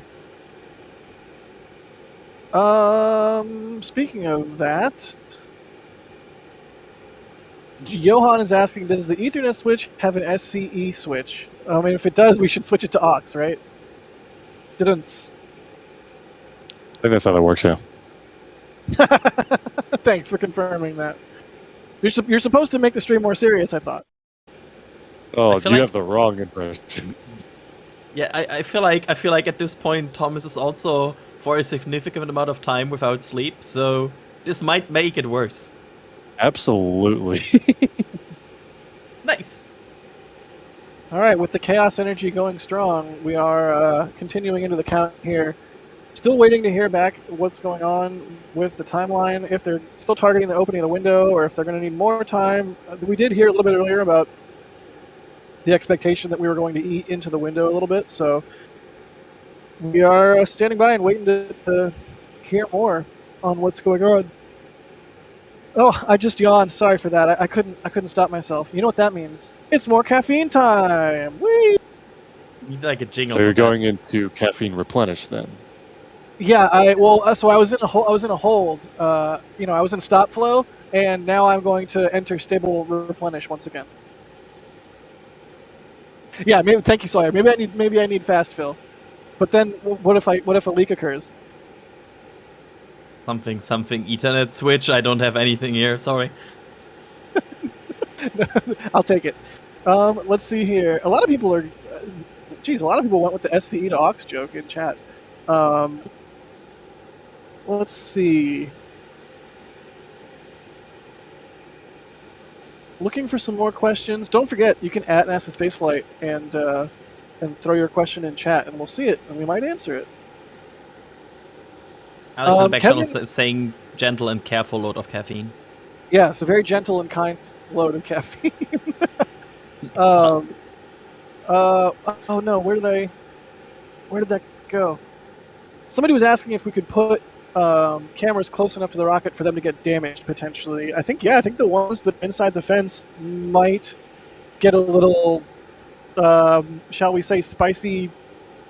So a little spicy cloud action. I'm not quite sure, but yeah, we are afforded as media the ability to put remote cameras. I think the closest ones are about 1,000 feet from the rocket, and of course it's a very large rocket, and those solid motors do produce a little bit of residue, shall we say. Thomas, you're looking at me like you have words to say. Yeah. First of all, we do actually have to sign paperwork that acknowledges the risk to our camera equipment when we put it that close. But yeah, also that exhaust from solid rocket boosters, especially when they interact with the sound suppression water system, is acidic and can definitely eat up your camera. So, of course, the objective is for the SD card to survive, and once you get there, we're fine, because that's how you get the photos back. Yeah, and it's sort of like a game of chicken in terms of how much of a camera or how much equipment you want to put in what places. There's some places are safer than others just by nature of distance or what have you. I mean, personally, I have slowly over time accumulated a whole bunch of older cameras from friends selling them or from Craigslist or eBay or what have you. And when there is a camera that is a potential extra danger to it, I typically set cameras where if that camera went kaput, I wouldn't be super sad about it. But then sometimes you're like, but what if I put a really good camera there? And such is the nature of being a rocket photographer. We'll jump in here because we did just pass another milestone in the countdown. We are less than an hour away from the opening of the window now. You see the T-minus clock has gone under 30 minutes, and there is a 30-minute built-in hold coming at T-minus 10 minutes. So we're under an hour from the opening of the window, and again, it's to be determined whether they're going to be able to stick to that opening of the window. They are working on resolving that range issue, so that has the potential to push into the window, but it's a 2-hour-long launch window, so they do have lots of other time, and no other issues being worked. All of the fueling operations are basically getting close to wrapping up, and so ideally it will be a short delay if there's one at all, and we'll relay that as soon as we have it. Indeed, we will. Off Nominal is asking, has the rocket dried out since getting way too wet during the hurricane? What happens if it's still wet? Off Nominal, you are crazy, but thank you for the extremely generous super chat. If it wasn't clear, that is a not serious remark. What are we hearing? Love you guys. What is that in the background? That was interesting. Okay, but yeah, thank you, Off Nominal. Definitely love the space memery. MC, thank you for the support. They say when hop, hopefully when orbit in this case, and hopefully in sometime during tonight's launch window. James, thank you for the support. They say been waiting for this launch. Let's go, gamers. Nitsu, thank you for the gifting 10 Red Team memberships. Very generous of you. Brian, thank you for the support. They say, why does a core flare inward at the base? What? Is that aerodynamics or structural? Love the interviews. I'm looking at you, Thomas. Why does a core stage flare inward at the base? Core stage flare. Oh, I see. Okay, yes. So I believe that is primarily an aerodynamic load. I mean, if you design the core stage where it's just like a cylinder and you just had a hard corner at the bottom, that's probably not as aerodynamically favorable as if you give it a little bit of a taper there. You have a lot of different considerations in that part. You got to fit all of the engine plumbing. There's aerodynamics, there's thermal constraints, you got to fit some thermal protection systems and things like that there. So there's probably lots of other factors that have gone into whatever the heck that shape ended up being. But aerodynamics is part of that equation, I'm sure, yes. Yeah, Philip calls that the boat tail, I think, right? Which always makes me think of like a 1972 Buick Riviera, which I don't know why that's in my brain, but it is. Google it. It's a cool car. Speaking in school, very excited, they say. Thank you for the support. Jeff Barksdall, thank you for the support. Kenneth Marinotti, thank you for the support. They say, just clocked out at work. Crossing my fingers that they actually launched this time. I really appreciate your coverage. Very informational. I've learned a lot. Thank you so much, Kenneth. That's very kind of you. Thanks for the support there, buddy. Snazzy Ferret says, ha, mosquitoes. It was negative 15C up here in Canada today. Okay, I will take mosquitoes over cold any day of the week. I I'm am not. not built. For the record, I'm not. Well, to each their own. Yes. There's like services where you can like mail somebody a whole bunch of bees or something. Like, can I mail you a whole bunch of mosquitoes? Can I do that? No. Just to get back at you for your. What's that kind of a question? It's the kind of question I ask at 12:07 a.m. after not having slept very much in the last several days. I'm sorry. Is there any person in the world that would say yes? I would love if you mosquitoes. if you get a box in the mail and it's buzzing, just go in an enclosed space and open it. I think that would probably be the safest thing to do in that circumstance. NASA Spaceflight not responsible for personal safety regarding Jack's advice. You couldn't even finish saying it without laughing. That's amazing. Oh man. G-Mez, thank you for the support. They say the Ethernet switch when the walls fell. Oh my god, this is a Star Trek reference that I'm going to totally butcher. It's Shaka when the walls fell? Oh my gosh. It's the one where the aliens talk in like metaphor. It's a whole thing. Darmok with his eyes open. Darmok with his eyes closed. I don't know. That's Star Trek. If you don't know Star Trek, you should watch it. Shaka when the walls fell? Thank you. I'm getting messaged by my friend Colleen. Thank you, Colleen. Max, thanks for the support. What are the odds this is the only SLS to fly being replaced by Starship? I don't think there's high odds that it'll be replaced by Starship. But who's to say how many times Artemis will, SLS will fly? We were talking about this earlier, that NASA has committed to buying parts up to Artemis 9. So, potentially potentially around 9 at least at this point, which may not sound like a lot, but then when you think that the Delta IV Heavy has flown, I think 11 times, maybe it's 12, not a lot of times in a decade since it was first flown. So, 10 flights of SLS would be a fairly significant, I think, number of flights. Thomas, what is your read there? Yeah, so buying parts for future rockets, as the kind of long lead items, doesn't necessarily guarantee that those rockets will fly. I mean, we have Saturn V's lying around that have clearly not flown, but that's the intent currently. They have looked into the future and said, we intend on flying at least 9 SLSs, so we've purchased the parts needed for that. That conversation has a lot of different parts to it, and I think a big lesson that NASA has hopefully learned from the International Space Station program, and they're carrying that into kind of finishing the ISS and moving on towards moon missions with Artemis, is that you want to avoid a gap in capability by retiring a vehicle too quickly. Right now, SLS is the only vehicle close to operations that will be able to deliver crew to a moonlander. Right now, the moonlander is Starship, and that is coming up in its development phase, ready to support its part of the mission. But getting Starship, for example, to the point where it's capable of launching humans from Earth and getting them all the way to the moon, rather than just delivering a empty lander to the moon and waiting for the crew to arrive on Orion and SLS, that's going to take some extra time. And so ideally, the goal here is for SpaceX to basically, or for any other launch provider, it could be another vehicle that comes up, but SpaceX Starship is the obvious example, of them to demonstrate the capability of launching humans all the way from the Earth's surface up to lunar orbit, for example, and an end-to-end mission to the lunar surface that doesn't require SLS or Orion before you then retire the SLS vehicle, and there's hopefully overlap in whatever the replacement vehicle is with SLS.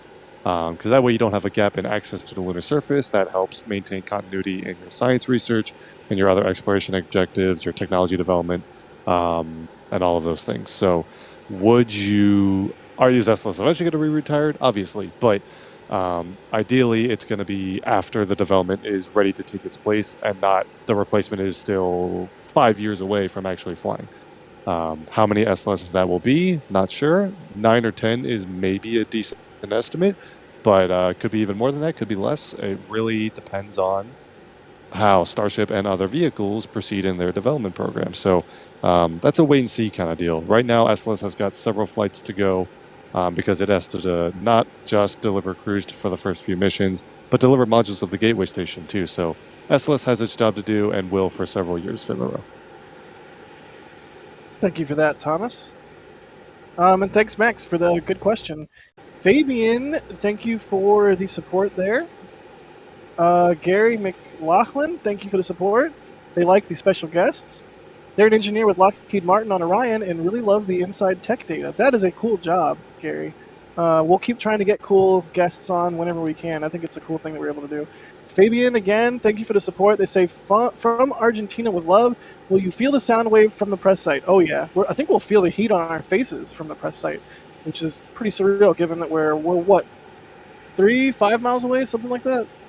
3, yeah. Yeah, it's gonna be awesome. I sure hope it goes tonight.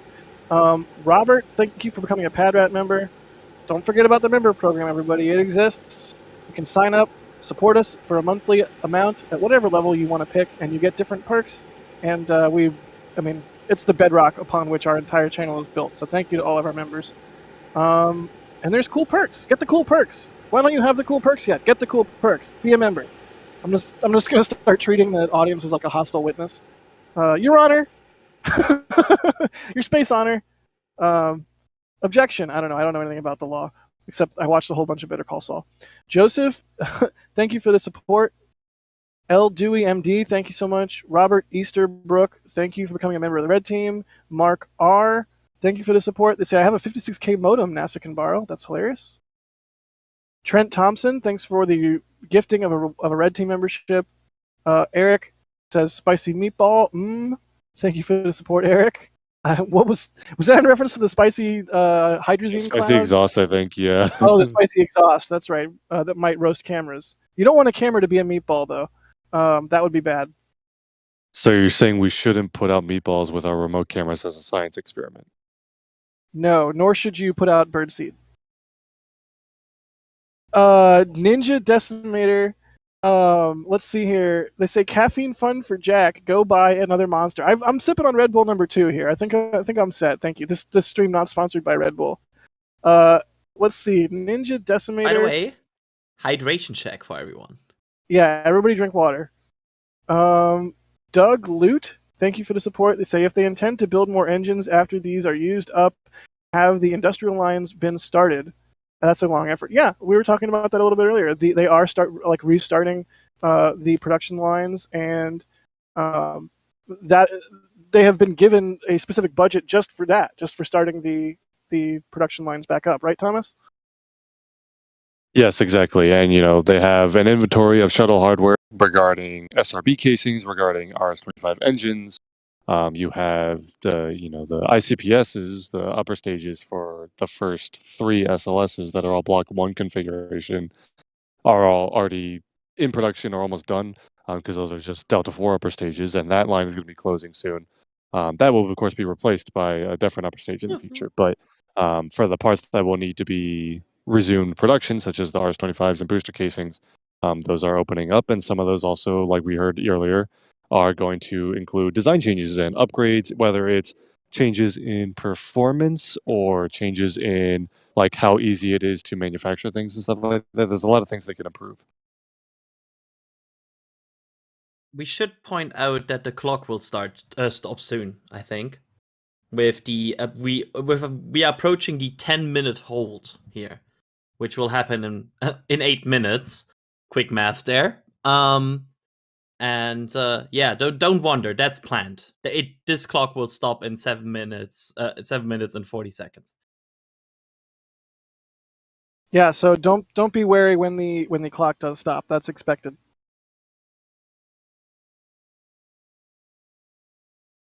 Let's see here. Doug, thanks for the support. They say if they intend to build more engines after... Oh, we already did that one. Thank you, Doug, for the support and the question there. San, thank you for becoming a Red Team member. Belgrade A, thanks for the support. They say thanks for the coverage. Moldy Space, what's up, Moldy? Saying Thomas Fan Club. Much appreciated. Thank you, Moldy.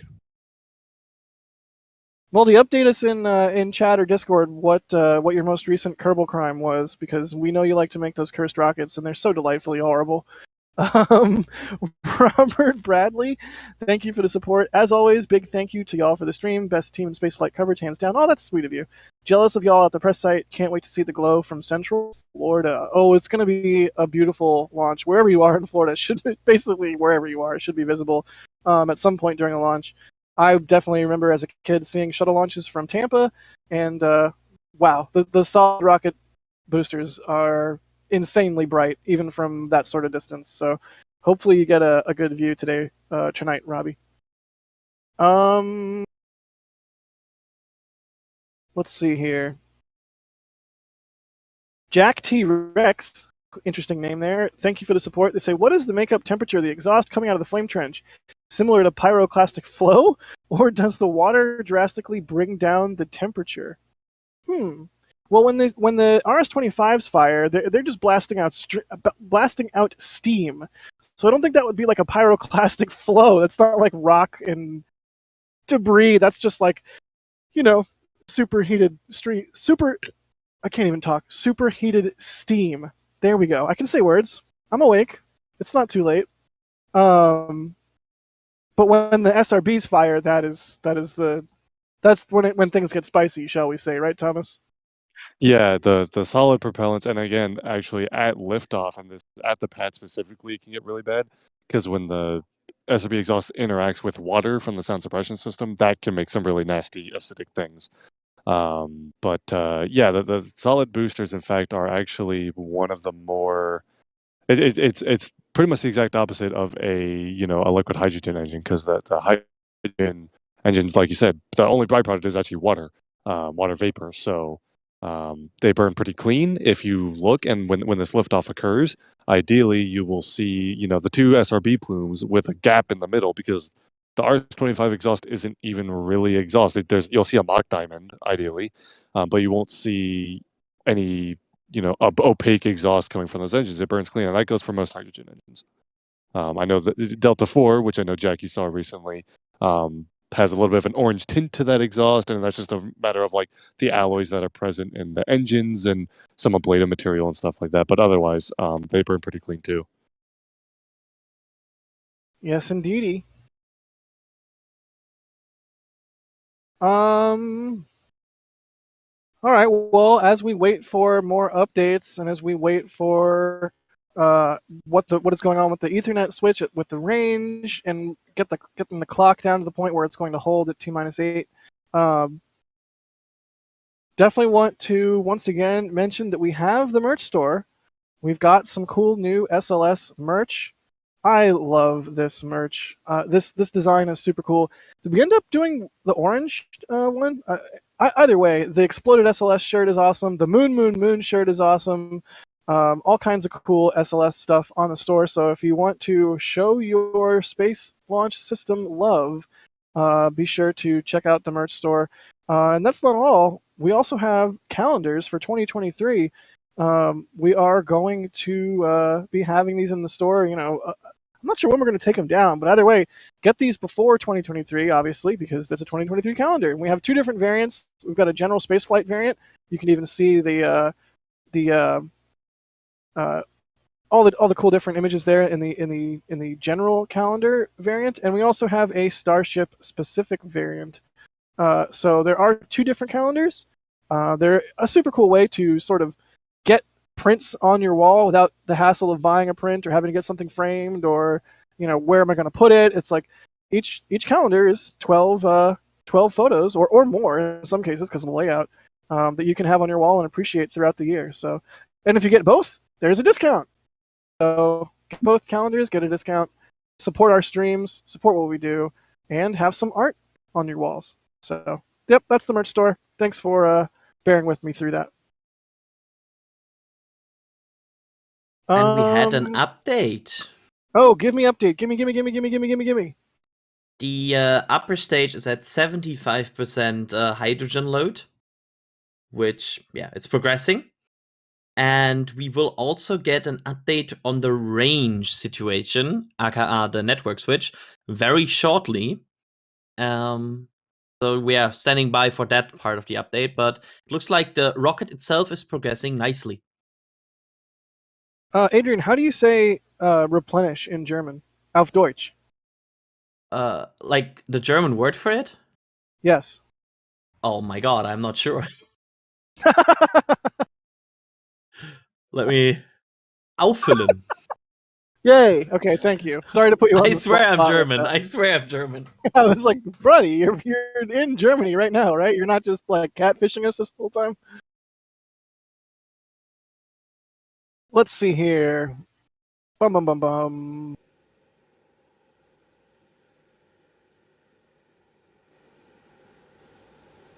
Looking for some more questions to answer.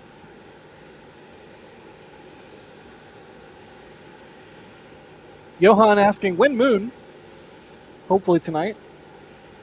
Well, technically, the moon doesn't happen until flight day 6. I mean, it takes a couple days to get there. Is the whole. All right, Jack's giving me a look. But yes, hopefully the journey starts tonight. I should point out really quick, we'll have more questions and things, but we are coming up on the T-minus 10-minute mark as well, 10:45 and counting. The clock will hold at T-minus 10 minutes. That is 100% expected. I should have missed opportunity to say 109% expected. No, I messed that one up. It's fine. Get the next one. That it'll be at least a 30-minute built-in hold. However, based on that range update that we're hopefully getting soon, we will have an idea if that's going to get stretched a little bit. Again, no, the countdown clock has not been adjusted from the opening of the window yet. So they have 2 hours of room to delay T0 if they need to. But we will, obviously, we don't have a new T0 to report yet. We're just expecting that there's a possibility. And once that range update comes in, we'll have a better idea if that delay will occur. And if so, how much it'll be. Here comes the T-minus 10-minute mark. And there we go. T-minus 10 minutes and holding. As expected, less than a half an hour from the opening of the window. It would have been way funnier if now the clock just kept on ticking and we started to panic and we're like, okay, they never briefed us on that. What's happening now? But sadly, that didn't happen. I think Jack is talking while muted. Is that a possibility here? Nope, he's not. He was letting you talk. But yeah, into the hold as expected, and this will last at least 30 minutes. Hopefully getting that range update soon. That's the only open item as far as just finishing out, like you said, liquid hydrogen load into that upper stage. That's up above 75% by this point. Excellent.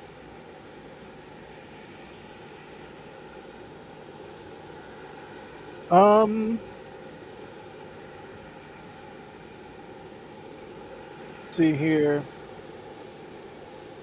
Oh, do we have Philip back? Philip, are you there?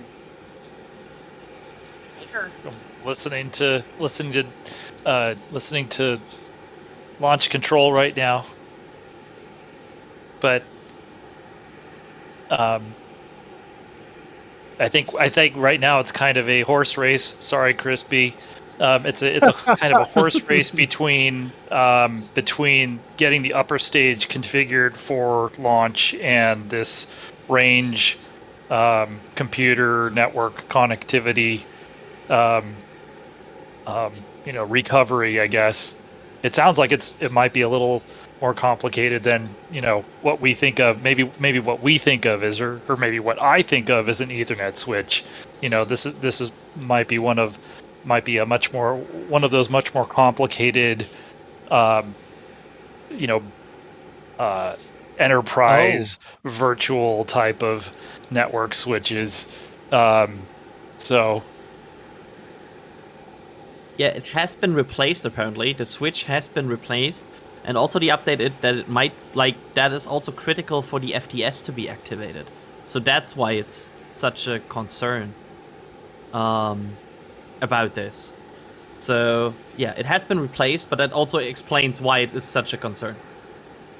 Right, and it's probably a little bit fancier of an Ethernet switch than somebody like me is used to working with. So it's maybe not quite so easy to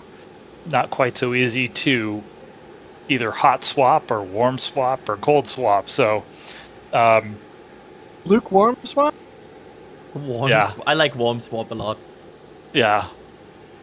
But yeah, this is probably a little more complicated than a home Ethernet switch.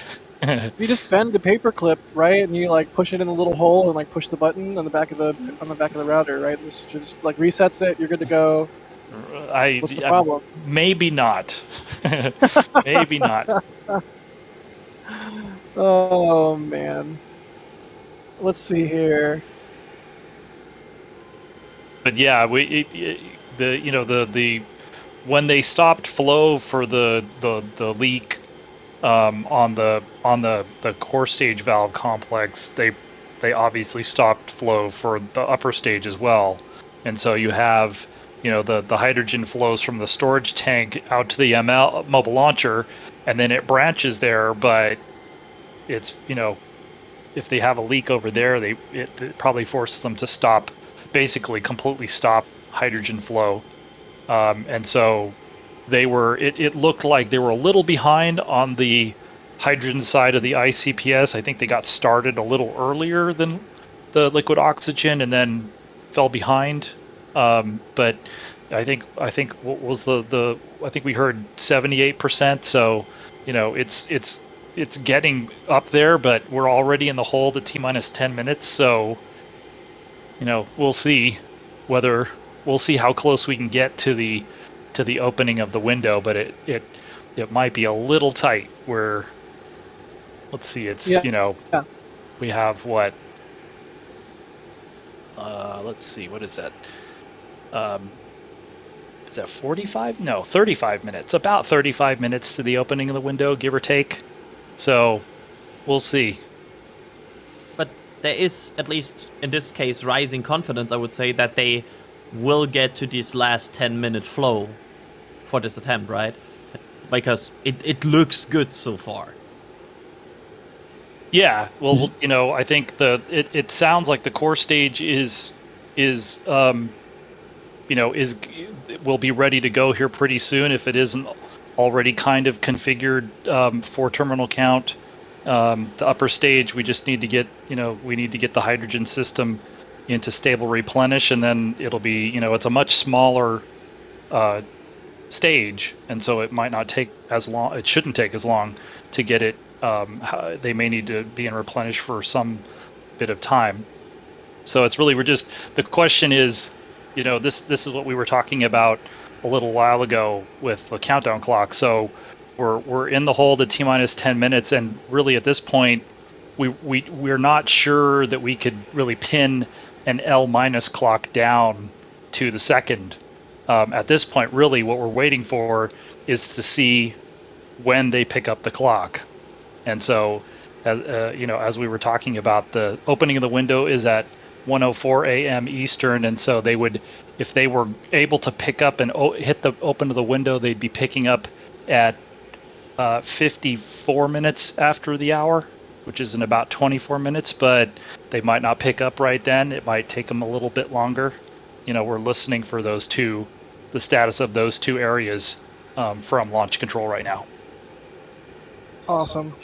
Well, hopefully we get some more updates here shortly. Is that the moon on the right? That's cool. That is cool. So looks like there's a little bit of clouds, but hopefully. It might also just be dew on the camera. Everything at this point is soaked out here. Like, the tent is dripping water on us. The Pelican case next to me looks like it has a small ocean on the... So it's kind of like a summertime feel out there tonight? Yeah, if I were to walk 100 feet across the grass here, my shoes and pants would be soaked, which is about to be what is going to happen, because I am going to get some cameras set up and start to do camera things. I think I'm going to jump off commentary for a little while, because we're at T-minus 10 and holding, and I'm starting to itch, and I need to get some cameras set up. Or maybe that's just the mosquito bites. Either way, I'm going to jump off here. I think I'm going to be replaced by Hagen as host, right? Is that how we're doing this? And he's not here just yet, but he'll be here shortly. But I'm going to jump off. Y'all are the best. Thanks for the support. I'll see you at some point later. Jack, Godspeed to you and your cameras, and thank you so much for doing so much talking for today's stream. Always appreciated.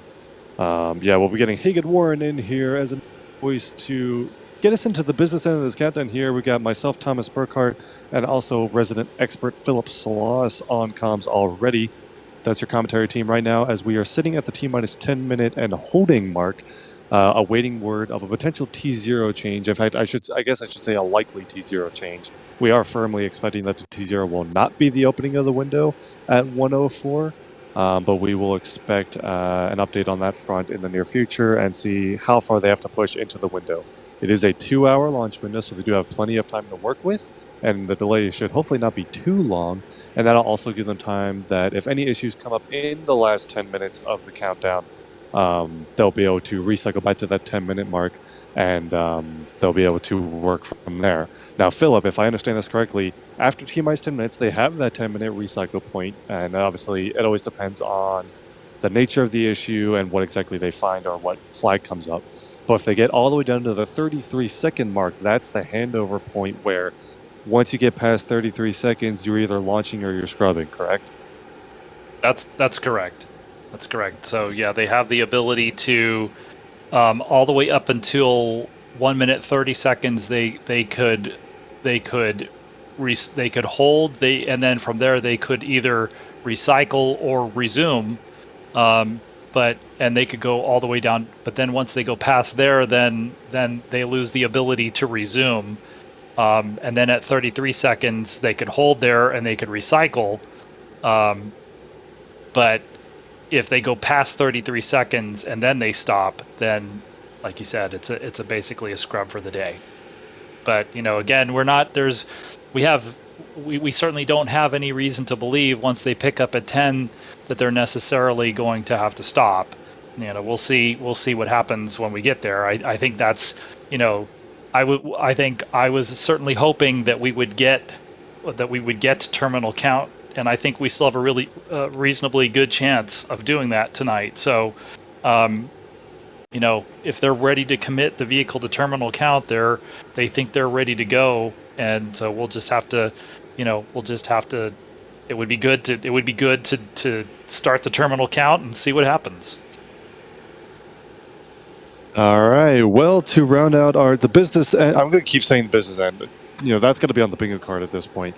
Of our countdown and our commentary team here, Hagen Warren, I believe we've got you on comms now, joining us for the last little bit of SLS's countdown. Hagen, how you doing? I'm doing good. Super excited for this. I mean, I'm just pure shaking right now. I mean, we're waiting to go into terminal count for SLS. That's a wild sentence.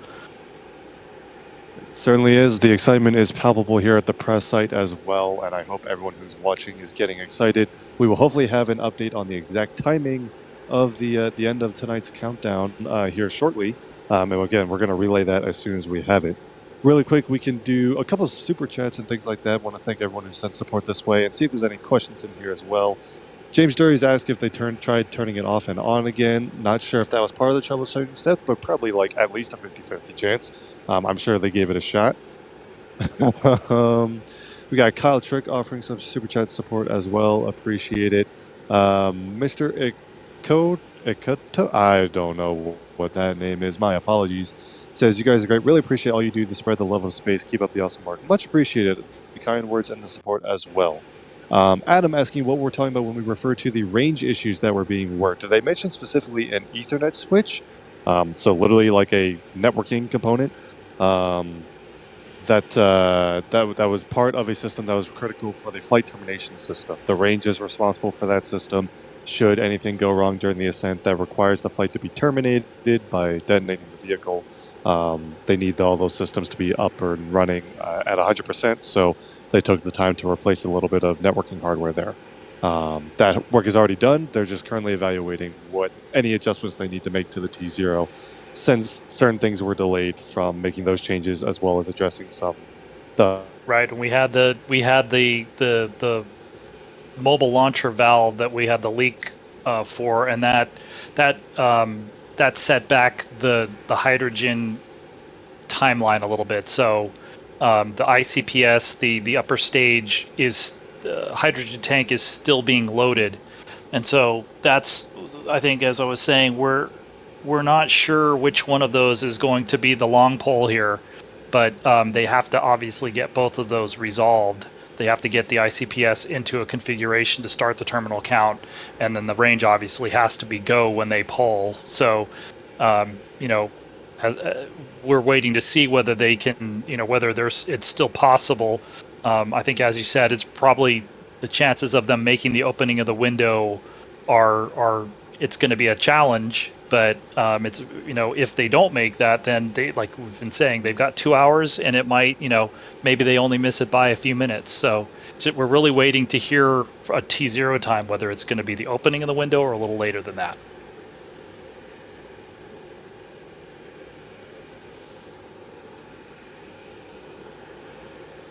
Indeed, there we go. So, so Philip, I know I just joined, and I know that especially since we're getting towards the business end and the very end of this countdown here, a lot more people are joining. Do you want to, maybe give us a basic rundown of what's happened thus far, where we're at in the count, what's vehicle status looking like, the range? I know we had a few issues with that a few minutes ago. So where are we at in the count, and what can we look forward to next?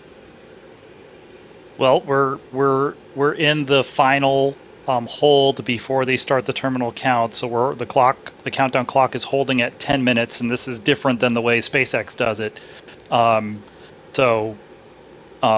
we have a 2-hour launch window here, and so this is a planned hold point in the countdown where they will make sure everybody is ready to go. They'll pull the team, and they will, and this is more like Atlas and Delta, where their terminal countdown hold is at 4 minutes, but they're working a couple of issues. The issues with the hydrogen leaks in terms of loading the core stage during tanking, they did not see those. The procedures that they've been practicing and developing worked tonight, but then they ran into a leak with a I guess I would almost call it an industrial area valve, and it's a valve underneath the rocket on the mobile launcher, on something in basically a valve complex. And so they sent what's called a red crew, just a couple of maintenance people out there to basically tighten the valve down, and that worked. But they probably lost about 90 minutes, and so they're catching up with the core stage and the upper stage. The core stage was already full. They had not completely filled the upper stage, so they're finishing that now. And so that's one thing on the vehicle that they're still catching up on, is finishing the loading of liquid hydrogen on the upper stage, the ICPS. And then they had this issue with the range, where they had a switch that either failed or was not working working up to speed, and so they've had to replace that. And now we're just waiting to hear if the range is go for launch. Not officially, but because they won't get pulled for a little while longer, but just are they ready to go? So I know it sounds like we're getting an update from launch control right now. Yeah, so while we wait for that update to come in real quick, I do want to just quickly remind everybody, as I said, I know we have a lot of new people joining. If you want to ask us a question, tag us in chat with @NASA Spaceflight. It's going to put it into some fancy software that Michael's developed for us, so we can put it up on screen and maybe answer it. So yes, we have a new update here, saying in the back channel here that they're currently undergoing an open loop test of the system on the range that is used to send the destruct signal to the rocket. So you want to talk us through, what exactly all that means there, Philip? Because I know that you've been following this all night, especially the last few minutes with the range issues. So this is part of the system that as the update was saying that we got from Alex in the back, it's part of the system that actually communicates the signals to the flight termination system. I'm looking at the updates here because again, those are the two issues that we're dealing with, which is we're dealing with, they're a little behind on because of the leak on the mobile launcher that they fixed. but they're still catching up with the loading the liquid hydrogen on the ICPS, and then this range safety issue with a basically the network that all the computers that communicate with this system that helps send that, those would be an arm and a destruct signal from the range safety officer if you needed to do that. They basically, as the update was saying, they're basically retesting their systems after they replaced this Ethernet switch, and this might be one of those, like a 1U rack or even a virtual switch type of an Ethernet switch versus something that you might go out and get at Best Buy, although maybe you can get one of those at Best Buy, but it's a more complicated switch probably than like a 4-port gigabit Ethernet switch. So they're still, and so the update on the ICPS getting that full, they're still not full yet. They're still they have not reached the topping phase. I guess they were saying they were around 80% and they were doing a test. So they're still a little ways away. And so, yeah, if the launch team was going to hit the opening of the window, they would need to pick up in about 10 minutes. And it doesn't sound like they're going to make that. And so at this point, I think they're still trying to figure out how much more time the range needs to deal with their computers and how much time it's going to take to get the ICPS into a ready to pick up terminal count. So we're still waiting to hear when that's going to be. But they have 2 hours to work with, and so these issues shouldn't take 2 hours to resolve. So, and the weather sounds like, at least last we heard, that the weather was still reasonably good, and so we'll just be waiting to get some sense of when they think they can pick up the clock.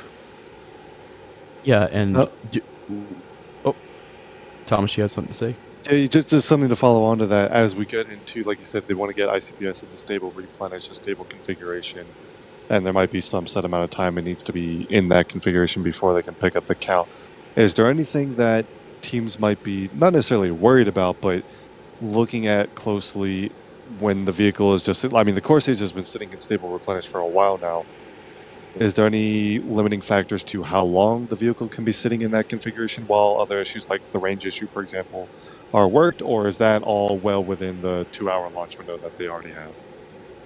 I think I think that the core stage is in. This is kind of a stable configuration where they are, and really with the vehicle. And so, yeah, the vehicle, other than the fact that, again, they just because of the leak that they had, they're basically catching up on finishing the hydrogen filling of both stages, and in this case it's the ICPS stage. But the vehicle otherwise can kind of sit in this configuration at T-minus 10 minutes and holding through the entire 2-hour launch window. So it's really just, we're getting the updates from Alex in the back here, and basically what he's saying, what he's relaying from launch control is it doesn't look like they're going to make the opening of the window, but it doesn't sound like it still sounds like it's going to be a matter of minutes. I might be over-promising here, but it doesn't seem like we're talking about hours to get to a ready-to-go configuration now. So we'll just have to see.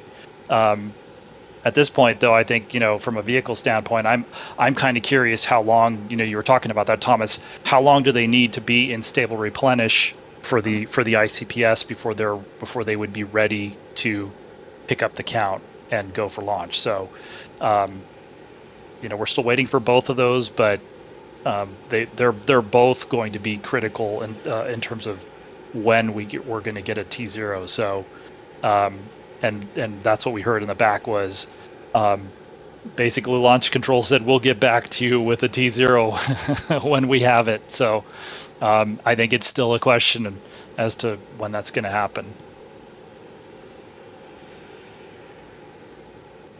Indeed. And Philip, question that I have for you is that whenever they do go ahead and proceed into terminal count, are they going to give that to us in an update? How are they going to indicate to us that they're getting ready to go into terminal count? What's that process like for preparing for terminal count? When they're ready, so this is actually this won't be quite so. This will probably happen in a more a more expeditious manner. I think if everything was nominal and they'd come into this and were thinking they were going to be ready to go right at the opening of the window, then they would take their time with these polls. But I think really what they're going to want to do, in the name of saving as much time as they can, is once they know that they have once they know they're in a good configuration, then there will be two polls. There will be a launch team poll that will be conducted by the NASA test director, and then there will be a poll of some of the launch team and the range and the weather officer and management by Charlie Blackwell Thompson, who's the launch director. And we'll be listening for that second poll, because if everybody is go in her poll, then she will give the final go to launch the vehicle, and once she does that, they will pick up the count at 10 minutes.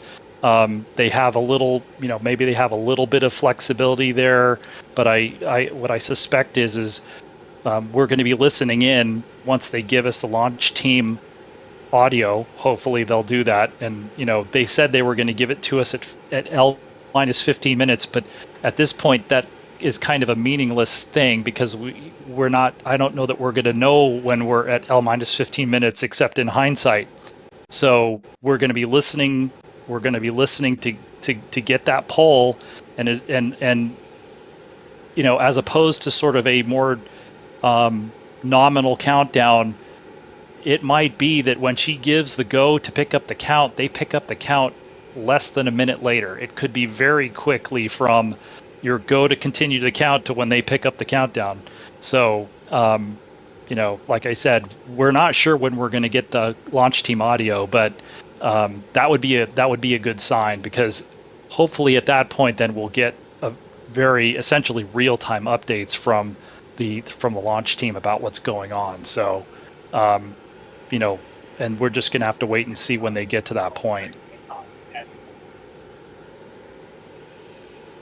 Yes.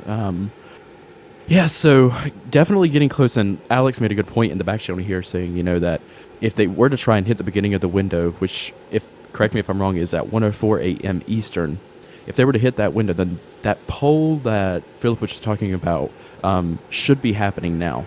And we have no indication of that happening. So definitely doesn't look like they're going to be making the beginning of the window here. But we do have a few questions here that I did want to hit on.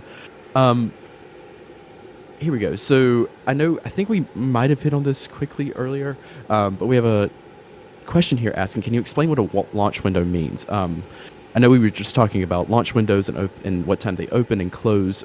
What is the launch window for this mission? And why launch in the middle of the night? Why not launch during the day? Yeah, absolutely. So a couple different factors, but in these types of missions where you're going to the moon, or just more generally, when you're trying to rendezvous with a specific target, whether it's a celestial body or another spacecraft such as the International Space Station or something like that, you have to launch when the launch site passes under the plane of that orbit. So imagine, or just picture, the orbit of the moon as a circle that slices a plane through the Earth. When that plane passes through Cape Canaveral, that gives you your approximate launch time that you can hit. And then based on the relative inclination of that orbit and also the performance of your vehicle and things like that, you get some wiggle room on either side of that. So the longest window we've seen on Artemis I, at least for that flight profile, has been 2 hours long.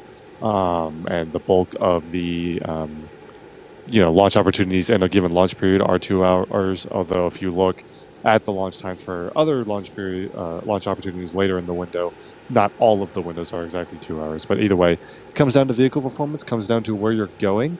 Can also come down to things like range availability. I mean, it's not practical to keep the range closed off for a launch attempt for 8 straight hours or something like that. As much as that might be accommodating to the mission, that's closing airspace in the area, that's committing range personnel to being on console for eight plus out more than 8 hours realistically. So there are other factors that influence how long you can basically reserve for a launch attempt. But the driving factor is physics, and while the team would definitely prefer to be launching in day, I know we've talked about this before, because that gives you some extra imagery, gives you some extra data in that sense, especially for a test flight like this. The fact is, it's not worth delaying the mission significantly until the moon is in the right place where you can launch during the day, to postpone this test flight. They can get a lot of data already, even without daytime views, and the NASA teams have all pretty much unanimously agreed that that's not an issue that would prevent them from taking these launch opportunities, even though they're in the middle of the night. Comes down to every mission. Operational missions will have even less constraints. Test flights also have extra objectives and things to make sure you get as much data as possible on that first flight before you move into the more operational missions. Yep, there you go. And it does look like we have an update here, given to us in the back channel that upper stage, which is that ICPS, liquid hydrogen is now topping. Also, the range safety officer is testing the flight termination system, which is that system that will terminate the rocket during ascent if anything were to go wrong. And then one more thing, the launch team is currently determining a new launch time for the rocket. So, of course, we've had those delays that have pushed back the launch into the window, but it looks like they might be getting ready to figure out when they're actually going to launch this thing, which is super, super, super exciting. Going to keep it going here with some questions. A good, interesting one. I know we had it up on the screen a few minutes ago, but Jay asking, what is the advantage of a mobile launch tower rather than a fixed service structure at the pad? Of course, SLS rolled out with that mobile launch tower, which is that tall tower behind it. But during the Saturn V era, Philip, I know that there was a fixed tower, or actually, no, there wasn't. But during the shuttle era, there was a fixed service structure at the pad. Why didn't they opt to do that with SLS? I mean, I think I think it. Part of the reason is, looking at just you want to minimize the amount of time. You see this with with other service providers, and the SpaceX is kind of flexible, but they have depending on which pad. So pad 39A, they have a fixed service tower there, but it's probably used mostly just for crew access. But I don't believe that I don't know how much of a fixed service tower that they have at Pad 40, for instance, or at Vandenberg. And so the thing about having a large tower that's out at the pad all the time is you have to keep service and maintenance on it, and it's out in that salt spray 365 days of the year, and there isn't that much of a reason to do the checkout and maintenance of a rocket outside. And so they were really hoping with this vehicle, and I know we have a launch control update coming here, but the idea is for this, they wanted this vehicle, they wanted to test and check it out in the VAB, roll it out and launch it. And so it's taking them a long time for this one, but eventually they would like to be getting to a point where they're basically only out at the pad for about a week. And so basically they're just launch controls confirming that they aren't going to make the opening of the window, because we passed that point now by a couple of minutes. And so they are, obviously going to stay. They're going to keep the clock holding at T-minus 10 minutes, and they're still estimating how long it's going to take. Upper stage being in topping means that they're very close to getting into replenish, and then it's a question of how long they need to stay in replenish. And then again, they're testing that range system that transmits the commands to the flight termination system. And so it's just a question of how long is it going to take to finish, get the ICPS ready, and how long it takes to finish and get the range computers ready. So we're waiting to hear I guess we're still waiting to hear when they say they're extending the hold. That means that they don't know what the new T0 time is yet. So we're still waiting to see how long it's going to take. But just again to remind everybody, we have 2 hours. So the launch window runs from 1:04 a.m. Eastern to 3:04 a.m. Eastern. So we haven't reached the T0 time yet, but they would have to pick up the clock 10 minutes before that. But we still have 1 hour and 57 minutes of window to work with here, and so they can launch anytime all the way up to 3:04 a.m. Eastern, which is 8:04 a.m. UTC. Now, quick question, Philip. When they go ahead and start coordinating a new T0, how does it? Do they just do they command a release of the hold, or do they select a T0 time, and then the hold gets released accordingly for, in this case, 10 minutes beforehand? Good question. I think the way that this system works, that they can put in a resume time for the ground launch sequencer, which is going to be controlling most of the final 10 minutes of the count. Because what happens is down at 33 seconds when they do that handoff, if when they get to that point, the ground launch sequencer will then give that T0 time to the rocket, to the SLS flight computers, and so it doesn't do that until the handoff. So you could pick up at 10 minutes, for instance, and count down part of the way, stop, hold for a few minutes, and then continue and resume. So they have a little bit of flexibility there, and so again, if we get close to the end of the window, which hopefully we don't, these issues, at least at this point, don't sound like it's going to take the entire 2 hours of the window. But if they got into a time crunch, they could pick up the clock relatively quickly. I think the issue, and they used to do this in shuttle, would be if they were getting into a time crunch, those poles that we talked about, they would basically get those essentially almost all the way out of the way. They'd basically pull the entire launch team, and if there were, if we were talking about, again, like the upper stage and range, they might just leave those two open, make sure everybody else was go, and then as soon as those two positions reported they were go, they just pick the clock up. I don't think they're going to do that in this case, but they could pick things up and go in a hurry if they needed to. So but this is going to be kind of a seat of the pants, do this relatively quickly. So I'm kind of hoping that we'll get the launch team audio here, relatively soon. I think I'm probably being too optimistic about that, but I think that's kind of, they'll play it based on how much time they have left in the window. With 2 hours, they can go at a little bit more of a relaxed pace. I think one of the things that happens if we get, an hour into the window, 45 minutes into the window, is that they're really going to lose the ability to even to recycle. If they were to have an issue, we were talking about, you can go down to a certain time inside of 10 minutes. If they have an issue inside of 10 minutes and really inside of 6 minutes, they're just not going to have enough time, depending on how far we go with these problems. They're not going to have enough time to recycle tonight. So now that doesn't mean that they're going to be forced to recycle. So it's just a question of, I'm sure they would take it. If they got down to the end of the window and they only had one shot tonight, I'm sure they'd take it. So I don't think they're going to necessarily worry about whether there's a potential for a recycle. It's just a question of we're still just waiting to hear when they're estimating the new T0 time, and we'll worry about the rest of it. But I also do think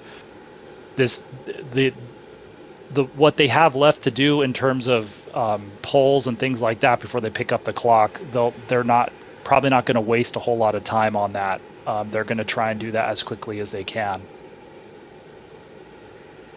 Yeah, the other factor to put into all of this, and this would have been some information that the team would have actually received yesterday, I believe, is launch cutouts. They have times throughout this 2-hour window where That's a good point. there are collision on launch assessments or COLA window, where basically the launch trajectory would take some parts of the spacecraft too close to vehicles that are already on orbit. Most of those cutouts last, like a second or two, because things moving at orbital velocity get out of the way pretty quickly. For things that are larger or higher risk, such as the International Space Station, sometimes a COLA window can last a minute or two. They're pretty small cutouts, and there's only a handful of them throughout the window. So when they're looking at new T0, they will not only evaluate the readiness of the vehicle and the teams to pick up the countdown, but they'll also see, okay, if we're going to get ready to be resuming here, when we reach T0, are we in a COLA cutout? And obviously, if they are, they'll just push it till the after that cutout window. So they'll check those as well. Right, and I believe actually that they have the capability in the software to load all of those COLAs into the software. We were told, I think there were something on the order of about 56 of them, and like you said, they range from a couple seconds to maybe a minute in duration. But they can load those into the ground launch sequencer such that if they wanted to pick up the clock, they could basically put that command in, and then the software would figure out when's the next possible time I could pick up. So, if you were to have some COLAs kind of stacked up in a short period of time, like within a 10-minute space of time, then they will obviously they will work with that. They already know where those are, and they'll look at those before they were to consider picking up the clock. So if there were a period within this 2 hours where you had a sort of a knot or a bunch of these cutouts, they would probably just look to push to the other side of that. So, but that is a really good point. And so yeah, they have some of that already sort of prepared. And then some of it they'll just look at. They're probably looking at that right now, and they already know. Okay, if we get to this point in the window, then we'll just we'll just hold to the other side of that. So, but we're probably only talking about a few minutes, and it might not even be a consideration yet. Definitely. Well, the farther we get into the night, the closer we get to the launch of this thing. And as we've been doing throughout this entire stream, we have a whole team here that's helping us, swapping in and out and helping with comms. So we have a familiar voice joining us here. You probably heard them earlier on stream, here and there throughout the stream. Chris Gebhardt, Assistant Managing Editor for NASA Spaceflight. Chris, how are you doing? I know you've got to be like just shaking. Well, we did my baseline heart rate a few hours ago. It was 65 beats per minute, and when I just checked it, it was 113. So my body is transitioning for terminal count. I can tell you that. And Jack is at 115. Oh, we're heart rate buddies. Nice. But yeah. So I know I know they're testing the connectivity of the rocket with the range right now after the reset. And we're going to be aiming for a new T0 here within the window. But I mean, I'm excited. I'm nervous. I'm feeling all of the real thing I really didn't expect. I didn't expect it to feel exactly like shuttle when it was in its T-9-minute hold. And it feels exactly like that. The butterflies, the not knowing what to do, the legs shaking as you're getting close to this. It is just... You're just getting ready if you know what's coming for that very, very visceral experience once the RS-25s and the solid rockets ignite. And I am definitely, my excitement is definitely arcing, and I'm sure you can hear it in my voice. I can't wait certainly for... can, and I can feel it sitting next to you.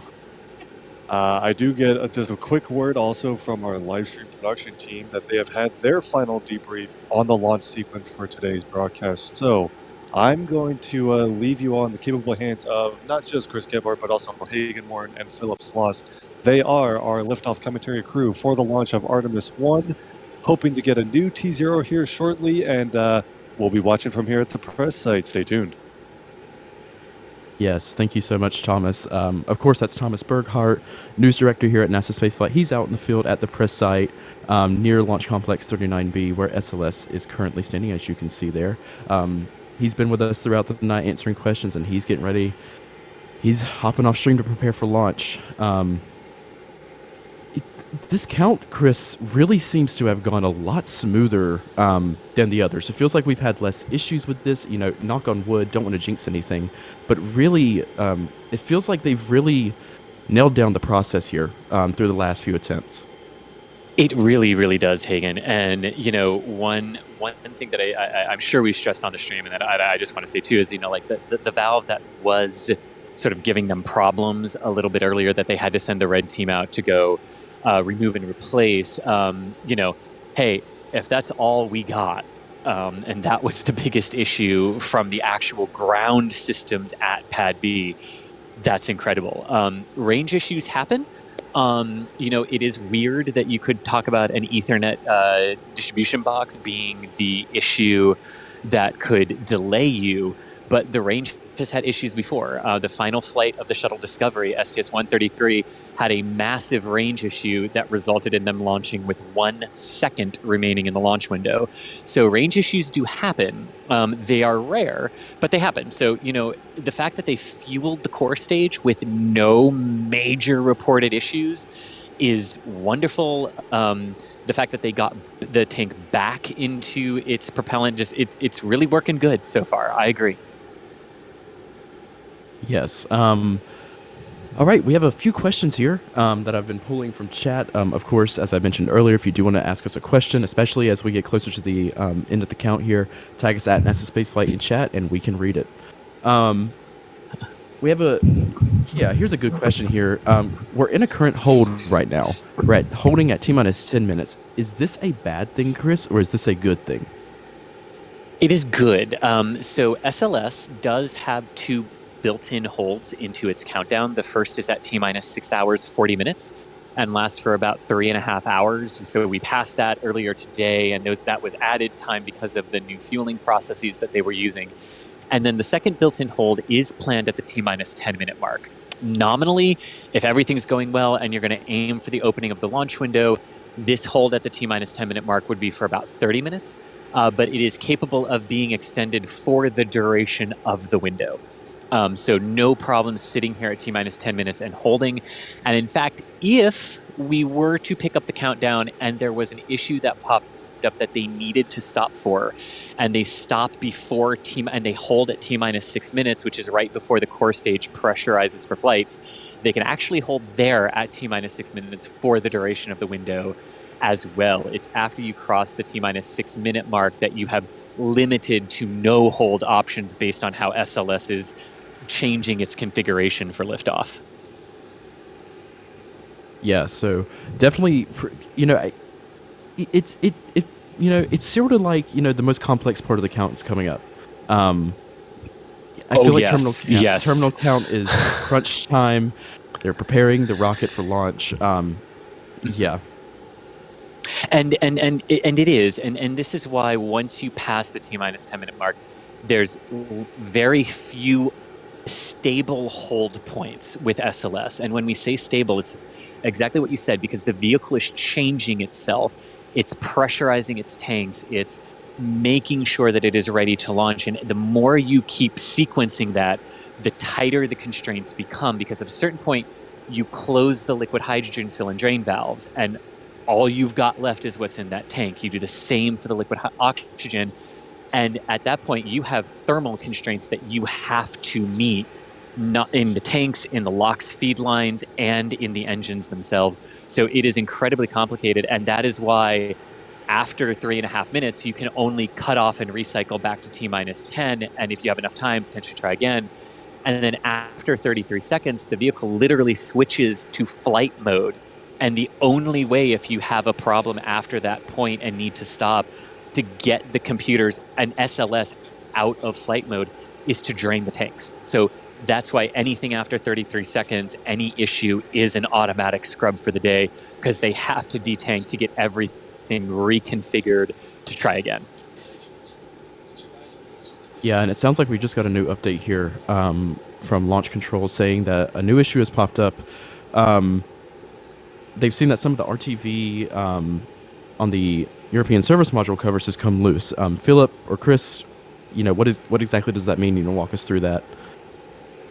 You can see the service module bearings. It's where the NASA meatball logo and the ESA logo is. So you've got the it's basically a two-piece payload fairing. Orion is completely encapsulated here, and so the issue is they use that same caulk, which is called room temperature vulcanizer in space speak, and there's a some of that caulk has come off of those. They use that to seal the gaps in between. There's I believe there are 3 of those around the service module, and there's a camera. There's a sensor that came loose, and so there's a little bit of a debris issue, and apparently there's another issue with the sensor. So I guess they're still looking at that. We'll see if Alex or Adrian has anything to add about that. That they're listening to the commentary, but I'm not sure. It didn't sound like it. Have they cleared it yet, Chris? Actually, stand by. Adrian is typing. Yes. So Adrian says that according to the update, they did an analysis on the trajectory again on those parts. There is no ongoing concern about that. Is the update that we were fed here. So sounds like something they're going to discuss, and discuss the rationale just to make sure they've got it, but that the previous trajectory analysis seems to support that we're okay from that standpoint. Right. Well, and so they've got some extra time to talk about that while they're waiting for waiting for these other 2 things to get completely ready to go. Exactly right, Philip. Sometimes your issues collaborate to make it easier for you. Right. Yeah. It sounds like the integration console is busy tonight, but I don't think they would have expected anything else for the first launch of this vehicle. So they're working at least these 3 issues at this point, and there may be some other minor ones, but yeah. And then according to we're still waiting for a new T0 time. Then it sounds like. And that's exactly what we are being told, is that basically where we are now, again, in the count and the process, is that they are evaluating the work that still needs to happen to establish the new T0. And then after that, buckle up, folks, after that is the go, no go poll. We might actually reach the go, no go poll for SLS tonight. And a new T0 has been set for 1:45 a.m., which is the no earlier than. It's not the official T0, but it's the earliest that they could potentially go if they get the go, if the polls are correct and everything like that. So that is the launch team's rough calculation of when SLS might be ready at the end of its terminal count here. But we will wait for that to become official. But the thinking right now from the launch team is 1:45 is the no earlier than target. Right, which is about 30 minutes from now. And, if you're looking at kind of how you get to there, that means that they would need to pick up the clock at 1:35, which is about 20 minutes from now, which means that in the space of the next 20 minutes, they need to get make sure they're ready to go for these 3 problems, and then do all the polls. So, even though that seems like a long time, 30 minutes, they got to get quite a bit of tasks done in that period of time. Yes. So, and 20 minutes can evaporate quickly when you're trying to do all of that. Right. Yeah. And as they were saying, that's an estimate, and I think I don't know if that was an exact quote from Launch Control, but it's being underlined that that's a no earlier than T0 time. And of course, that meaning that they cannot launch at any point before 1:45 a.m. Right. It's unlikely that they'd be able to go earlier than that. Yeah, yeah. So progressing through the count here, it's good that we're getting a net T0 at least, better than no T0. So we're working towards it. They're definitely working hard up there at launch control. Here, okay. So gonna keep on pulling some questions here while we do wait for that poll. Here we go. We have a question here asking about test dummies and sensors on board. Well, the Moonikins. Yes. Oh, there you go. I was blanking on what the name was. The Moonikins. So we have a question here saying, can you talk about the technology involved in the test dummies, or the Moonikins, to monitor the effects of launch? How many Gs will they experience? How will they deal with radiation? Is that all things that they're going to be studying with these? Yeah, actually, question asked and question answered within the question there. That's a really great question, and you hit the nail on the head. The Moonikins, the mannequins, crash test dummies, whatever you want to call them, they have accelerometers on them to measure G-forces, not just in the upward velocity, but also laterally, side to side, as the vehicle is going to encounter those things that it has to account for as it ascends through the dense lower atmosphere. And then, of course, once you shoot Orion past the Van Allen radiation belts, they've got to go through that radiation environment, and then they've got to get to the part of space that isn't as protected as we are here on the ground because of Earth's magnetosphere. So those are the two main things that the Moonikins are in there for.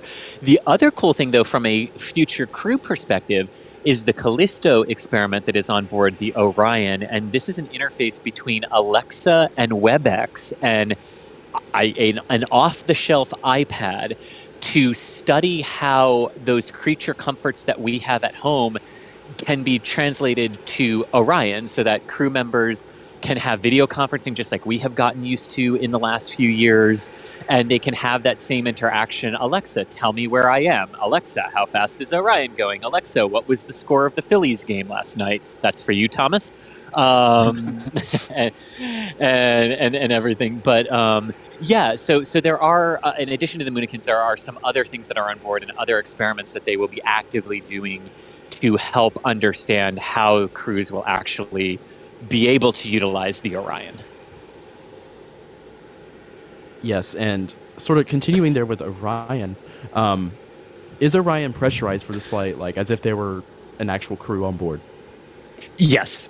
Orion is pressurized, just like it will be for the actual crew flights. The main difference with Orion and the European Service Module on this flight is that the ESM, the European Service Module, does not contain all of the necessary environmental control and life support systems that would be needed if crew is on board. This is not an oversight. This is not a risk that NASA and ESA are taking. In fact, most uncrewed test flights of crew vehicles do not fly with fully functioning environmental control and life support systems because we operate that 24/7, 365 or 366, depending on the year, on board the International Space Station. We know those systems inside and out. We don't need to put them on to actually test them. And just because I know people are going to say it, Starliner and Dragon did not fly with fully operational life support systems when they took their uncrewed flight tests either. So it's not needed, and NASA did not mandate it for the commercial partners, and they do not mandate it for themselves either. There you go.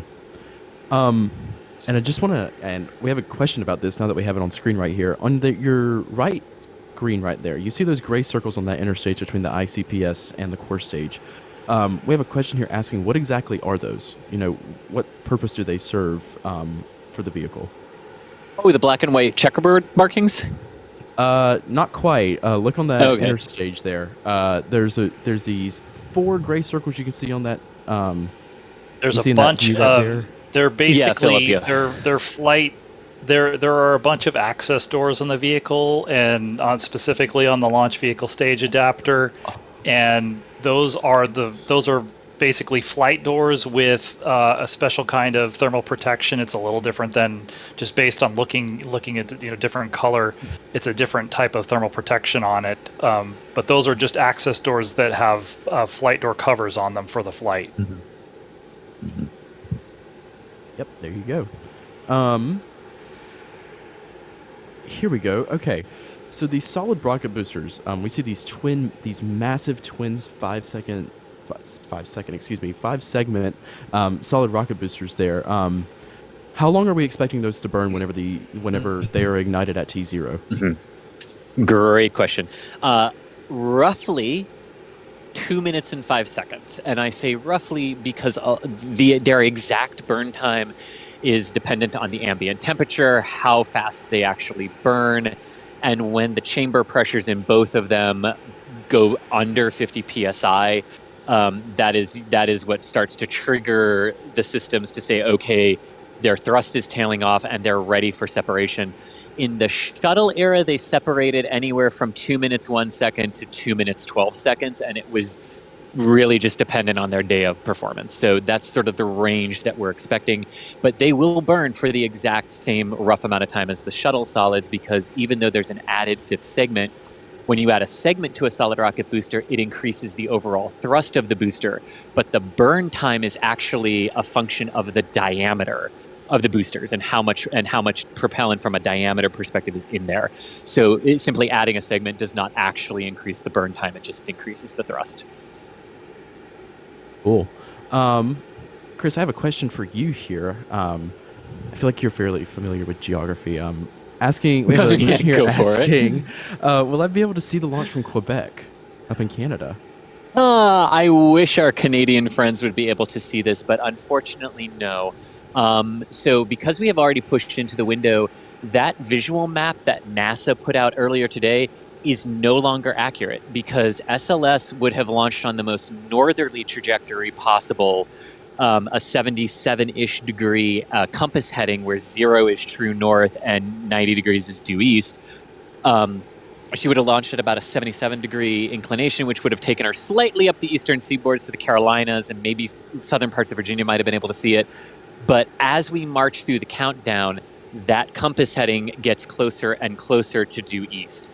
So Canada really has no shot of seeing this. The eastern, like New England and the mid-Atlantic states, really don't have a chance of seeing this. If you are in Georgia, southern portions and coastal areas of the Carolinas, all of Florida, if it is clear, and the Bahamas, if you are watching from the Bahamas, you will see this when it lifts off. And if you are in Florida, just aim yourself in the general direction of the Kennedy Space Center and look for the giant sun rising at 2 o'clock in the morning, basically.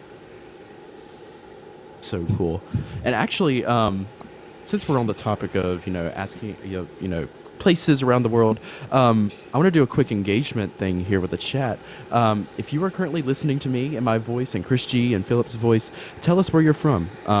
Tell us in chat where you're from, and if you're in one of those areas that Chris just mentioned that's going to be able to see SLS lighting up the sky as it rockets into orbit, then let us know that as well. Also, one more thing, if you are watching, be sure to like the stream. That's going to push our stream and our work out to more people. And if you like what we're doing here, then just be sure to subscribe. We have a ton of spaceflight related content, not just related to SLS. We have a whole slew of daily videos dedicated to Starship progress down in Boca Chica, and in Florida we have KSC flyovers, weekly news shows. We have everything you could need for your ease your spaceflight and science, space science needs. Mm-hmm. So definitely be sure to do that. Yeah, and two, like like telling us where you're watching from is a way that YouTube goes, hey, wait, look at all this chat. Like, people are really engaged with this. We should push this to more people so more people can learn about the good orange rocket that's about to do its thing and take us back to the moon. And hitting the like button is the same. So if you're looking for other ways to support us, hitting that like button and telling us where you are located around the world in chat is a great way, because it tells that YouTube algorithm, hey, people should be watching this. People should be learning about this rocket and what we are about to do. So if you feel like helping us out, that would really be a great way to show some support as well. And who doesn't want to learn more about SLS and Orion and big solid rocket boosters? Come on. Indeed. Yes. Oh, I'm stealing your I'm stealing your work. Very there, good. A hat tip to her. Yes. I've been spending too much time with you. Here we go. We have a question about earlier. I know earlier we were talking during the fuel up, especially talking about replenish during fuel up. What exactly does that mean by hydrogen replenish? Yes. What does that word mean in the context of fueling operations in SLS? Yeah, that's a great question. So, replenish is basically the big fancy is essentially the short fancy word for, okay, we've put all of the hydrogen and all of the oxygen that the tanks can hold in them, but they are cryogenic and they will boil off as their internal temperatures rise. Their boiling point is like -200 ish to and -420 degrees Fahrenheit for oxygen and hydrogen. Respectively there. And as they reach their boiling point, that liquid turns into a gas that has to be vented out of the tanks safely, and then replenish is just how much boils off is the exact same amount you keep putting in. So it's basically like when you're at the gas pump and you just keep doing that thing, like after the gas pump automatically cuts off and you just keep putting a little bit more, a little bit more, a little bit more, a little bit more. It's essentially that. They're just making sure that the tank stays at 100% capacity, and they're just doing that by saying this is how much it boils off per minute, so this is how much more we put in per minute. There you go. Okay, Chris, I'm just going to keep on throwing these questions at you here, especially since this one is semi-shuttle Go for related.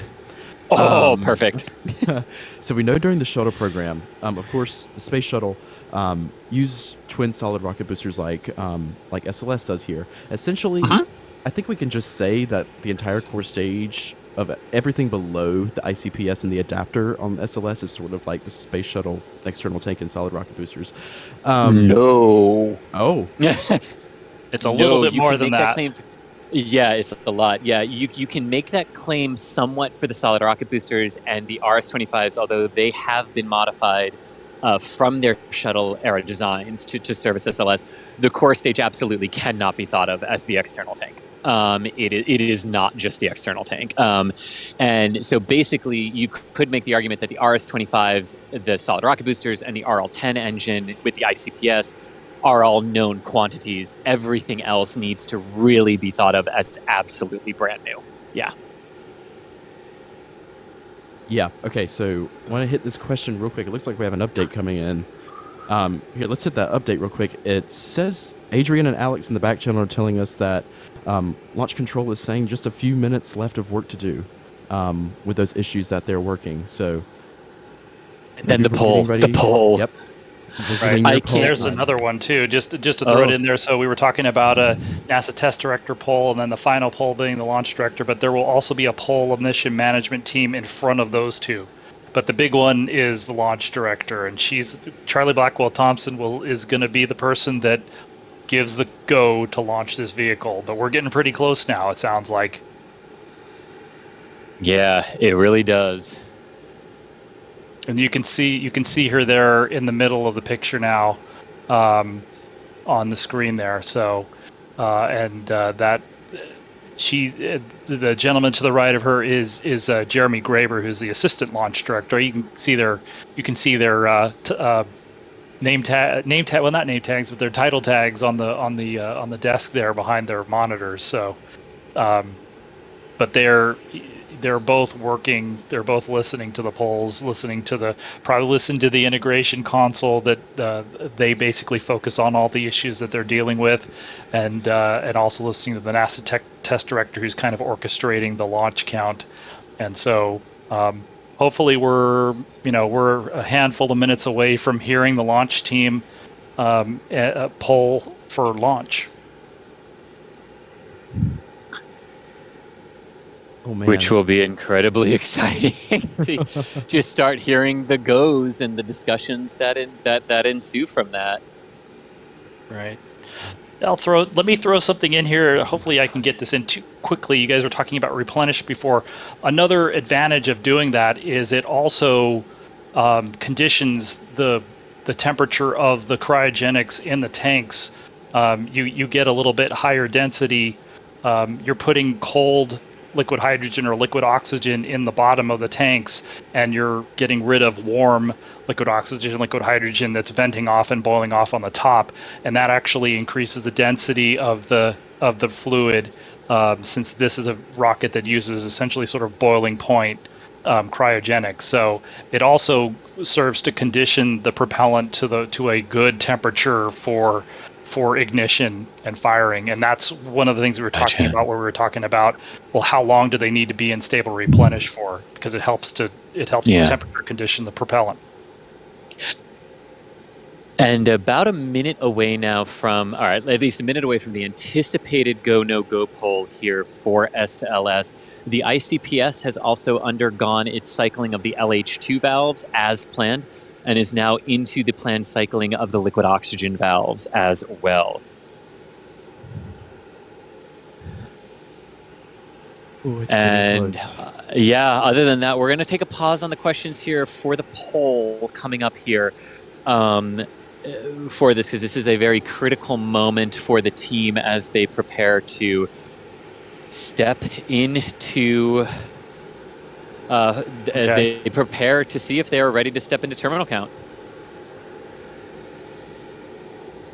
Okay, so, but they're still okay, but we still don't have a T0. So, as I said, that all that means is that it might be real quick.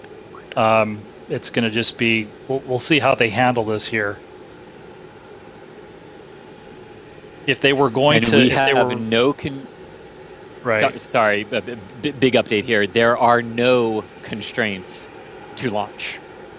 That is huge. There are no constraints to launch, which means we should get a go from the poll. But if the team is not working issues and there are no constraints, this should make the poll fairly straightforward. Right, and then just oh waiting my gosh, here. I don't even know what my heart rate is now. Like, right. But I mean, we're still, so we might not make 145 exactly, but really this is the point where we're just watching the T-minus clock. So when they pick up the clock, we will be 10 minutes from the planned liftoff. So obviously we got to do the polls before that.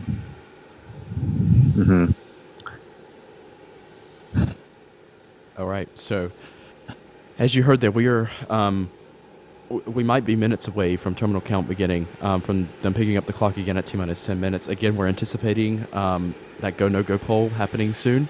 And that's going to tell us if NASA teams are ready for this rocket to fly, to send Orion to the moon.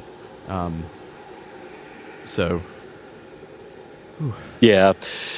And, it has, almost by coincidence, it's 49 years and 11 months, almost 50 years exactly since Apollo 17 lifted off for the final. Sounds like we're going to get audio here. Okay, silence.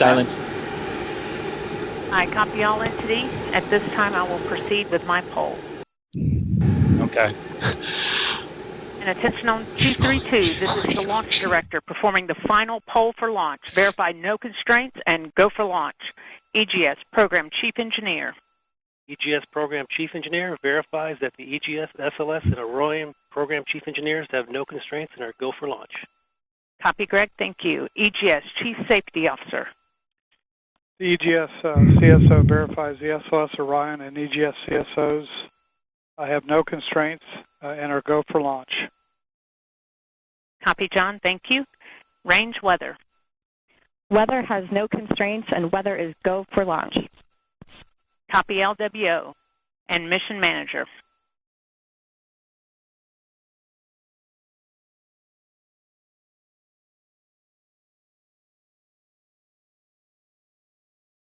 And mission manager, launch director. Launch director, mission manager on 232. The mission management team has been polled.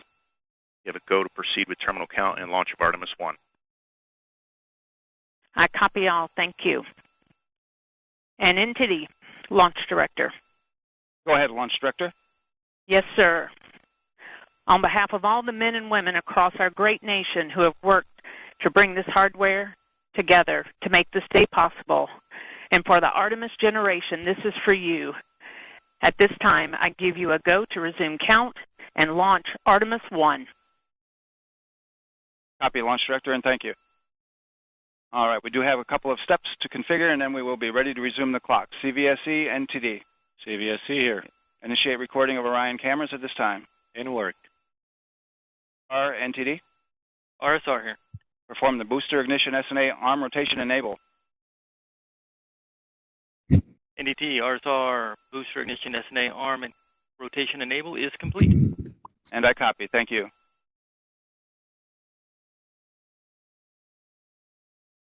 All right, and all personnel, we are going to resume the clock here momentarily.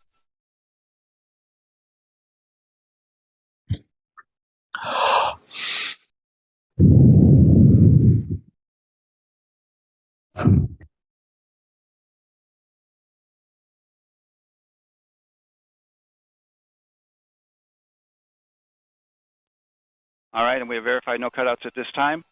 And all personnel, we are going to resume the clock. GLS, you can resume the clock on your mark. GLS copies. Countdown clock will resume on my mark. 3, 2, 1, mark. GLS mainline has been initiated. T-minus 10 minutes and counting.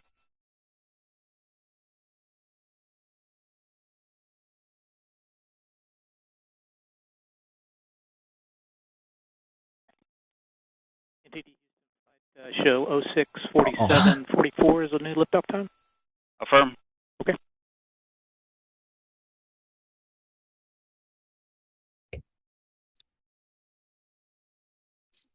I think I heard the T0 was 064744. Did you guys hear that?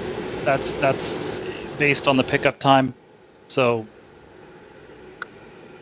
something like that. Something like that, yes. That would be in UTC, obviously. But folks, just to 147.44 AM EST, yes. There you go. Artemis I has entered terminal count. We are at less than T-minus 10 minutes away, T-minus 9 minutes now till the launch of Artemis I. Do we want to walk through real quick what's going to be happening in these next 8 or 9 or so minutes? Yeah, I'm actually going to turn that over to Philip. I am getting way too emotional to speak. Well, I think we're going to go get ready to actually for the liftoff. So I'm going to hand it off to Philip, and good luck, everyone. All right, and I'm not going to. We only have a few minutes here, but basically, there are not too many milestones or major milestones until T-minus 6 minutes. But at 6 minutes, they'll start pressurizing the tanks in the core stage, and then they will at 4 minutes the core stage auxiliary power units will start. Then they will basically they'll start they'll be pressurizing the core stage tanks. They'll go into this final hydrogen engine bleed about 4 minutes 40 seconds, and basically when we get down to T-minus 6 minutes, you'll start to hear a lot more of these milestones called out. And I think really we just want to we're probably I was planning on just listening to the ground launch sequencer milestones, and hopefully it'll be fairly self-explanatory. If there are any issues, we'll just listen, and we'll try and fill in as we can. But I think at this point, at least my inclination is to just listen to the. We should be hearing mostly just the ground launch sequencer engineer calling out the milestones, and we should probably hear the next one here at the T-minus 6 minute mark. And so I don't know if we have any, if we don't have anything here, but in terms of at the very end, the pre-liftoff water will be released about somewhere around 16 seconds before, T-minus 16 seconds. The hydrogen burn igniters, those will be fired at 12 seconds. We'll get the final go for main engine start at 10 seconds, and then the engines will start about just a little bit over 6 seconds before liftoff. And so at that point, things will be going so fast that we'll just be watching. So, but really, we'll hear all these milestones here beginning at T-minus 6 minutes, and hopefully that's all we hear, because that means things are going well. And so we're getting pretty close here to the 6 minute mark in the countdown. And Philip, just to confirm, I mean, this is 6 minutes, 6 minutes. There's not like another hour of built-in holds or anything, correct? That's correct. There are no planned holds from here on down. All right, we're going to keep on listening in. We're listening to the launch loop GLS as well. go Y'all for can core forget stage tank pressurization. There we go. So that's the Perfect timing. 6 minutes, and so that's what we're doing. I can. Let me just look here. So the next milestone that we should hear would be at the T-minus 5 minute point, and that'll be go for FTS arm. So the flight termination system that will be armed for flight at 5 minutes. So if I'll try and duck in some of these when we have a little space, but as we get closer to liftoff, we're obviously the events are gonna the pace of events are gonna pick up.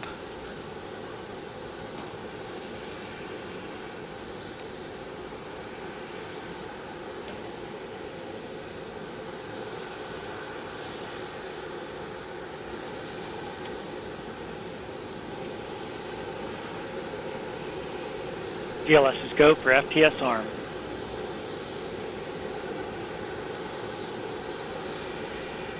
Okay, the next milestone will be at 4 minutes 40 seconds here quickly. That'll be go for, I don't know if he's going to say LH2, but go for high flow bleed. GLS is go for LH2 high flow bleed check. All right, there we go. And the next milestone will be at 4 minutes, which will be go for APU start on the core stage. And so as long as that's all we're hearing, things are going well.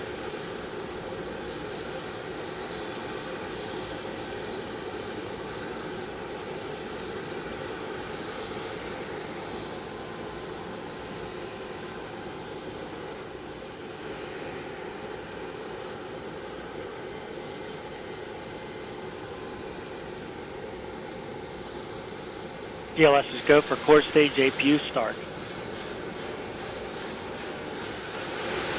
And you can hear the APUs. A little bit of chugging from the APUs. I don't know if we'll be able to see the exhaust that's way down at the bottom of the stage. If we have a shot of the engines, we might be able to show a little bit of that. Let me see if I can. I just need to bring up the big picture here.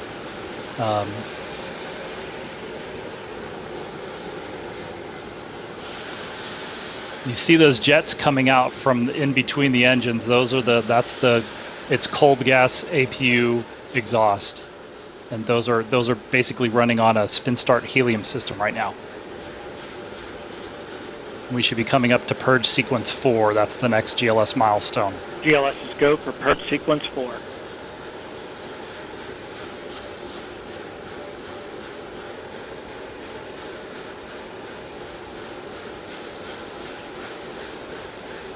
And so the next milestone will be at 2 minutes 30 seconds. They will start to do the final thrust vector control gimbal check of the core stage engines, and you might even be able to hear the APU exhaust kind of spool up and spool down as the engines are moved around here. So we should see that on this camera relatively easily. And there they go. You could.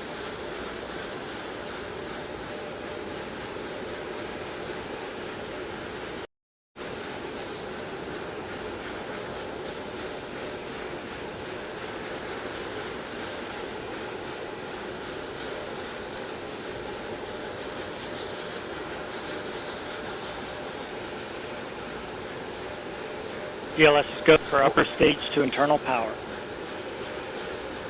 There we go. And so the core stage and the upper stage tanks are being pressurized for flight at this point. The next milestone is at 1 minute 30 seconds. Is go for core stage to internal power, and that's a big milestone. If we go past that point, we won't be able to. We would have to recycle if they have an issue. GLS is go for core stage to internal power. Everything's still go though, so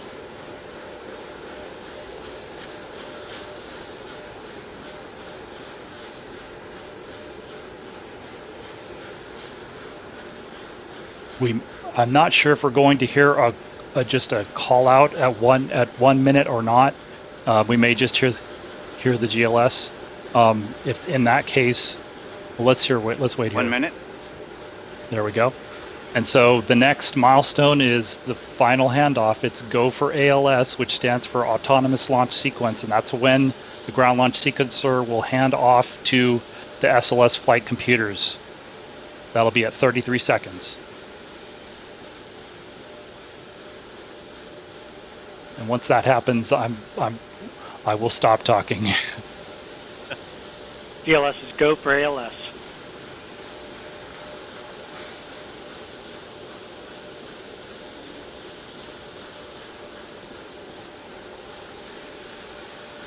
$20. 15. 10. GLS is go for core stage engine start.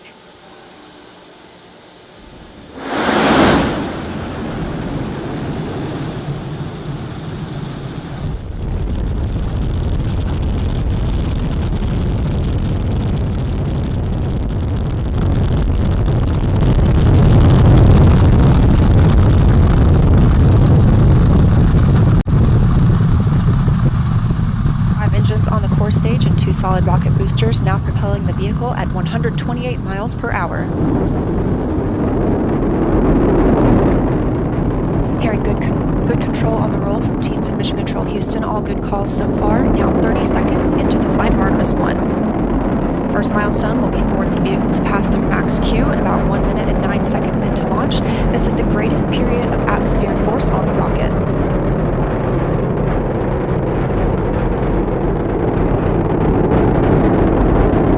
SLS now traveling 607 miles per hour.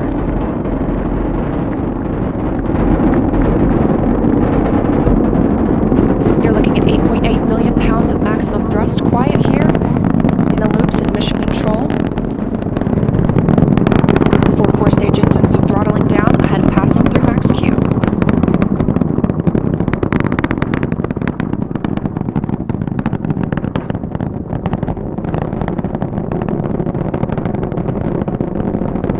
Now 1 minute, 21 seconds into the flight, traveling at 1,420 miles per hour. The 4 core stage engines are back at maximum thrust. The next major milestone will be for the solid rocket boosters to cut off and jettison at about 2 minutes and 11 seconds into the flight, so about 30 seconds from now. Again, quiet here in Mission Control Houston as teams continue monitoring the flight of Artemis I. We're now 16 miles downrange from the launch pad at Kennedy Space Center, traveling over 2,800 miles per hour.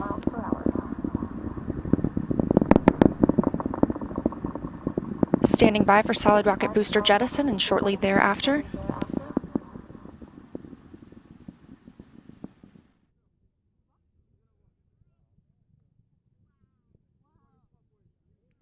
Confirmation that the solid rocket boosters have separated these 177-foot boosters. Now the core stage continues to power the flight of Orion, all 4 RS-25 engines firing, traveling over 3,400 miles per hour, 46 miles downrange. 2 minutes and 36 seconds into the flight. Hearing nominal calls here in Mission Control Houston.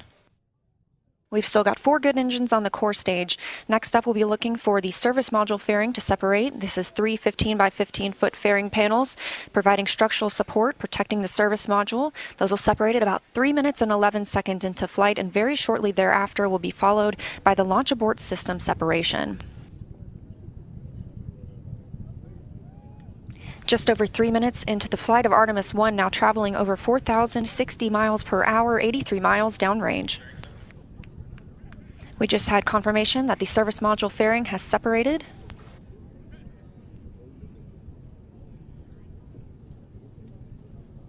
And that the launch abort system pyros have fired, separating those from Orion as well. For future crew members,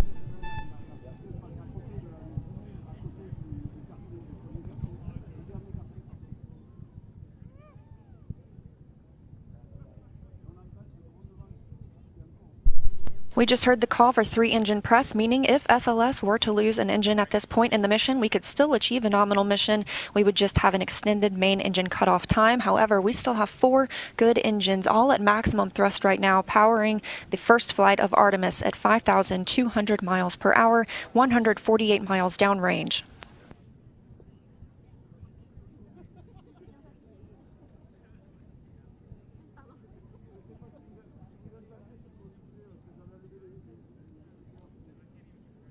We're 4 minutes and 16 seconds into the flight of Artemis I.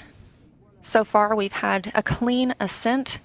We saw those solid rocket boosters jettison about 2 minutes and 11 seconds after liftoff. Shortly after, we had the service module panels, fairings separate, as well as the launch abort system. The launch abort system was inert for this flight, except to perform this separation. Those 4 core stage engines will continue to fire and power the flight of Artemis I, now traveling over 6,800 miles per hour, 229 miles downrange. Booster flight controller reports that the engines are looking good.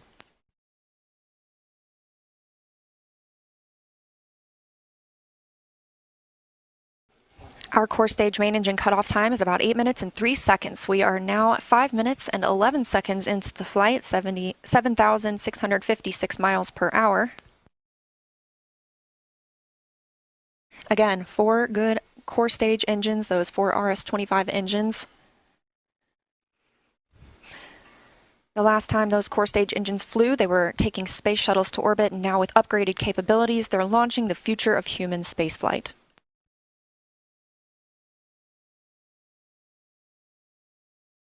Five minutes and 42 seconds into the mission, we are now traveling 8,800 miles per hour, 345 miles downrange from the launch pad at Kennedy Space Center.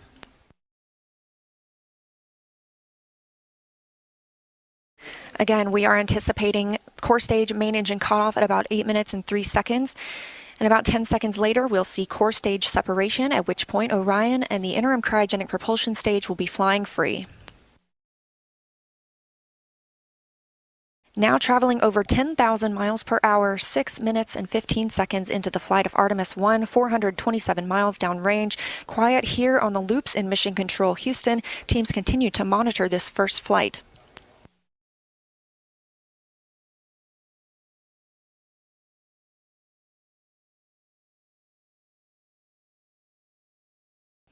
About a minute and a half now until that core stage main engine cutoff time. Our 4 core stage engines continue to fire maximum thrust.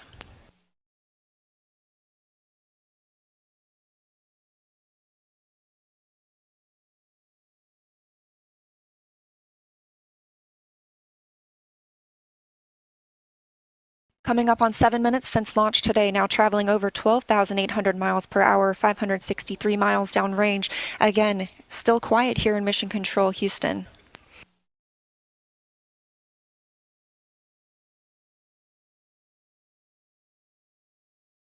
As we prepare for main engine cutoff, the 4 RS-25 engines are beginning to throttle down.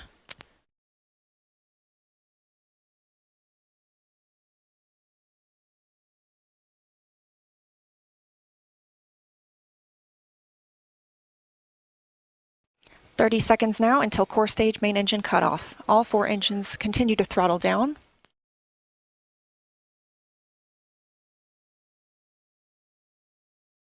Now 7 minutes 45 seconds into the flight, traveling over 16,000 miles per hour. Continuing to hear good calls here in Mission Control Houston. We're standing by for core stage main engine cutoff.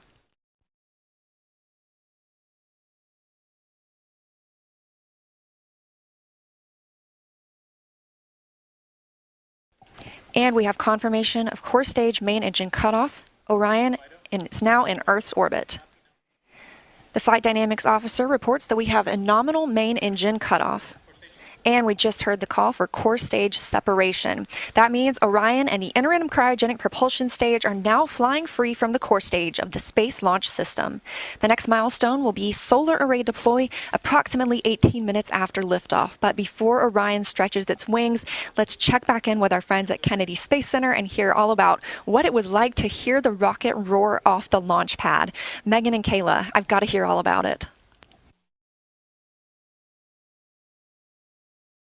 Well, I don't think we're Megan or Kayla here, but they do have friends at Kennedy Space Center. Let's see if we can't get Hayden and Philip back into commentary. That was Is nuts. everybody still here? I am. That was nuts. Admittedly a mess, but so yeah, folks, Orion is on its way to the moon. Artemis I is on its way to the moon, as you saw there, SLS, the Space Launch System, beautifully and successfully lifted off of Launch Complex 39B at the Kennedy Space Center in Florida. It appeared to be a clean ascent. SRB burnout and separation was beautiful. It looked very clean. And as we saw there, all indications show that separation of the core stage from the interim cryogenic propulsion stage were good. So let's see if we can't check in, Hagen, with the folks out in the field. Yeah. I know we heard I'm from ready Jack to hear Chris there G. briefly. I think Chris G is going to be coming back in. I want to Chris hear. G is here. He's getting on comms. He is. I think he's composing himself. The sound was almost scary for a moment there. It went. We're on our way to the moon. Congratulations to NASA. I'm working on a video right now. The emotions at the press site were utterly insane. I mean, people were expressing happiness and elation at launch, like I've never heard or felt at any other launch that I've ever attended or witnessed. I'm just kind of wow. What a I think we're all in a state of vehicle. shock right now. What a vehicle! What a launch! How great was that? Chris, I want to hear from you. You've been waiting for this day for over a decade. How was it? Everything I wanted it to be. It was everything I wanted it to be. Oh my gosh, when the boosters lit, that was just, oh my gosh, when the boosters lit and they did their overpressure thing on the back end and just the sound, the light, I mean, it was everything I remembered and more, and it was an incredible start to this 26-day mission, and no one can say that SLS doesn't work. SLS works, and SLS is the most powerful rocket we have that has ever flown, and yes! Yes, Orange Rocket, good, yes, oh my gosh. That's my initial reaction.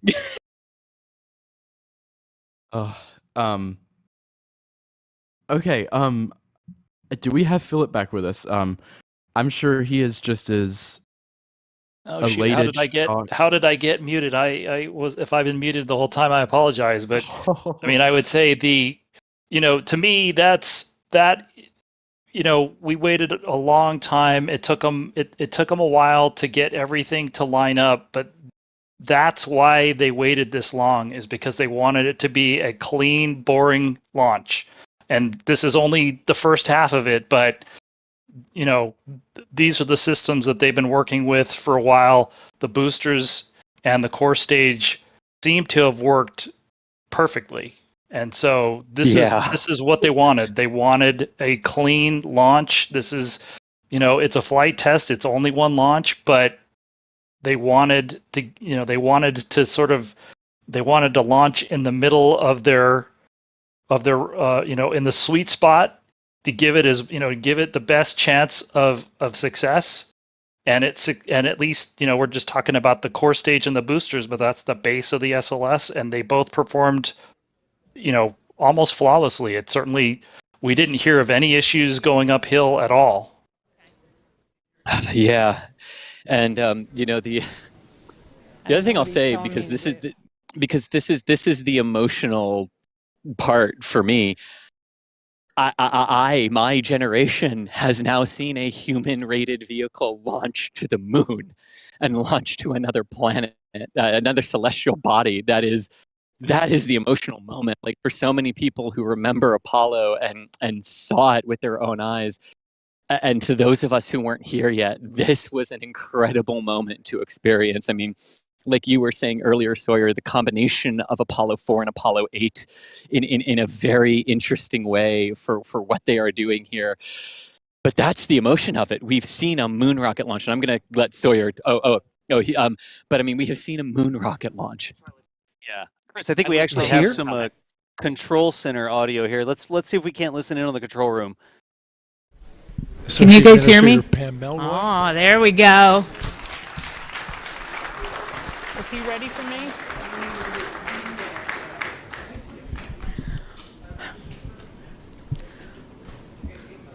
Well, for once, I might be speechless. So you guys know I have talked a lot about appreciating the moment that you're in. And we have worked hard as a team. You guys have worked hard as a team for this moment. This is your moment.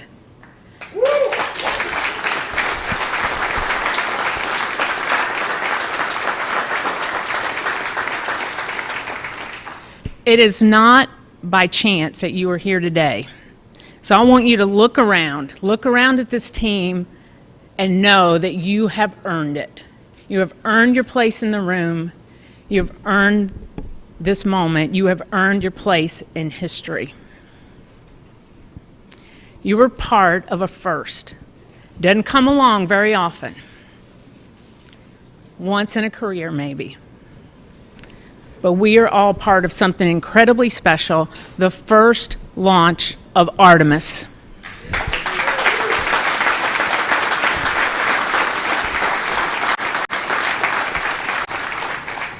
The first step in returning our country to the moon and on to Mars.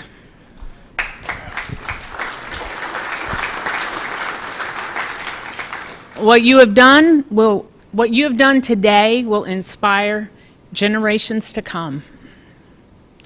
So thank you. Thank you for your resilience. You know, I said at the pre-test briefing, the harder the climb, the better the view. We showed the Space Coast tonight. What a beautiful view it is. So congratulations.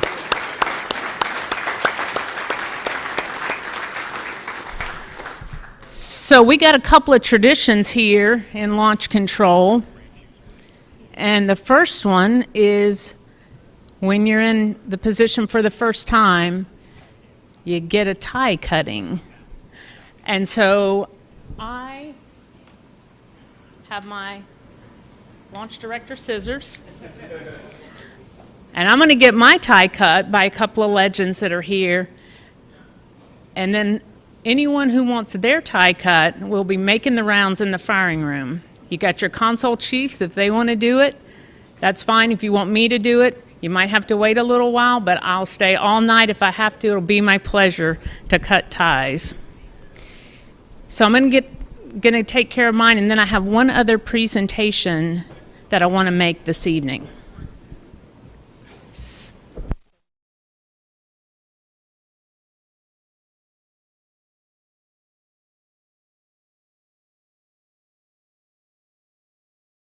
That's Bob Seek, the old shuttle launch director.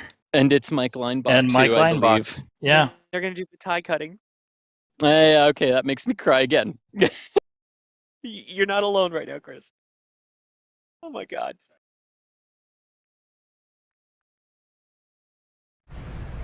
There nice. That's awesome. This is Charlie Blackwell Thompson, Artemis I launch director. She just got her tie cut. That is a tradition here at NASA. We just got to hear her talk to the team, and one thing that really stuck out to me that she said is that they... All right, sounds like they're going to go back into talking about things. But again, Chris and Sawyer were sort of hopping in. Philip talking about the tie cutting ceremony there. Wow. They're Well, Say it, Daz. Well, it is my Unless you want me very to do it. favorite shot. Yeah, we were real quick there. It was the very favorite shot on launch day. It is the empty mobile launcher. Does not have an orange rocket anymore. Orange rocket's payload, I guess, is on its way to the moon. Yeah, Thanks for we bringing do that need shot up to. there. Go ahead, Philip.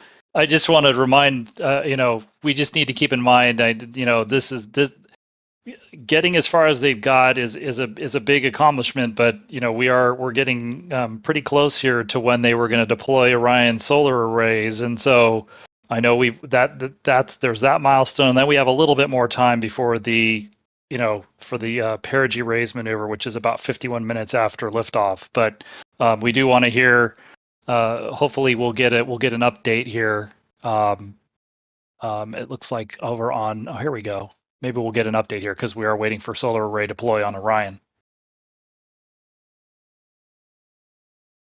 Yeah, while they look for that confirmation on solar array deployment, though, to reiterate what the team was able to do today, they launched the SLS rocket less than a week after a hurricane came through this area when it was out at the pad, and they cleared that vehicle and got it ready and launched it. Awesome. That is now the most powerful rocket in existence at the moment that has flown to orbit. I guess they didn't need that RTV that peeled off the side, huh? I hope not. Precisely. I don't think so. So we just have to.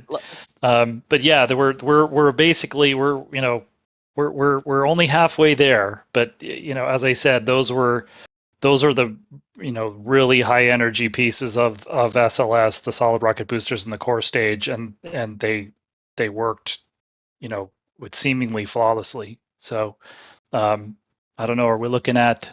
Is this live? Here we go. Okay, this is maybe a little bit low frame video. That's live. But that's the solar arrays. I don't know if that was from one of the tips of one of the other ones, or that's live. That's live one from the GoPros at the end. Oh my gosh. Yeah, that's from the end of the solar array. Okay, and it's still extending out, but great. This is, it's going to be a little intermittent, but this is for a little bit of time. This vehicle will be in Earth orbit. Oh my God. So where are we here? I mean, let's see. We're only 20 minutes in here, but we're still a little bit more than an hour away, but in a little bit more than an hour, this vehicle is going to the moon. This is mind-blowing.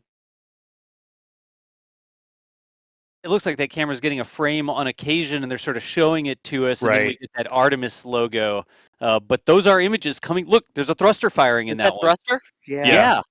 That's the ICPS attitude control system, basically. And so all of these things, it took a while to get here, but we're seeing the attitude control system is working, and on the ICPS, and we're getting.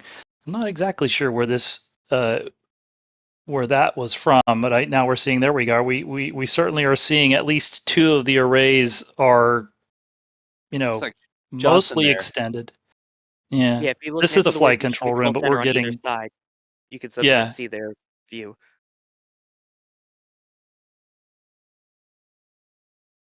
Yeah, you can see it. You can see a little bit of motion still as the motion of the arrays extending is still kind of damping out. And then they will need to. I'm trying to think which way they slew the arrays, but they'll have to position the arrays ahead of the perigee raise maneuver. Then again, for the TLI burn. But they're going to obviously want that we have a few minutes. We have a little while here, so they're going to probably want to get as much power back on the batteries for Orion as they can. There's the Earth back behind it. There's your perspective right there. Right.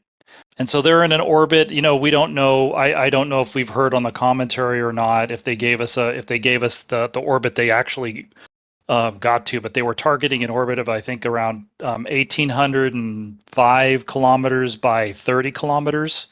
And so this first burn will raise the low end, the perigee, up to 185 kilometers, or basically 100 nautical miles, and then which will basically that'll keep it in orbit. And so the core stage is somewhere behind them.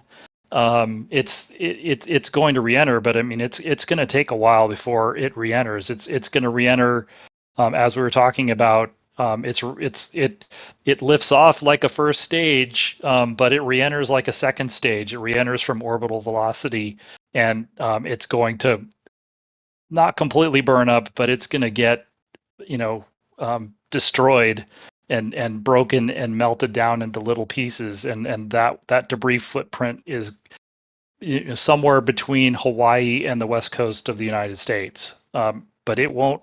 The reentry time for that is it's somewhere around an hour and 45 minutes after liftoff. Let me see if I can pull that up, but it'll still be re-entering as Orion goes to the moon.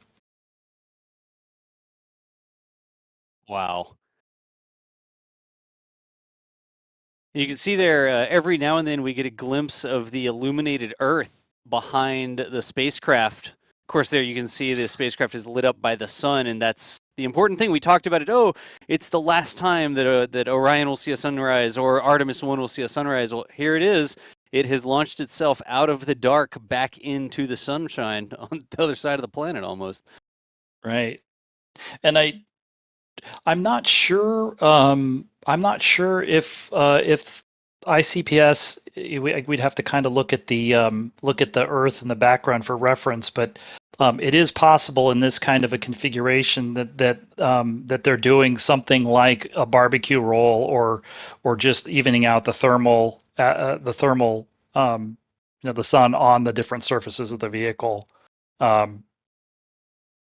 It's hard to tell because we're getting kind of a mix of sequential still, but we are, we're seeing the thrusters firing from time to time. It's possible that it's kind of putting it in a slow roll up until they get ready to do that perigee raise burn, which is where are we at? Where it's about 51 minutes after liftoff, and I don't know if we have an MAT clock up right now, but we're still, what is it? It lifted off around 47 minutes past the hour, so plus 26 minutes and 21 seconds in count. Okay, so we still have about 25 minutes to the approximate ignition time and that's a very short burn. It's like 20 seconds. This is a very unusual application for the Delta upper stage. Usually that first burn is a fairly long one. But that's basically how SLS uses this stage is it's a very short perigee raise burn, 20 seconds, and then a very, very long translunar injection burn. It's on the order of about 18 minutes long. So that's still a ways away, but I'm not sure what else we're going to get in between here, if we're getting anything else from the launch team. I'm sure that that the launch is a big accomplishment, and so but it's we still have a ways to go. So yeah, right now we don't have any more views of inside of the Launch Control Center there. What's happening here is NASA is actually cycling through a couple different cameras on the spacecraft, and that's why you see a shot and then the logo. Is that the core stage on the above the? I'm looking at it a little delay here, but it looks like the core stage behind, way behind the ICPS above on the upper shot there. Now, again, they may be like you said, cycling through the cameras, but I thought I saw something that looked like the core stage. Be on the lookout there in the background of that left-hand camera and see if we can't spot it. Yeah, not in this one. Oh, the thruster firing though, that's cool. Let me see. I'm looking. I'm kind of a fallback view. that I'm looking at that's a couple seconds behind live. So it wouldn't be this view. It's the one where you can see the body of the, kind of like this view, but I think they're cycling, like you said, they're cycling through the solar array, and so it was with the Earth in the background. I think they'll get back around to it here in another switch or two. It might, we may just have to go back and take a look at that, but because if it's doing even any attitude control or maneuvering, it may be we may this There it is. view. You can see it in the upper middle of the screen. Yeah. Yeah, I believe that's the core stage. That sure I mean, I don't know what else it would be. Wow.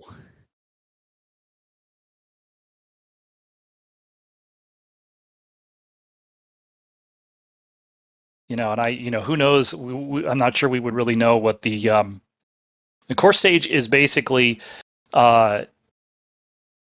After it separates, it has no active attitude. It has no attitude control system once the engines shut down. So, I think one of the things that they were planning on doing after the ICPS separated is they were recording views. One of the unfortunate things was we didn't get any.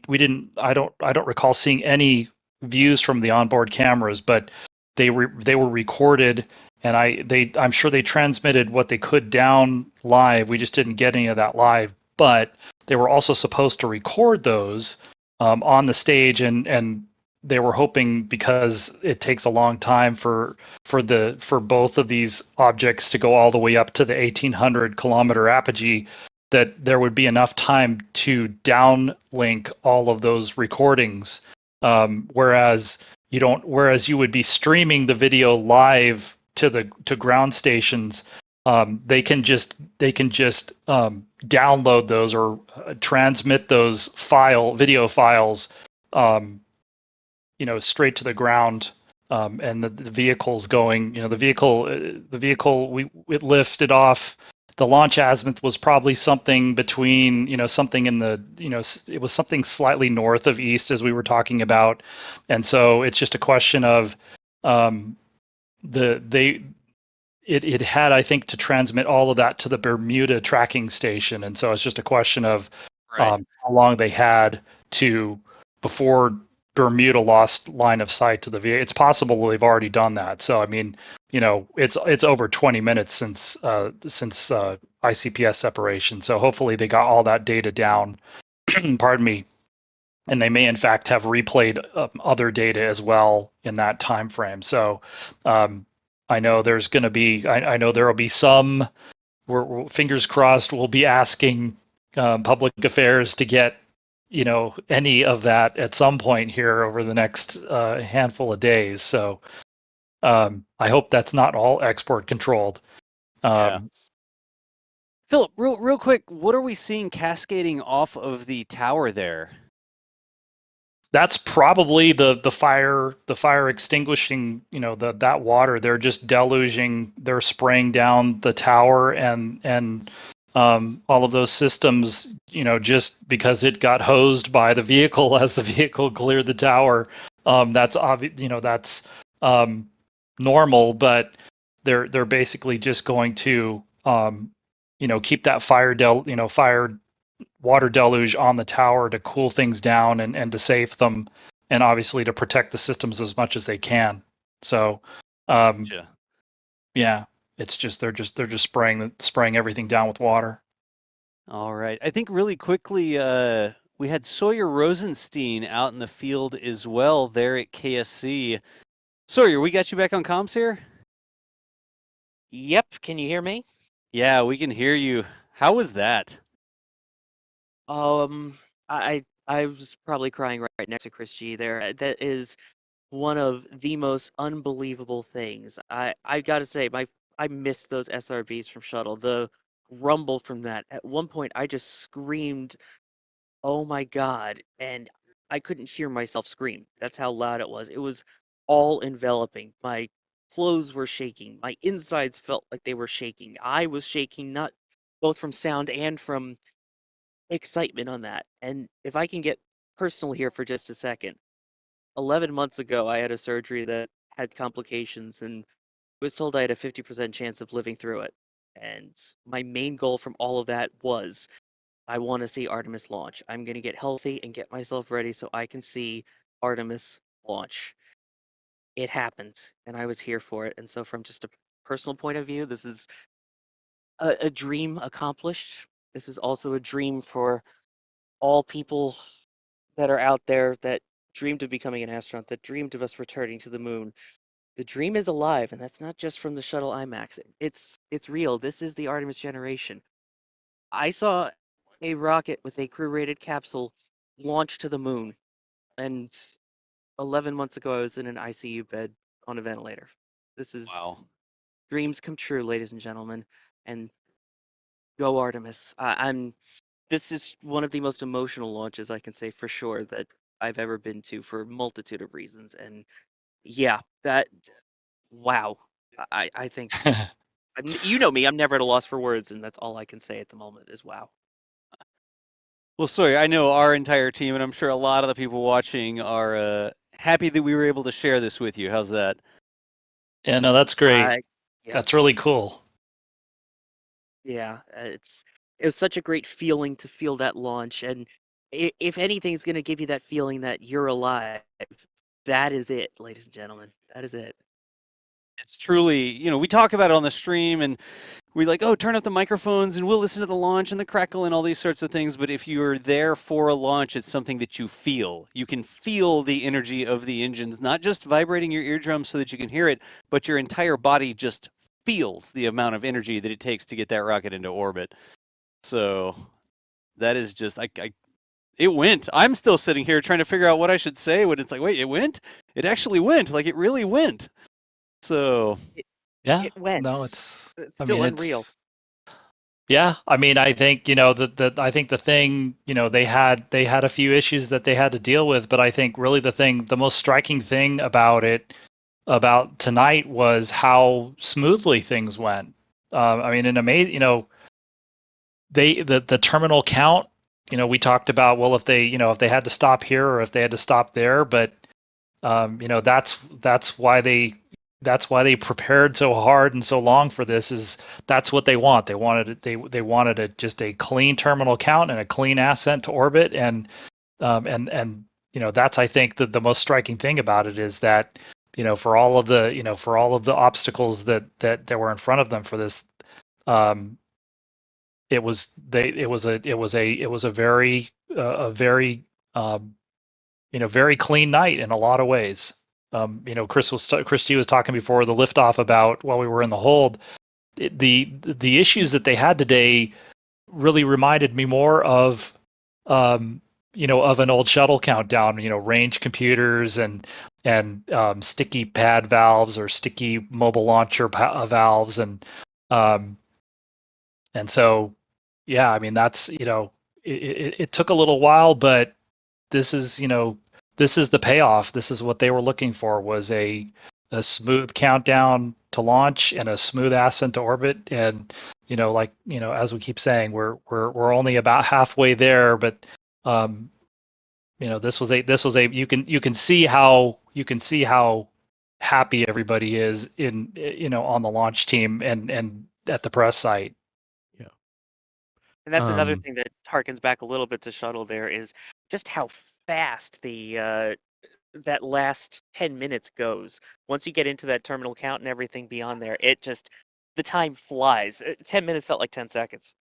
I was surprised because, we're working all sorts of technical stuff and feeds are coming up and we have things that we need to change to make the broadcast work.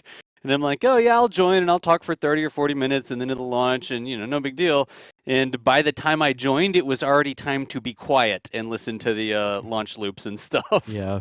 It really snuck up on us. I was really surprised at how quickly that terminal count went. Yeah. I left it all to Philip. He did a phenomenal job at getting us, just providing us with those updates down the terminal count. But yeah, Hagen, I think we were getting some shots from our photographers off Twitter and stuff like that, correct? They are absolutely gorgeous. We're going to see if we can pull them up here in a minute. But Michael and Nate, of course, Michael Baylor and Nate Barker, there you go. It's Michael's shot right there, I believe. Oh, man. Wow. It takes the words out. I mean, on it, I can't. It really did light up the sky. Man. Yeah, it's gonna be. We're gonna be looking. We're gonna be really excited tomorrow. Or when is camera pickup? I mean, they've got all those cameras deployed around the out at the remote sites. No. Those should look pretty cool. Hopefully later today. Yeah, essentially. Oh yeah, it's the next day now. Right. Oh. Like it's still. Yeah, well, I still got 30 minutes here on the West Coast, but yeah, that'll be. I think looking forward to that. I think we can all say that we're just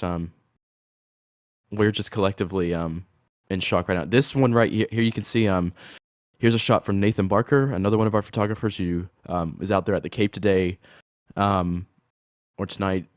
Just gorgeous. Man, look at that smoke plume. That is something I will say. I think this is honestly for me one of the most visually impressive launches I've seen yet. Yes, it was at night. Yes, a day launch would have been more ideal, but God, the way that rocket, those RS-25s and those SRBs lit up the sky, and that pad, it's just simply incredible. There's no other words. It looks like the sun is rising. Like I've been there for much smaller rockets to launch at night, and you see shadows, right? You see like the shadows going across the terrain as if the sun was coming up, and the entire sky isn't bright, but there is a point of light that casts sharp shadows behind you and behind objects and stuff like that. It looks like we've created a sun and we've put this small sun into the sky downrange. It's amazing to see something like that. I'm trying to track the moon here, but I need to get Michael to write an automated moon tracking algorithm or something. This is me just slow. Repeatedly moving the camera to aim at the moon. So, sorry it moves on occasion. Well, I mean, you're essentially using a telescope, so I mean. But yeah, I like the way you described it. That kind of the way you described how things kind of snuck up on us. I kind of get that feeling of, because you're thinking about all of the things, all of the contingencies that they have to do, and it's like they're not stopping; they're just continuing to go, and it's like, wow, they're going to lift off, and they're like, wow, it's there are no issues. It's a nominal ascent to orbit, and it's like it just kind of sneaks up on you. I think we've actually got a replay here real quick. Jack was out there From rolling Jack's some video. Yeah. Let's see if we can't get that from Jack. Yeah, this one was a little bit tough. You can kind of you got to pick your poison, right? Some people were shooting stills, some people were shooting video. I decided to shoot video on this one. Nice. And it's pretty nifty. Is that real time? That's real time. That's real time? It's not slowed down. That is real time. It was sped up. Hang on, I'm attempting to upload a shot of SRB SEP. It's absolutely It looks like amazing. you can see a little bit of it. You can see a little shock wave, at ignition. Yeah, there's a shock wave there. It's what a special launch. Thank you everybody for all the support and for tuning in for stuff like this, so we can do stuff like this. Yeah. I hope they're willing to talk about some of these things. I'm watching the Rainbirds dump the water on the mobile launcher and wondering how that went, how that worked. That was another thing I noticed. The Rofies, or whatever they're called now, the Rofies before main engine start, they were angled a lot higher than I thought they would be. We're used to them being angled horizontally with shuttle. Right, and the problem for the cameras that we got is that we can't really see into the flame hole, so they basically have 3 fans. So we could only see the fan that was shooting up at the APU exhaust ports, and then there are 2 streams that they're basically shooting, across the top of the flame hole, and we just can't see them. And so, maybe that'll be a request we can get for maybe for the next launch, because we really didn't. You don't really get a sense of the engine starts, and you can't really see if the engines came up well. You're just looking to see, you're just looking to see whether we get SRB ignition as an indicator. So it looks like Jack's pulling up maybe some video of SRB SEP. Yeah, we'll work on getting that here so we can display that as well. We've got shots of the moon, we've got shots of the launch pad. Every now and then we're getting some of those live shots from Orion. So when we get those, we're showing those over there. But folks, I know a lot of you have been watching maybe the entire stream. We've been live for almost 12 hours here. We're not done yet. But if this is the sort of stuff you like, if you enjoyed the stream today, you know how to get back to the channel. You can like and subscribe or whatever. We're not trying to be a challenging time with this one. Yeah, we're not. We all had trying to be too needy about it or anything like that, but for sure, you know the buttons to click if this is your type of content that you like to enable. Here we go. I think we've got another replay that we can scroll through here. What do we have coming up next? Let's see what it is. Is this the set? Oh no, is this from NASA? Yeah, right. You can see those are the H buoys. And yeah, of course, right. So the rainbirds are kind of get in the way of this shot. Wow. But still, yeah. Wow. And it's Can we talk about? I'm going to talk about this real quick. You know, there's probably a bunch of Starbase fans watching this, and we had a static fire of a lot of engines the other day, and you got this little mister that sort of went off, and then we were saying, hey, that's not a deluge system. That's like a fire X. That's a fire prevention. That's not deluge. That was deluge. Like when we say deluge system, that is what a deluge system looks like. I don't know if we can get that one more time. Maybe not. But that amount of water is a deluge system. It's not like you're standing in line at Six Flags or something. You're too hot. They want to mist you down. That is what a deluge system looks like. Yeah, I mean, when we were looking at the the humidity test, out here is doing. It just floods. Like when that system, when you saw a test of it without a vehicle on there, I mean, it just floods the entire deck of the mobile launcher, and it needs to. So, and we are keeping an eye. We're probably in the neighborhood of about 6 minutes to the perigee raise maneuver. So hopefully we'll be able to get an update from you. And actually, I think on the NASA stream we can see the solar arrays are being they're rotating, positioned. Yeah, they're being angled for that burn. So they are getting Orion configured for the burn, and then obviously the upper stage as well. So yeah, you can see that now they're being. But this is also nice because you can see that those panels have been those two panels for sure have been completely deployed.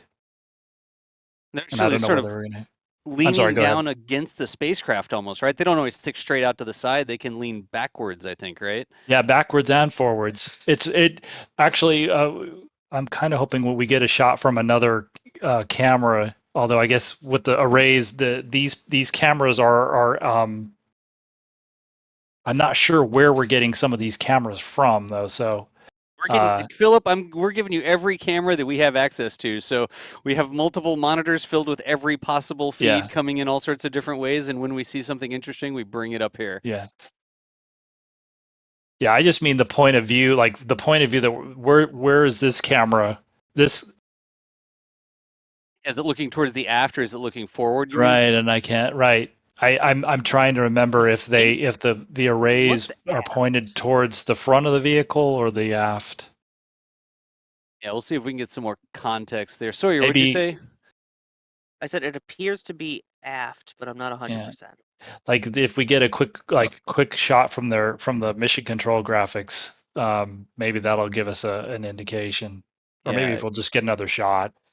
If we get something like that, we'll definitely bring it up on screen here. We're about 4 minutes away from approximately when that burn would be. It'll based on the core stage performance, that could the ignition time could switch, a few seconds one way or the other. So gotcha. Really quickly before we get up to that burn, we don't know if we're going to get a live feed from that or anything like that, but if we do, we'll certainly show it. Here we go. Okay, are they already started it? I don't know if we have any commentary or not. It looks like, we're at T plus 48 minutes. I mean, it is possible it could be that soon.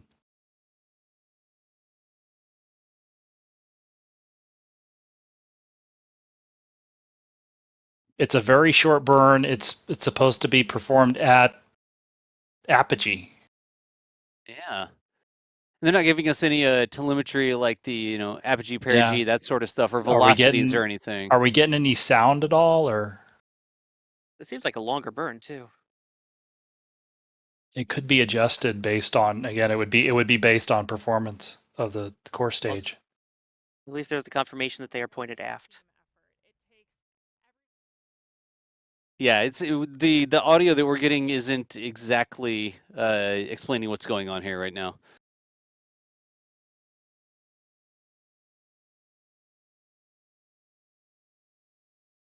And I guess their timeline on the bottom isn't advancing incrementally. It just sort of jumps to the next stage. It doesn't show like halfway through the burn or anything. It's just going to Right. jump. And I'm not sure if this indicates that we're burning or not.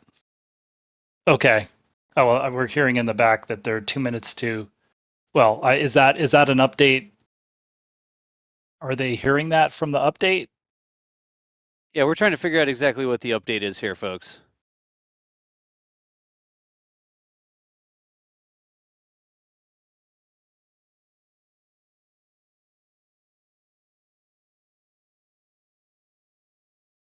Oh my gosh, I have like 15 screens filled with Jack Black right now. Oh boy. Sorry, Philip, I don't have any telemetry updates for you. But if you want to hear about the greatest launch in the world, I think this... You beat me to it. You could beat be me it. to it. It's not just a tribute, Jack. Sorry. But here's the thing, they have Jack Black. And then, yeah, that re-entry is... Oh boy. Yeah. We're continuing to try and listen in on those updates, y'all. We'll definitely pass them on as soon as we can. But I think we got like a Twitter plug there to follow their social media, and then Mr. Jack Black doing some commentary.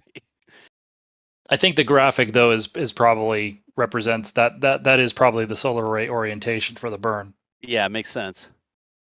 Would that engine be chilling down or something? That might be what they're illustrating here, or maybe. I mean, maybe we'll see here, but that I don't remember it pre-start being that long for, but again, we're used to the way that this is used on Delta is that it's during the ascent, and so the main engine starts probably within 10-15 seconds of separating from the Delta IV common booster core. So it's unusual for the stage to take what is this, almost 45 minutes from separation to its first ignition.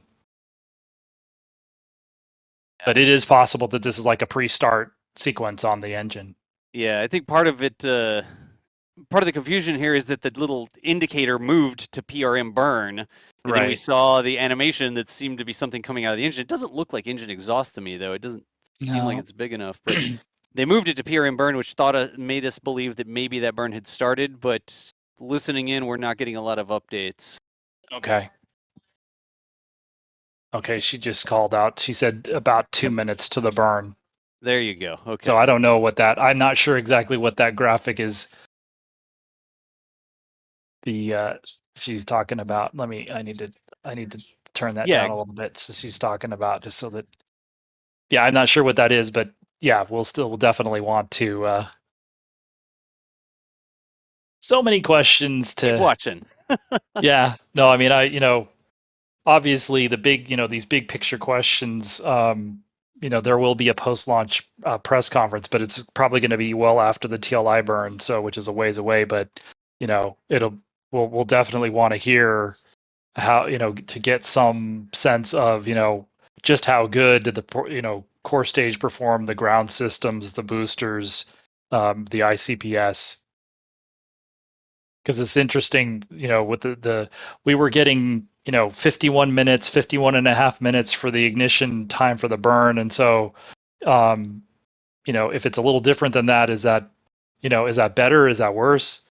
It's within, I'm sure it's within margins, but it is just kind of interesting. Gotcha. I think we're coming up on less than a minute. Yeah, now we've got less than a minute before the burn. I do hope the animation changes significantly when the burn begins, right? That'd be nice. Well, 3 minutes she's into the today's mission, and we are standing by for the start of the perigee raise maneuver. Again, this is a firing of the RL-10 engine on the interim cryogenic propulsion stage. It's less than 30 seconds long.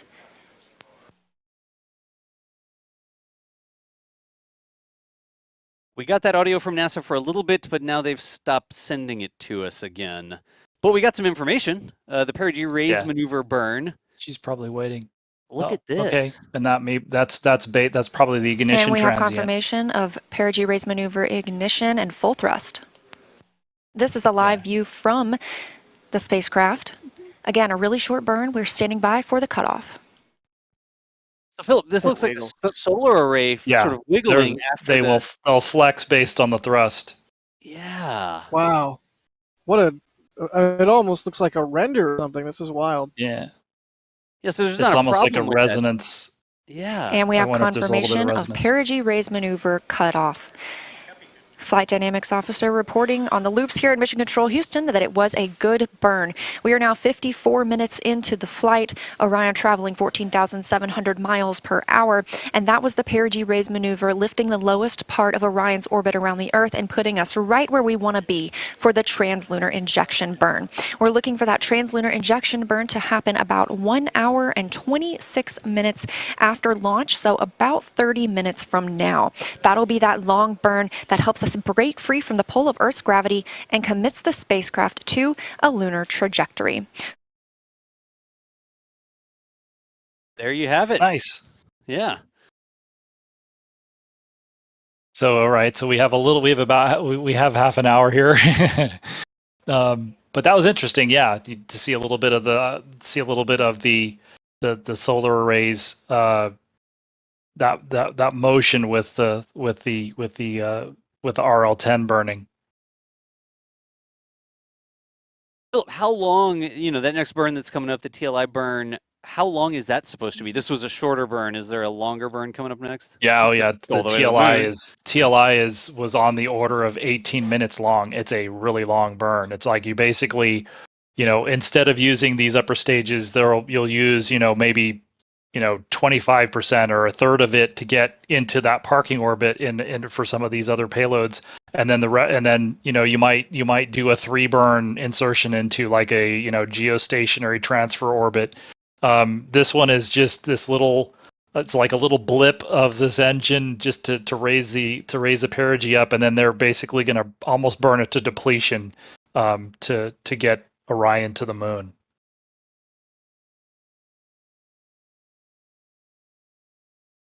And so, yeah, I mean that's the payoff certainly for SLS. And so, really, at this point, Orion is still along for the ride, and Orion's mission really doesn't start until spacecraft separation. So, I mean, it's active right now, and they're monitoring the systems, and they had to be go for launch. But for SLS.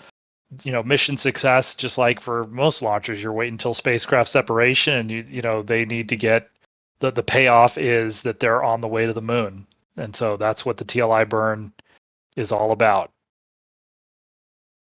All right. I think we still have some of the shots that the photographers captured out there. Since we're on the animation here now, let's see if we can't bring up a shot, I think, from Julia Bergeron.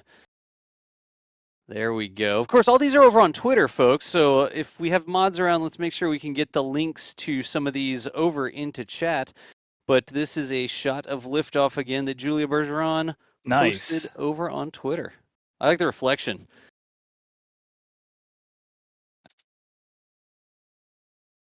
Like one of the things I'll be interested in from the remotes is some up close shots of the engines. We're used to seeing in shuttle the engines a little bit higher than the boosters, and it'll be interesting to see the engines firing almost side by side with the boosters.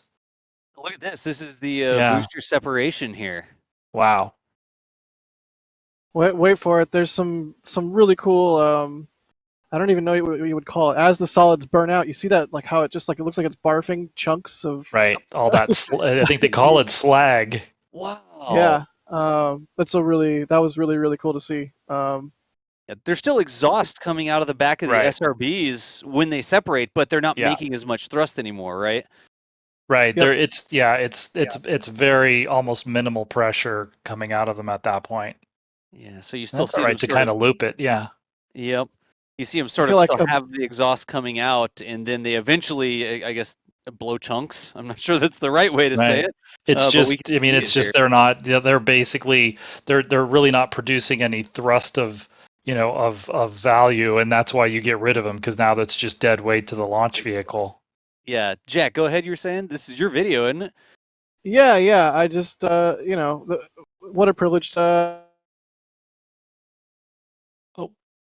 And I'm gonna go with for this launch. We lost you a little bit there, Jack. You were saying it was a privilege, and I'm going to fill in the rest to capture this for the launch.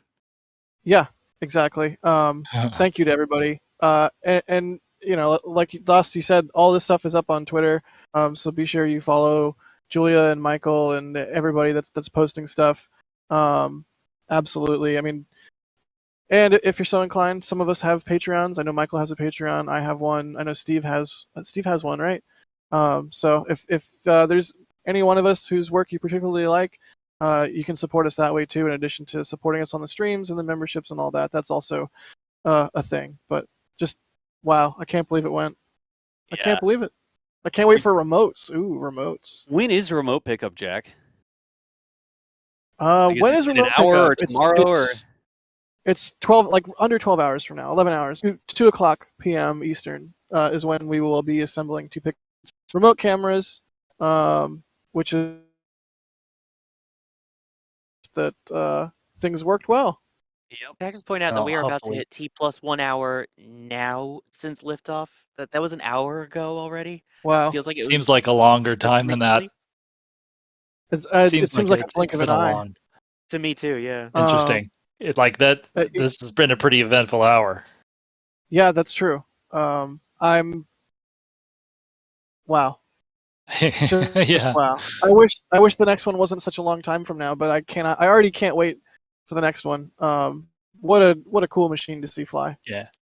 I can't wait till tomorrow when y'all pick up those remotes and then everybody's racing to put them out on social media so we can see all the captures that you got from in close. Because there were a couple different positions around where y'all were allowed to deploy like the sound activated cameras and stuff, and you can get that close up shots of the engines and the boosters and all that sort of thing from the sound activated cameras that are allowed to be places that people are not allowed to be because it's not safe for them. Speaking of shots of the boosters, hey folks, one more time, massive thanks to Northrop Grumman.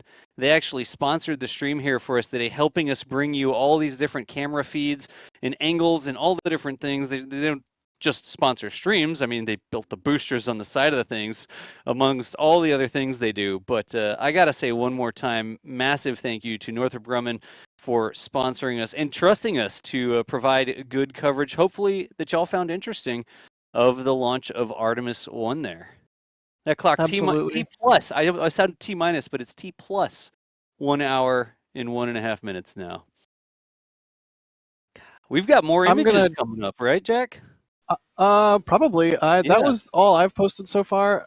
Like I said, I went with video on this one. I didn't shoot any stills. I tried to shoot a streak, but I had a last-minute camera malfunction, so just went with the video only. But we definitely have some more awesome shots from Nate, from Chris, or not from Chris, sorry, from Steven, from Michael, from Julia. So I'm gonna hop off and start actually packing up my stuff so I can get some sleep before remote pickups. But just once again, thanks everybody for watching. Thank you to all of our chat mods and people working in the background, and thanks to the whole team. What a day! A little piece of history under our belts, and let's move on to the next one.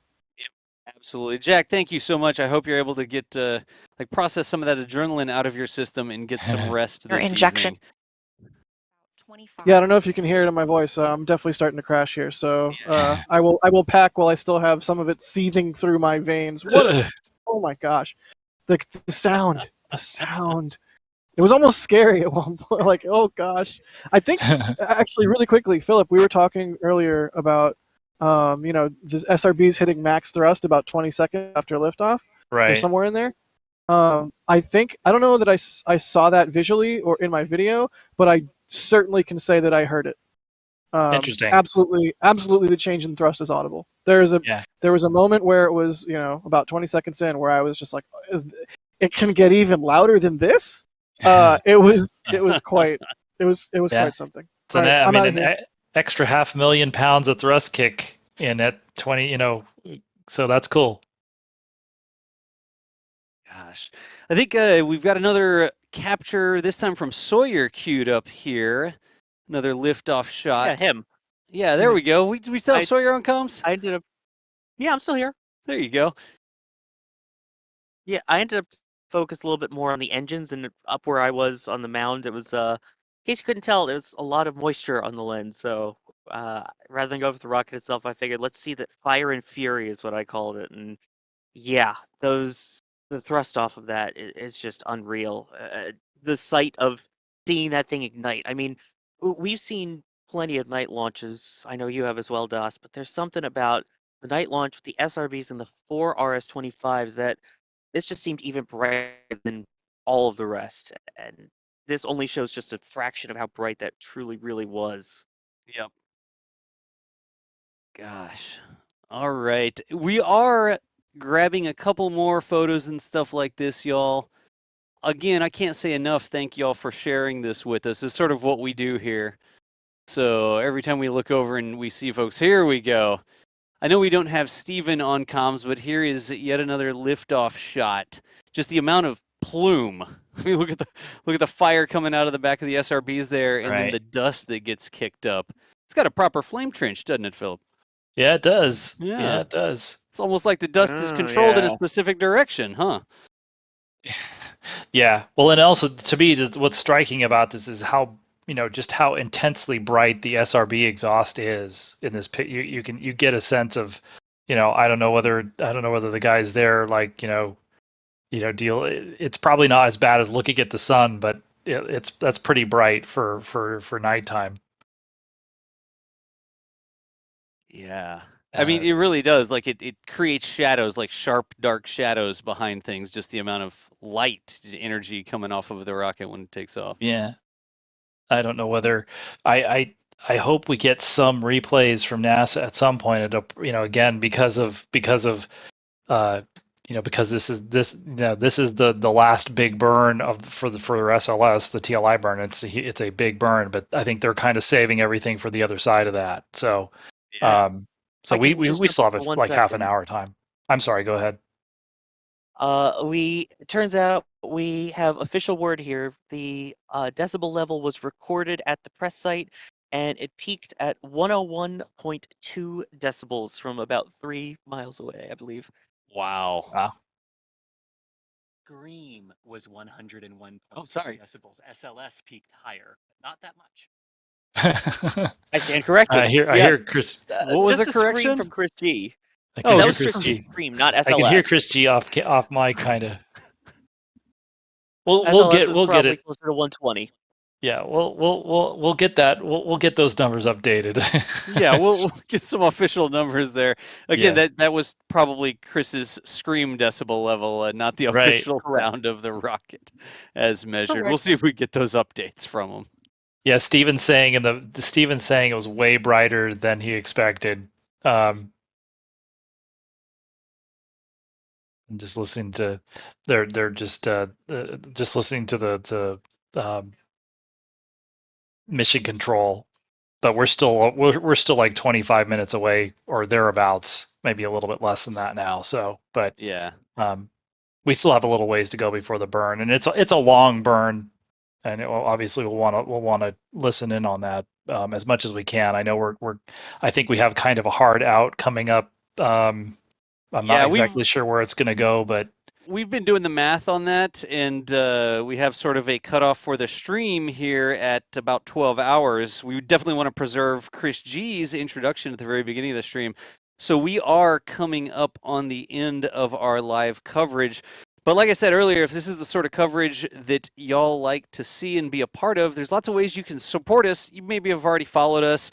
You may have already followed us on Twitter or turned on notifications here on YouTube or whatever. If you want something a little bit more tangible, our merch shop is a fantastic way to support us as well. We've got all sorts of things specific for Artemis and SLS, the new SLS. It's almost like a Sega-inspired design. I think I can say that. In hoodies and T-shirts and things like that. Give me one of those bigger on the screen so we can see that logo, please. Yeah, nice. We have those sorts of things in sweatshirts and long shirts and stuff like that. If you are interested, they're not prints. These are actually embroidered on it, if I'm not mistaken. They'll correct me if they're not. But that is another fantastic way to support what we do here. I know people are like, oh, geez, they're doing merch plugs and they're saying thanks for Super Chats. We haven't said thanks for Super Chats since launch, I don't think. But this is another... Who put the Moon shirt in there? Seriously? Apparently you can... I think Jack might have had something to do with this. You too can show off your support for the chant of Moon. Moon, moon, in a shirt that I didn't even know was, yeah, there we go, thank you, the shot of the moon. I didn't know that had actually made it into the store. But if you want to support us in that way, shop.nasaspaceflight.com, there's some links in chat as well. Don't want to be too cringy about it, but it really is a great way. The metal prints that we have, I guarantee you there's going to be some metal prints coming out of this. We've got the calendars on sale right now if you buy both the different calendars, Starship and other things. But like, Patrick is clicking as fast as he can to try and keep up with what I'm talking about. I don't intend you to click on everything, but there are lots of different ways you can support us. Again, I can't say enough. You don't have to spend money or anything like that. Just showing up for streams, clicking the like button, asking a question in chat, or just saying something in chat. Wow, that was amazing. Whatever it is, there are all sorts of different ways that you can support what we do and be a part of this. So please don't feel like you got to purchase merch or anything to be cool, but it's there if you're interested. You need to put something on your wall or, I don't know, put something on yourself. Those are all options that we have over in the merch store. Oh, I'm being reminded that I'm talking about merch too much and I need to track the moon again. Stand by, I got it. There we go. All right. Moon tracking activated. Seriously need to be replaced with a robot. Let's see here. Do we have any other housekeeping, any other updates that we can expect? We're just that TLI, but we unfortunately cannot stay live all the way through TLI.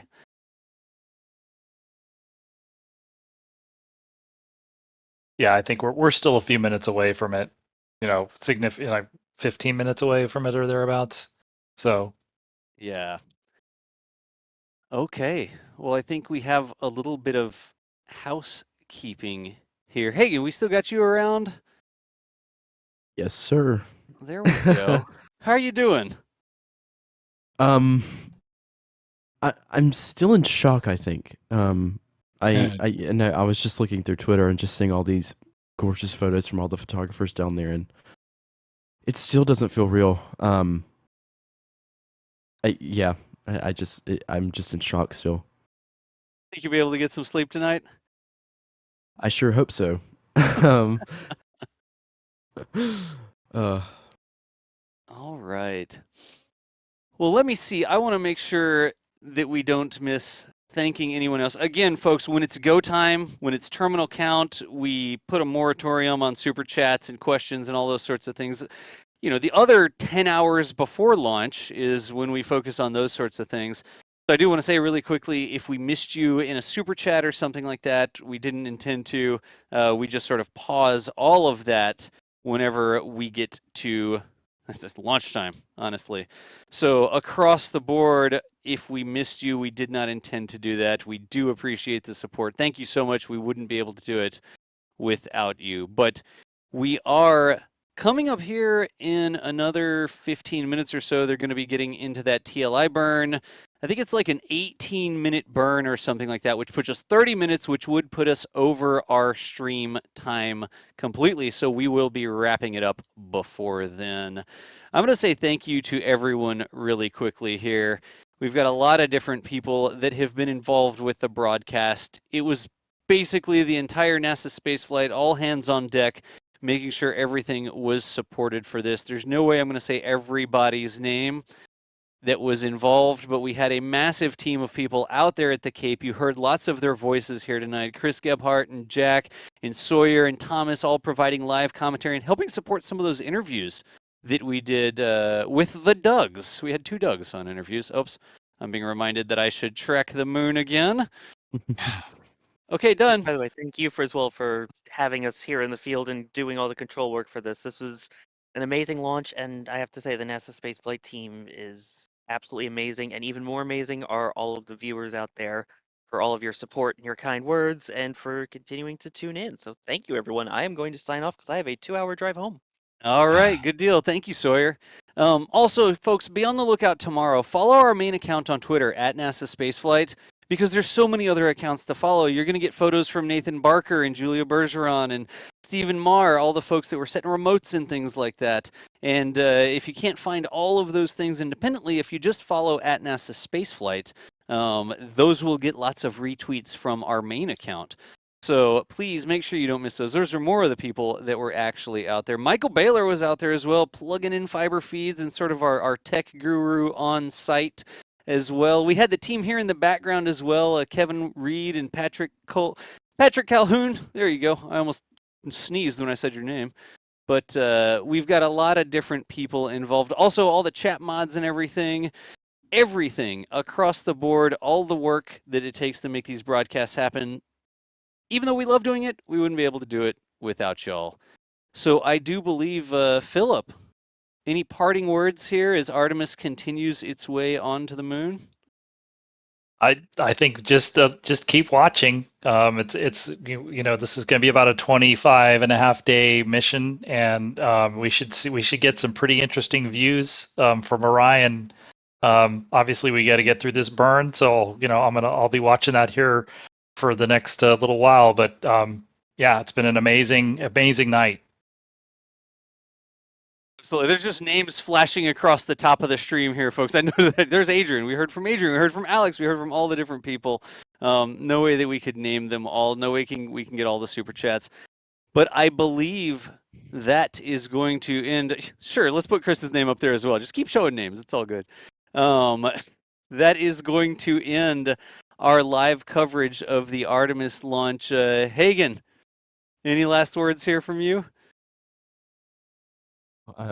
It was an honor to be able to, hop on stream and help cover this amazing event. To be a part of this team is such an honor. And I guess to use the cliche saying, we are going. There you go.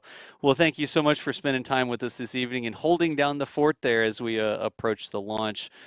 I'm going to go ahead and stop talking, folks. Stream's going to end you up over on Space Coast Live, our 24/7 live stream happening from KSC and the port. Launches are going to continue to happen. We're going to keep covering them and commentating on them. Talking about them for you from all the different places that we cover. Things still coming up at Starbase. Things still happen at the Cape. Probably going to get a Starlink launch at some point here in the future. That always happens. But you know how to get back to us if you want to be a part of this next time it happens. For now, my name is John Galloway for NASA Spaceflight, signing off on the successful launch of Artemis I on its way to the moon. We'll see you nerds later. This stream is sponsored by Northrop Grumman.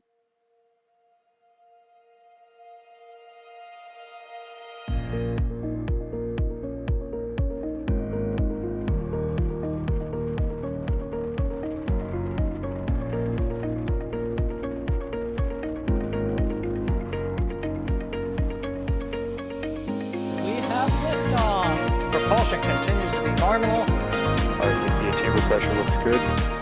Doubling up. Roger, roll, Atlantis. Water towers can fly! Yes! Tango Delta nominal. Flight downside SCE off. Again, SCE off. Yikes. You bet. Concur. We don't need any more of these.